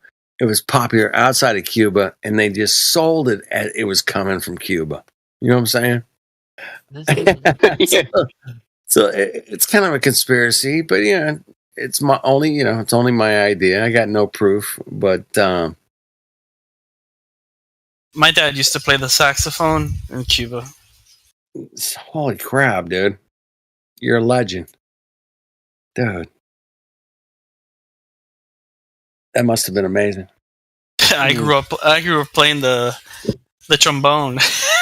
Oh, that's it. You ever heard of the Buena Vista Social Club? Buena Vista. Bro, not really. No. No, I'm not that like into that stuff, so probably not. I've never heard of it. Look it up, man. You'll enjoy it. Yeah, look it up, man. Check it out. Timbo's not going to steer you in some. Hey, this shit is crap. No, it's going to be decent. It's good. It's going to be good. Yeah, the Buena Vista Social Club. Yeah. Good onion. It's a good onion. All right. Shout out to YouTubers. Hold on. Shout out to the tubers, man. I got to shout out to the tubers. What's up, Mud? Flowers and Mud. Flat Squash. Who else is out there? There's 17 of you guys out there. I kind of regret not playing like the piano or like. Don't regret it. How old are you? I'm 38 right now. I mean, I don't know. Yeah, you can pick it up. Go for it, man. My mind doesn't work the same as it used to. Heck, my mind never worked that good. By the time you're 40, you'll be a decent musician. Man. A couple years. That's all it takes.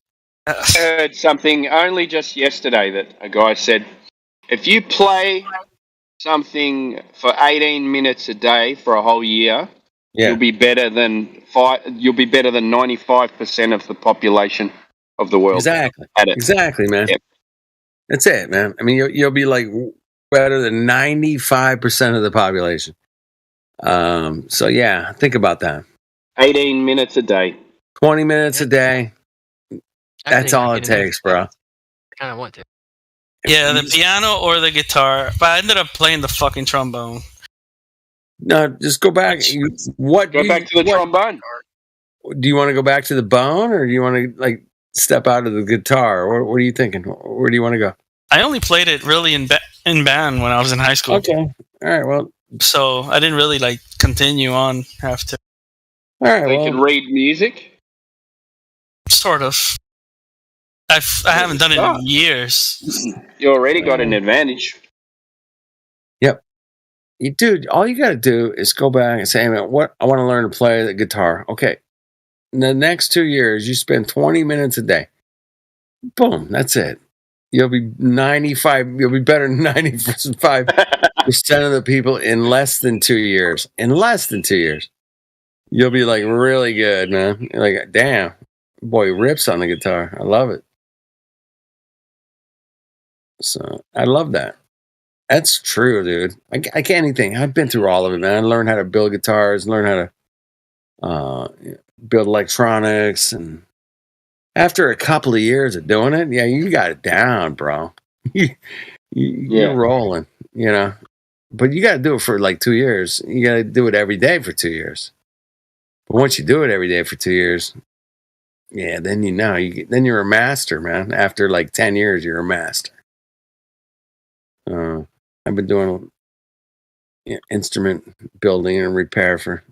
I mean, let me ask you decades, bro. When was the last time you did it? What, build a piano or what? Yeah, or any of that stuff. Yeah, I did it. Last Saturday, man. I totally restored a piano that was fucked. Oh, okay. So it's a little bit like muscle memory, right? Where it's like you. Sure, man. It's just muscle memory. Exactly. It's not like I'm like super genius or anything. I don't have 180 IQ or anything, but you do something long enough, whatever it is, you'll be good at it. You'll be damn good at it. I mean, even in 2 years, if you put 2 years into something, man, you'll be really good at it.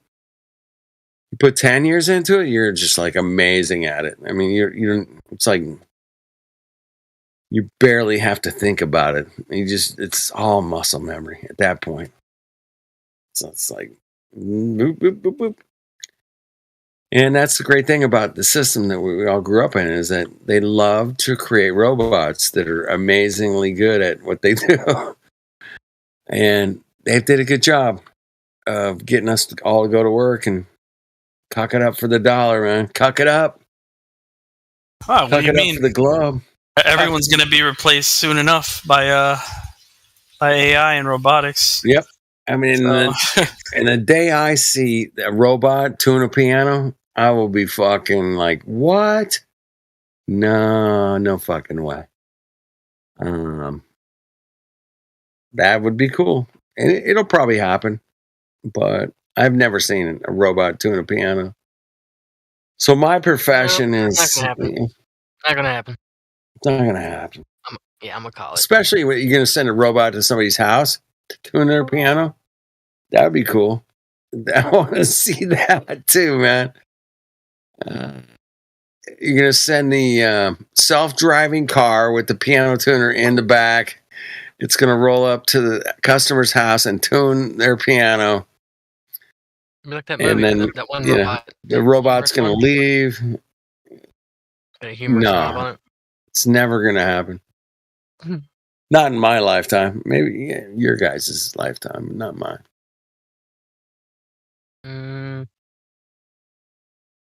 I wouldn't call that.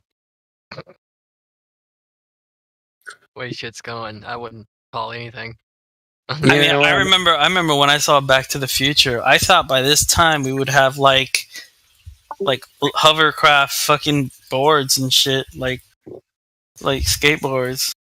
Hey, guess what, man? We're the funny thing about Back to the Future is we're already past where they went in the future. And no, I think it was a couple of years ago. It was the date that they used for when they went to the future. Oh, I get you. Yeah. We're past that date already. We're past that date, and we're still not there. We still don't have hoverboards, or nothing. We hover nothing, man. Hey, we got drones. I can fly over my neighbor's house and check out their pool. Cool, man. Don't do that, yeah. Right. That was 8 years ago. It was funny, man. But the first time my buddy came over to me, he's like, "Hey, man, I got this thing called a drone, man." Like, Might be something going on in that pulley. I'm like, dude, can you videotape? He's like, yeah, I can videotape the drone flying over your house. And I'm like, do it. Yeah, do it, you know. And he was flying this drone all over my neighborhood. And I was like, holy shit, man.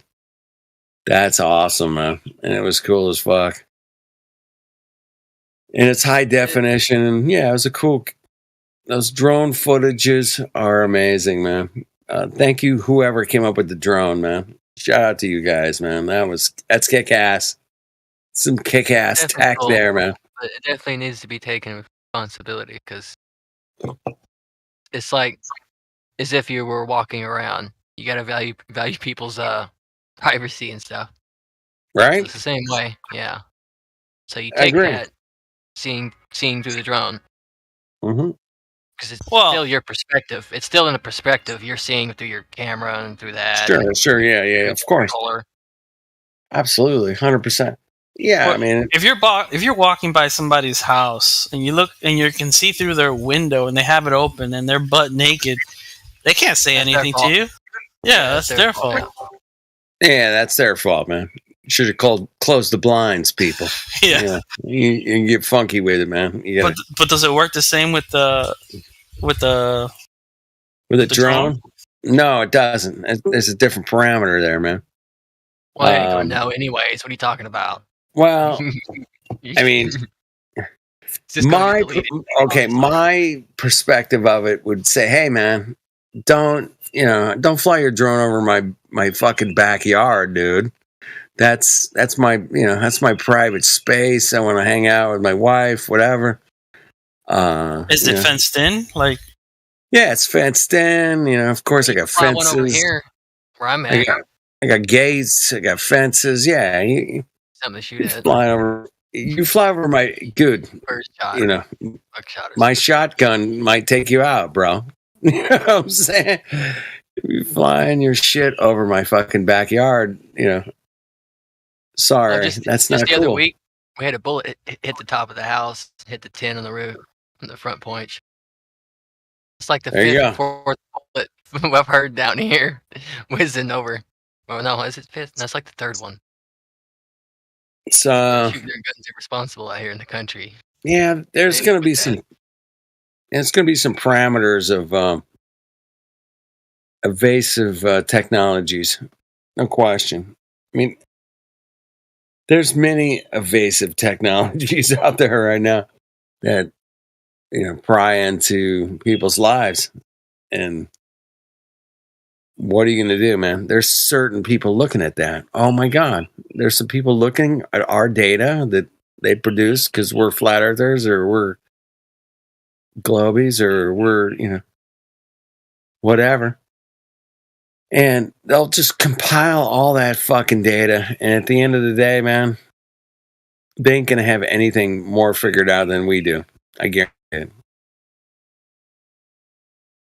They'll be actually more confused about what's going on because they have to compile all this data and get the analytics and this and that.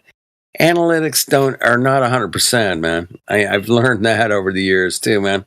You can ask any, professional baseball GM that's used analytics to put together their baseball team, and it hasn't worked out, man. It didn't work out for whatever reason. Yeah, or their soccer team, or this guy, he's this fast, and that guy's this fast, and it's like you can pile over data all day long. At the end of the day, you can fuck it up too. You can see, and that's the beautiful thing about free will and information is that it doesn't matter how they analyze it and take in all this data, they're still gonna fuck it up, man. I mean, look at the moon landings and the cuckery on the ISS. I mean, they fucked it up. They fucked it up. It's so convenient that they lost all that. They all lost the data. We destroyed that technology, and it's a painful process to build it back. But I'm just Don Pettit, typical autistic astronaut. Didn't they also lose like all the pictures? Like they had like thousands of photos, or is that just I think they lost the telemetry. It was like 700-800 boxes of tapes. I don't know. Yeah, that's so convenient. We don't know where the tapes are, and even if we found them, we don't have the machines to play them back on anyway. So fuck off. Hey, I see the moon now. Do you see it? Yeah. Where is it, Saints? It is, if like I'm looking south, it's to the south. It looks like, or to like the southwest, I guess. Here, I'll post a picture. I just took a picture. Is it on the horizon or not? No. This is what it looks like. So, it's above the horizon. Okay, you found it. Mm-hmm. Yeah. I was worried, man. I thought we lost the moon tonight. I know, right? Yeah, we found it. What the heck? It's freaking bright. Yeah, it is. All right. I haven't seen it. That's how mine looks. Super bright. I mean, I have, but pretty close to that. That looks brighter. And then we got these Mongos right here putting in the new what do you call it? Right here. They're felling trees and putting in the power poles right here. Assholes. They're putting in the power poles, and that's that 5G going up. Felling trees. What up? That's that 5G. Yep, I know, dude. Messed up. What do you guys think about that frequency? Dude, I think that the capacity of frequency that the cables that they're putting up, what it can do and what they say it does is two totally different things.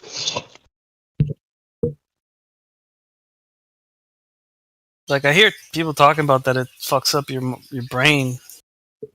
5G. I don't know. What do you guys think? I highly recommend that people go barefoot now more than they ever did before. In today's day and age with the wireless frequency all around you. Okay, so my ex-girlfriend's sister, her ankles are swollen, like swollen, and she goes, "I haven't been able to walk in 6 months." The other day, I took her to the beach. There's a place called 1,000 Steps, and made her walk down the 1,000 steps. She could barely walk and stand on the beach for like 3 hours on the sand, and the swelling's almost completely gone. And it's been like that for 6 months. Now she's going barefoot. Before she used to laugh at me. You know what I mean? Isn't that just that she's exercising? No, she needed to get grounded.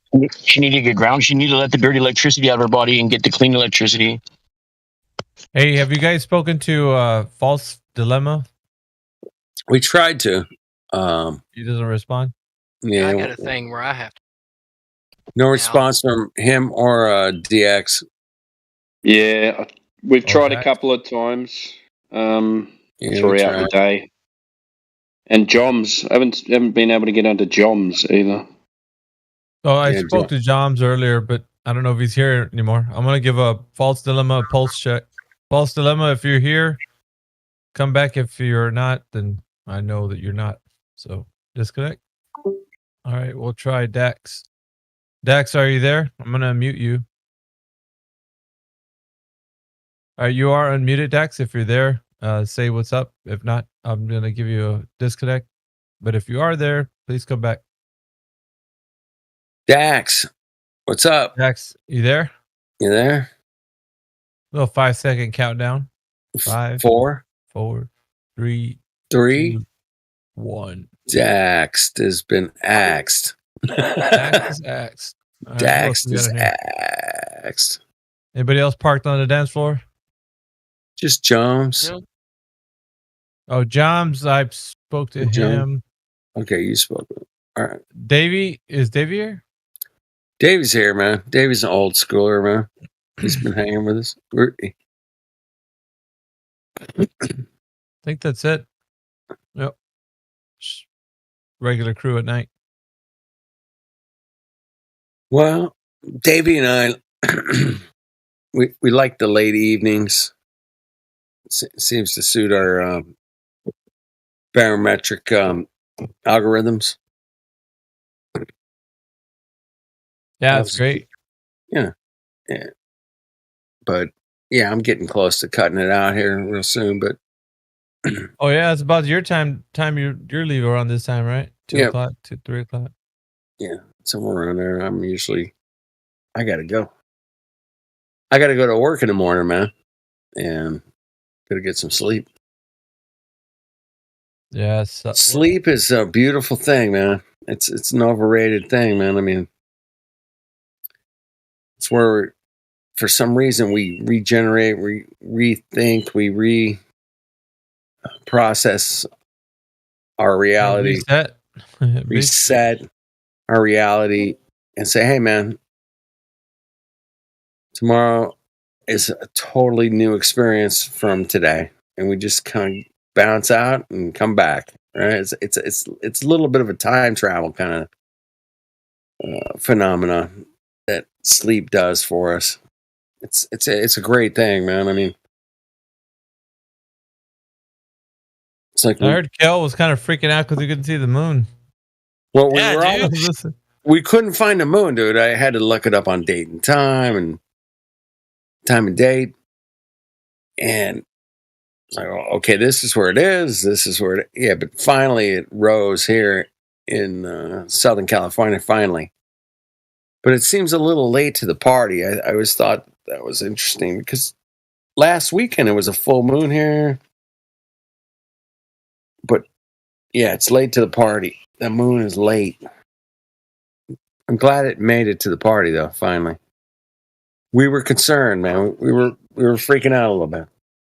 Well, because I've been tracking it the whole week, and suddenly, like, I wake up, I would go outside at 8 p.m. right when it got dark. Yeah, and I would always see it, and I'm like, all right, cool. I got something that'll solve all your problems there, so you don't have to ever worry again. Use a program called Night Sky on your phone. What it does is, like, you point your camera in any direction, and it shows you every single thing that's in the sky. Where they are, in real time, as you point your camera.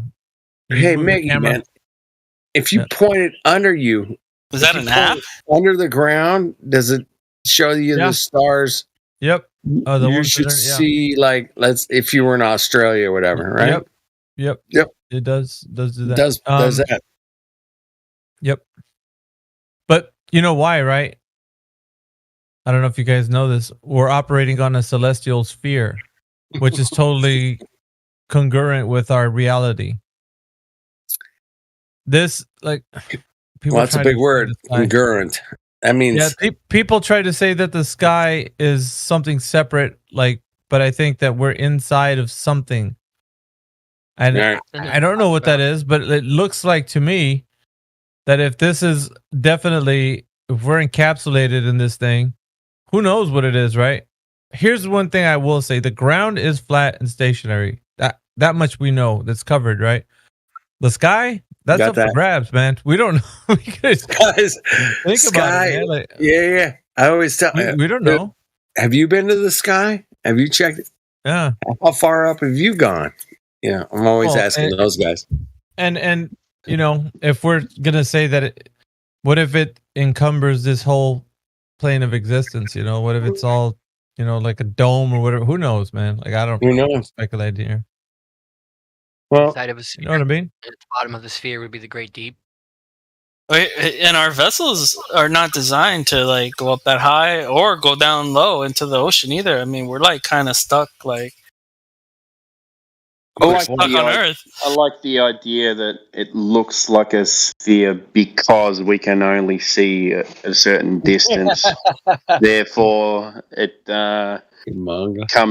creates a circle around you. I like that. I like when they said that the Earth is moving because we don't feel it moving or something like that. I was like, what? What? Wait, what? Wait. Yeah, what? somebody said that. Oh, they've said that like I've heard that 100 times at least. That's the reason you don't feel it. It's because it's moving. It's not. You don't feel it because it's moving, or I don't know what the fuck. What? I don't like the words personal atmospheric dome, but I like it's a good explanation, but I'm not going to say it's what it is. Yeah, our perspective sees everything in that way, but it's not, because we know it's like, let's just say, right, you got X person is like in Australia, like Timbo, and then we got, Y person is in UK or whatever, and then we got like people that are experiencing their own reality from exactly that perspective that they're in and the coordinates that they're in, right?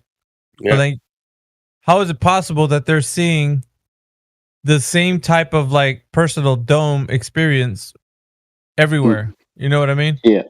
And what's even gonna bake your noodle is when you see the moon coming from the east. I've already said this before, but when you see the moon coming from the east and somebody sees it setting in their west, right?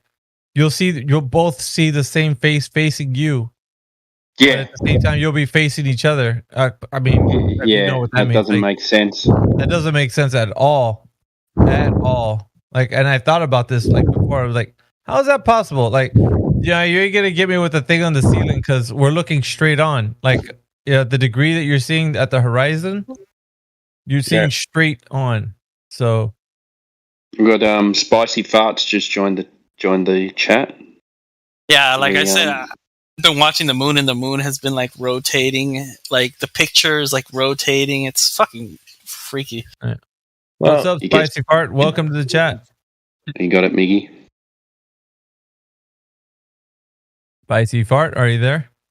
They just muted. Yeah, we're just having a chat, man. If you want to jump in.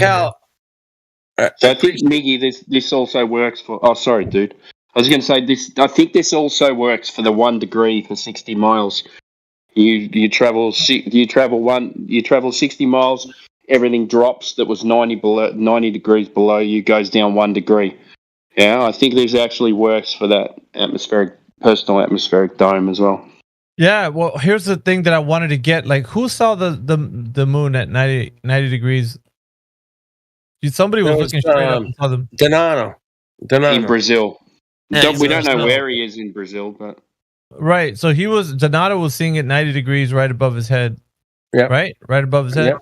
Yep. And whenever you started to barely see it on the horizon, the moment you saw it, you can say from his position to where you're at is X amount of miles, and then you could say, I could see the moon at, let's say, what would it be? How many miles from? Because it's like, think of a sextant, right? The person 90 degrees underneath that moon would be that point. It's like 20. It's 2,300 miles basically to the equator from where I'm at. Right. So that's why I'm saying you could get distances from where the person is to where you are. When you barely start to see that moon, like the first glimmer of that moon, then you could immediately say, well, I know exactly how far away, because if it's 90 degrees to where you're at, 100 miles, yeah. I mean, gauge distance. I wish I was outside the whole night, so I could see when the moon finally came out, because like there was nothing, and then when I came out an hour later, it was just full, and I was like, "What? Where did it come from?" It's so weird. It's not even that close to the horizon. It's actually pretty high up. From here in Florida. If you're still here, man, you can unmute your mic. You have control of your mic. Don't see why anybody wouldn't want to chime in right now. We're just chatting. Spicy Fart, man. He doesn't want to drop. You can't be that much of an introvert. You know what I mean? Like in your shell. Come on, dude. Yeah. Spicy Fart. Really? With a name like that, you shouldn't be that much of an introvert. I mean, you obviously want attention with that name. So come on, let's have a chat. It's a big name, man. Own it. You gotta own that shit. Yeah, you come in a Discord server and you're like, well, let me just stay quiet. And your name's Spicy Fart. Come on. Let me spice up this fart Earth. Have you guys ever heard of Fart Earth? Come on. I have a feeling we just might. Well, you just did. Pull my finger, dude. Fart Earth. Are you kidding me? Fart Earth. That's horrible.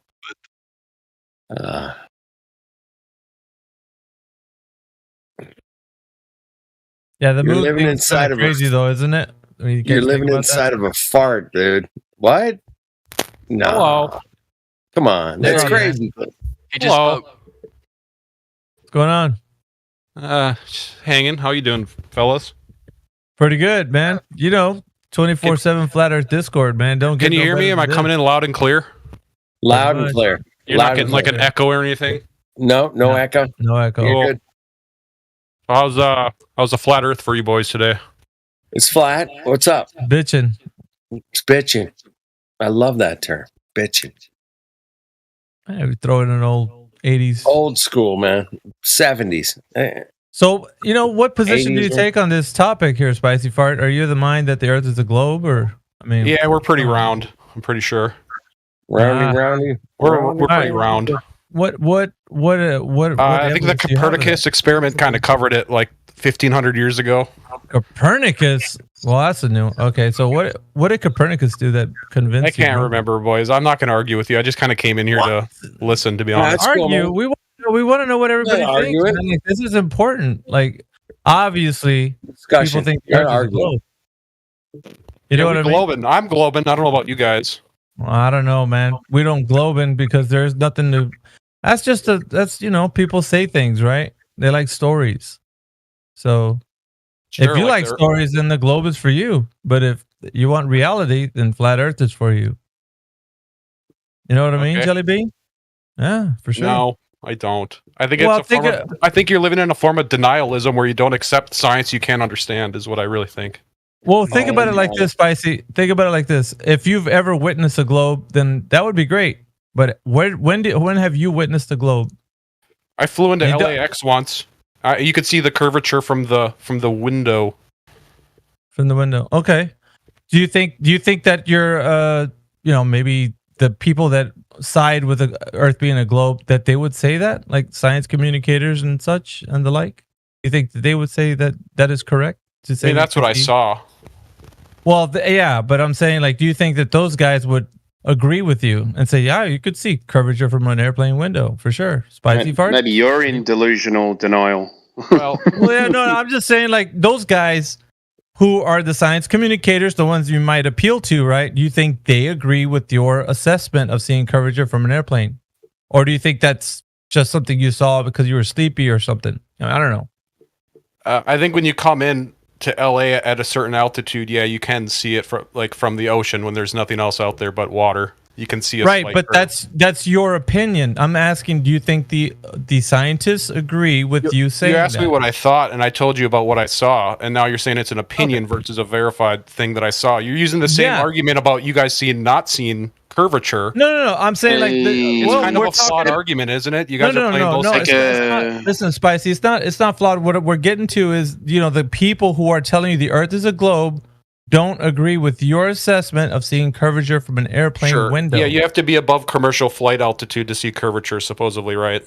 Is that what they say? I mean, I don't know. Are you sure is that what you're saying? I'm not worried about what they're saying. I'm not. Well, it's important because if you're, who cares what I say? Because I'm a flat earther, right? I don't know. Are you a flat earther? Definitely, 100%. Okay. But I'm saying, if they are disagreeing with you, I think that's something you need to know. Because you don't know that right now. You're just saying, hey, I seen curvature for an airplane. I'm like, well, okay, that's great. But like, to be honest, I gave up on arguing with flat earthers like 2 years ago. I just came in here to listen. And then you guys what do you mean? Why would you give up those, Spicy? Like, what is the giving up part? Like, because he's got no evidence. There's ways you can verify it.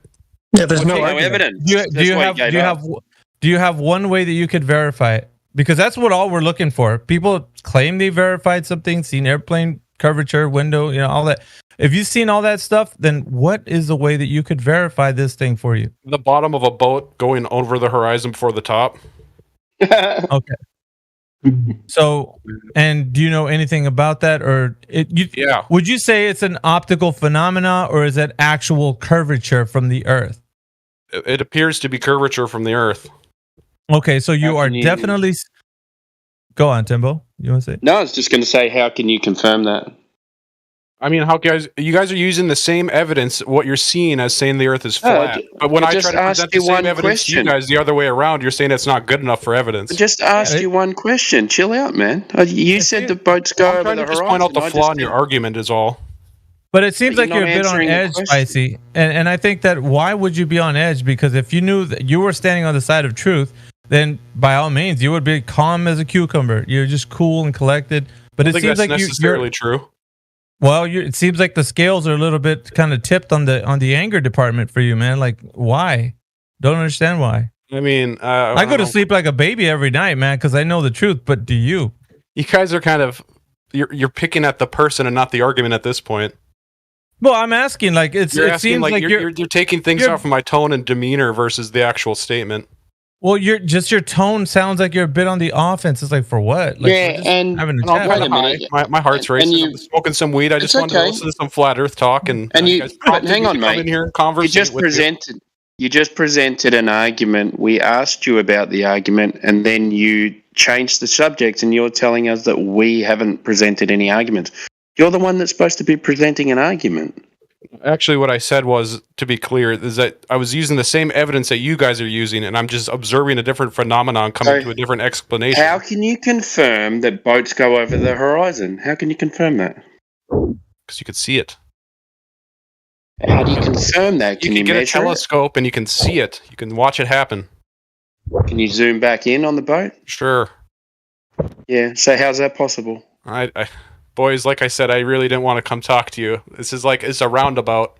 Just going in circles. No, but you're here though. Let's all let's lay the cards on the table and let's hash this out. I want to join the cult.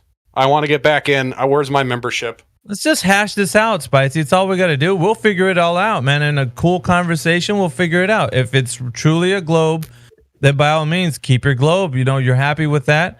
But if it's not, then obviously it's just a story that you're believing, which is no slight to you. You can believe all the stories you want, but if it's not real, it's not real, man. Like, we're just going to have to grow up about that, right? Put your big boy pants on and say, all right, if it's not real, then by God, I'm just going to have to accept it's just a story. It's just a belief.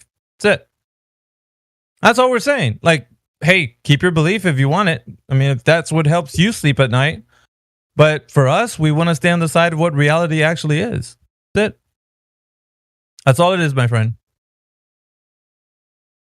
He plugged his ears like a child. Blah, blah, blah, I'm not listening to you.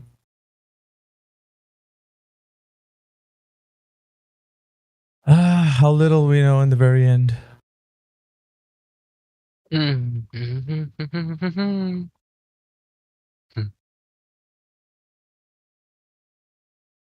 Wow. Is it really picking up the inner voice? Did you boot him? He booted himself. Oh, okay. No, his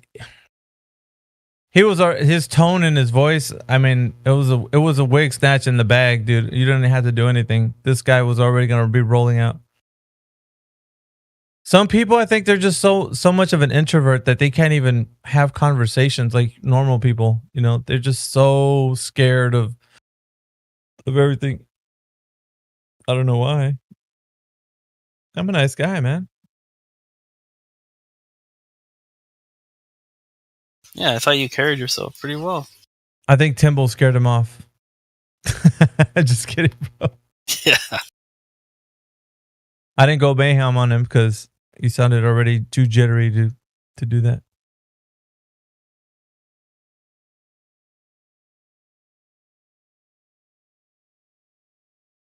That's why I said earlier, like, people are very weak. They're very weak-minded nowadays, and they get offended really easily by anything. This guy was just like, oh my gosh. The emotions, man, like, you can tell, like, I just came in here to listen to some conversation with flat earthers. I don't want to have any debates with you guys. I've been debating with, like, Jesus, man. Like, what's the hell? Right? Relax, bro. It's gonna be all right. It's like we have to take him through a soothing moment. Why do they always bring up the guy with the sticks? I forget his name. I don't even fucking remember. Copernicus? Yeah, the guy that did the sticks and the. He said Copernicus though. Yeah, that's that. Yeah, he didn't say Eratosthenes. He said Copernicus. Oh, I got him confused then. My bad. Yeah. Sorry, heretic. No shellacking here. Dang. Yeah, he's weak sauce, bro. We need some better stuff. Thought we finally had a live one. Well, you know, I was gonna let you boys kind of deal with that, but wasn't much of a bite, man. I wanted that resist. Nobody. I guess I get my hopes up.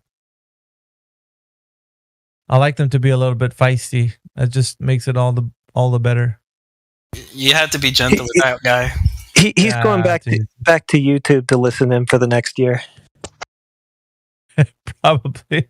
He waited his whole year to come over here, and finally he got on the mic, and now he's like, I just want to listen to you guys. Can't you hear me? I just want to listen to you. Like, Jesus, dude.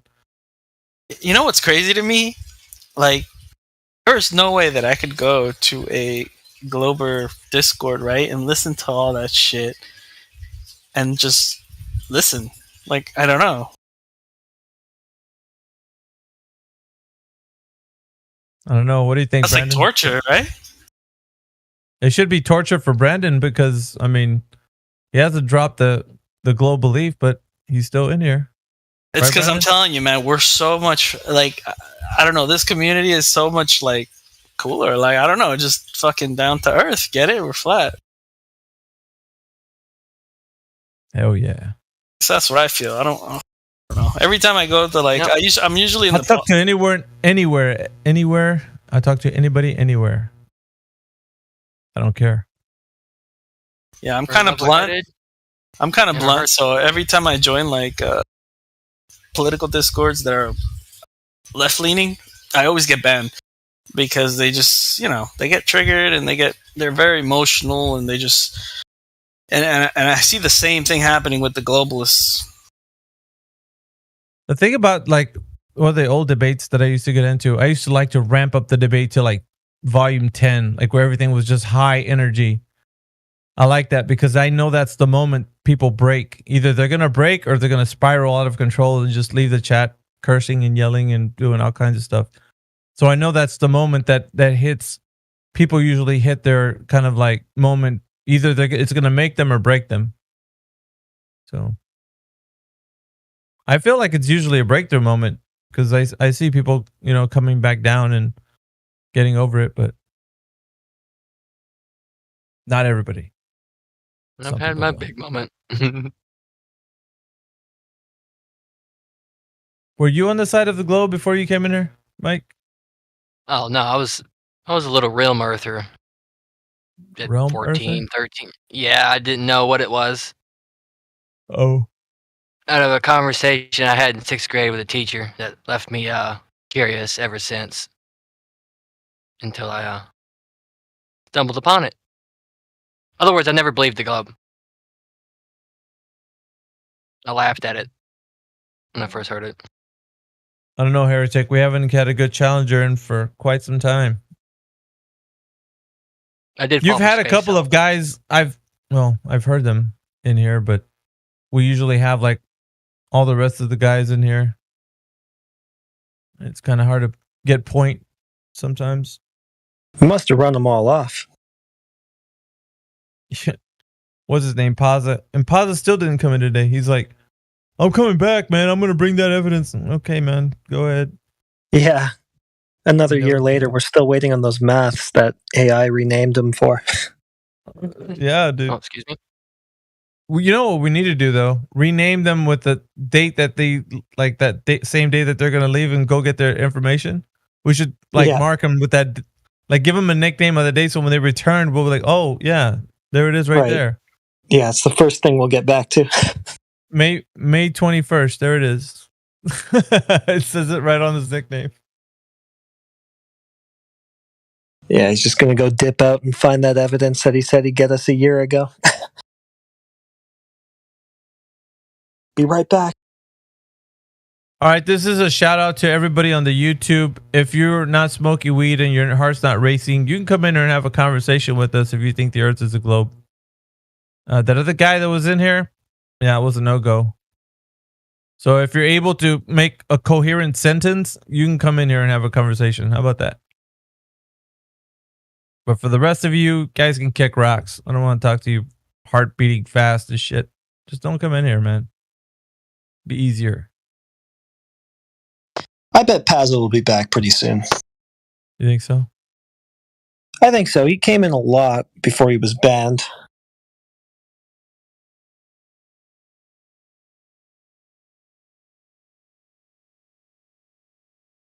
I wish they would use some of their energy into thinking about why they feel that way and try to overcome it.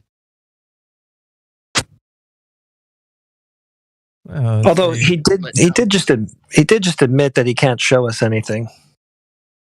Yeah, maybe we have a participant or a contestant. We got Shulkerman. Shulkerman, what's going on, man? Say your name right, Shulkerman 1. Wire. Hello, Shulkerman, are you there? No bueno, man. I can't hear you, bro. Try again, my friend. You might need to leave the call and come back. This Discord, it does that sometimes. All right, try unmuting now. Mic check on Circleman. Mic check on Circleman.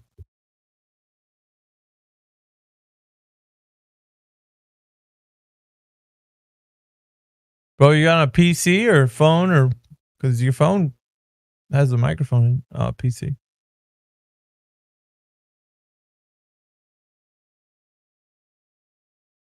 You recently got a new one, and you can you know what it is? I bet you I can guess what it is. On your settings. Check your settings and see what voice. Let me hang on a second.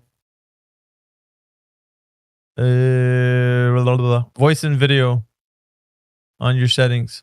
Input device. Check the input device and see if it's hooked up to the microphone that you just got, the new one you got. I bet you that's what it is. It's not on the right device. There's another setting too you might have to turn on. So when it's off for me, the mic won't work on none of the games or anything. And it is the Windows thing to allow your mic to have access to applications. Oh yeah, that could be blocked. Yeah. If that's off, it'll automatically block it. See if I can find where that's located real quick. It's not like he's testing his mic right now.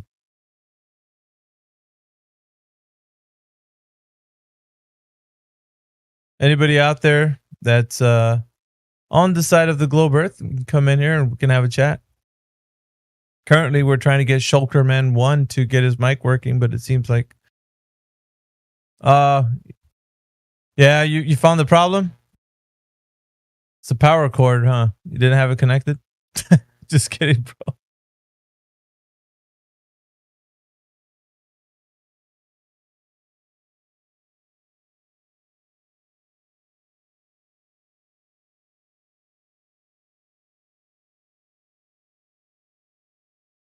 See, Timbo, even you got excited too, man. You thought Spicy Fart was going to be a good conversation, and it just turned out to be a disappointment.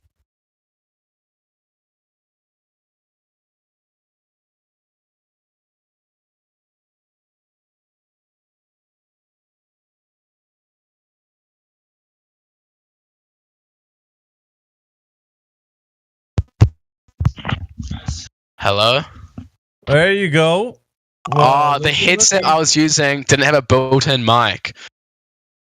Oh. Well, so I had to plug in the mic. If that makes sense. Oh yeah, that's what I We're got. rocking and rolling now, baby. Let's go. I haven't been in the server for ages. Yeah, I don't remember you. I don't think have I spoken to you before, Shulkerman? I don't know. I don't think so. I don't recognize many people here. I know my But I was never really that active in here. No, I'm New Zealand. I'm Kiwi. Oh, you're Kiwi. Okay. Yeah. Well, anyway, so how's it going, bro? Like, are you on the side of the globe or the side of flat Earth? I think it sounds like you're flat Earth, but I don't know. Oh, that's an interesting question. Nah, I mean, I haven't really like. Don't lie. Nah, because I can tell if you're lying. Nah, I haven't really had much like. Eyes. You can? Oh, I'm just kidding. Oh, is that who's accessing my webcam? Nah. Yeah. Nah, I do believe the Earth is a globe. Okay. You don't put a little sticky on front of your webcam? What? Look, man, as long as you don't dip in the next 2 minutes and say your heart, I don't have a webcam. You're fine. Oh. The last guy was he basically was. What the last guy do? He said he was smoking weed and his heart was beating, and he's like, "You flat earthers and all, whatever." But I was like, "Dude, chill, man. We're just having a conversation over here." Yeah, that doesn't sound healthy. Anyway, well, was a ridiculous convo.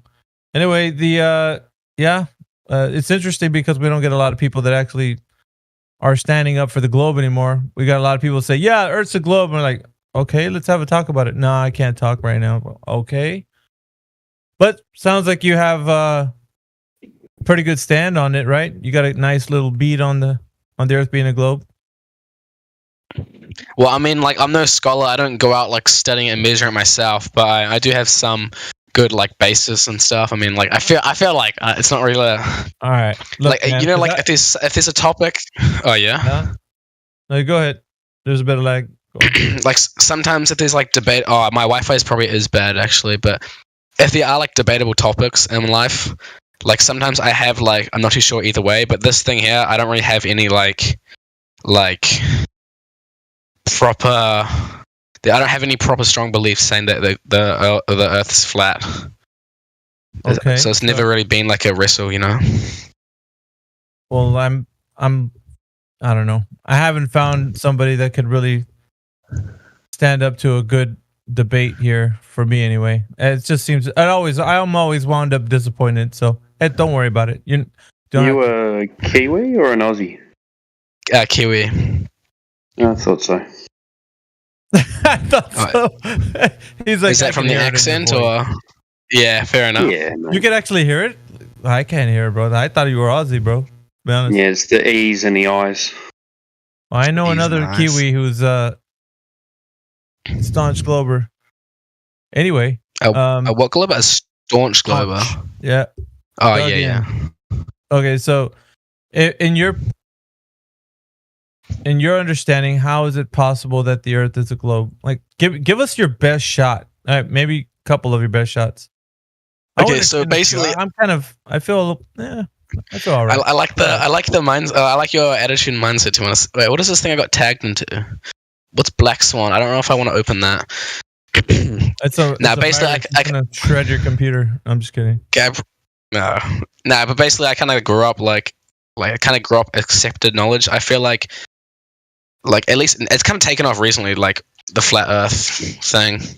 But I mean, recently, everyone it's just been accepted as a globe, and I feel like I kind of want convincing to so if it's a globe, right? Can you tell me why it's not a globe? If that makes sense. 100%. Yeah, but I want you to give it your best shot as far as what you know right now, and then we'll come in with the points to kind of perhaps solidify a good understanding for you to start your foundation of knowledge. But what do you think of the strongest pieces of evidence that you could say right now that would keep you to the globe? And it doesn't matter what. Just start anywhere. I want to see where you're at right now with whatever you're thinking. Well, it's actually I like the way you word this. It's making me think because I haven't really been thinking much recently. I don't know. Just that thing inside your skull is not just sitting there pretty, man. You got to use it. Facts, man. Okay. One piece that is my grounding thing. Oh. I don't know what I expected joining here. I feel like I'm under the bus, but what do I expect joining this kind of thing? Nah, maybe there's people have recorded the rotation of the Earth, and I feel like that is something that shows rotation. You can start anywhere you want, man. Just wherever. Wait, what's my ping like? Hold on. I don't know how to check that. Wait, can you guys hear me? Yep. Oh, yo. Okay, so now basically, I've seen like the display of the Earth's rotation. The display of the Earth's rotation. Okay, it's probably not worded the right way, but like, I mean, I remember in like high school, our physics teacher showed us an experiment which has been repeated like elsewhere, but we did it ourselves. And basically, it was like I don't know what's called. It's something like Foucault's pendulum or something. But basically, like a swinging pendulum with like a long length with like a bowling ball kind of thing. And then just they did a time lapse, and it showed from our relative position the change of direction. Okay. So I feel like that is like a good backbone to my beliefs. Okay, so he basically showed you a contraption and said, voila, the Earth is moving? Well, like, yeah, he showed it like, he tested an experiment. Oh, yeah? You said you did this yourself? Yeah. Yeah, how long did you do it for? Was this a class experiment? Or, I don't want to use that word, but just so you can understand. Like, it was like... Everybody do this? Like, all of you guys? Yeah, it was like in school at like, he started in like the morning or something, and then did it through like the whole day or something. Like, I can't exactly remember. Oh, he was showing you. How'd you keep it swinging? He had like, it was as long as like, it was in our gym room, and like the roof's quite high, and it had a big mass on it, so it had a lot of energy in it. And it was in like a, there wasn't much room for like external energy release. So it seemed pretty good, if that makes sense. And what did you discover? Well, we didn't. I don't know if discover. We basically just saw that what we observed is that the pendulum changed it from our relative position, at least. It like changed its direction of travel from being on like one axis to like rotating almost. Okay, so you saw something like this plumb bob do something. This pendulum. Yeah. It started to move around in a different way. And because the pendulum moved around in a different way, what did that tell you? Well, it's like, it just shows that there's something affecting like it shows that like something has to have changed there. And for me, and like what everyone else was saying, and like from which like scientists say all around the world, that is from the Earth's rotation. Okay. Now, is there any way that we can know for sure that it was the Earth's rotation? I mean, probably not 100%, but I mean, that is like the most, like obviously like 100% and like 0% is very bold claims. Well, that's empirical evidence, right? That's when we could falsify something to know for sure that the thing that's in question has been thoroughly ran through as far as like we can test it, right? So yeah. If we're saying that the Earth is in motion, then we have to see a natural phenomena in nature of the Earth actually in motion. Yeah. So, I mean, that makes sense, right? Like a natural phenomena would be able to be observed from the Earth. So, if we're going out in nature and we're seeing the Earth in motion, where do you think that can be observed? Well, like we observed that with the experiment. Right, but you're saying the contraption is telling us something. But when I ask you if we're out, observing something in nature, we don't see pendulums in nature, do we? Well, yeah, I guess not. I guess you don't see that naturally occurring a pendulum. Right, so it's not a natural phenomenon. It's a man-made. I don't know why it has to be like naturally occurring. How like surely you can still do an experiment with that, right? But because the Earth is doing something, right? We gotta observe what the Earth is doing. Now, the Earth is not a pendulum, so we don't observe the Earth doing anything unless you say that we are. So either the Earth can be observed to be in motion, or it cannot be. So making this contraption, this thing, this pendulum, is now inserting the idea that something's happening. And when I asked you, are you 100% sure that it's the Earth? You're like, well, we can't be that sure. Well, why not?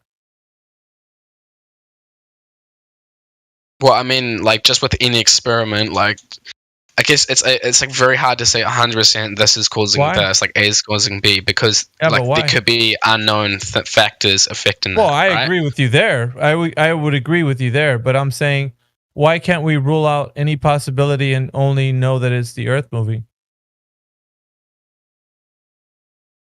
I guess you probably could, but like you could probably get very how can we do it? Very certain, but I mean, you could just test other, like you could do other experiments that rule out other possibilities.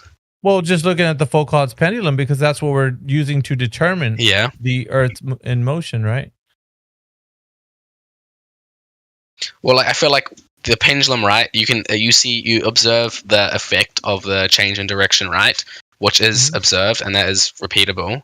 And then I feel like I don't really know the scientific formula or like methods that well, but you have an idea about which could be causing this, and if there's no other conflicting ideas, then most like that's just like kind of accepted that this causes that. Right, but have we ruled everything out? I believe so. Well, what if I've thought of something different?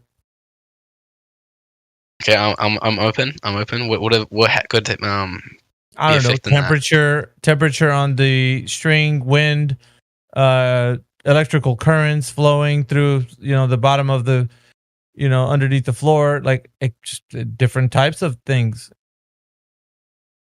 Energy causing expansion on the whatever type of material you're using, whether it's a string or whether it's a metal cable, whatever it is. Heat, cold, anything else could affect it.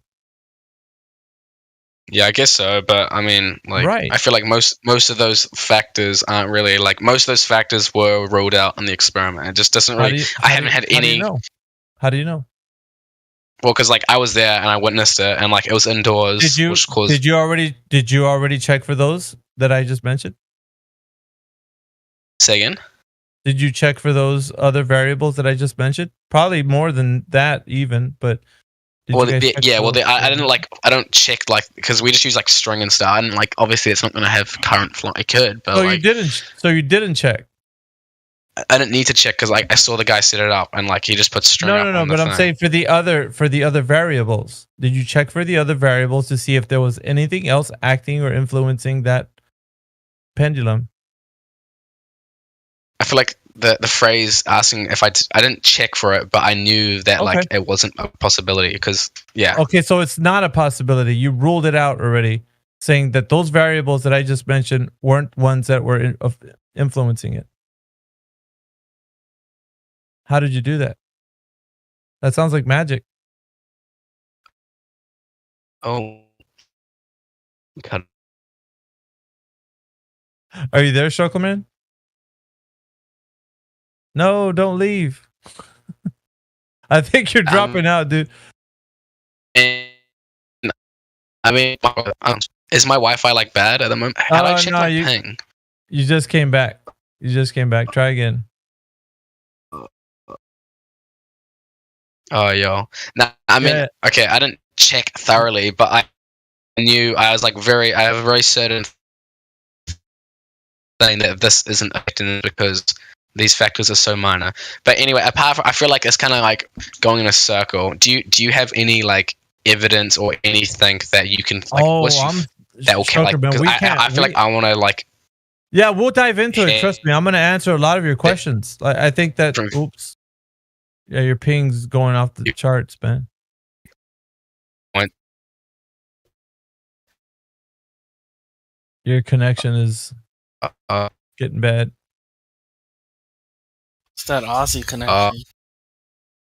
Nah, he's in New Zealand. He's in New Zealand.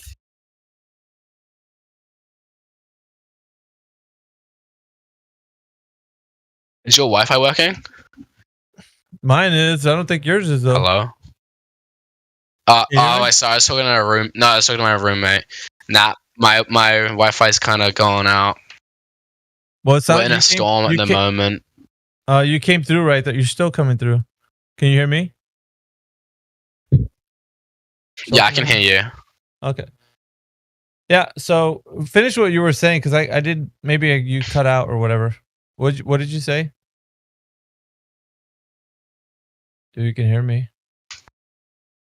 Sorry, yeah, I can hear you.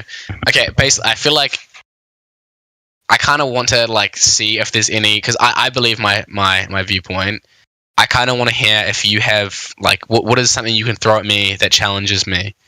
Yo, I was gonna say though, what we do is in this server is we're very thorough, and the reason why I didn't want to leave your point is because it's most important that you engage with every possible understanding of what you've done to make sure that you are doing things in a manner that's consistent with ruling everything out and leaving you with no stone unturned.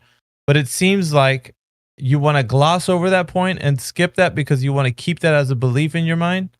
Am I misunderstanding you? But I think that's what it sounds like. If you don't want to be thorough, that's fine.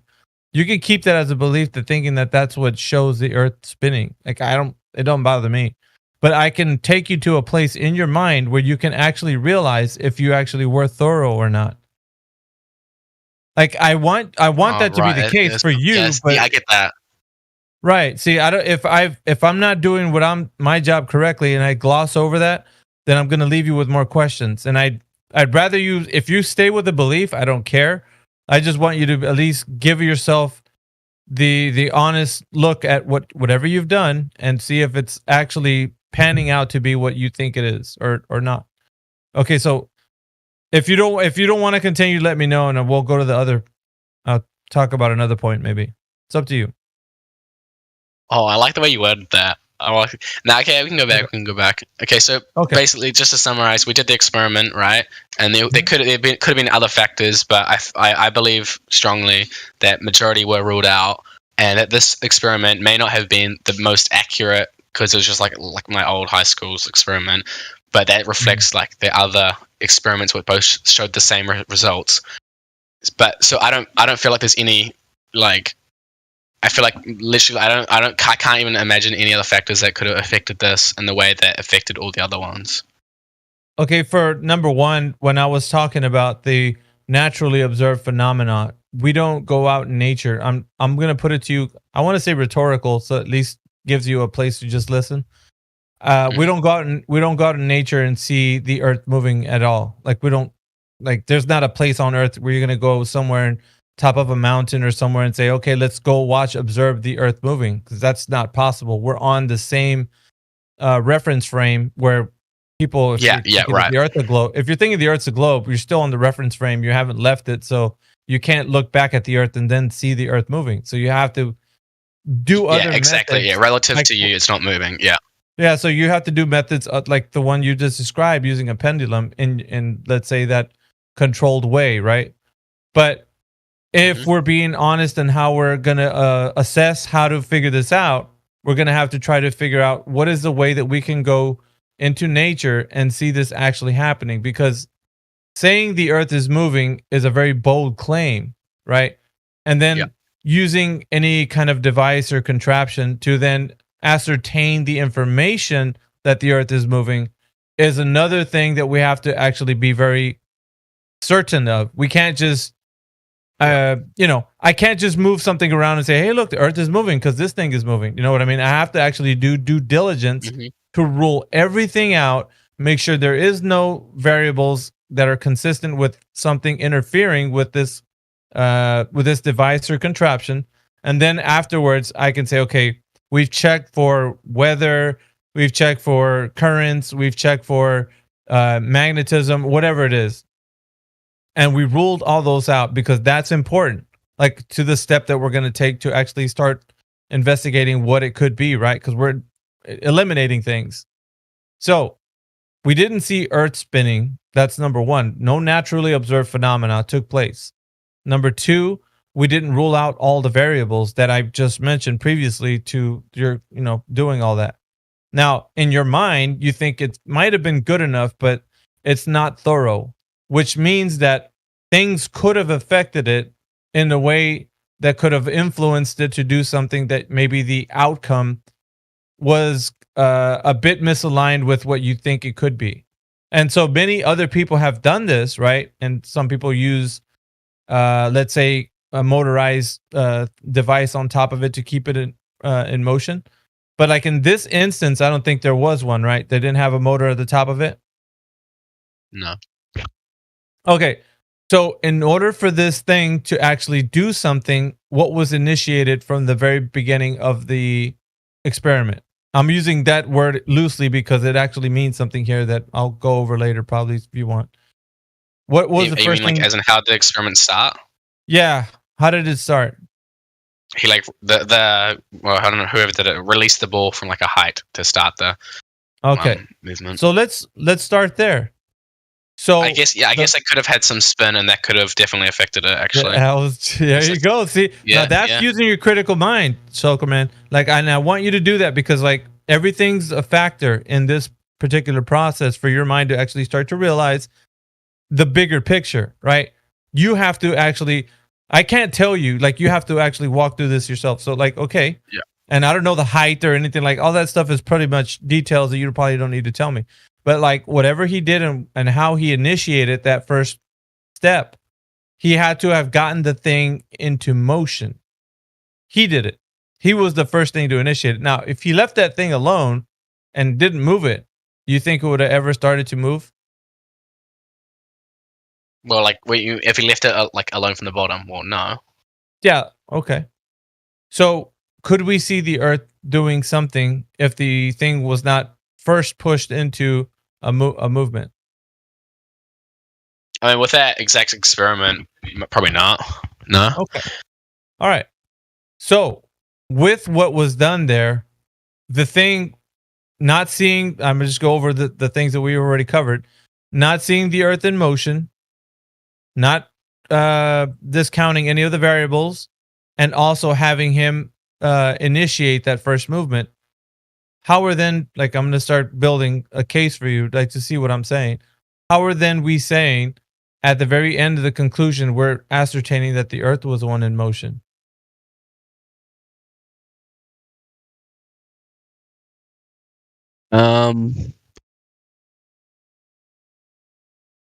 I feel like I don't know. I feel like I still don't get past the fact that like not the fact, but like I feel like in my mind I can't rule out any other explanation that actually like I can't. I feel like I can't. I feel like I'm just like I don't know if I'm stuck in the belief. No, I don't want you to. I don't want you to debunk yourself right now on the fly. Like, what I want you to do is like, as we're going through this, things were done to influence this particular method in order to get the results you want. So if, let's say, that thing was supposedly, let's say the Earth is moving, right? And however fast, 1,000 miles per hour at the equator, right? So if people are saying that this is actually happening, that plumb bob, that pendulum would start to move on its own because the Earth is moving underneath it. It's on a, not really separate. Is that what people say? The Earth, but do people say that it should stop moving on its own? Well, if the Earth is moving, like, think about it like this, right? You got the ground and you got something above the ground, right? And it doesn't matter what it is, but if the thing above the ground was moving differently than the ground, you could definitely see the motion, right? Like, let's say you would. That's just logical, right? Because it's separate. It's separate from the ground. So logically, movement is relative. Yeah, movement's relative. It would be not. They would not be in line with each other. But in this case, like, you could see something happening differently. You know what I'm saying? Like, then if the ground was in motion, like, I'm going with you on this, right? If the ground was in motion, then you could see the pendulum moving around like the way that guy was saying, and voila, you understand the Earth's. But if you have any other thing, it doesn't matter what it is, it would also be affected by the Earth's movement. Because everything would, right? Wouldn't you say that? Because the conclusion from that device showing you that the Earth is definitely the one moving, then everything that's not touching the Earth would be separate from the Earth, and then the result of that thing that's above the Earth would be affected by the Earth spinning, right? Wouldn't you agree? I feel like it could be affected, but I feel like the effect of most of the objects is like very small. and it doesn't like because if it's moving at a constant speed, there's no like relative movement which like won't affect it. But because the movement was it's more about the rotation changing, that because it's a free body and then like the rotation occurs underneath it, then you can't see you can see the effect. Right. So here's the story, right? The story is that the Earth is in motion, and it's also in the vacuum of space, and that it has curvature, right? There's these points that are brought up. Yeah. But if we're using Foucault's pendulum to ascertain the information of that the Earth is in motion, and we didn't see any Earth spinning in the first instance, we're using not every single variable is counted for, and then we're using someone to actually initiate that movement, then we're actually putting way too much influence on the thing that we're supposed to be using, like as a marker for the Earth moving. Like there's way too much things happening and not enough variables counted for, even though you feel like that's good enough. Like if somebody was to really scrutinize this thing to, we couldn't get a place where we're knowing for sure if the Earth is the one that's moving or if something else influenced that thing to move in the direction it did. And that's what I'm saying. If you're still left with like, well, we can't be 100% sure that it was showing the Earth moving, then you can't be certain that it was the Earth. Do you know what I mean? Like, if you can tell yourself that you weren't 100% sure that it was going to give you the definite answer for the Earth's movement, then how do you know it's Earth's movement? It's not empirical. Because if it was, then you'd be able to falsify it, and you cannot.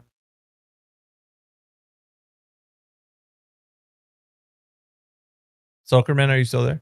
Sorry, I just like roommates are just like annoying me. Nah, but go ahead. They're just on their own thing. Nah, but I feel like just the fact that it's like when I believe that it's like 99% certain that is enough for me to believe it, and that's more evidence away from it not being flat. I mean, sorry, other way around. I feel like because there's more evidence pointing towards the movement that it is enough for me to say that it's not moving. You're just right. So you're just staring at a contraption, and then you're seeing that thing do what it does, and then you're giving your conclusion based upon a story that you've been told, and nothing else, and absolutely nothing else. You see a plumb bob moving around, and you're just like, well, that's the Earth's spinning. But then it doesn't affect anything. Oh, sorry. Then it does, and then what I'm saying, then it doesn't affect anything else. Only that plumb bob. It doesn't affect planes. It doesn't affect bullets. It doesn't affect footballs. It doesn't affect just you name it. Anything else that leaves the Earth's reference frame doesn't affect any of those things. It only affects the plumb bob when somebody pushes it into motion. No, I'm not. I feel like it does affect other objects, but I feel like, for example, the bullet thing, bullets in the air for like a very short time, that it wouldn't really like change anything major, and like all the other things, I feel like I'm not saying it doesn't affect anything else. And I feel, and I also, I don't think there's, I believe in other stuff pointing towards globe Earth. It's not just one plumb bob as you describe it. Well, but what I'm saying is, this is what they show you in school, right? Like, obviously, they did this test to give it. What was the conclusion of that? Like, it was like, well, guys, we've already did this test. This is great information for us to know that the Earth is in motion. Like, obviously, there was a conclusion to this, right? Like, didn't they categorize it that way? This is a great way for us to know the Earth's moving. Like, or did he just say, well, this is an evidence. We don't know if the Earth is moving, but it could be because this thing's moving around. This plumb bob's moving around. Like, how did he categorize the end of that? Like, honestly, I wish I could answer that question, but it was like ages ago. I can't even remember that. Okay, so you're not sure if they summarized it in a way to make it sound like they are definitely sure that it's the Earth moving. It was like many years ago. I can't remember like the exact what if he said anything. Okay, well, and I don't want to give them the benefit of the doubt and then have them say that. So, I mean, I would say that possibly that's probably why they wanted to do it, because they wanted to show you definitely that this thing is showing you that the Earth is in motion. So they're giving you something to look at so that you can have a story. The story in your mind makes sense. But the story in your mind about the Earth being a globe moving around it's not validated. That's not validation. You can't stare at it, because I could tell you Well, look at your alphabet soup and it's swirling around, therefore the earth is spinning. And you can just use anything to make you believe that the thing that you're standing on is moving around. Like I could use anything and you will believe me because the story is believable to you because you don't know anything else. It's like when you were born, like we're all born into this world. We're told this story about the earth being a globe. And so we carry like this belief with us. And so somebody can put like it sounds silly to us on the flat earth side because it's like we're out of it now. But when somebody throws like a plumb bob in motion and say, voila, earth is moving. And you know, the people who already believe the earth's moving around, they were like, well, yeah, for sure. Of course. Why wouldn't it be? You know, we see a plumb bob moving around. That's great. But for us, it's like, dude, that's the most ridiculous thing possible. How can somebody, well, I mean, obviously we are telling ourselves that now because we know that this isn't the case. So if they're showing you something, it's because you have a bias towards that understanding because you grew up with this religious belief. And I'm phrasing it that way because that's what it is, right? It's a belief that the earth is a globe. But as far as you know, they could do anything. They could spin a cap or something and show you, hey man, the way this cap is spinning, the reason why it spins this way is because the earth's moving underneath it. Like, you know, you'd just be like, wow, that's true. You know what I mean? Like anything will convince you. And this is the level of like, I would say trickery, man, that has been done. The people who taught you, they don't know. They believe it 100%. They believe when they throw a plumb bob into motion and it starts doing something, they're like, yeah, Earth's moving underneath it, guys. So I'm teaching all of you guys this. And you're just like, oh, yeah, of course. And then you teach somebody else that. And it's like just this religious belief that it can't go away because it's built on these faulty ideas. And when I told you, have you checked for any of the other variables that could have affected it? You didn't do that. You didn't see Earth spinning. So none of this has made that thing successful in giving you that 100% understanding that it was definitely the Earth moving. Even you yourself said, I can't be 100% sure that it was the Earth in motion by looking at this. I mean, isn't that correct? You said 99 point whatever percent, but I think we're not working on that uncertain level. Because if there's a shred of doubt in your mind, then that leaves it open to, it could be something else. Even that small little percentage that you gave it, it could be something else, Shulkerman. That's what I'm saying. Like, you can't just leave things out.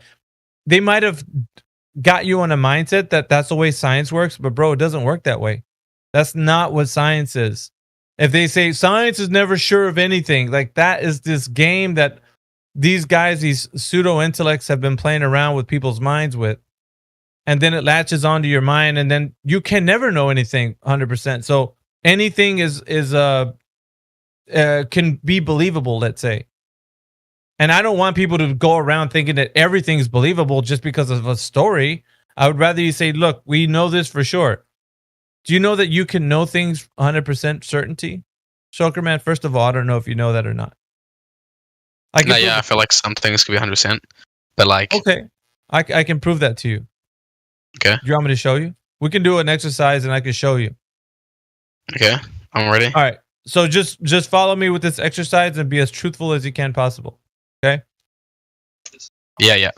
Are we talking on Discord? Yes. Are you 100% sure we're talking on Discord? Oh, I mean, not 100%. I mean, I could be like a fake app, but I guess for the sake of the argument, I'll say yes. Okay. And the reason why you second guessed it is because it hasn't got a hold of you yet, but the mind virus that you can't know anything 100% sure has kind of got a hold of you somewhat. And so the reason why you struggle a little bit, because when I asked you two questions and the second one was super redundant, but the first one was, are we talking on Discord? Yeah, for sure. Talking on Discord. When I stressed, are we 100% sure, it made you stop and think. That's true. And you have to ask yourself, why did I stop and think when I said 100% versus are we talking on Discord? Yeah, you challenged me, and I had to actually stop. Yeah, right. I challenged you. So what happens is people aren't challenged often, but in the sense of people going into the this intellectual field of understanding, like science, like cause and effect relationships, the how and why questions.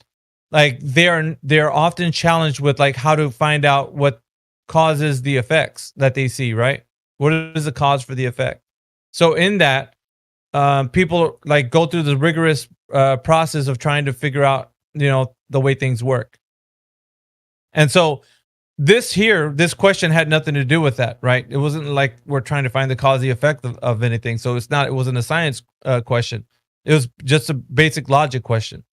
So when I'm asking you these things and I'm challenging you, I made you think, because it's like nobody's ever asked you if you're 100% certain of stuff, right? But like when I start to ask you that, you can basically say it in any way, right? I could say it this way, probably to get your mind wrapped around what I'm saying. Can you tell me what you're doing right now, Zuckerman? Are you sitting down, standing up, laying down? Sitting. Okay. It's same thing, right? Yeah, and then you're gonna ask me how do I know? You're gonna ask me if I know I'm sitting down. Yes. Yeah. No, I feel like that's good, because I feel like most people like autopilot mode and they just want to like quick, like you get rewarded by like answering quick, and most people, yeah. And then I actually like that. I agree on that point where like people don't think for themselves until they like actually have to, because like why would you want to think when you could just like say the answer like quick? Right. So autopilot is usually what everybody's on. And just why are you going to fight? Why are you going to go against the grain? Just, memorize, regurgitate. Yeah, like just be another sheep. Right. So when you said that you actually stopped and paused a little bit, and you didn't like say it right away, but then afterwards you said, yes, I can understand that mind virus hasn't got a hold of you completely yet. But to the people that it does, Shulkerman, I could play a clip right now that you'd be floored right now. It would be floored. Floored, yeah. You'd be like jaw drop. Your jaw would drop. Right. Like, so once somebody has fully went, I'm gonna put it in Star Wars terms. Somebody went fully to the dark side. Like you're gonna see their mind deteriorate to such a level that it's like everything is absurd. Like they can't even imagine like reality. Like what's that word? Skepticalism. Like the skepticism. Yeah, okay. There's like I forgot how to say it.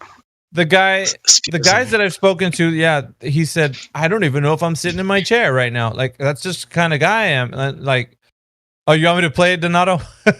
I gotta look for the clip, but I think Zuckerman would be good for him because he hasn't heard this. And maybe if I do play it, if you want me to, I'll put it on and then you can you could judge for yourself. How long is the clip? Oh man, it's like not even a minute. Oh, okay. I was waiting for some like 10-hour clip. Like just watch this small clip. Hell no, dude. Like not. Listen, man. I understand people's like attention span, so I'm kind of like I'm not gonna like drudge you into something that you don't want to. Well, is there anybody else in here? Or is it just me talking to Zuckerman? If you can, somebody else pop in here and talk to Zuckerman while I look for the clip, because I think the clip's kind of gonna put an example of what I've been talking about to him. So I don't know. Who else is in here? Flying High, are you in here? Yeah, I'm just messing with my audio. I got a few dramas. Okay. My kids have been in here. Okay, who else is in here? We got Mike Power Swan. Timbo, are you here?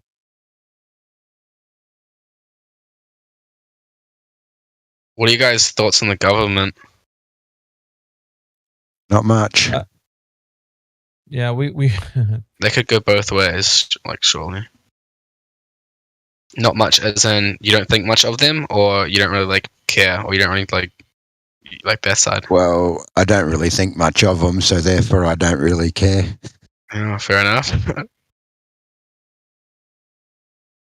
Oh, I suppose in a way I do care. I do look into the things that they are doing against us, and laws and things they bring in and things like that. But facts. As a whole, unless everybody stands up together, there's not much that's going to happen. And where I am, we don't have the numbers. Whereabouts are you, if you don't mind? I'm in Australia. Oh, Australia, mate. Yeah, Australia was quite bad with like the COVID stuff, as in the government forcing COVID stuff on people, right? Like lockdowns were quite bad, right? Yeah, but even prior to that, like I've had a few conversations here with people from other places, and you know, Australia's not a free country. I always thought we were. I did a big trip out of Australia, went to America, Canada, a few other places, and never wanted to return. We are not a free country the way that it's made out to be, and it was a big eye opener for me. Yeah, fair enough. And that's why we're getting smashed, because everyone's just compliant here. Everyone just goes along and does what they're told. And, yeah.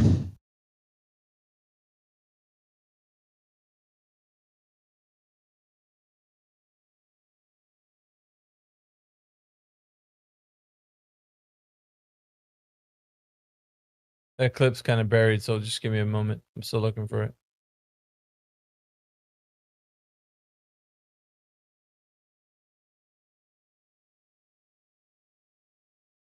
What I'm going to do is once I find these clips, I'm going to actually save them so that I don't have to search for them again. You just play them.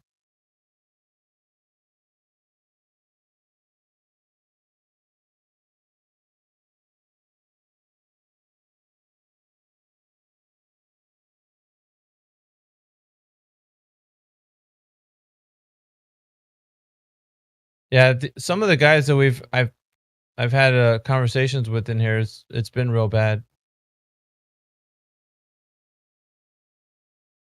You'll see in just a moment once I find it.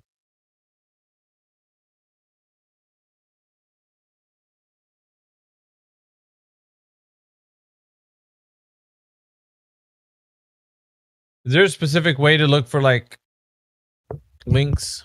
Because it shows here the search options on the channel. I'm real bad with this stuff, man. I tell you what. You might be able to search for like if you knew what someone said when they posted the video, or like. Because this has like a Do they post it in this chat or like in Discord or? We have a bot channel that's got like the links and audio that we play in here. Wow. So I'm in that channel, but I'm trying to pull up the. Yeah. What's the bot link channel called? I don't think you'll see it. It's called Music Bot Commands. Oh, it's like an admin thing. Yeah. Right.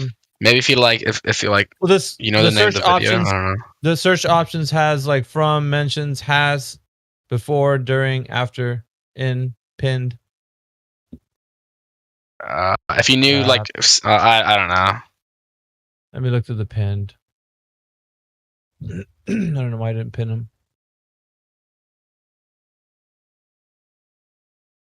What's this video?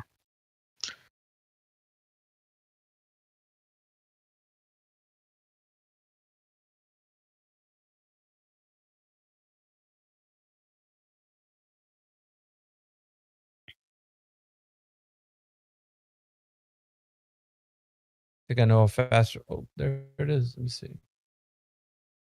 That's it. Nope. That's it.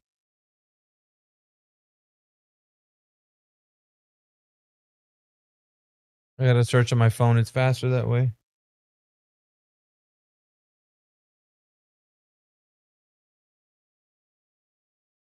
Oh, you found one, Donato? Okay, I just seen that. Sorry, bud. I'll play that one. What? Oh, it's getting late. I'm gonna have to head off soon, but do you guys want to have like one last thing before you go? One last spiel? Yeah, I mean, I didn't get through any of the points that I was gonna take you to, but we got enough time. All you just gotta do is come back. We'll I'll probably eventually come back, but I'm kind of busy at the moment anyway.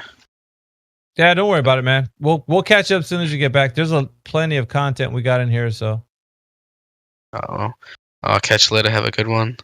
Yeah, thanks for stopping by. Nice to chat with you. I like the way you phrase yourself and word yourself. Very good. Yeah, I try to help the newer people, but yeah, you have a very young and impressionable mind, so I don't want to let the dark side take you over, man. Before you have enough chance to fight back, man. That's all. That's all I'm saying. Mayhem's good, man. You listen to Mayhem, he won't steer you wrong. I'm not as eloquent at speaking. Right, I see. Okay, well, catch you everyone later. Goodbye. Later, bro. Yeah. Yeah, he's a good lad, that one. But it's he's at the conversion point, I would say. He's Yeah. it's about the scales are about to tip the other way. So, I mean, all we can hope for is he comes back and we can give some information to him so he can challenge it. But I fear that if he delays too much longer, it will overtake him and then he'll be in a really dug in position. Yeah. Yeah. Yeah, he's asking what I thought of the government, but I didn't really want to enter that, really, get into that whole discussion, but I don't think much of it, so I don't really care. Yeah. Sucks. Yeah, it's corrupted. That's all you need to know. That's it. Yeah, I didn't want to interrupt, so I was like, when you look at the pictures of like these huge lakes that have like perfect mirror reflections, like it's like, how can that happen if the Earth is moving? Even a slight bit of movement would just ruin that. Man, I feel stupid forever thinking that the Earth was a globe. I feel so stupid. Yeah, not that I ever thought of it. It never crossed my mind. Like, obviously, I was told that, and I'd be like, "Oh, yeah, we live on a globe." But I always wondered how I was stuck upside down. But when I was younger, but apart from that, you just don't think about it. But now I feel stupid.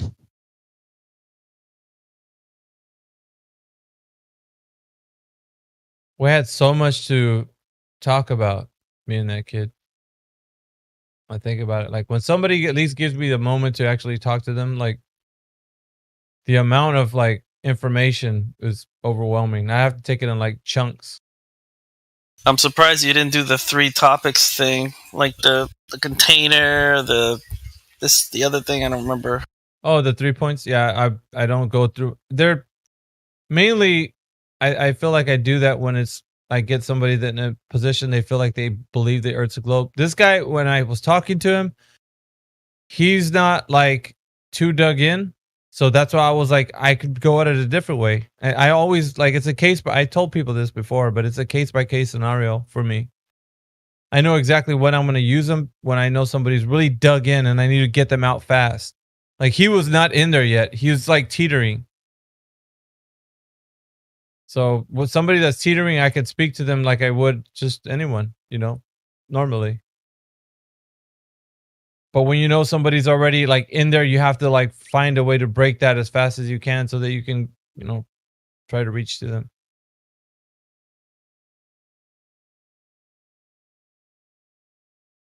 It sucks.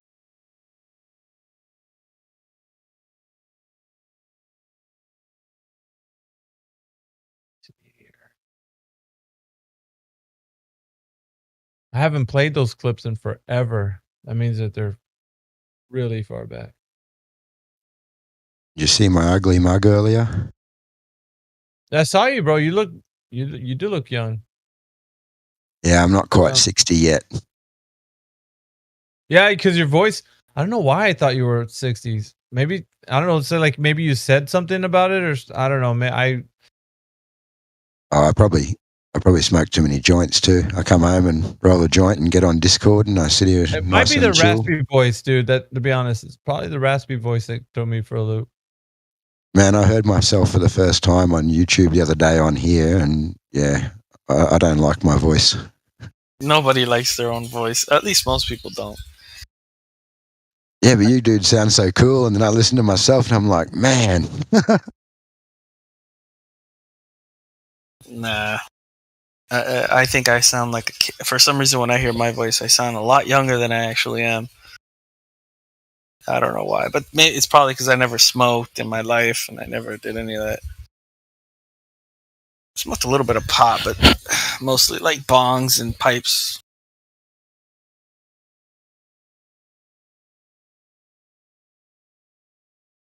Yeah, I smoke, so maybe that's, don't know. Yeah, I haven't done anything in like 15 years. I don't hardly drink. Sometimes I'll have beer here and there, maybe a few shots, but that's about it. I had to go out and meet I don't normally drink at all, really, and I had to go and meet my daughter's boyfriend's parents out at dinner the other night, and I just wrote myself off.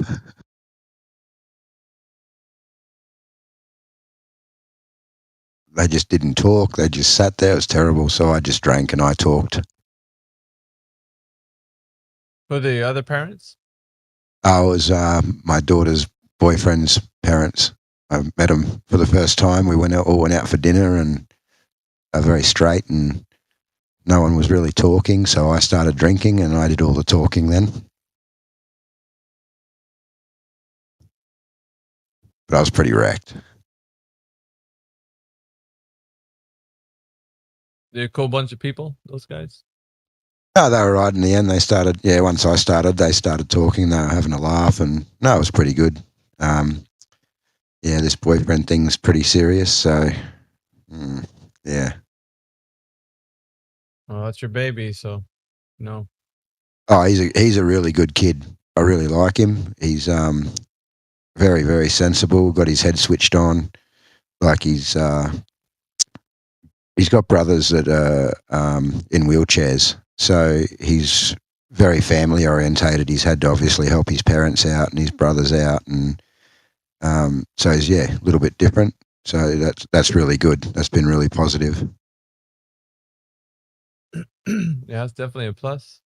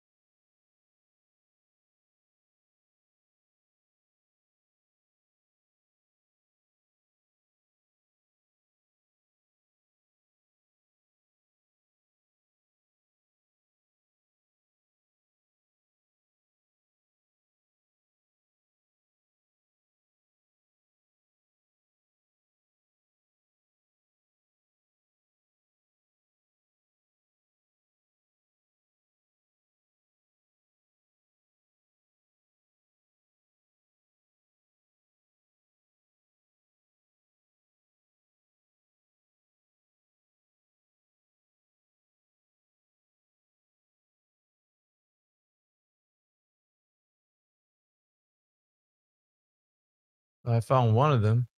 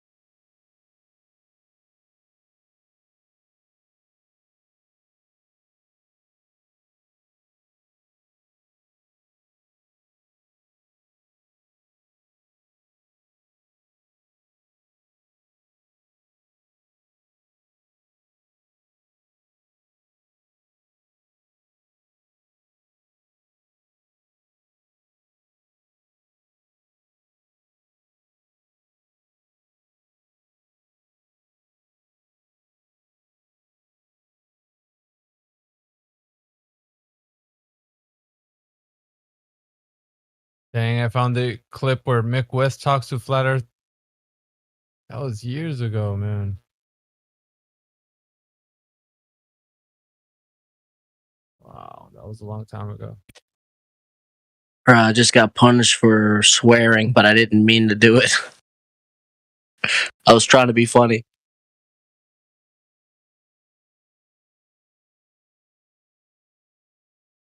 What was your role? Swearing.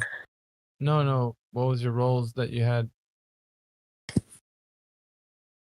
The roles? Yeah, what roles did you have in here? I think it was just verified and flat earther. Okay.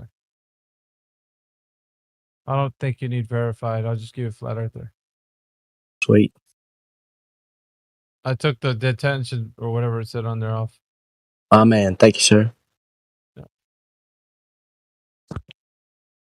So looking for these clips. That's what I'm doing. I might as well just download them while I'm looking. You're not allowed to curse? If you're not a Gold Plus, I think, or moderator, the bot will catch you. Not us. The bot does it.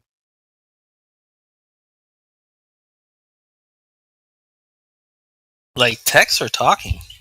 Or voice? Text. Oh, okay. I was about to say. I've cursed quite a bit in voice.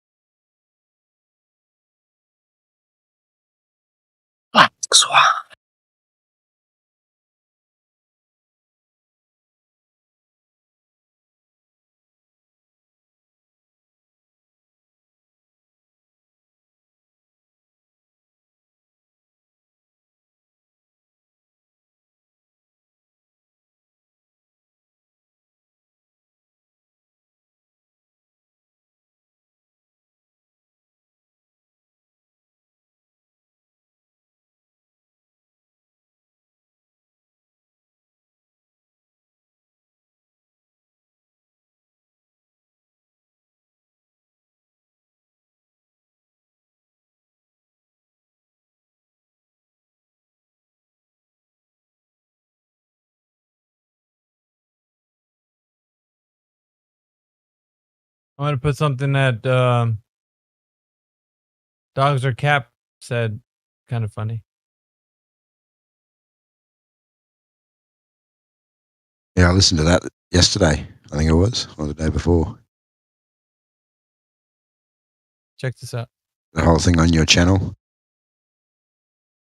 Oh, you heard it? Yeah, I think it went for about 15 minutes or 20 minutes. That's good, huh? That was awesome. That was actually really good. Even my wife liked it. Yeah, because I only wanted to ask him those two questions if he knew anything, and then if he had any direct measurement of Earth's curvature, and he said yes at first, but he said the triangulation of the triangulation arc of the parallel, and that PDF actually debunks itself. So, but he doesn't know flying because he hasn't even read the PDF. He just put it as a link for people to like look at. That's how this guy works.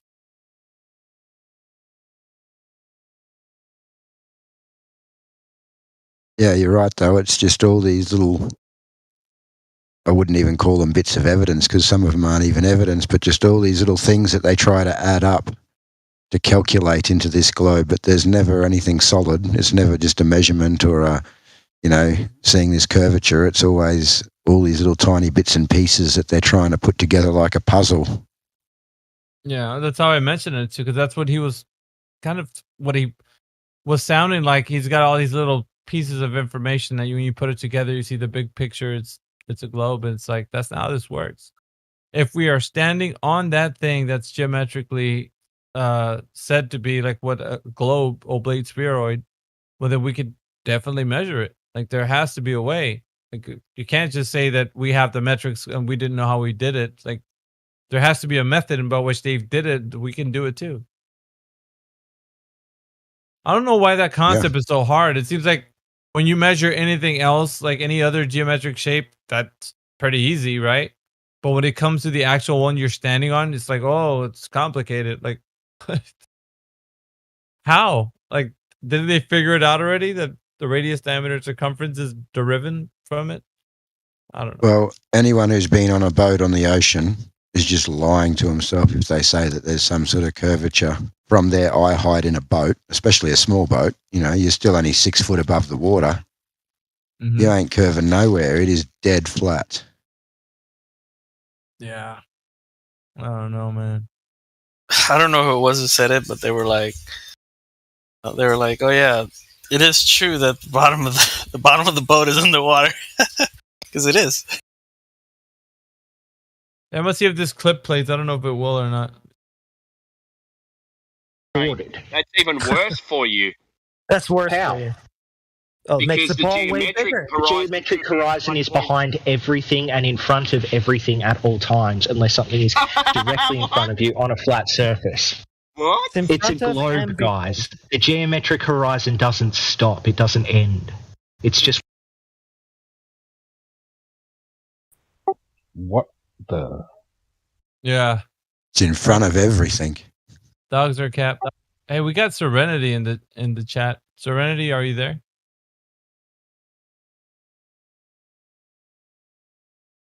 We got Serenity. If you're there, you can talk. People usually come into the server and they're usually muted, but I gave you the ability to speak if you're in here. We're just saying hi to everybody. If you're there. But yeah, that was Dogs Are Capped saying that the horizon's behind and in front of everything. Whatever that means. I don't know what that means. Simultaneously. And Yeah. it never ends. It never ends. It just goes on and on. That's how you play all sides of the field. Not both sides, all sides. He enjoys that double speak because when he says geometric, he's trying to like say we can measure it, but then in his next statement, he says it's at the same time behind and beyond things. Right, if it's geometric, it ain't moving. Guys, my wife just got home. I'll catch you later. Thanks. See you flying. Have a good one, man. Yeah, you too. Later, bud. Later. I don't know what you do with that, man. That's pretty bad.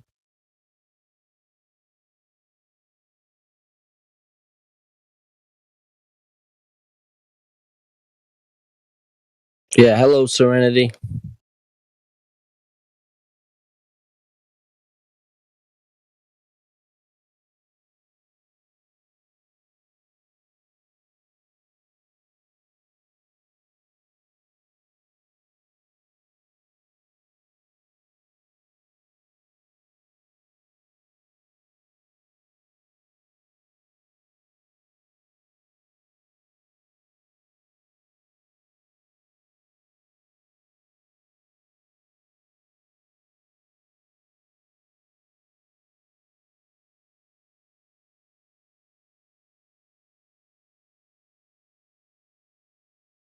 It's not just doublespeak. He's just saying it's whatever I need it to be to fit my idea.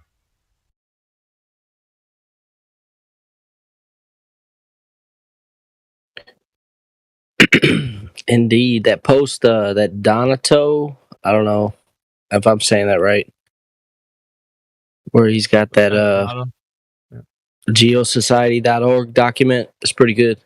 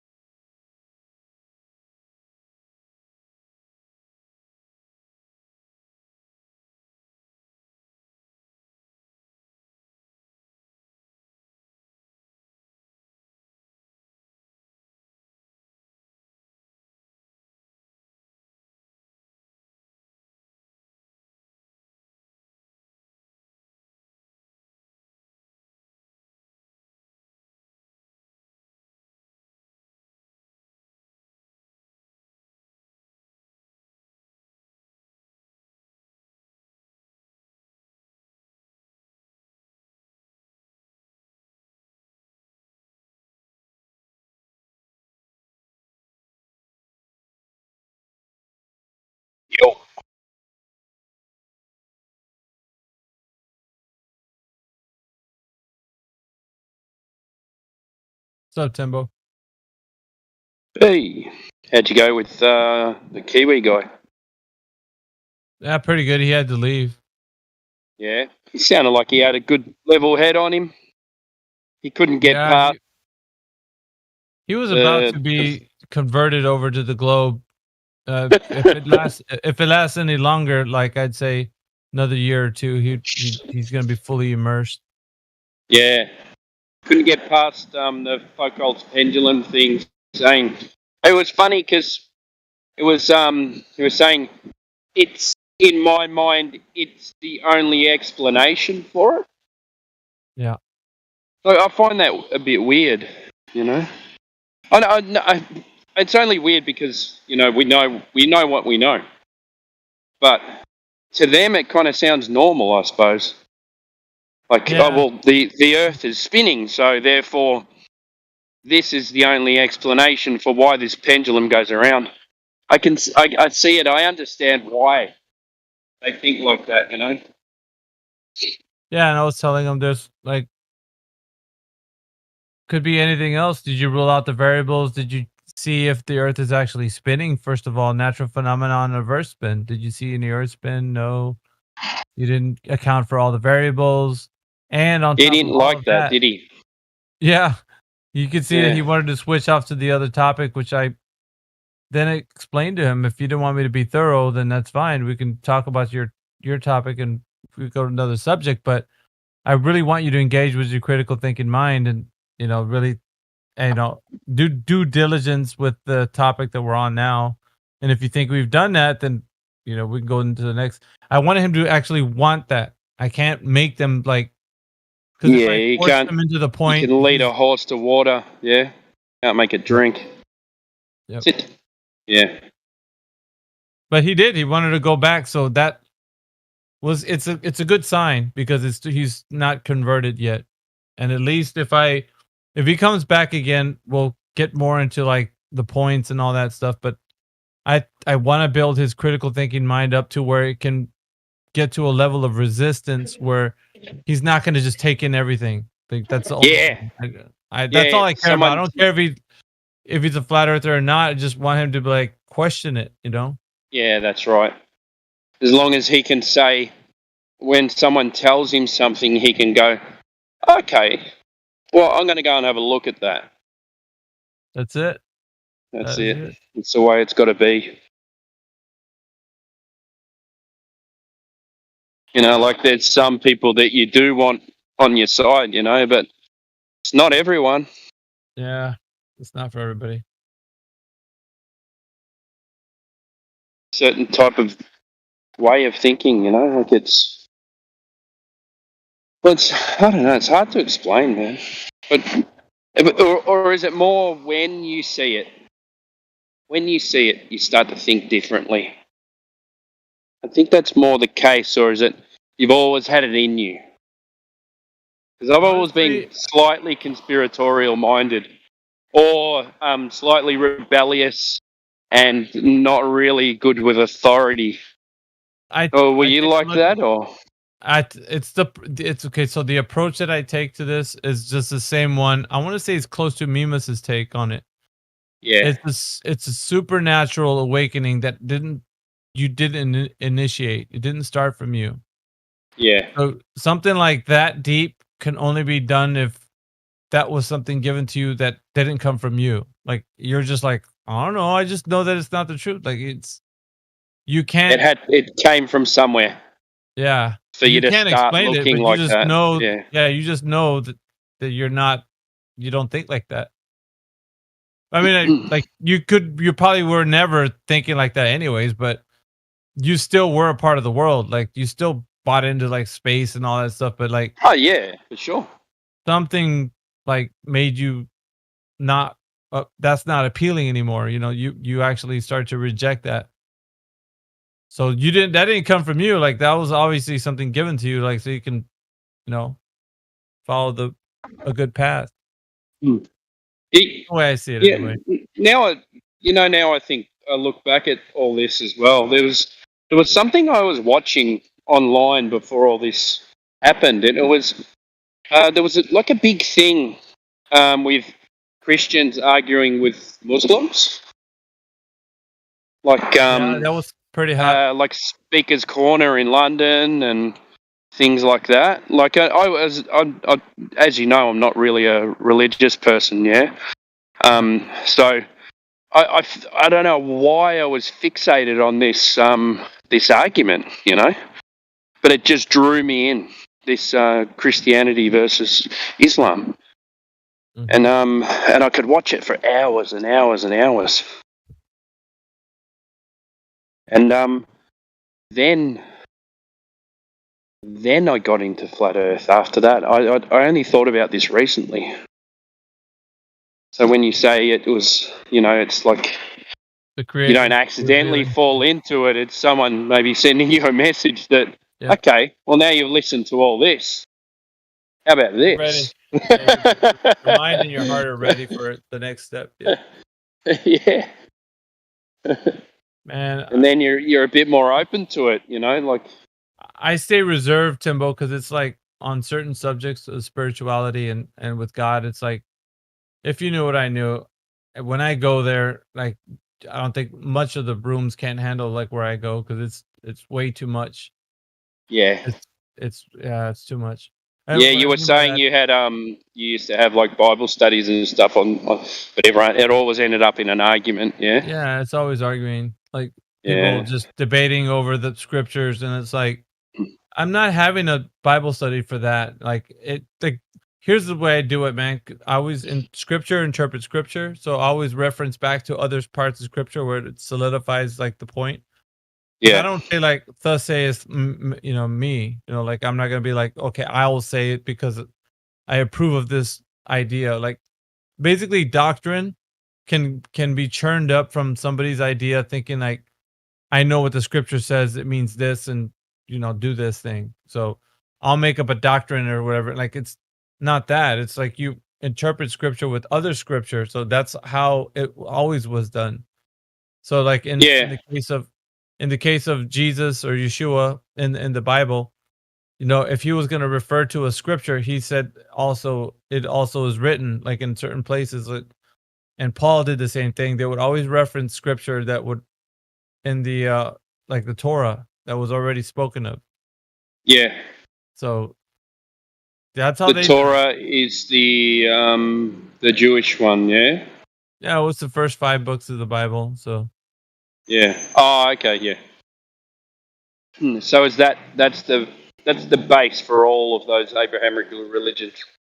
Yeah, I mean that's the guideline they follow, but then.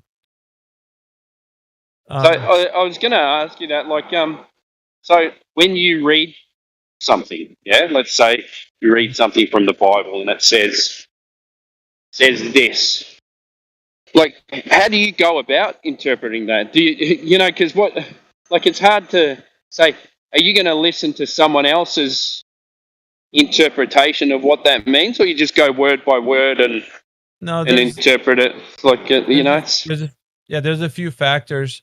You go into the historical factor, you go into the relevant factor, relevant to your time and life and everything you're experiencing, and then you go into like epistemology. You go into what the words actually mean. Yeah, and it's a study. So in other words, in order for you to get the fruit of what you're understanding, you have to combine everything from what you know from how it was spoken to them in the past, like in context. Okay, so who did he speak to? What was the audience? How did they respond? Like, what was it meant for? Like, and you have to. What was the context of it? What he was saying at that time, and who? Yeah. Was it poetic language? Was it literal? Like, did he say this thing to mean it literally, or was it poetic, or was it, how was it meant? Like, so. Yeah.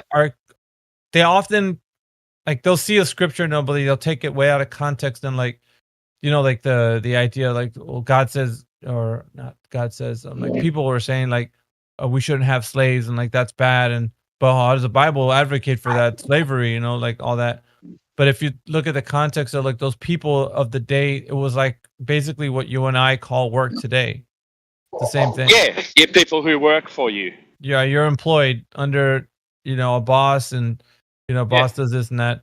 And those people of those days, they even would pierce their ear, and they would be given like this earring that would like brand them to their owner, because their owner would take care of them, like pay them well. They would have their own house and everything. Like, so they became bond servants. They were bonded to that master.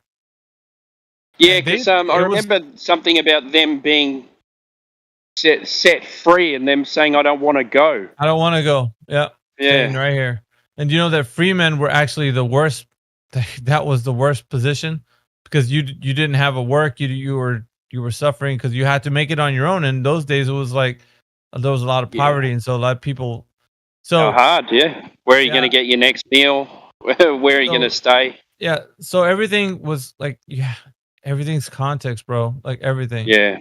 So a lot of it was like, okay, so stuff that's difficult, right? That, these atheists, because I was listening to the conversation earlier, and I was like, I mean, if I don't mess with those guys like too much, like the ones who hate God, because it's like they have a moral beef. Which conversation was that?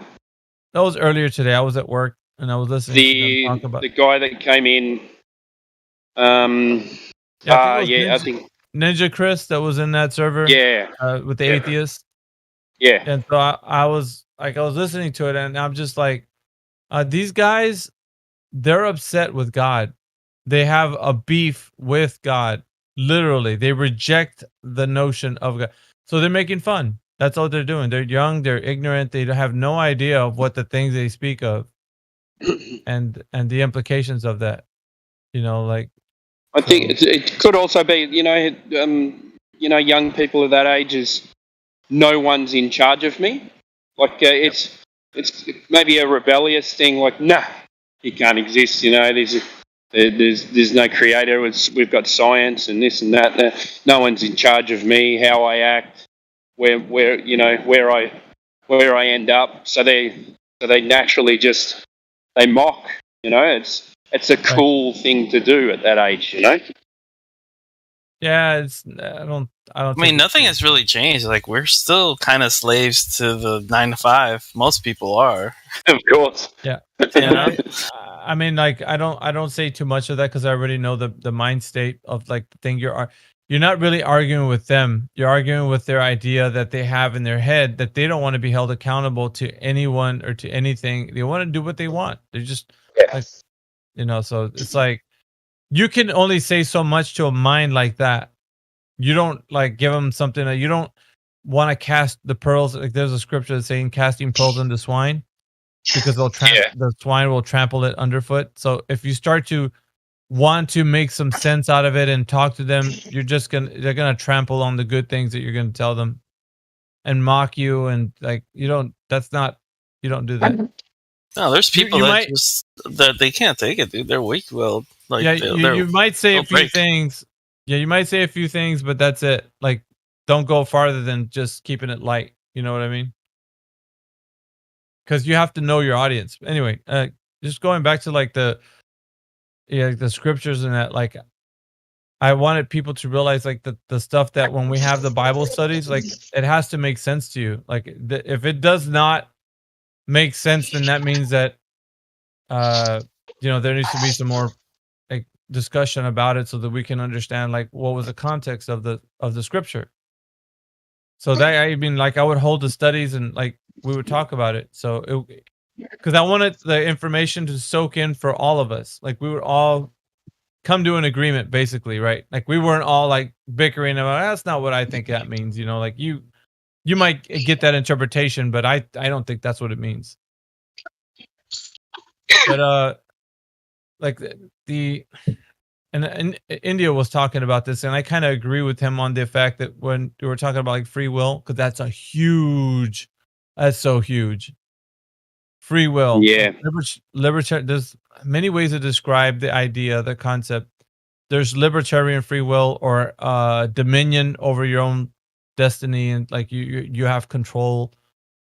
And there's this idea that is the way that people are perceiving their freedom of the will, and it's I don't see it that way. I don't even like call it free either, man. Like I keep my reservations in the server because I know it upsets a lot of people, and they're like, "Dude, how can you think like that? Because if you think that way, then we're all just robots." Like, because me, my point of view, it's always destiny. It's always like, well, man, it's like our position in life is that we can't understand what tomorrow brings, right? You and I don't know what tomorrow is going to bring. We can plan for stuff, but we don't know what's going to happen tomorrow. Like, we can't control every variable in our existence to keep the tomorrow happening the way we want it.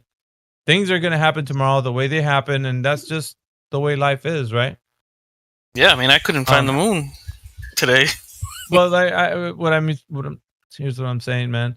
Yeah, I'm just messing around. We live under a paradigm in which we are created.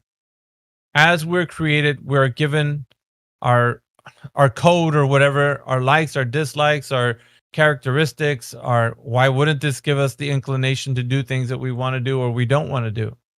Like, our being, our very being, is created to already have inside of itself at certain times that we're like, okay, so a flower will bloom at a specific time, right? When it's time to bloom.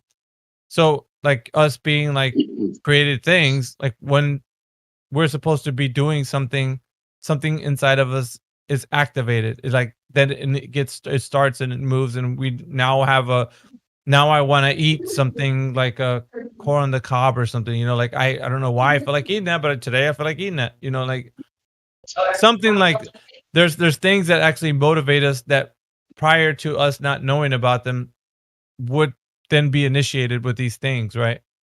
And that comes from somewhere, right? That doesn't just, we don't just like wake up one day and you're just like, you know what? I don't want to live in Australia no more. I want to move to America. Or like something motivated you to do that, to want to have that umption to go somewhere. So what I'm saying is that doesn't come from us, whatever that is. And so we're driven by this like power that we don't understand. And so that right there is like this, there's a molding and a shaping of something in our being that we can't understand. And you can't put words to it. You don't know the power, where it comes from, but we do know that it's driving us. We're like, yeah, I don't want to work today. I want to just stay home. You know what I mean? There's certain things that give you that spark, that motivation, that wanting to do something.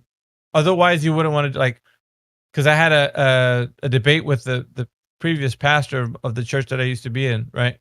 I remember you told me, yeah.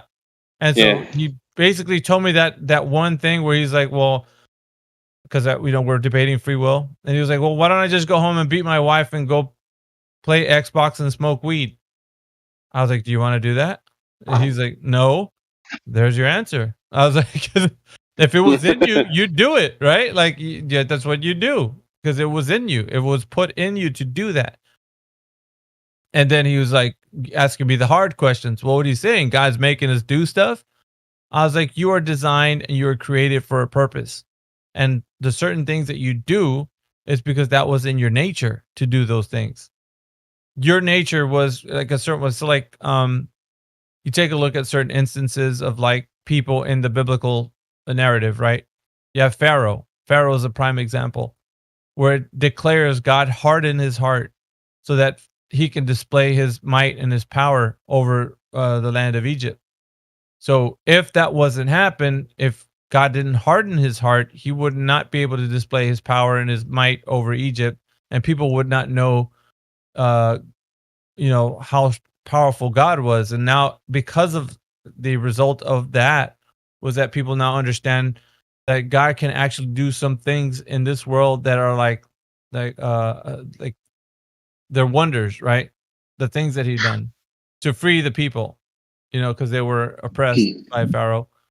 But if Pharaoh's heart was not hardened, then he wouldn't say that he was not going to let Moses' people go. You know what I mean? Yeah. So in that way, he did have to harden that heart. But, people don't understand, like, okay, so if God hardens the heart, that means he wanted Pharaoh to, some people, and you go to Romans chapter 9, which is the most difficult scriptures I think people that think of the free will idea that they would ever read. Like it's hard truth, right? Romans 9, the whole chapter, it talks about like predestination and like how things were, even before Jacob and Esau were born, he already knew who was going to be the one over the other. So there's things that, that people are destined to be, and that's just the way things are. We don't choose that in our lives. We don't say, okay, I want to be born to a Spanish family. I want to be a guy in this world. We don't choose that. We just are. That's given to us. That's our lot in life, whatever it is. We don't choose any of it. Like nothing, zero, zilch. There isn't one choice that you think. There's not a dominion that you're over. There's no dominion that you have. You only have the supposed choices you think you have here on this earth. But even those things are given to you as a reaction to the thing previous. Why do you want to eat? Because you're hungry. Why do you want to help somebody? Because you have that empathy towards, like whatever their situation is. Everything is a reaction, and it goes all the way back to the first initial action, which is the first cause, and that's the creator. The creator gave the first cause and then set everything in motion, which then everything else is a reaction to that first cause, right? Is this only for people who believe in God? Because, could you say this same thing about a junkie who's been, let's say it's a woman junkie who gets beaten and gets put into a life of kind of prostitution and stuff like that. How do you resolve with that? So you and I and everybody on this earth looks at life through the lens of the scope of this life. We look at the temporary, we don't look at the eternal. The eternal is the only thing that the creator is concerned about. So the eternal, because let's say the person could live all their life in such a deteriorated way. There was an example. I'll give you the example in the Bible was given where there was a rich man and Lazarus, which was a guy in this story that Yeshua was teaching about. And he said Lazarus was a broken down man that would be by the gates begging for money or whatever. And he was covered in sores all over. The dogs would lick his wounds because it was just like pus was oozing out and stuff. So he was in such a bad way. And the rich man would see him as he would go to his, to his palace and whatnot. And he was living extravagantly. And the same kind of story as you might think in your mind. It's like, well, look at the rich man. He's got everything he wants. Like, I mean, surely he has the favor of the Lord, right? Favor of God. But it wasn't so. The Lazarus, who was, he always trusted in God, was still living in that condition that he was. But he suffered through his life on earth. When they died, both of them, the rich man and Lazarus, when they both died, they wound up in Sheol. Well, the idea that Sheol had which is the middle of the earth underneath our feet, was the place where the souls would go, the spirits would go. And so Lazarus was on the side of the paradise side of Sheol, and the rich man was on the other side, the side of torment. And this basically Sheol would be considered hell, right? But that was like the rich man was in agony because he didn't have any water to drink, but he saw that Lazarus was sitting with Abraham in Abraham's bosom. That was the paradise side of Sheol, was called Abraham's bosom. Mm-hmm. And that's where the people that went, that trusted in God and believed on him, that's where they would go, awaiting the promise of Yeshua, which is the Christ. But so I'm going to get to my point. Trust me, I'm not going to waffle too much. No, that's all right. It's interesting, man. Yeah, the story itself was surrounded in the understanding of like, okay, so if you live this life, right, for your own kingdom, right, for your own sake, and you look at this life in the short temporary existence, you're not looking at the eternal existence. And Lazarus understood that, so he knew that his kingdom wasn't meant to, like, basically he knew that his life and his struggles in this world were going to be only temporary until he left, and then he went to go rest in Abraham's bosom, which is with God, right on, like, on the paradise side. So he understood that, so he was at rest, and he wasn't like in a state of at rest in paradise, and he hadn't, like, basically his suffering was over. But the rich man suffering has just begun. So because of his separation from God, there was a chasm in between the side of torment, where the rich man was being tormented, and he could see Lazarus on the other side of the chasm because he couldn't cross that chasm, but he was like calling out to him, Father Abraham, let Lazarus dip his finger, in some water, and so he can put it on my tongue so he can cool my tongue. And he's like, no, it's like that. You've had your riches and everything while you were, on the world, and you didn't even think of God at once, and he's like, this place is so horrible. I wish I could just go tell my family members, if you allow me to go back, I would just tell them to, to worry about and focus on you. And that way they can avoid coming here. And he's like, I'm paraphrasing here, but he's like, yeah, don't worry about them. They have the prophets to tell them about me. So if they want to know, they'll hear it from the prophets, so basically that was it.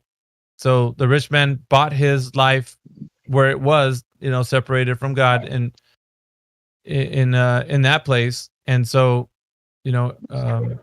Lazarus had his reward, which is the eternal reward, not temporary.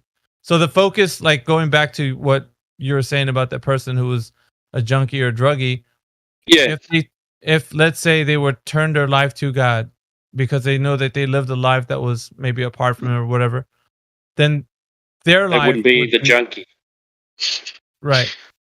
But let's just say they would turn a new leaf and they would turn to God, and maybe they wouldn't be that way or whatever. But if let's say they were in a different position and they were oppressed, let's say they were trying to live a life for God, but they were still being oppressed, and maybe she was getting beaten by the husband or something. And all of a sudden the husband flipped out one night and just hurt her so bad that he killed her.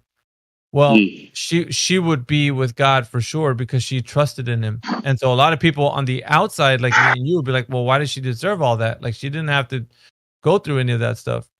But we're looking at the temporary small little existence. Her life is secure because she trusted in God. And so we see it like, well, that's just an injustice. Like, what happens to justice? Like, the guy's not going to get justice, like, for sure. But that's not the case, because he has now have to live a life, with his decisions that he made, and also a judgment afterwards. And she's free. And she's free forever. And so how do we know this story is not to interrupt? I'm sorry, but like, they died, right? Like, how did we find out what happened to them after death, though? That's my question. Who you talking about, Lazarus and the rich man, or the story? Yeah, the rich man. The rich man. That's Yeshua. Yeshua is Jesus, of course, and he's the one that told it. But because that's why the source of where this information came from was him saying it. So here's the thing, Kel, and I would say to you too. Truth is spoken, and what it is, it's either, in this context of the biblical narrative, it's either accepted as true or it's discarded as like a story, But that, in this way, there's no way for us to check. There's only for us to understand, like, the truth of what he's saying about their lives and how they lived it, and morally on earth, right? Because the rich man would pass by the poor guy. He never helped them. He just like. And that's fine, right? Because he lived whatever he wanted with his servants, and he had many things. But in the end, it wasn't about the temporary existence here on Earth. Like some people think, like, well, surely if God favors His people, He's going to give them everything they want. You know, like all the riches, all the good stuff, an easy life, no illnesses, like all that stuff. But that's not the case. Sometimes people that follow after God are the ones who are oppressed the most. As you can see, I'll put it to you this way. If you follow truth, are you not oppressed, Kel? Well, yeah. I mean, if I don't follow truth, I mean, maybe I'm just ignorant, or No. Okay, so if you follow it, how does the rest of the world look at you when you say you follow the truth of the creation itself, the way everything is made, flat Earth? I don't have to answer that. I don't have to answer that. You know, you feel it every day, probably. What I'm saying is, this is the oppression people have when they follow truth, and it gets worse because the louder you speak, the more attention you attract, and the worse it gets, right? So you get, you know, the more prolific you get with truth, the more oppressed you get. It's just the way things go. People look at you and they cast stones in the way that, like, they can hurl names at you, and they could, you know, you shouldn't even be having kids or whatever. Like, they say awful things, right? Oh yeah. But I'm just saying, like, so if you follow truth, you're oppressed. That's obvious. You should know that by now, anyway. In any way, wherever truth is spoken, if it's like the natural outcome of that is that there's always oppression that follows if it's truth. And you can't just say that just to anything. This is only when truth is being spoken of, right? Like, people want to shun it. They want to shut you up. They want to stop you from saying it because it's true. That's why. Does that make sense, Kel? Like, I mean, I'm talking in general, because like, if people say things that are like what sound like truth, but if it's not true, I mean, they're not going to care.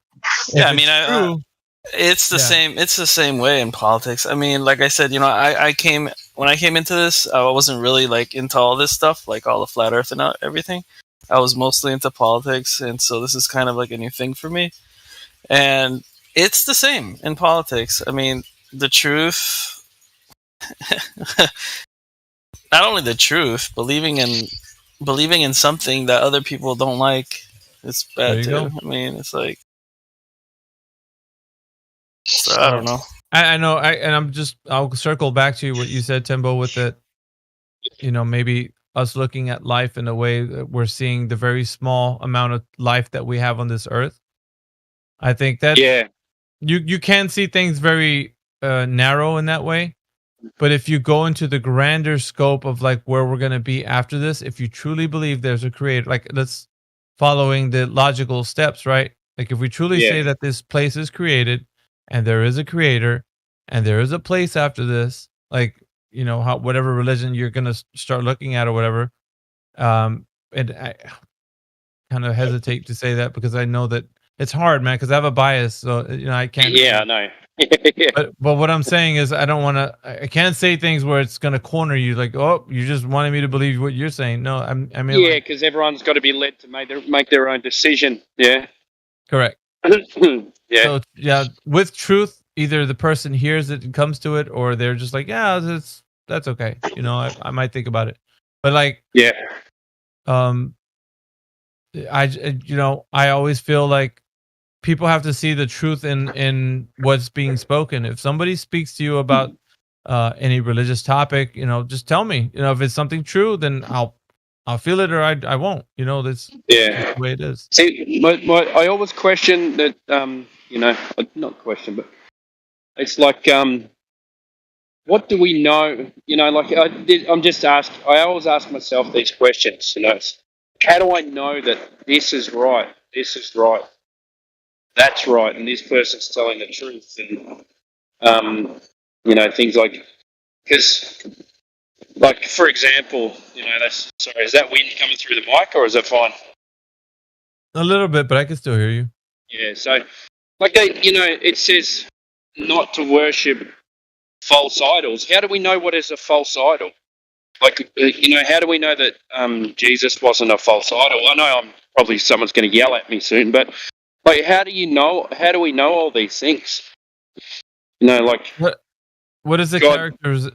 Yeah, what is the characterization of a false idol? Well, as it's being spoken of in the context, like we have to look at the context of how it's being spoken. I don't know. Can you explain it to me a little bit? If you don't mind, I'd like to kind of go over one part of scripture with you. Actually, kind of talk about it, if you don't mind. Good.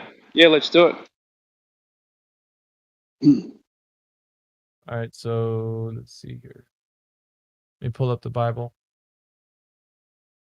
All right, I'm going to read to you. This is straight up of Exodus 20. Usually I take people here if they want to know this exact question that you're asking. And God spoke these words, I am the Lord your God who brought you out of Egypt, out of the land of slavery. You shall have so this is in the desert, is it? Yeah, this is the after Egypt when they're roaming the desert? Yeah, this is the commandments that Moses came down with.